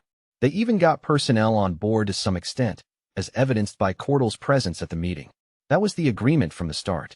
Measures are in place to accommodate her preferences for personnel and gear as much as possible. You can organize the unit however you like. Just keep it under 48 members. He is being considerate. In a sense, it's a way of apologizing for making her build a battalion from the ground up. The sweetest part of the deal is the size of the unit. He has procured the budget for an augmented battalion. He got an exception made, given that this was an experimental unit. 48 people? An augmented battalion. Thank you, sir. It only makes sense that our quick reaction battalion should be augmented. I was able to wrangle the budget for it on the grounds that it would be a brand new unit. All he had to do was whisper, "Can you even use an underfunded quick reaction force?" And operations agreed to support the project. Although he suspects he also had no small help from Ruttersdorf, who respected his aims. But above all, it was practical considerations that swayed Ruttersdorf's decision. A single unit near at hand that can be easily used is far more valuable than multiple forces stationed far away. Anyone would agree. The only restriction is that you can't draw people from the Western or Northern Army groups. That part is non-negotiable. The only limiting factor is where the personnel can come from. It won't do to have her plucking elite soldiers off the front lines. That's partly out of consideration for the regional commands and operations, but it also means that the core members of the new unit will be people without battle experience. It'll be a good opportunity for the various regional armies to share their experience. All the better if a little goodwill between the armies allows their pipelines to be reorganized. It would benefit the Empire in all sorts of ways. We decided to make it a battalion of aerial mages to match your own specialty. That goes without saying. The orders to create a unit of aerial mages have been practically issued already. It's just a matter of time. Captain von de Geerchaff seems to know that as well and says nothing. Well, dispensing with idle chatter is certainly efficient. Who will I report to? She asks exactly what she wants to know. It would be so much easier if I could just say, Readiness Command. But he can only offer a pained smile. It certainly is necessary for a commander to think about who they're serving under. Her analytical approach shows how qualified she is. She is asking in earnest, not sarcastically. Since yours will be a quick reaction force, you'll be under the direct command of the General Staff. Your formation code will be in the V600S. Any special requests? Not particularly. Please pick whatever is appropriate. Zero hesitation. Not much interest in codes or ornamentation, then? Although she does seem to understand the necessity of having them, in terms of identifying the unit. Then you'll be 601. Basically speaking, you have no superior officer. Be glad. You're reporting directly to General Staff. Everything's coming up roses. Yes, indeed. Anyone would be jealous. Being a battalion commander is popularly considered the best job, still able to go into battle as a commander and possessing a great degree of autonomy. Basically, it allows the leader to fight their own war. It's an enjoyable job for those skilled enough to do it. Reporting directly to the General Staff makes things even better, since much of the annoying bureaucratic tape gets removed. How much time do I have to organize the unit? The sooner you can do it, the better, but there's no set deadline. I see. Then I'll consider my selections carefully. As for where they'll be stationed, the North and West don't really have the wherewithal to accommodate them because of their proximity to the main fight, while the South and East tend to be sticky politically. Most likely they'll be fairly removed from those areas, somewhere in between them. Even if his aides would be handling the details instead of him, he can guess that much. I imagine you'll be based somewhere in the southeast. Understood, sir. As far as possible from where the fighting is heaviest. In other words, they're giving her a wink that means she has as much time as she needs to train her subordinates. The smirk on Tanya's face reminds Zetur of some unpleasant rumors he's heard about her. Supposedly, her criteria for selecting subordinates are overly strict. A word of warning, Captain. You have a reputation for being a bit too choosy with your candidates. Appearing to lack the strength and talent to cultivate subordinates is a big minus. It's a given in the military that you don't get to choose your colleagues. You simply have to make the best of the situation you are given. If you can't, then no matter how distinguished you are as an individual, you will fail as an officer and as a soldier. At best, you will be considered a lone wolf and find yourself without a friend to turn to within the organization. The packs will defeat you with their numerical advantage. I don't doubt your abilities, but it's not an especially good reputation to have. I suggest you be careful. Thank you for your concern. She has the composure to take criticism in stride. That's encouraging. He suspects she already has an idea of who she wants in the unit. Well, you earned this through your own efforts. You should be proud. Pride goeth before destruction, sir. I try to stay humble. Great. I think that attitude will serve you well. Most importantly, this girl doesn't let promotions and special privileges go to her head. She's relaxed and open. No matter how much favor she receives, she won't lose herself in it, but only work that much harder. She is truly a rare officer. Maybe you could even call her noble. Nobility has, in truth, always been a way of acting, not just a bloodline. The Vaughn isn't everything. If the way a person comports themselves is aristocratic, then blood doesn't matter. I expect the papers to come through tomorrow. Stay in your quarters tonight. You've thought of everything. I detect a hint of annoyance. Well, it's understandable. Her rank seems to change every day. Just a gesture of apology on my part. Pay it no mind. No, thank you very much. I have high hopes for you, Captain. I wish you great success. She will be granted an experimental unit. It's a serious responsibility, and he really is expecting a great deal of her. Indeed, he hopes his experiment will bear fruit. V600. There is no record of that formation code anywhere. With the exception of a classified handful, the materials made public after the war contain every code. Yet there is no V600 series. The numbering system of the Imperial Army starts with the Central Forces with codes in the V000S.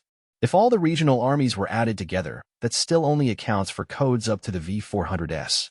The only exception we could think of might be a unit under Central Technology. But the materials that were made public only go from the V000S to the V500S. Some experts point out the possibility that V600 was the code given to a special experimental unit in order to maintain an especially high level of secrecy.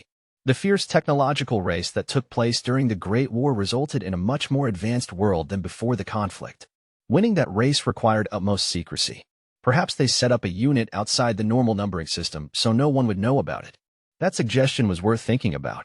Ender's team got right to work making a list of people who seemed likely to be involved in such a project. At the same time, my own team started working through the documents from the Imperial Army's Technology Division. We hit upon an engineer attached to Central. We were able to obtain a chance to speak with him in person. His name was Adelheid von Schugel, and he was chief engineer. He headed the project that produced the Elenium Arms Type 97 assault computation orb in the middle of the war, which was hailed as a masterpiece.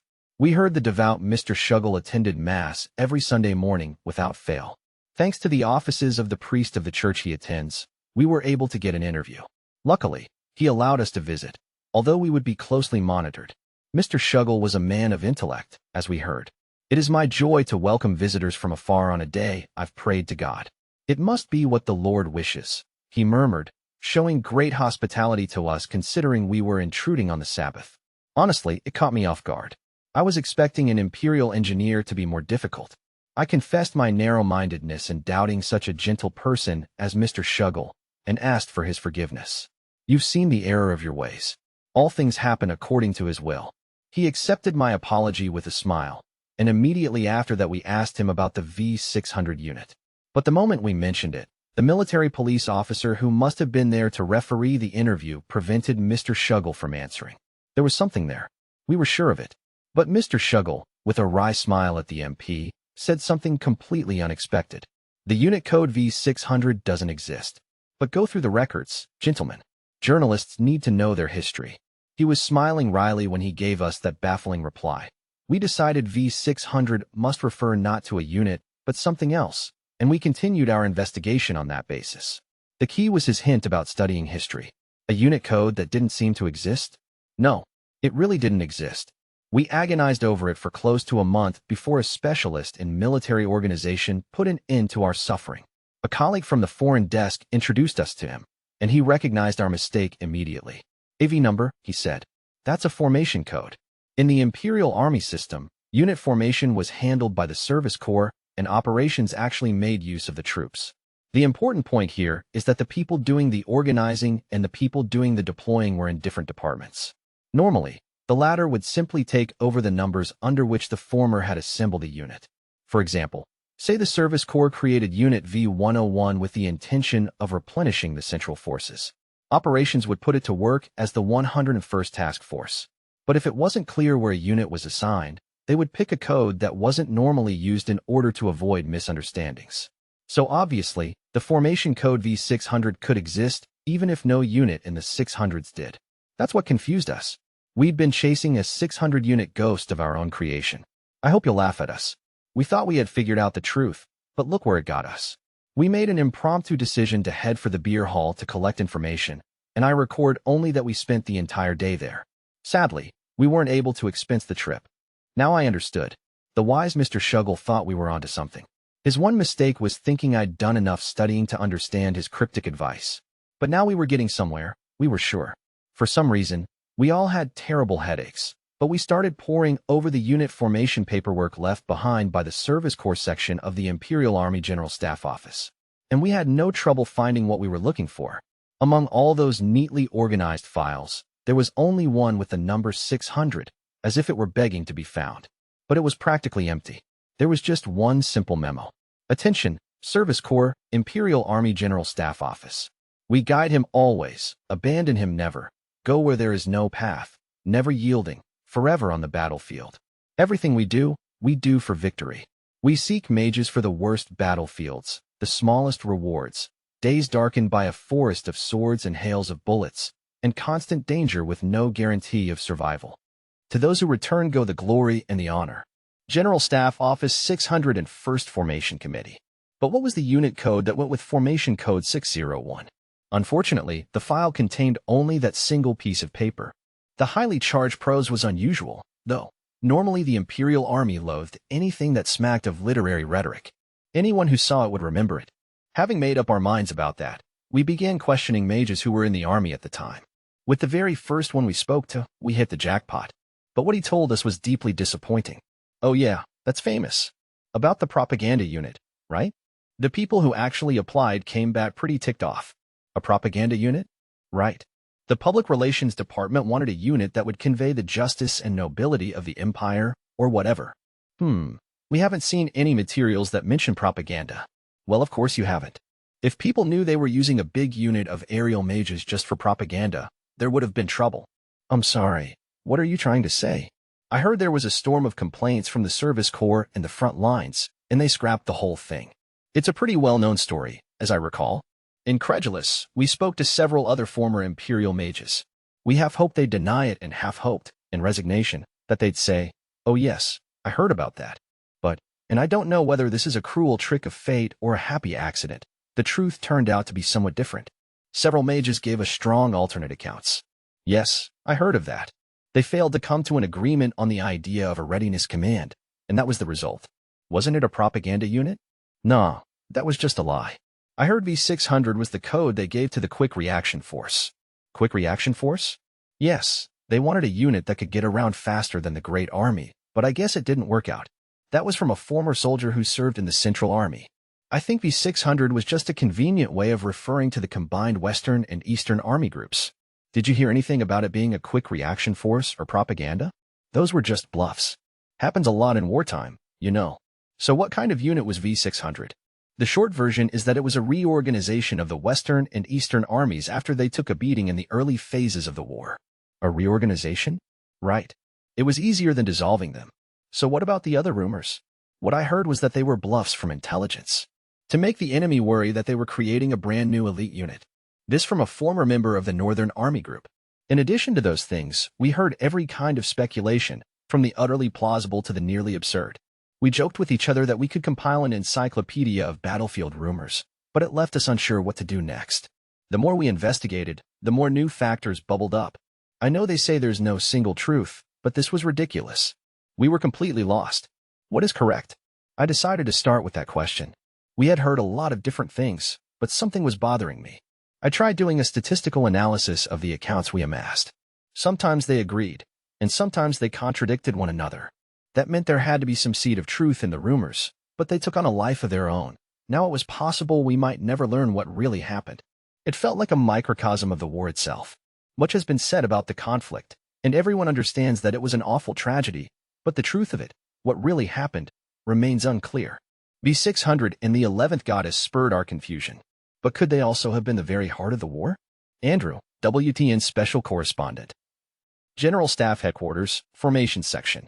An office with a sign that reads General Staff Office, Service Corps, Formation Section, 601st Formation Committee, has been set up in a corner of the General Staff Office to deal with the creation of a new unit. And the office's primary occupant, Captain Tanya von de Geerchaff, is confronted with the mysteries of the world, truly at wit's end. The cause of this is the mountain of application forms that greeted her when she sat down in her made-to-order chair and looked at her desk. The huge volume might make some sense if she were recruiting fresh graduates. The general staff paid well, so if an open call went out for new alums, even she would have considered applying. But that isn't what this is. Although she sometimes senses that her feelings don't quite match up with other people's, this came completely out of left field. Figuring there must have been some mistake, she picks up the guidelines that were distributed to all the regional armies and goes over it word by word. But there are no errors anywhere. We guide him always, abandon him never, go where there is no path, never yielding, forever on the battlefield. Everything we do for victory. We seek mages for the worst battlefields, the smallest rewards, days darkened by a forest of swords and hails of bullets, and constant danger with no guarantee of survival. To those who return go the glory and the honor. They will be constantly thrown onto the front lines, and the last to fall back in a retreat. It's a declaration of a perpetual battlefield where they will have to force their way into the enemy lines even when it seems impossible, with neither surrender nor retreat as options. And for taking on the toughest battles, she wrote honestly, there would be minimal reward. Surely, she had more than fulfilled her duty of explanation. She even wrote about forests of swords and hails of bullets, the fact that if applicants let down their guard for even 1 second, they would be dead. The notice did say that those who survived would be granted medals or whatnot, but that's practically the same as saying they would get nothing at all. No matter how she looks at it, it's as good as saying, please join me on a one-way tour of hell. Thank you very much. Common sense told her that no one would respond to such a call. She certainly wouldn't have answered it, and she was sure most soldiers wouldn't, either. That way, she could have stalled for time on the grounds that there weren't enough volunteers. Just a few days earlier, she was marveling that the Service Corps had allowed such an outrageous call for applicants to go out at all. Mages enjoy top treatment as elites. There was no way they would respond to these ridiculous requirements. It was like sending a one-ad to Wall Street that read, must work uncompensated overtime, no workers' comp, must be able to work weekends and holidays, low pay, no health insurance. Upon business success, employees are guaranteed a sense of satisfaction and fulfillment. Chances of success are extremely slim. No one would expect any economists or traders to respond to that. When Tanya sent out the brutal job description, she had counted on killing at least 3 months gathering volunteers. And yet here she is, confronted with massive piles of papers that tell her there are enthusiastic applicants from every regional army. It hasn't even been a week yet. Why did this happen? She groans to herself, burying her head in her hands on top of her desk. When she established this office, she requested minimal help from the Service Corps on the naive assumption that the number of volunteers would be small enough that she could handle everything herself, a move she now deeply regrets. It's disappointing that her plan hasn't worked out, but the bigger problem is the mountain of applications so large that no one could possibly deal with it alone. She fancies herself adept at paperwork, but even she has limits. Unfortunately, it won't be a simple matter to obtain the additional personnel she needs. In a sense, it's a failure of strategy. Improving the situation with makeshift tricks will not be easy.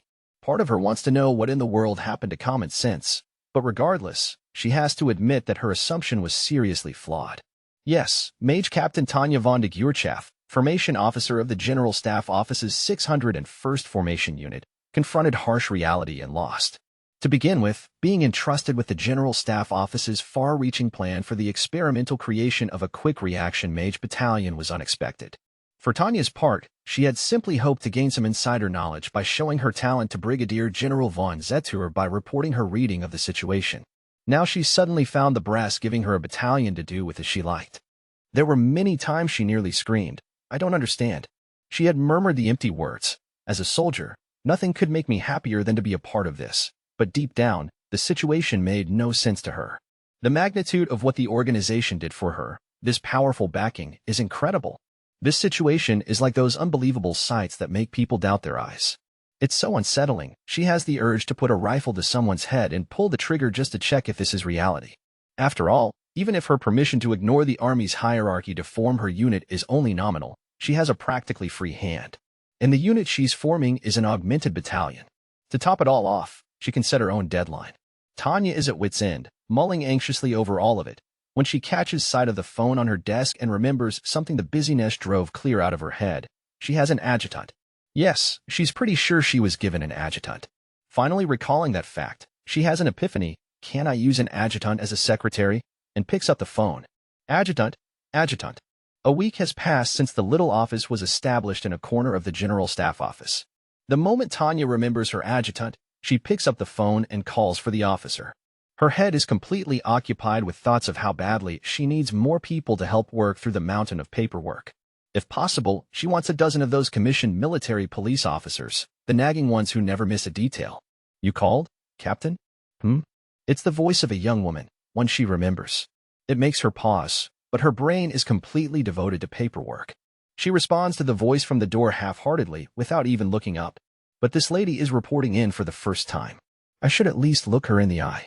When she raises her head and sees a familiar face looking back at her, she realizes her own features are cramping into a startled expression, like a pigeon hit by a pea shooter. It's not part of her usual repertoire. It's been a long time, Captain von de Gurchaff. Second Lieutenant Victoria Ivanova Serebryakov, reporting for duty. The woman snapping off a perfect salute in front of her was one of the first subordinates Tanya ever had. As she returns the gesture, Tanya checks the rank insignia on Serebryakov's shoulder and sees she is indeed a second lieutenant. She must have completed the accelerated officer training program and been promoted. After reaching this conclusion, Tanya finally lowers her arm. It sure has, Lieutenant Serebryakov. Oh, belated congratulations on your promotion. Thank you, Captain. It's a mild surprise to meet such an unexpected person in such an unexpected place. So you're my adjutant? Yes, ma'am. I see. So the higher-ups are being awfully considerate. Assigning an adjutant of the same gender was already quite thoughtful. She isn't planning on having her handle any personal matters anyhow, but she appreciates the thought that a woman would make things easier on her, even if the gesture is somewhat unnecessary. In any event, Tanya was merely hoping for a competent adjutant. She's more than happy to have miscalculated. With an adjutant who is not only competent but also warrants a measure of trust, work will go much smoother. She's capable, so luckily I can work her hard. Okay, Lieutenant. I'm sorry for the trouble, but I need you to go tell the commander of the guard that I want to borrow a few MPs. Really, she wants a phone line directly to the military police office, but for some reason phones that can reach outside lines aren't allowed at personal desks in the Army General Staff Office. Maybe it is about maintaining secrecy, but it's tiresome. Maybe they just don't want to bother putting in a switchboard. Understood, Captain. How many MPs should I ask for? However many are available, but I'd like a dozen if possible. Got it. I'll contact them right away. The interaction went so smoothly that Tanya feels a smile tug at her cheeks. She's annoyed by the amount of work she has to do, but having a useful subordinate will reduce her burden quite a bit. Of course, she can't really say that until they have assembled some manpower. In any case, she has to deal with the fact that there are too many volunteers. She takes a breath and gives the list a determined second look. Closer inspection reveals that, for some reason, it includes applicants from the Western and Northern armies, even though she was instructed to choose applicants from forces that are not currently engaged. Given the work involved in sorting through all these applications, it's probably an administrative error. Thinking along those lines, she hits on the idea that the way to fix the problem is to reissue the call for volunteers. Her plan is to consider all the applications void on bureaucratic grounds and put out a new notice. Right, I'll have to go see the Brigadier General right away.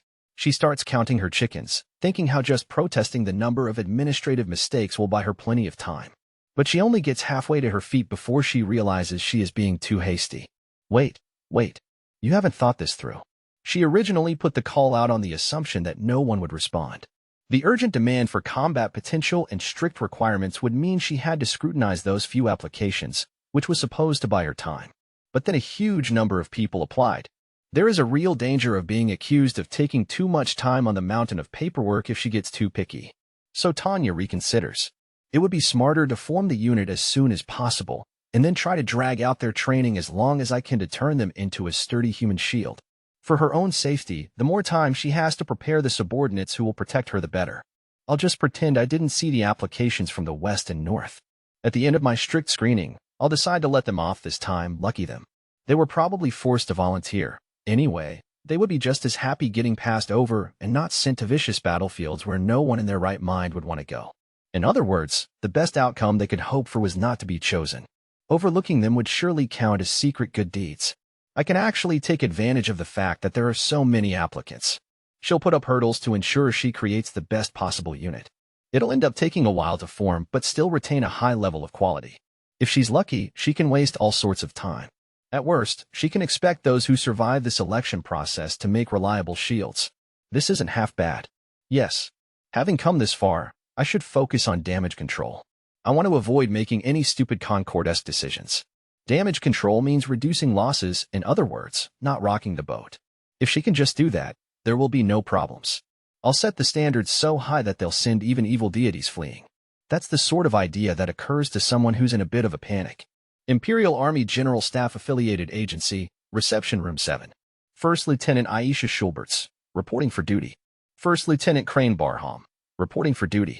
2 young officers arrived at the capital, summoned from the Eastern Army. The 601st Formation Committee base had been set up in the suburbs of the city, and they arrived at 11 o'clock sharp, just as instructed. A new elite mage unit was being formed. The applicants had been told to introduce themselves, and the ambitious pair, eager to do their duty, announced their names and ranks with spirit. Thank you for coming. I'm Colonel Gregorio von Turner, head of the 601st Formation Committee. He had them over the desk in front of him, as if he could see through to their souls, and his battle-hardened aura made the 2 first lieutenants straighten up unconsciously. The colonel's gaze froze them in place, but then he nodded as if in acceptance. I'm sure you've both been informed of the day's schedule, but there's been a last-minute change of plans. Even in the academy, changes in schedules and objectives were commonplace. No doubt they're looking for flexibility. After reaching that conclusion, the two lieutenants focused their full attention on the colonel so as not to miss a word. Scrap what you were told about reporting to Training Ground 7 by 1400 today. The two of you should head for the 6th Aerial Combat Unit's headquarters on the double. On the double. They figured that was the important part. It had to be a test of how quickly they could respond to urgent orders. Furthermore, this goes without saying, but you're both required to maintain confidentiality with regard to the selection process. A duty of confidentiality, that makes sense, they thought. They began reconsidering how they could travel given they had to maintain secrecy. The city limits were a no-fly zone, but they could probably use regular transportation. Basically, that meant a military vehicle, ideally, one associated with command or the military police. I warn you, if there is any question about your ability to maintain secrecy, you'll find yourselves returned instantly to your original unit with a note on your record. Sir, they both replied. He had hardly needed to warn them. They quickly withdrew and began conferring with each other. The 6th Aerial Combat Unit's headquarters? Sorry, but do you know where that is? Yeah, no problem. I'm pretty sure they're stationed at the Augsburg Air Base. Warham had never heard of the unit or its headquarters, but luckily, Schulberts knew it.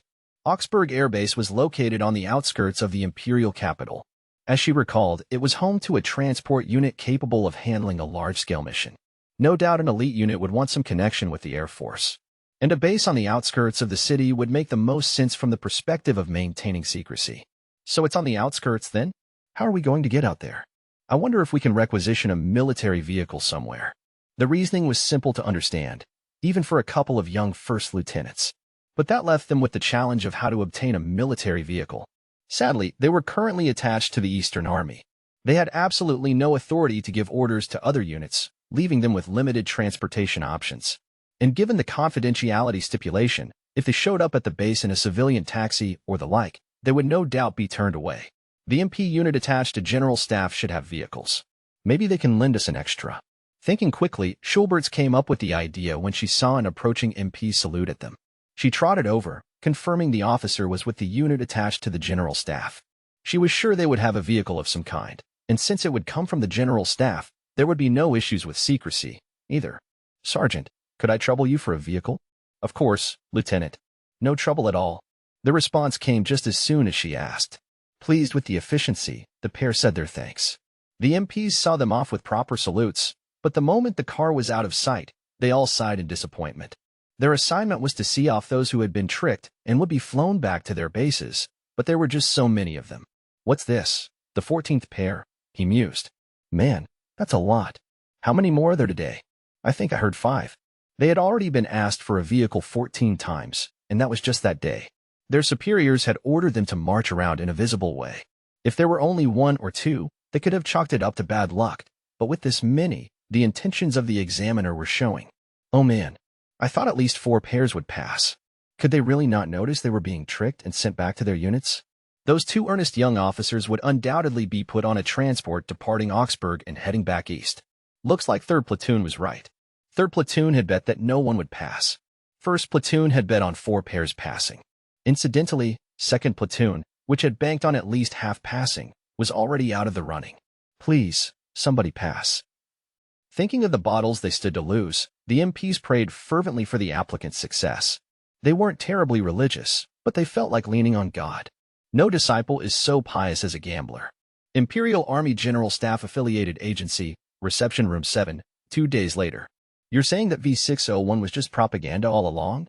A young 2nd lieutenant was shouting in protest, spittle flying at this outrage. His clenched fist looked ready to pound the desk any moment. He had rushed there in hopes of helping the Western Army Group, which were still hard-pressed, only to discover that the Eastern Army was being given a propaganda assignment? Everything about his body language made it clear that he thought this was ridiculous. Calm down, Lieutenant. Believe me, I wish I could tell you otherwise. The major facing him bowed his head apologetically. Yes, a major was effectively apologizing to his 2nd lieutenant. He was equally concerned about the situation.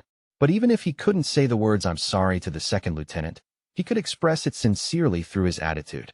So you're telling me to just keep my mouth shut and go home? Unfortunately, I'm thrilled at your eagerness. If there's ever an opportunity, I hope you'll volunteer." The major sounded genuinely sympathetic. Maybe something in his voice reached the young officer, because he relaxed his fist, gave a perfect salute, and bowed upon exiting. "By your leave, sir." No sooner had the lieutenant closed the door than the image of the major wavered and then disappeared. At the same time, chairs that had been concealed with optical formulas appeared. The young second lieutenant never had the slightest idea that he was being watched while he was saying his impassioned piece. And that was why the observers were heaving deep, defeated sighs. "This really makes me want us to work out optical formula countermeasures already," spat a commissioned officer bitterly. He was one of several who had appeared where there was only a wall a moment before. They had been watching the same monotonous third-rate production all day, and they weren't happy about it. In the test they were observing, morons prattled on without noticing the deception, unfortunately. Their frustration was understandable. The whole thing hinged on a simple gimmick: the creation of a false 3D image using optical types. They would project the image of a non-existent person behind a desk in a corner of the room, then just fix up the rest of the room with camouflage and optical formulas to hide any weirdness. It was merely a matter of finagling the interior design to conceal the strange placement of the desk in the corner. Once that was done, it looked like the desk was in the center of the room, although it did make the room seem rather small. In the remaining hidden space sat the high-ranking officers, watching everything with obvious displeasure. The second lieutenant had been so sincere, only to have his ambitions betrayed. He had been putting on a one-man show for the distinguished panel of assessors. Their conclusion was that being a mage didn't guarantee cognitive ability, even on a more fundamental level than common sense.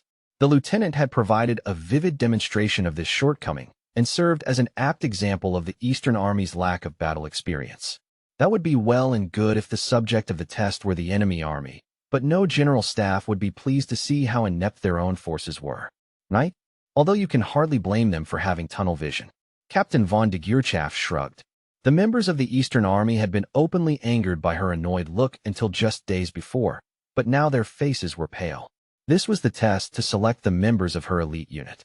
The fact that almost no one from the East had managed to pass was whipping up a storm of anger.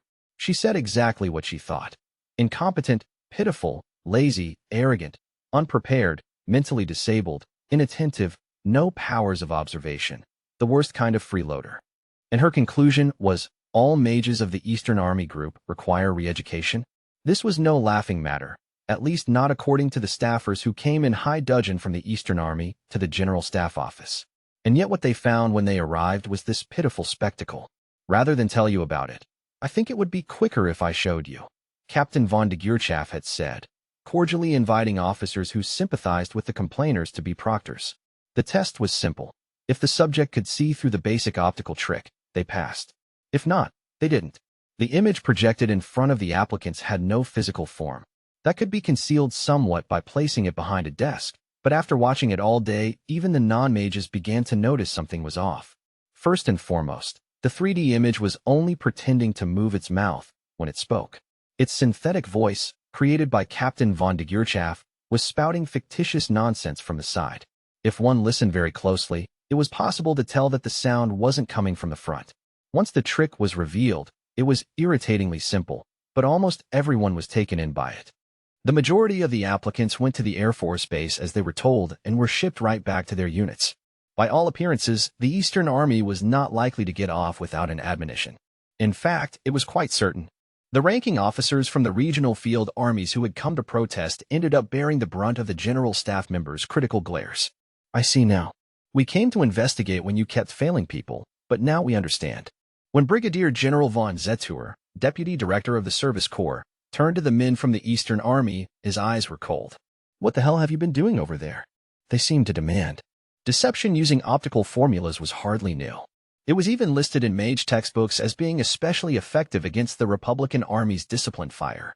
Not only that, but since the Republican Army often used optical formulas on the battlefield, countering them was considered a basic part of every mage's skill set. The fact that the candidates in this test failed to demonstrate even this elementary ability said something about the level of their training. Didn't only about half the troops from Central figure it out, even though they've got combat experience? The problem is that almost none of the troops from the East could. As the brass whispered their criticisms, one member of the Eastern contingent felt compelled to defend his army and cautiously spoke up. If you'll excuse me, might this not be a question of skill rather than experience? His indirect question was whether the situation had been brought about by Captain von de Geerchaf's extraordinary abilities. At the very least, the Eastern Army was aware that mages with the Silver Wings assault badge were a tiny minority. Hence, it was possible to wonder if the gulf was one of not combat experience but prowess. It's a simple illusion created with an optical formula. Such formulas are frequently used as decoys on the battlefield. But Captain von de Geerchaf's matter-of-fact answer said it all. This statement was coming from someone who had survived an entire company's fire discipline using optical deception. It carried an immense weight. And there was no changing the fact that nearly half the troops from Central who had previously seen action on the Western Front didn't get tricked. You just saw them getting manipulated like puppets by something that doesn't exist, a little bit light. Surely you understand why I don't want them in my unit. So what are the overall results for the Eastern Army? 27 out of 29 pairs were tricked by the illusion and returned to their units. A nearby assistant read the report dispassionately, and even though they had spent all day watching this comedy of errors, the observers sighed. Staff from the Service Corps were already fretting about the fact that they might actually need to re-educate the regional armies. Serious doubts had arisen as to whether they could fight a war if the troops were so easily deceived. Even with the 5 pairs out of 10 from the Central Army that passed, that's still only enough for a company. A mere 12 people passed the initial screening, which was conducted in pairs. Even if she took every one of them, she would only have enough for a company. Just 25% of her goal. At the moment, I'm hoping for better from the remaining 65 pairs in the Eastern and Southern armies. Her tone wasn't entirely pessimistic, but her eyes said she didn't expect much. Well, this pass ratio won't do. The verdict negated any optimism. It was as bad for those who heard it as for the one who said it. The commissioned officers from the Eastern Army slumped in resignation. None of them would have hoped that his unit would be branded inept, but reality was harsh. The mages of the Eastern Army Group could look forward to some cold treatment for the foreseeable future. Could you lower your admission standards? I would have to at least get people who could be useful after retraining. It would take time to assemble. The openly despairing officers from the Service Corps suggested re-evaluating the schedule. More than a few people were glaring at the Easterners, silently asking how the hell they had been training. In any event, loosening the standards for admission would inevitably entail more time to set up the unit. The unit's training period, which was the trickiest part, would have to lengthen dramatically. Calm acceptance of the fact would have been unusual. Bringing veterans together was one thing. Training fresh recruits from square one was something else entirely. If the disparity between the members' abilities was too great, it could hinder their operations. Everyone in a unit had to be brought to a uniform level.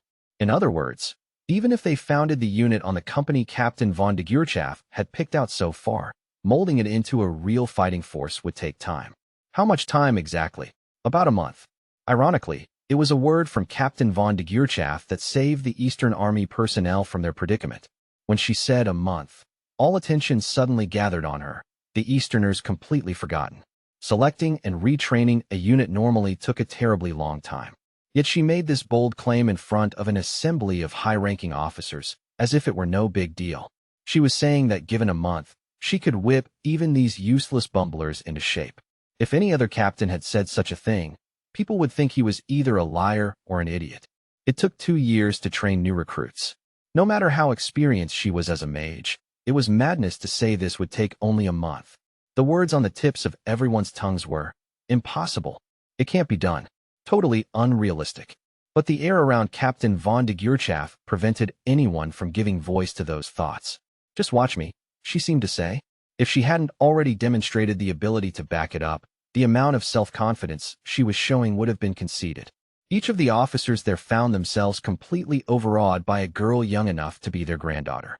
So powerful and authoritative was her presence that the issue of grilling the Eastern Army Group was temporarily shelved. Go right ahead, then. Re-educate them. And be a little rough if you have to. General von Zetter might have been the only person in the room to have anticipated this scenario. He smirked. A little rough. That was his way of saying she could do whatever she wanted as long as no one died.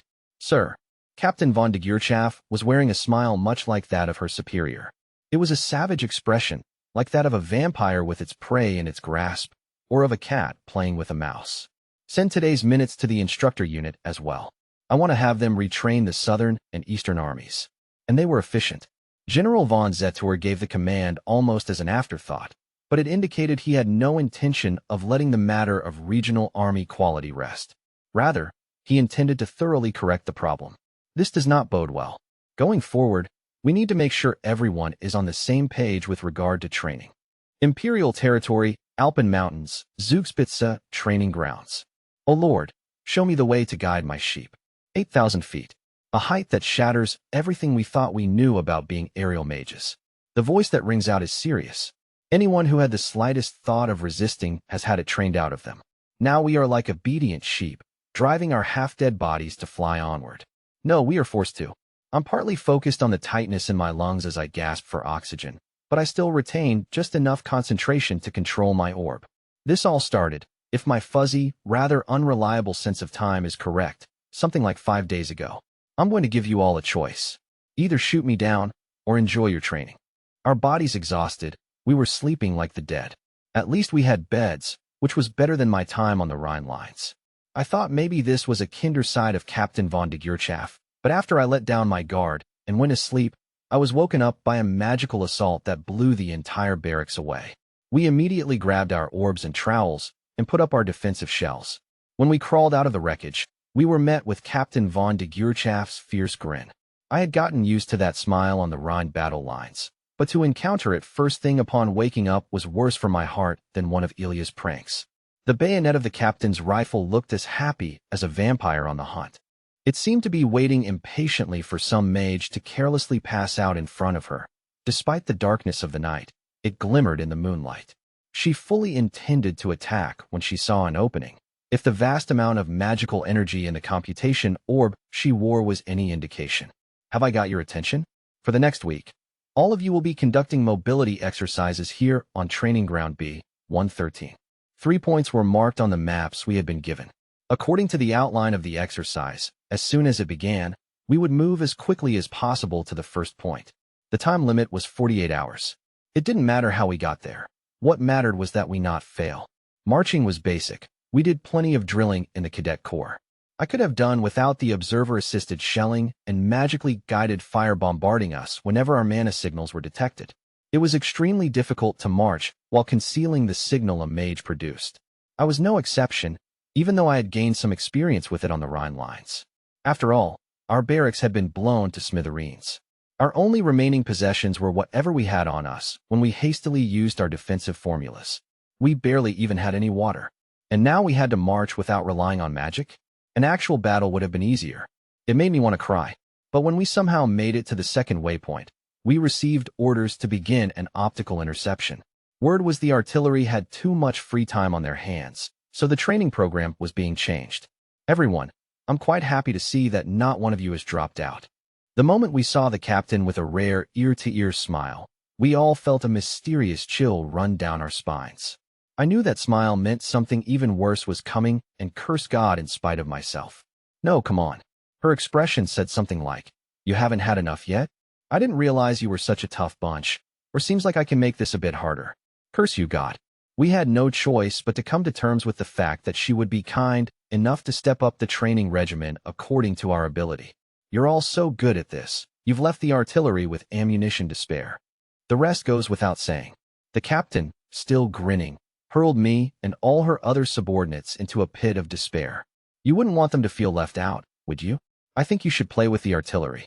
She immediately shot an infrared beam using a formula. A training round flew down the line of fire, straight for us. An attack from the artillery against our assembly point. It was an artillery barrage against a fixed point. An attack so simple it could not hit. You're all so very capable. Even I'm proud of you.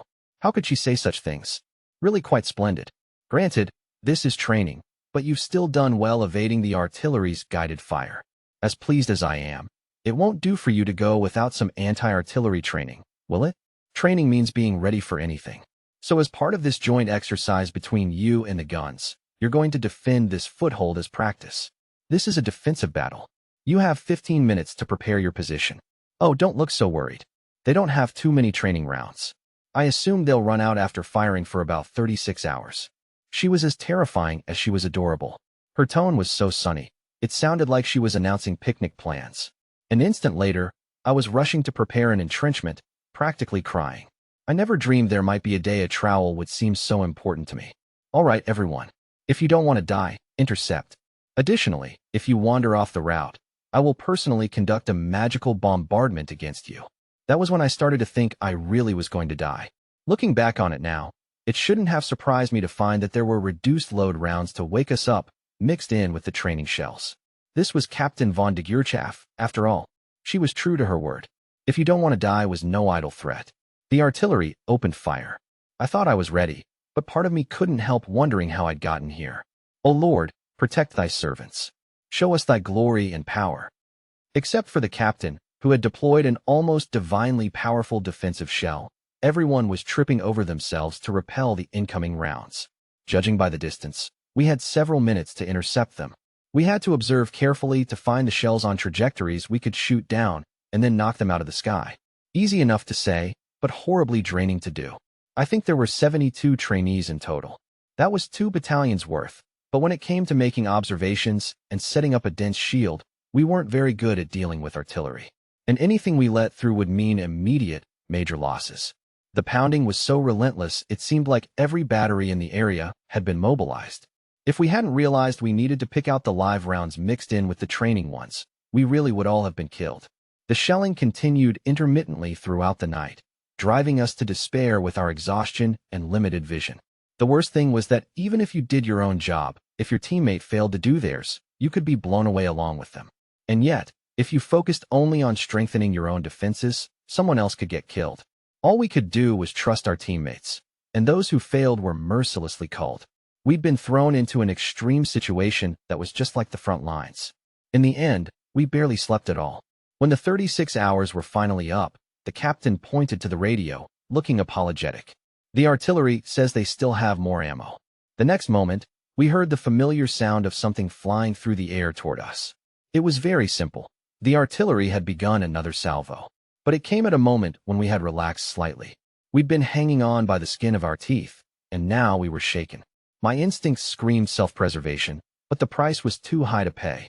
We saw once again how happily the captain did what she said she would do. In the end, the barrage didn't last very long, but by that point the number of candidates had dropped to 60. We set off for the 3rd location on the map. The terms were relatively straightforward. Just go. There were no conditions besides the time limit. In other words, we had as good as no information at all. Move carefully. With only that advice to go on, I imagined the worst. On the lookout because who knew what might happen, we marched on, trembling in fear. Once in a while, an armed bomber company would fly a search overhead, but all we had to do was stay out of sight. For some reason, we spotted military Dobermans roaming around, but we just had to avoid them, too. Of course, everything was avoidable. Her warning left us paranoid. There had to be something. But as if to mock us, we never encountered any malicious traps. It really was just a march. Of course, the time limit was enough to make us wonder if a bunch of exhausted mages could make it, even at full tilt. When we reached the 3rd waypoint, utterly spent, Captain von de Geerchaff was there waiting for us with a grin on her face.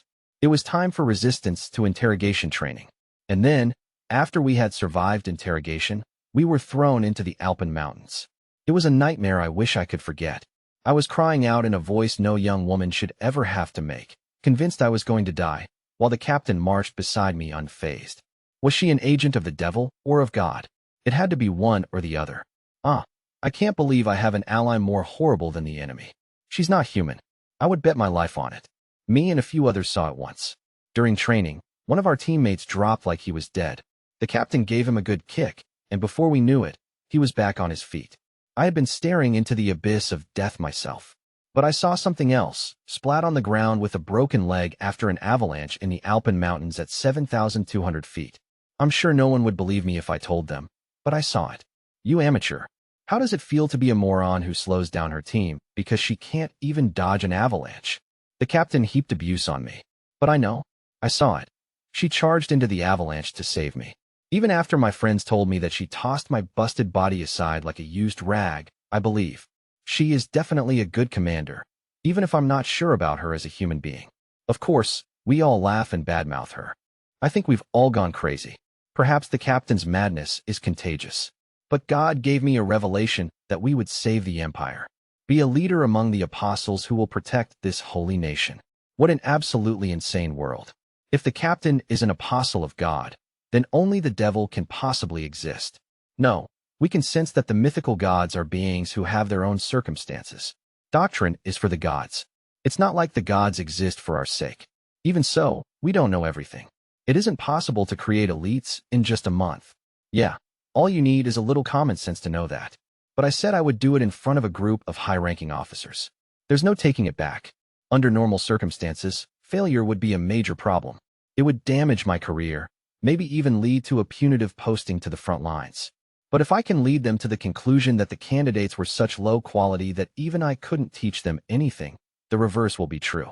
I'm guessing they would want to cover things up, try to pretend none of it ever happened. The Service Corps has authorized me to go to extremes. If I train them as mercilessly as I can, push them to their absolute limits, they will surely give up. Then this will end with everyone else getting called gutless quitters. I'll come through unscathed. Hence, I'll borrow training methods from every special unit known to military history. The American-style stuff includes water acclimation training, but we'll do even harder altitude acclimation training. I'll make them give me all they have. When that phase is over, next will be the infamous Hell Week. A total of 4 hours of sleep in 4 days. It's a cruel method, but when you push people to the breaking point, you find out what they're made of. Mages are capable of compartmentalizing, but there are limits. I'm doing this for a just cause, purging any fools who value themselves over their comrades. I'm not eager to abuse my subordinates, of course. I'm not so weak-minded as to take pleasure in meaningless violence. Every vicious act will have meaning and a rationale, or I won't commit it. That's why I welcome dropping out at any time. In fact, I wish they would hurry up and quit. I'm sure they want to escape this pressure, so they should choose to leave. Anyone who makes it through Hell Week goes straight into a week of Seer. It'll be a packed schedule of resistance to interrogation and survival training. After that, they'll have nearly gone insane, so I'm sure they'll give up, but I have a perfect plan for any war-crazy nuts who manage to hang in there. They'll be dead from Hell Week and Seer, but I'll throw them out on a long distance, no magic march through the Alpine mountains for a week. Of course, only the absolute minimum sleep and rest will be allowed. I'm basing it on the worst battle conditions on record. How about half water rations? They won't be allowed to carry food, of course, and using their computation, orbs will be an instant fail. They'll only be allowed to use a knife, one for every 2 people. Perhaps it makes sense if I explain it as a general staff trip, only harder and more elaborate. Anyone who can't cross the steep Alpine mountains in 7 days is out. And that's quite a challenge even for someone who is in good health and properly outfitted. If anyone makes it under these conditions, I must be cursed. But all I have to do is mercilessly fail anyone who makes the slightest error. Then things should turn out more or less the way I want. And just in case they don't, I've prepared foolproof insurance. Let me be clear, I don't want to have to resort to this. It's not my intention. There's just no other way that's quite so certain.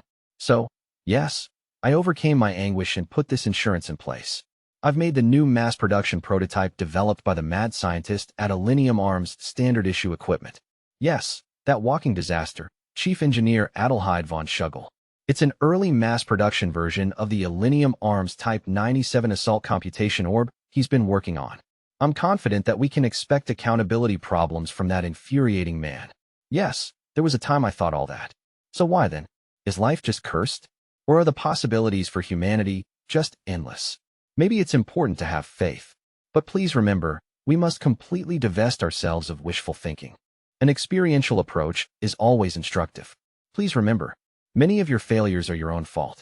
And often, by the time you realize it, it's too late. Suddenly, I find myself standing on a raised platform. Maybe I'm half asleep, because just as I'm thinking maybe I should curse my own morning-hating body and its unexpectedly low blood pressure, another irresistible wave of sleepiness assaults Tanya. But then her ears catch snatches of what her mouth is saying. As of today, you graduate from being worthless maggots. From this day forward, you are Imperial mages. Wherever you go, from now until the moment you bite the dust, you will be bound as fellow soldiers. The members of the army are both your brothers and your brothers in arms. Next, you'll be heading to the battlefield. Some of you will never return. But remember this, every Imperial soldier dies. We exist to die, but the Empire is eternal. That means you, too, are eternal. And so the Empire expects you to put up a never-ending fight. Why do I have to say all this? I don't remember saying any of that stuff, but something remains in my memory as if I did. Before and after that is fuzzy. Unfortunately, Tanya has to admit that she has lost parts of her memory, perhaps because she activated the Alinium Type 95 during training. That is exactly why she hates it. Captain Tanya von de Geurchaff, who isn't getting any taller even though she should be growing and has trouble with equipment sizes, can't avoid feeling conscious of her height issue, especially when she is surrounded by battle-hardened women mages, rare as they were, with great bodies. Good grief. I may be a knowledge worker, but my white-collar job required a certain amount of physical strength. I do pay attention to my diet, knowing that healthy work begins with a wholesome lifestyle, but nothing seems to come of it. Well, not that I would expect to get taller eating K-Brat. In other words, if as an individual I want to avoid wasting my efforts, I have to grow up. That's what brought me to the military doctor, to find out why I wasn't growing even though I should have been. It's true, before I knew it, I was even asking the doctor what I should do to get taller. The military doctor advised me that my growth was stunted because of balance issues between my muscles and training. If I addressed that, got plenty of sleep, and ate well, I would grow, she said. The smile she gave me left me suspicious. Immediately after, I was seized by an impulse to take my rifle and blow my head off to get rid of those memories. She was an awfully chubby doctor, for a woman. May disaster befall the general staff, who choose the worst times to be considerate. Was this woman showing me of all people, sympathy as a fellow woman? Irritatingly, all of this started when I was accused of resisting the form of oppression known as faith, because I was a man. I didn't think it was possible, but was I brainwashed to want to mature as a woman? No, it's very dangerous to come to conclusions based solely on circumstantial evidence. It's true that I suffered much unpleasantness because of the Elenium Type 95, but I'm pretty sure the thought control is limited to when it's active. Looking at my records, I can't verify any ongoing manipulation of my thinking, but I do have the sense that something very unpleasant is developing. Devils, do you, all of you, mean to trifle with my identity as a freedom-loving individual? The next thing I know, there's a rosary I have no memory of around my neck. The Holy Mother? Yes, like you see in churches. I understand. I've often seen the sisters handing them out, but I only ever watched. Stop fleeing and face reality. Why do I have this unfamiliar rosary? For that matter, when did I start losing my memory? This is bad. I really can't trust my memories. For something I got from a church, this thing looks awfully well used. You could say it has a sense of history around it, a presence. To be blunt, it seems like the sort of thing that, in my world, the church would keep as a holy relic, to the point where I want it as far away from me as soon as possible. If I had my wish, I would donate it somewhere. Anywhere. This kind of thing starts to get terribly heavy hanging around your neck. I know I trained those candidates. It's also true that I intended to pass no one at all on the pretext of a difficult selection process. My memories of that month are clear, but something is wrong. Maybe my mistake was unconsciously activating it at 8,000 feet. Yes, my critical error was activating the Elenium Type 95 to go higher. Maybe I should consider the possibility that spiritual corruption can build up. Rather than just manipulating my mouth for a short time, maybe it accumulates in the body like lead does. Get tested for spiritual corruption? But on what grounds? The military facility that performs our physicals is researching the effects of magic technology on thought. If I can trust them, they announced at a meeting of the Society for RTI Technology that they could tell if someone was having their thoughts influenced. Maybe I should get tested now, while I can still make sane judgments. But the problem is finding a reason. If I'm seen as a commander with mental problems, it will threaten not only my future career but also my entire life. Women administrators are not uncommon, but in the empire where gender equality still has a ways to go, their qualifications are always questioned. Any sort of apparent problem would not be good for someone who wants to do white-collar work. My fretful agonizing is interrupted by a deferential knock at the door. It's Visha, who's starting to get used to being my adjutant, and from the look on her face I smell trouble. I immediately abandon my less urgent thoughts and switch gears to focus on work. Captain, a message from the General Staff Office. Thanks. Do they need a response in a hurry? If it's some pointless errand, I want to take my time with it, if possible. Yes, ma'am. There's someone waiting for you. What? After taking a glance, I snatch up a pen and read the military telegram more closely. It's from the General Staff. I'm being ordered to finish assembling my unit and deploy immediately to a base in the southeast. Top priority. Captain von de Geerchaff? Is something the matter? It's too soon. It's still way too soon. Lieutenant, get the General Staff Office on the phone. I order the uncertain second lieutenant to ring the General Staff. But at that moment, as if they expected me to do that, a high-ranking staff officer appears. No, they definitely knew, which is why they sent him from the General Staff Office to talk to a mere captain like me. That won't be necessary, Major von de Geerchaff. Colonel von Lergen. I didn't know you were here. It's my acquaintance, Lieutenant Colonel von Lergen. He's sensible and a good soldier who is against sending children to the front lines. Yes. Congratulations on your promotion, Major. I've come as an envoy. I expect you have a lot of questions. The Lieutenant Colonel delivers this unofficial announcement as though it is already settled. I'm not unhappy to know I've been promoted, but I smell trouble. A high-ranking official would normally never come from the General Staff Office just to deliver the promotion papers for a simple battalion commander. Thank you for your concern. Lieutenant, leave us. Yes, ma'am. Excuse me. I immediately dismiss all third parties, including my adjutant. I want the room to be as private as possible when we get down to business. My promotion. I suspect the battalion would intuit what it means. To put it another way, the battalion has to get ready for combat. Can I buy some time by saying the unit lacks discipline or hasn't gelled yet? Okay, Colonel. What's going on here? After I completed initial formation of the unit at Central, the plan was deployment to a base in the southeast. I know that depending on the state of the war, there's a non-zero possibility of going north or west, but these orders are to immediately move to the southeast. Standard operating procedure is to give at least 6 months for the creation of a unit. It's altogether unclear to me why they should think my unit would be ready so much sooner. You've got your 48 people. The brass considers the unit formed. Yes, it's formed, but it isn't a unit yet. Amateurs often fail to realize that finalizing the members and becoming a unit aren't the same thing. To make an effective fighting force, you have to take a certain amount of time to establish a chain of command and ensure everyone can work together. Otherwise, it's only a unit in numerical terms. Politician soldiers aside, this is the General Staff's job, so I would expect them to understand. That only makes it all the more terrifying. I have to wonder what would make them feel they have to force this, when they understand how unrealistic it is. Troops, equipment, no problem. The General Staff is very pleased with how efficient you've been. Very funny, Colonel. We're practically a training battalion.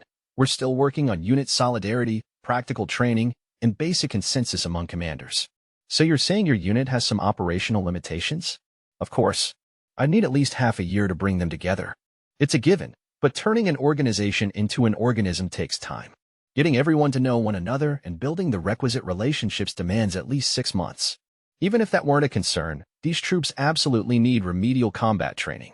You completed initial training in just a month. The higher-ups think they can put your unit on the front lines tomorrow. May I inquire if they're out of their minds? A unit that has been formed and a unit that can fight are two completely different things. Two fully manned units may look identical on paper, but one may be fresh out of basic, while the other has combat experience and all the supplies and rest they need. The difference would be enormous. To create a well-trained, coherent organization, time is essential. Even if training proceeds quickly after formation, it takes time to get troops disciplined. Everyone knows that. So we can't send them into battle the minute they're assembled? You know, the higher-ups only think they can do this because you're commanding. That's no answer. It doesn't even make sense. They're more than welcome to send me into battle alone. I can say that because I know they won't do it. It's unthinkable to reassign a commander in the middle of creating a unit, so I don't hesitate to come on strong. If they want the battalion to display its power in battle, that's a different matter, as I believe they well know. It is absolutely ridiculous for them to treat what amounts to a bunch of fresh graduates like they can be instantly combat ready. It's as if they are admitting that not only can we not spare the time to train the unit, but also that there are no usable veterans. In other words, the disease has been revealed as terminal. Major, the Imperial Army is under a lot of pressure. So you're going to throw an unprepared mage battalion into combat? Most of the Great Army's mages were drawn off to the west, so the north is in a precarious position. Currently, most of our mages are deployed to the west, precisely because a large number of the Great Army's mages were transferred there. Still, more than a few remain in the other regional forces. The Entente Alliance is in its death throes, anyway. The Northern Army Group can easily handle it alone, which is precisely why I want to know what's so urgent in the southeast, far from the front lines. Accelerating our timetable just to stick us in the back seems as foolish as ruining a bottle of wine that would increase in value with age or failing to properly store cheese. That's why I don't understand, sir. Why the southeast? If they said the north needed reinforcements, I would understand it was because they were short-handed. Things would be crystal clear. But now they're saying they're short-handed, yet they're sending us in the opposite direction of the fighting. It doesn't make much sense to me. It's what the General Staff decided. May I ask why? There are military secrets involved. Work on your combat capability in the southeast until you receive further orders. So he's not going to explain the politics behind the decision. In that case, all I can do is guess, but it's probably a waste of time. I can only bear in mind the bottom line, which is that a unit under the direct control of General Staff has to be sent to the southeast for some reason. If it's combat capability you want, sir, I suggest you use a fully trained unit. I presume you're already above average. Colonel von Lergen, I feel compelled by the duties of my office to inform you that it is too soon to deploy this unit, and that doing so could hinder their preparations to fight in a useful way. My remark is also an attempt to probe. Any battalion commander worth their salt will naturally complain about being deprived of the necessary time to get their unit ready. Your warning is duly noted, but don't expect this decision to be overturned. What I get back from him is a bureaucratic response. If the hard edge in his voice speaks to the higher-ups' resolve, it unquestionably indicates that the decision is set in stone. Understood, sir. So I stand down. But they could have handled this with some paperwork or written orders. Why go so far as to send someone? I can't shake the question. I find the answer in a murmur from Colonel von Lergen, almost to himself, as he starts to pack up his belongings now that his work as an envoy is apparently done. Oh, take this as a word of advice from someone who has lived a little bit longer than you. Since you'll be going to the southeast anyway, why not take the time to learn Dacian? Huh? Dacian, sir? There's never anything to lose by learning a new language, especially for us soldiers. That is true as far as it goes. But why Dacian specifically? There are two possibilities. Dacia is becoming either an ally or an enemy. If the Dacians are going to join us, we'll have to be able to communicate with them. And if they are going to fight us, it will be useful in gathering intelligence. If I can find the time, I'll try picking it up. Thank you for the advice, sir. Not at all. Congratulations again on your promotion, Battalion Commander von de Geerchaff. September 24th, Unified Year 1924, Ransylvania Region, Tureo County, Imperial Army Field Maneuver Area. Only a few days after the battalion is ordered to their new base, they undergo the inspection that will conclude the initial selection phase. Due to the tense war situation, the deployment plan was bulldozed through, which pushed the inspection up. The high-ranking general staff officers are concerned about unit discipline because of how hastily the members were thrown together, but their expectations are betrayed in the best possible way. That day, a sight they never could have imagined leaves them gaping in amazement. You numbskulls, get your asses in gear and go higher. It's only 8,000 feet. You wimps. Can't you hear me? For some time now, an even, emotionless voice has been coming over the radio. It's hard to believe, but it's the voice of a child, a little girl.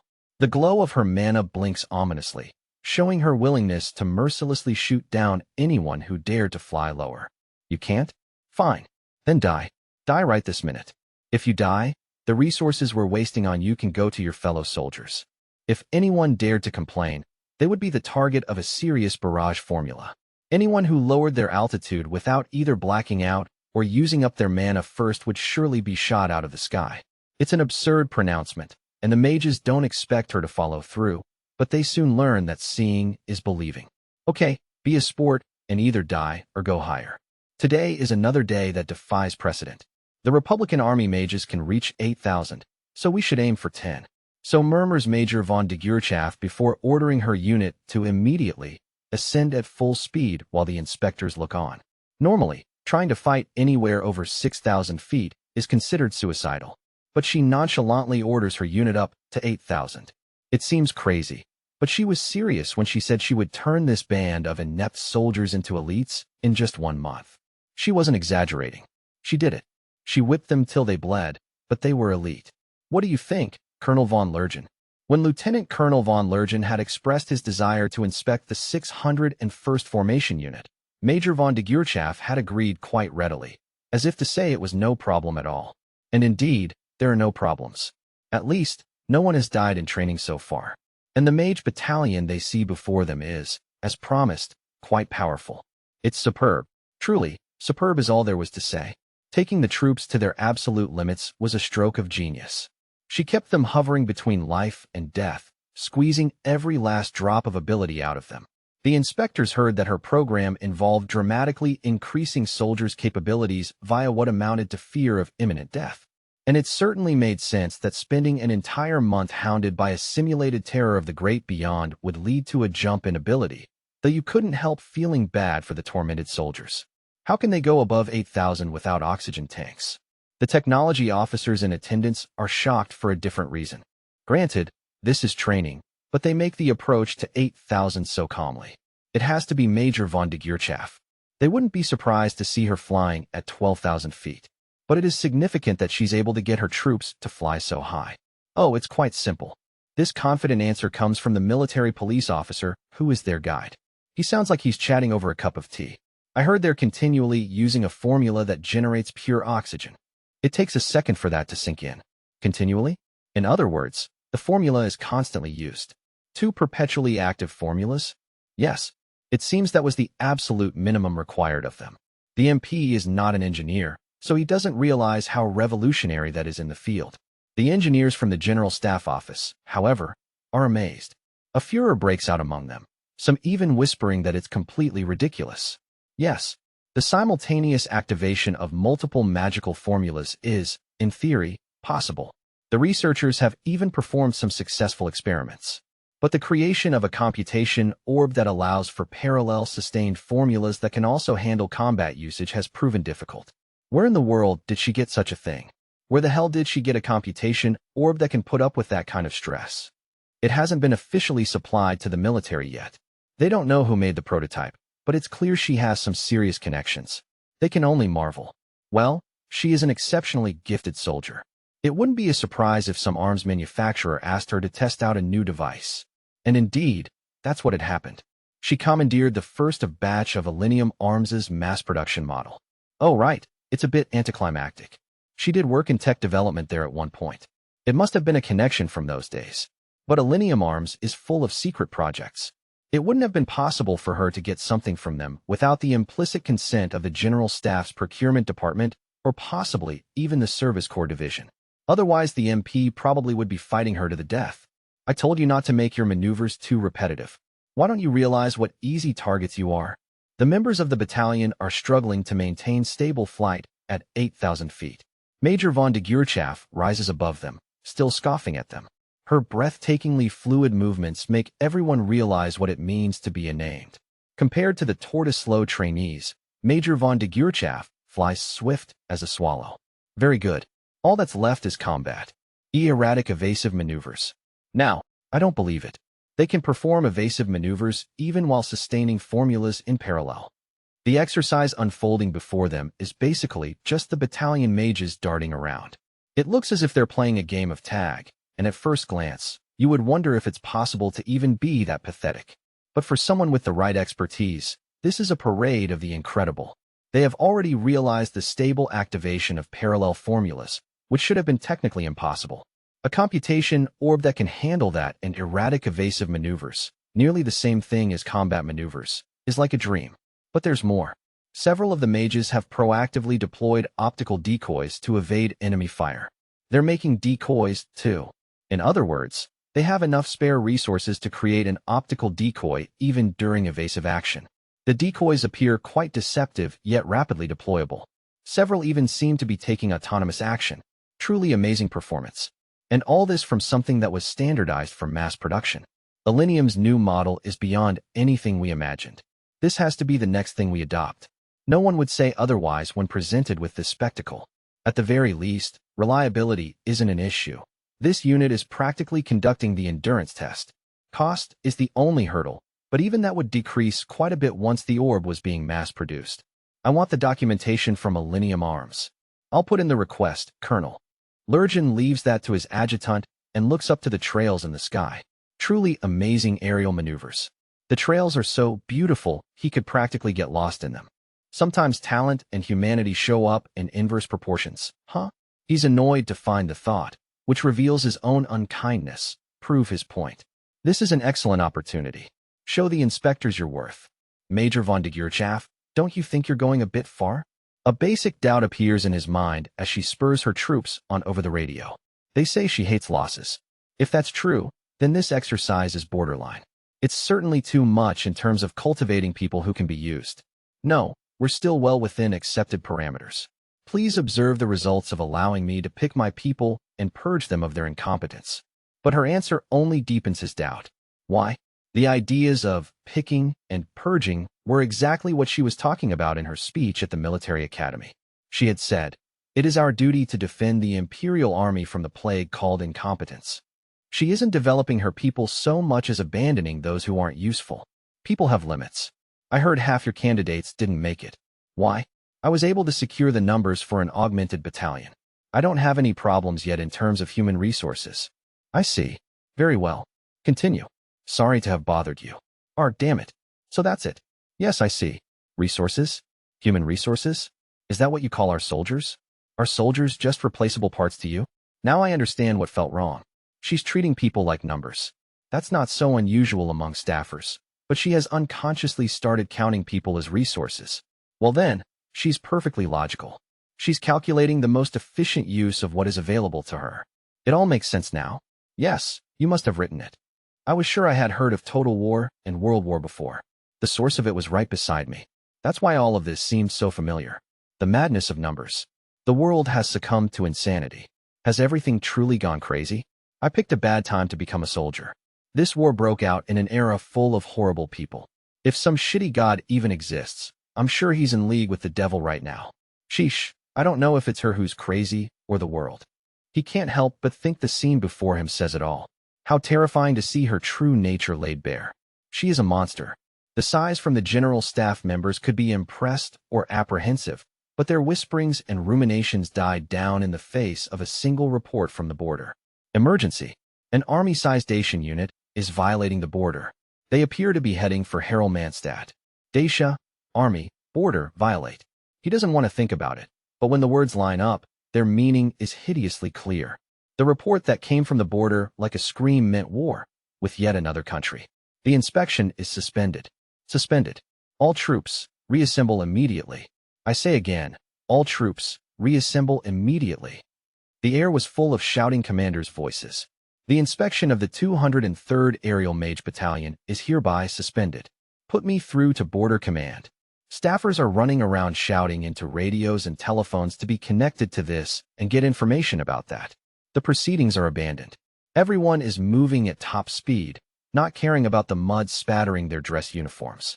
Those who don't have battle stations because they are there as observers head aimlessly back to the command post. Lieutenant Colonel von Lergen is among them. Even moving briskly, surrounded by the cacophony, he finds a chill running up his spine. World War. Could something so ridiculous really happen? He is about to say, when he is interrupted by Major von de Gurchaff, who shows up at the command post a bit later. I absolutely agree, Colonel. Why should the Empire have to take on the entire world? It seemed she arrived after her own subordinates simply because they had longer legs. As if irritated at her short stature, she stomps her booted feet and fairly spits in indignation. Those stupid Dacians. I'm sure they're doing it for the sake of world or whatever. They're just dying for us to burn them to the ground. Who knew international cooperation could be so awful? She is angry at World War itself.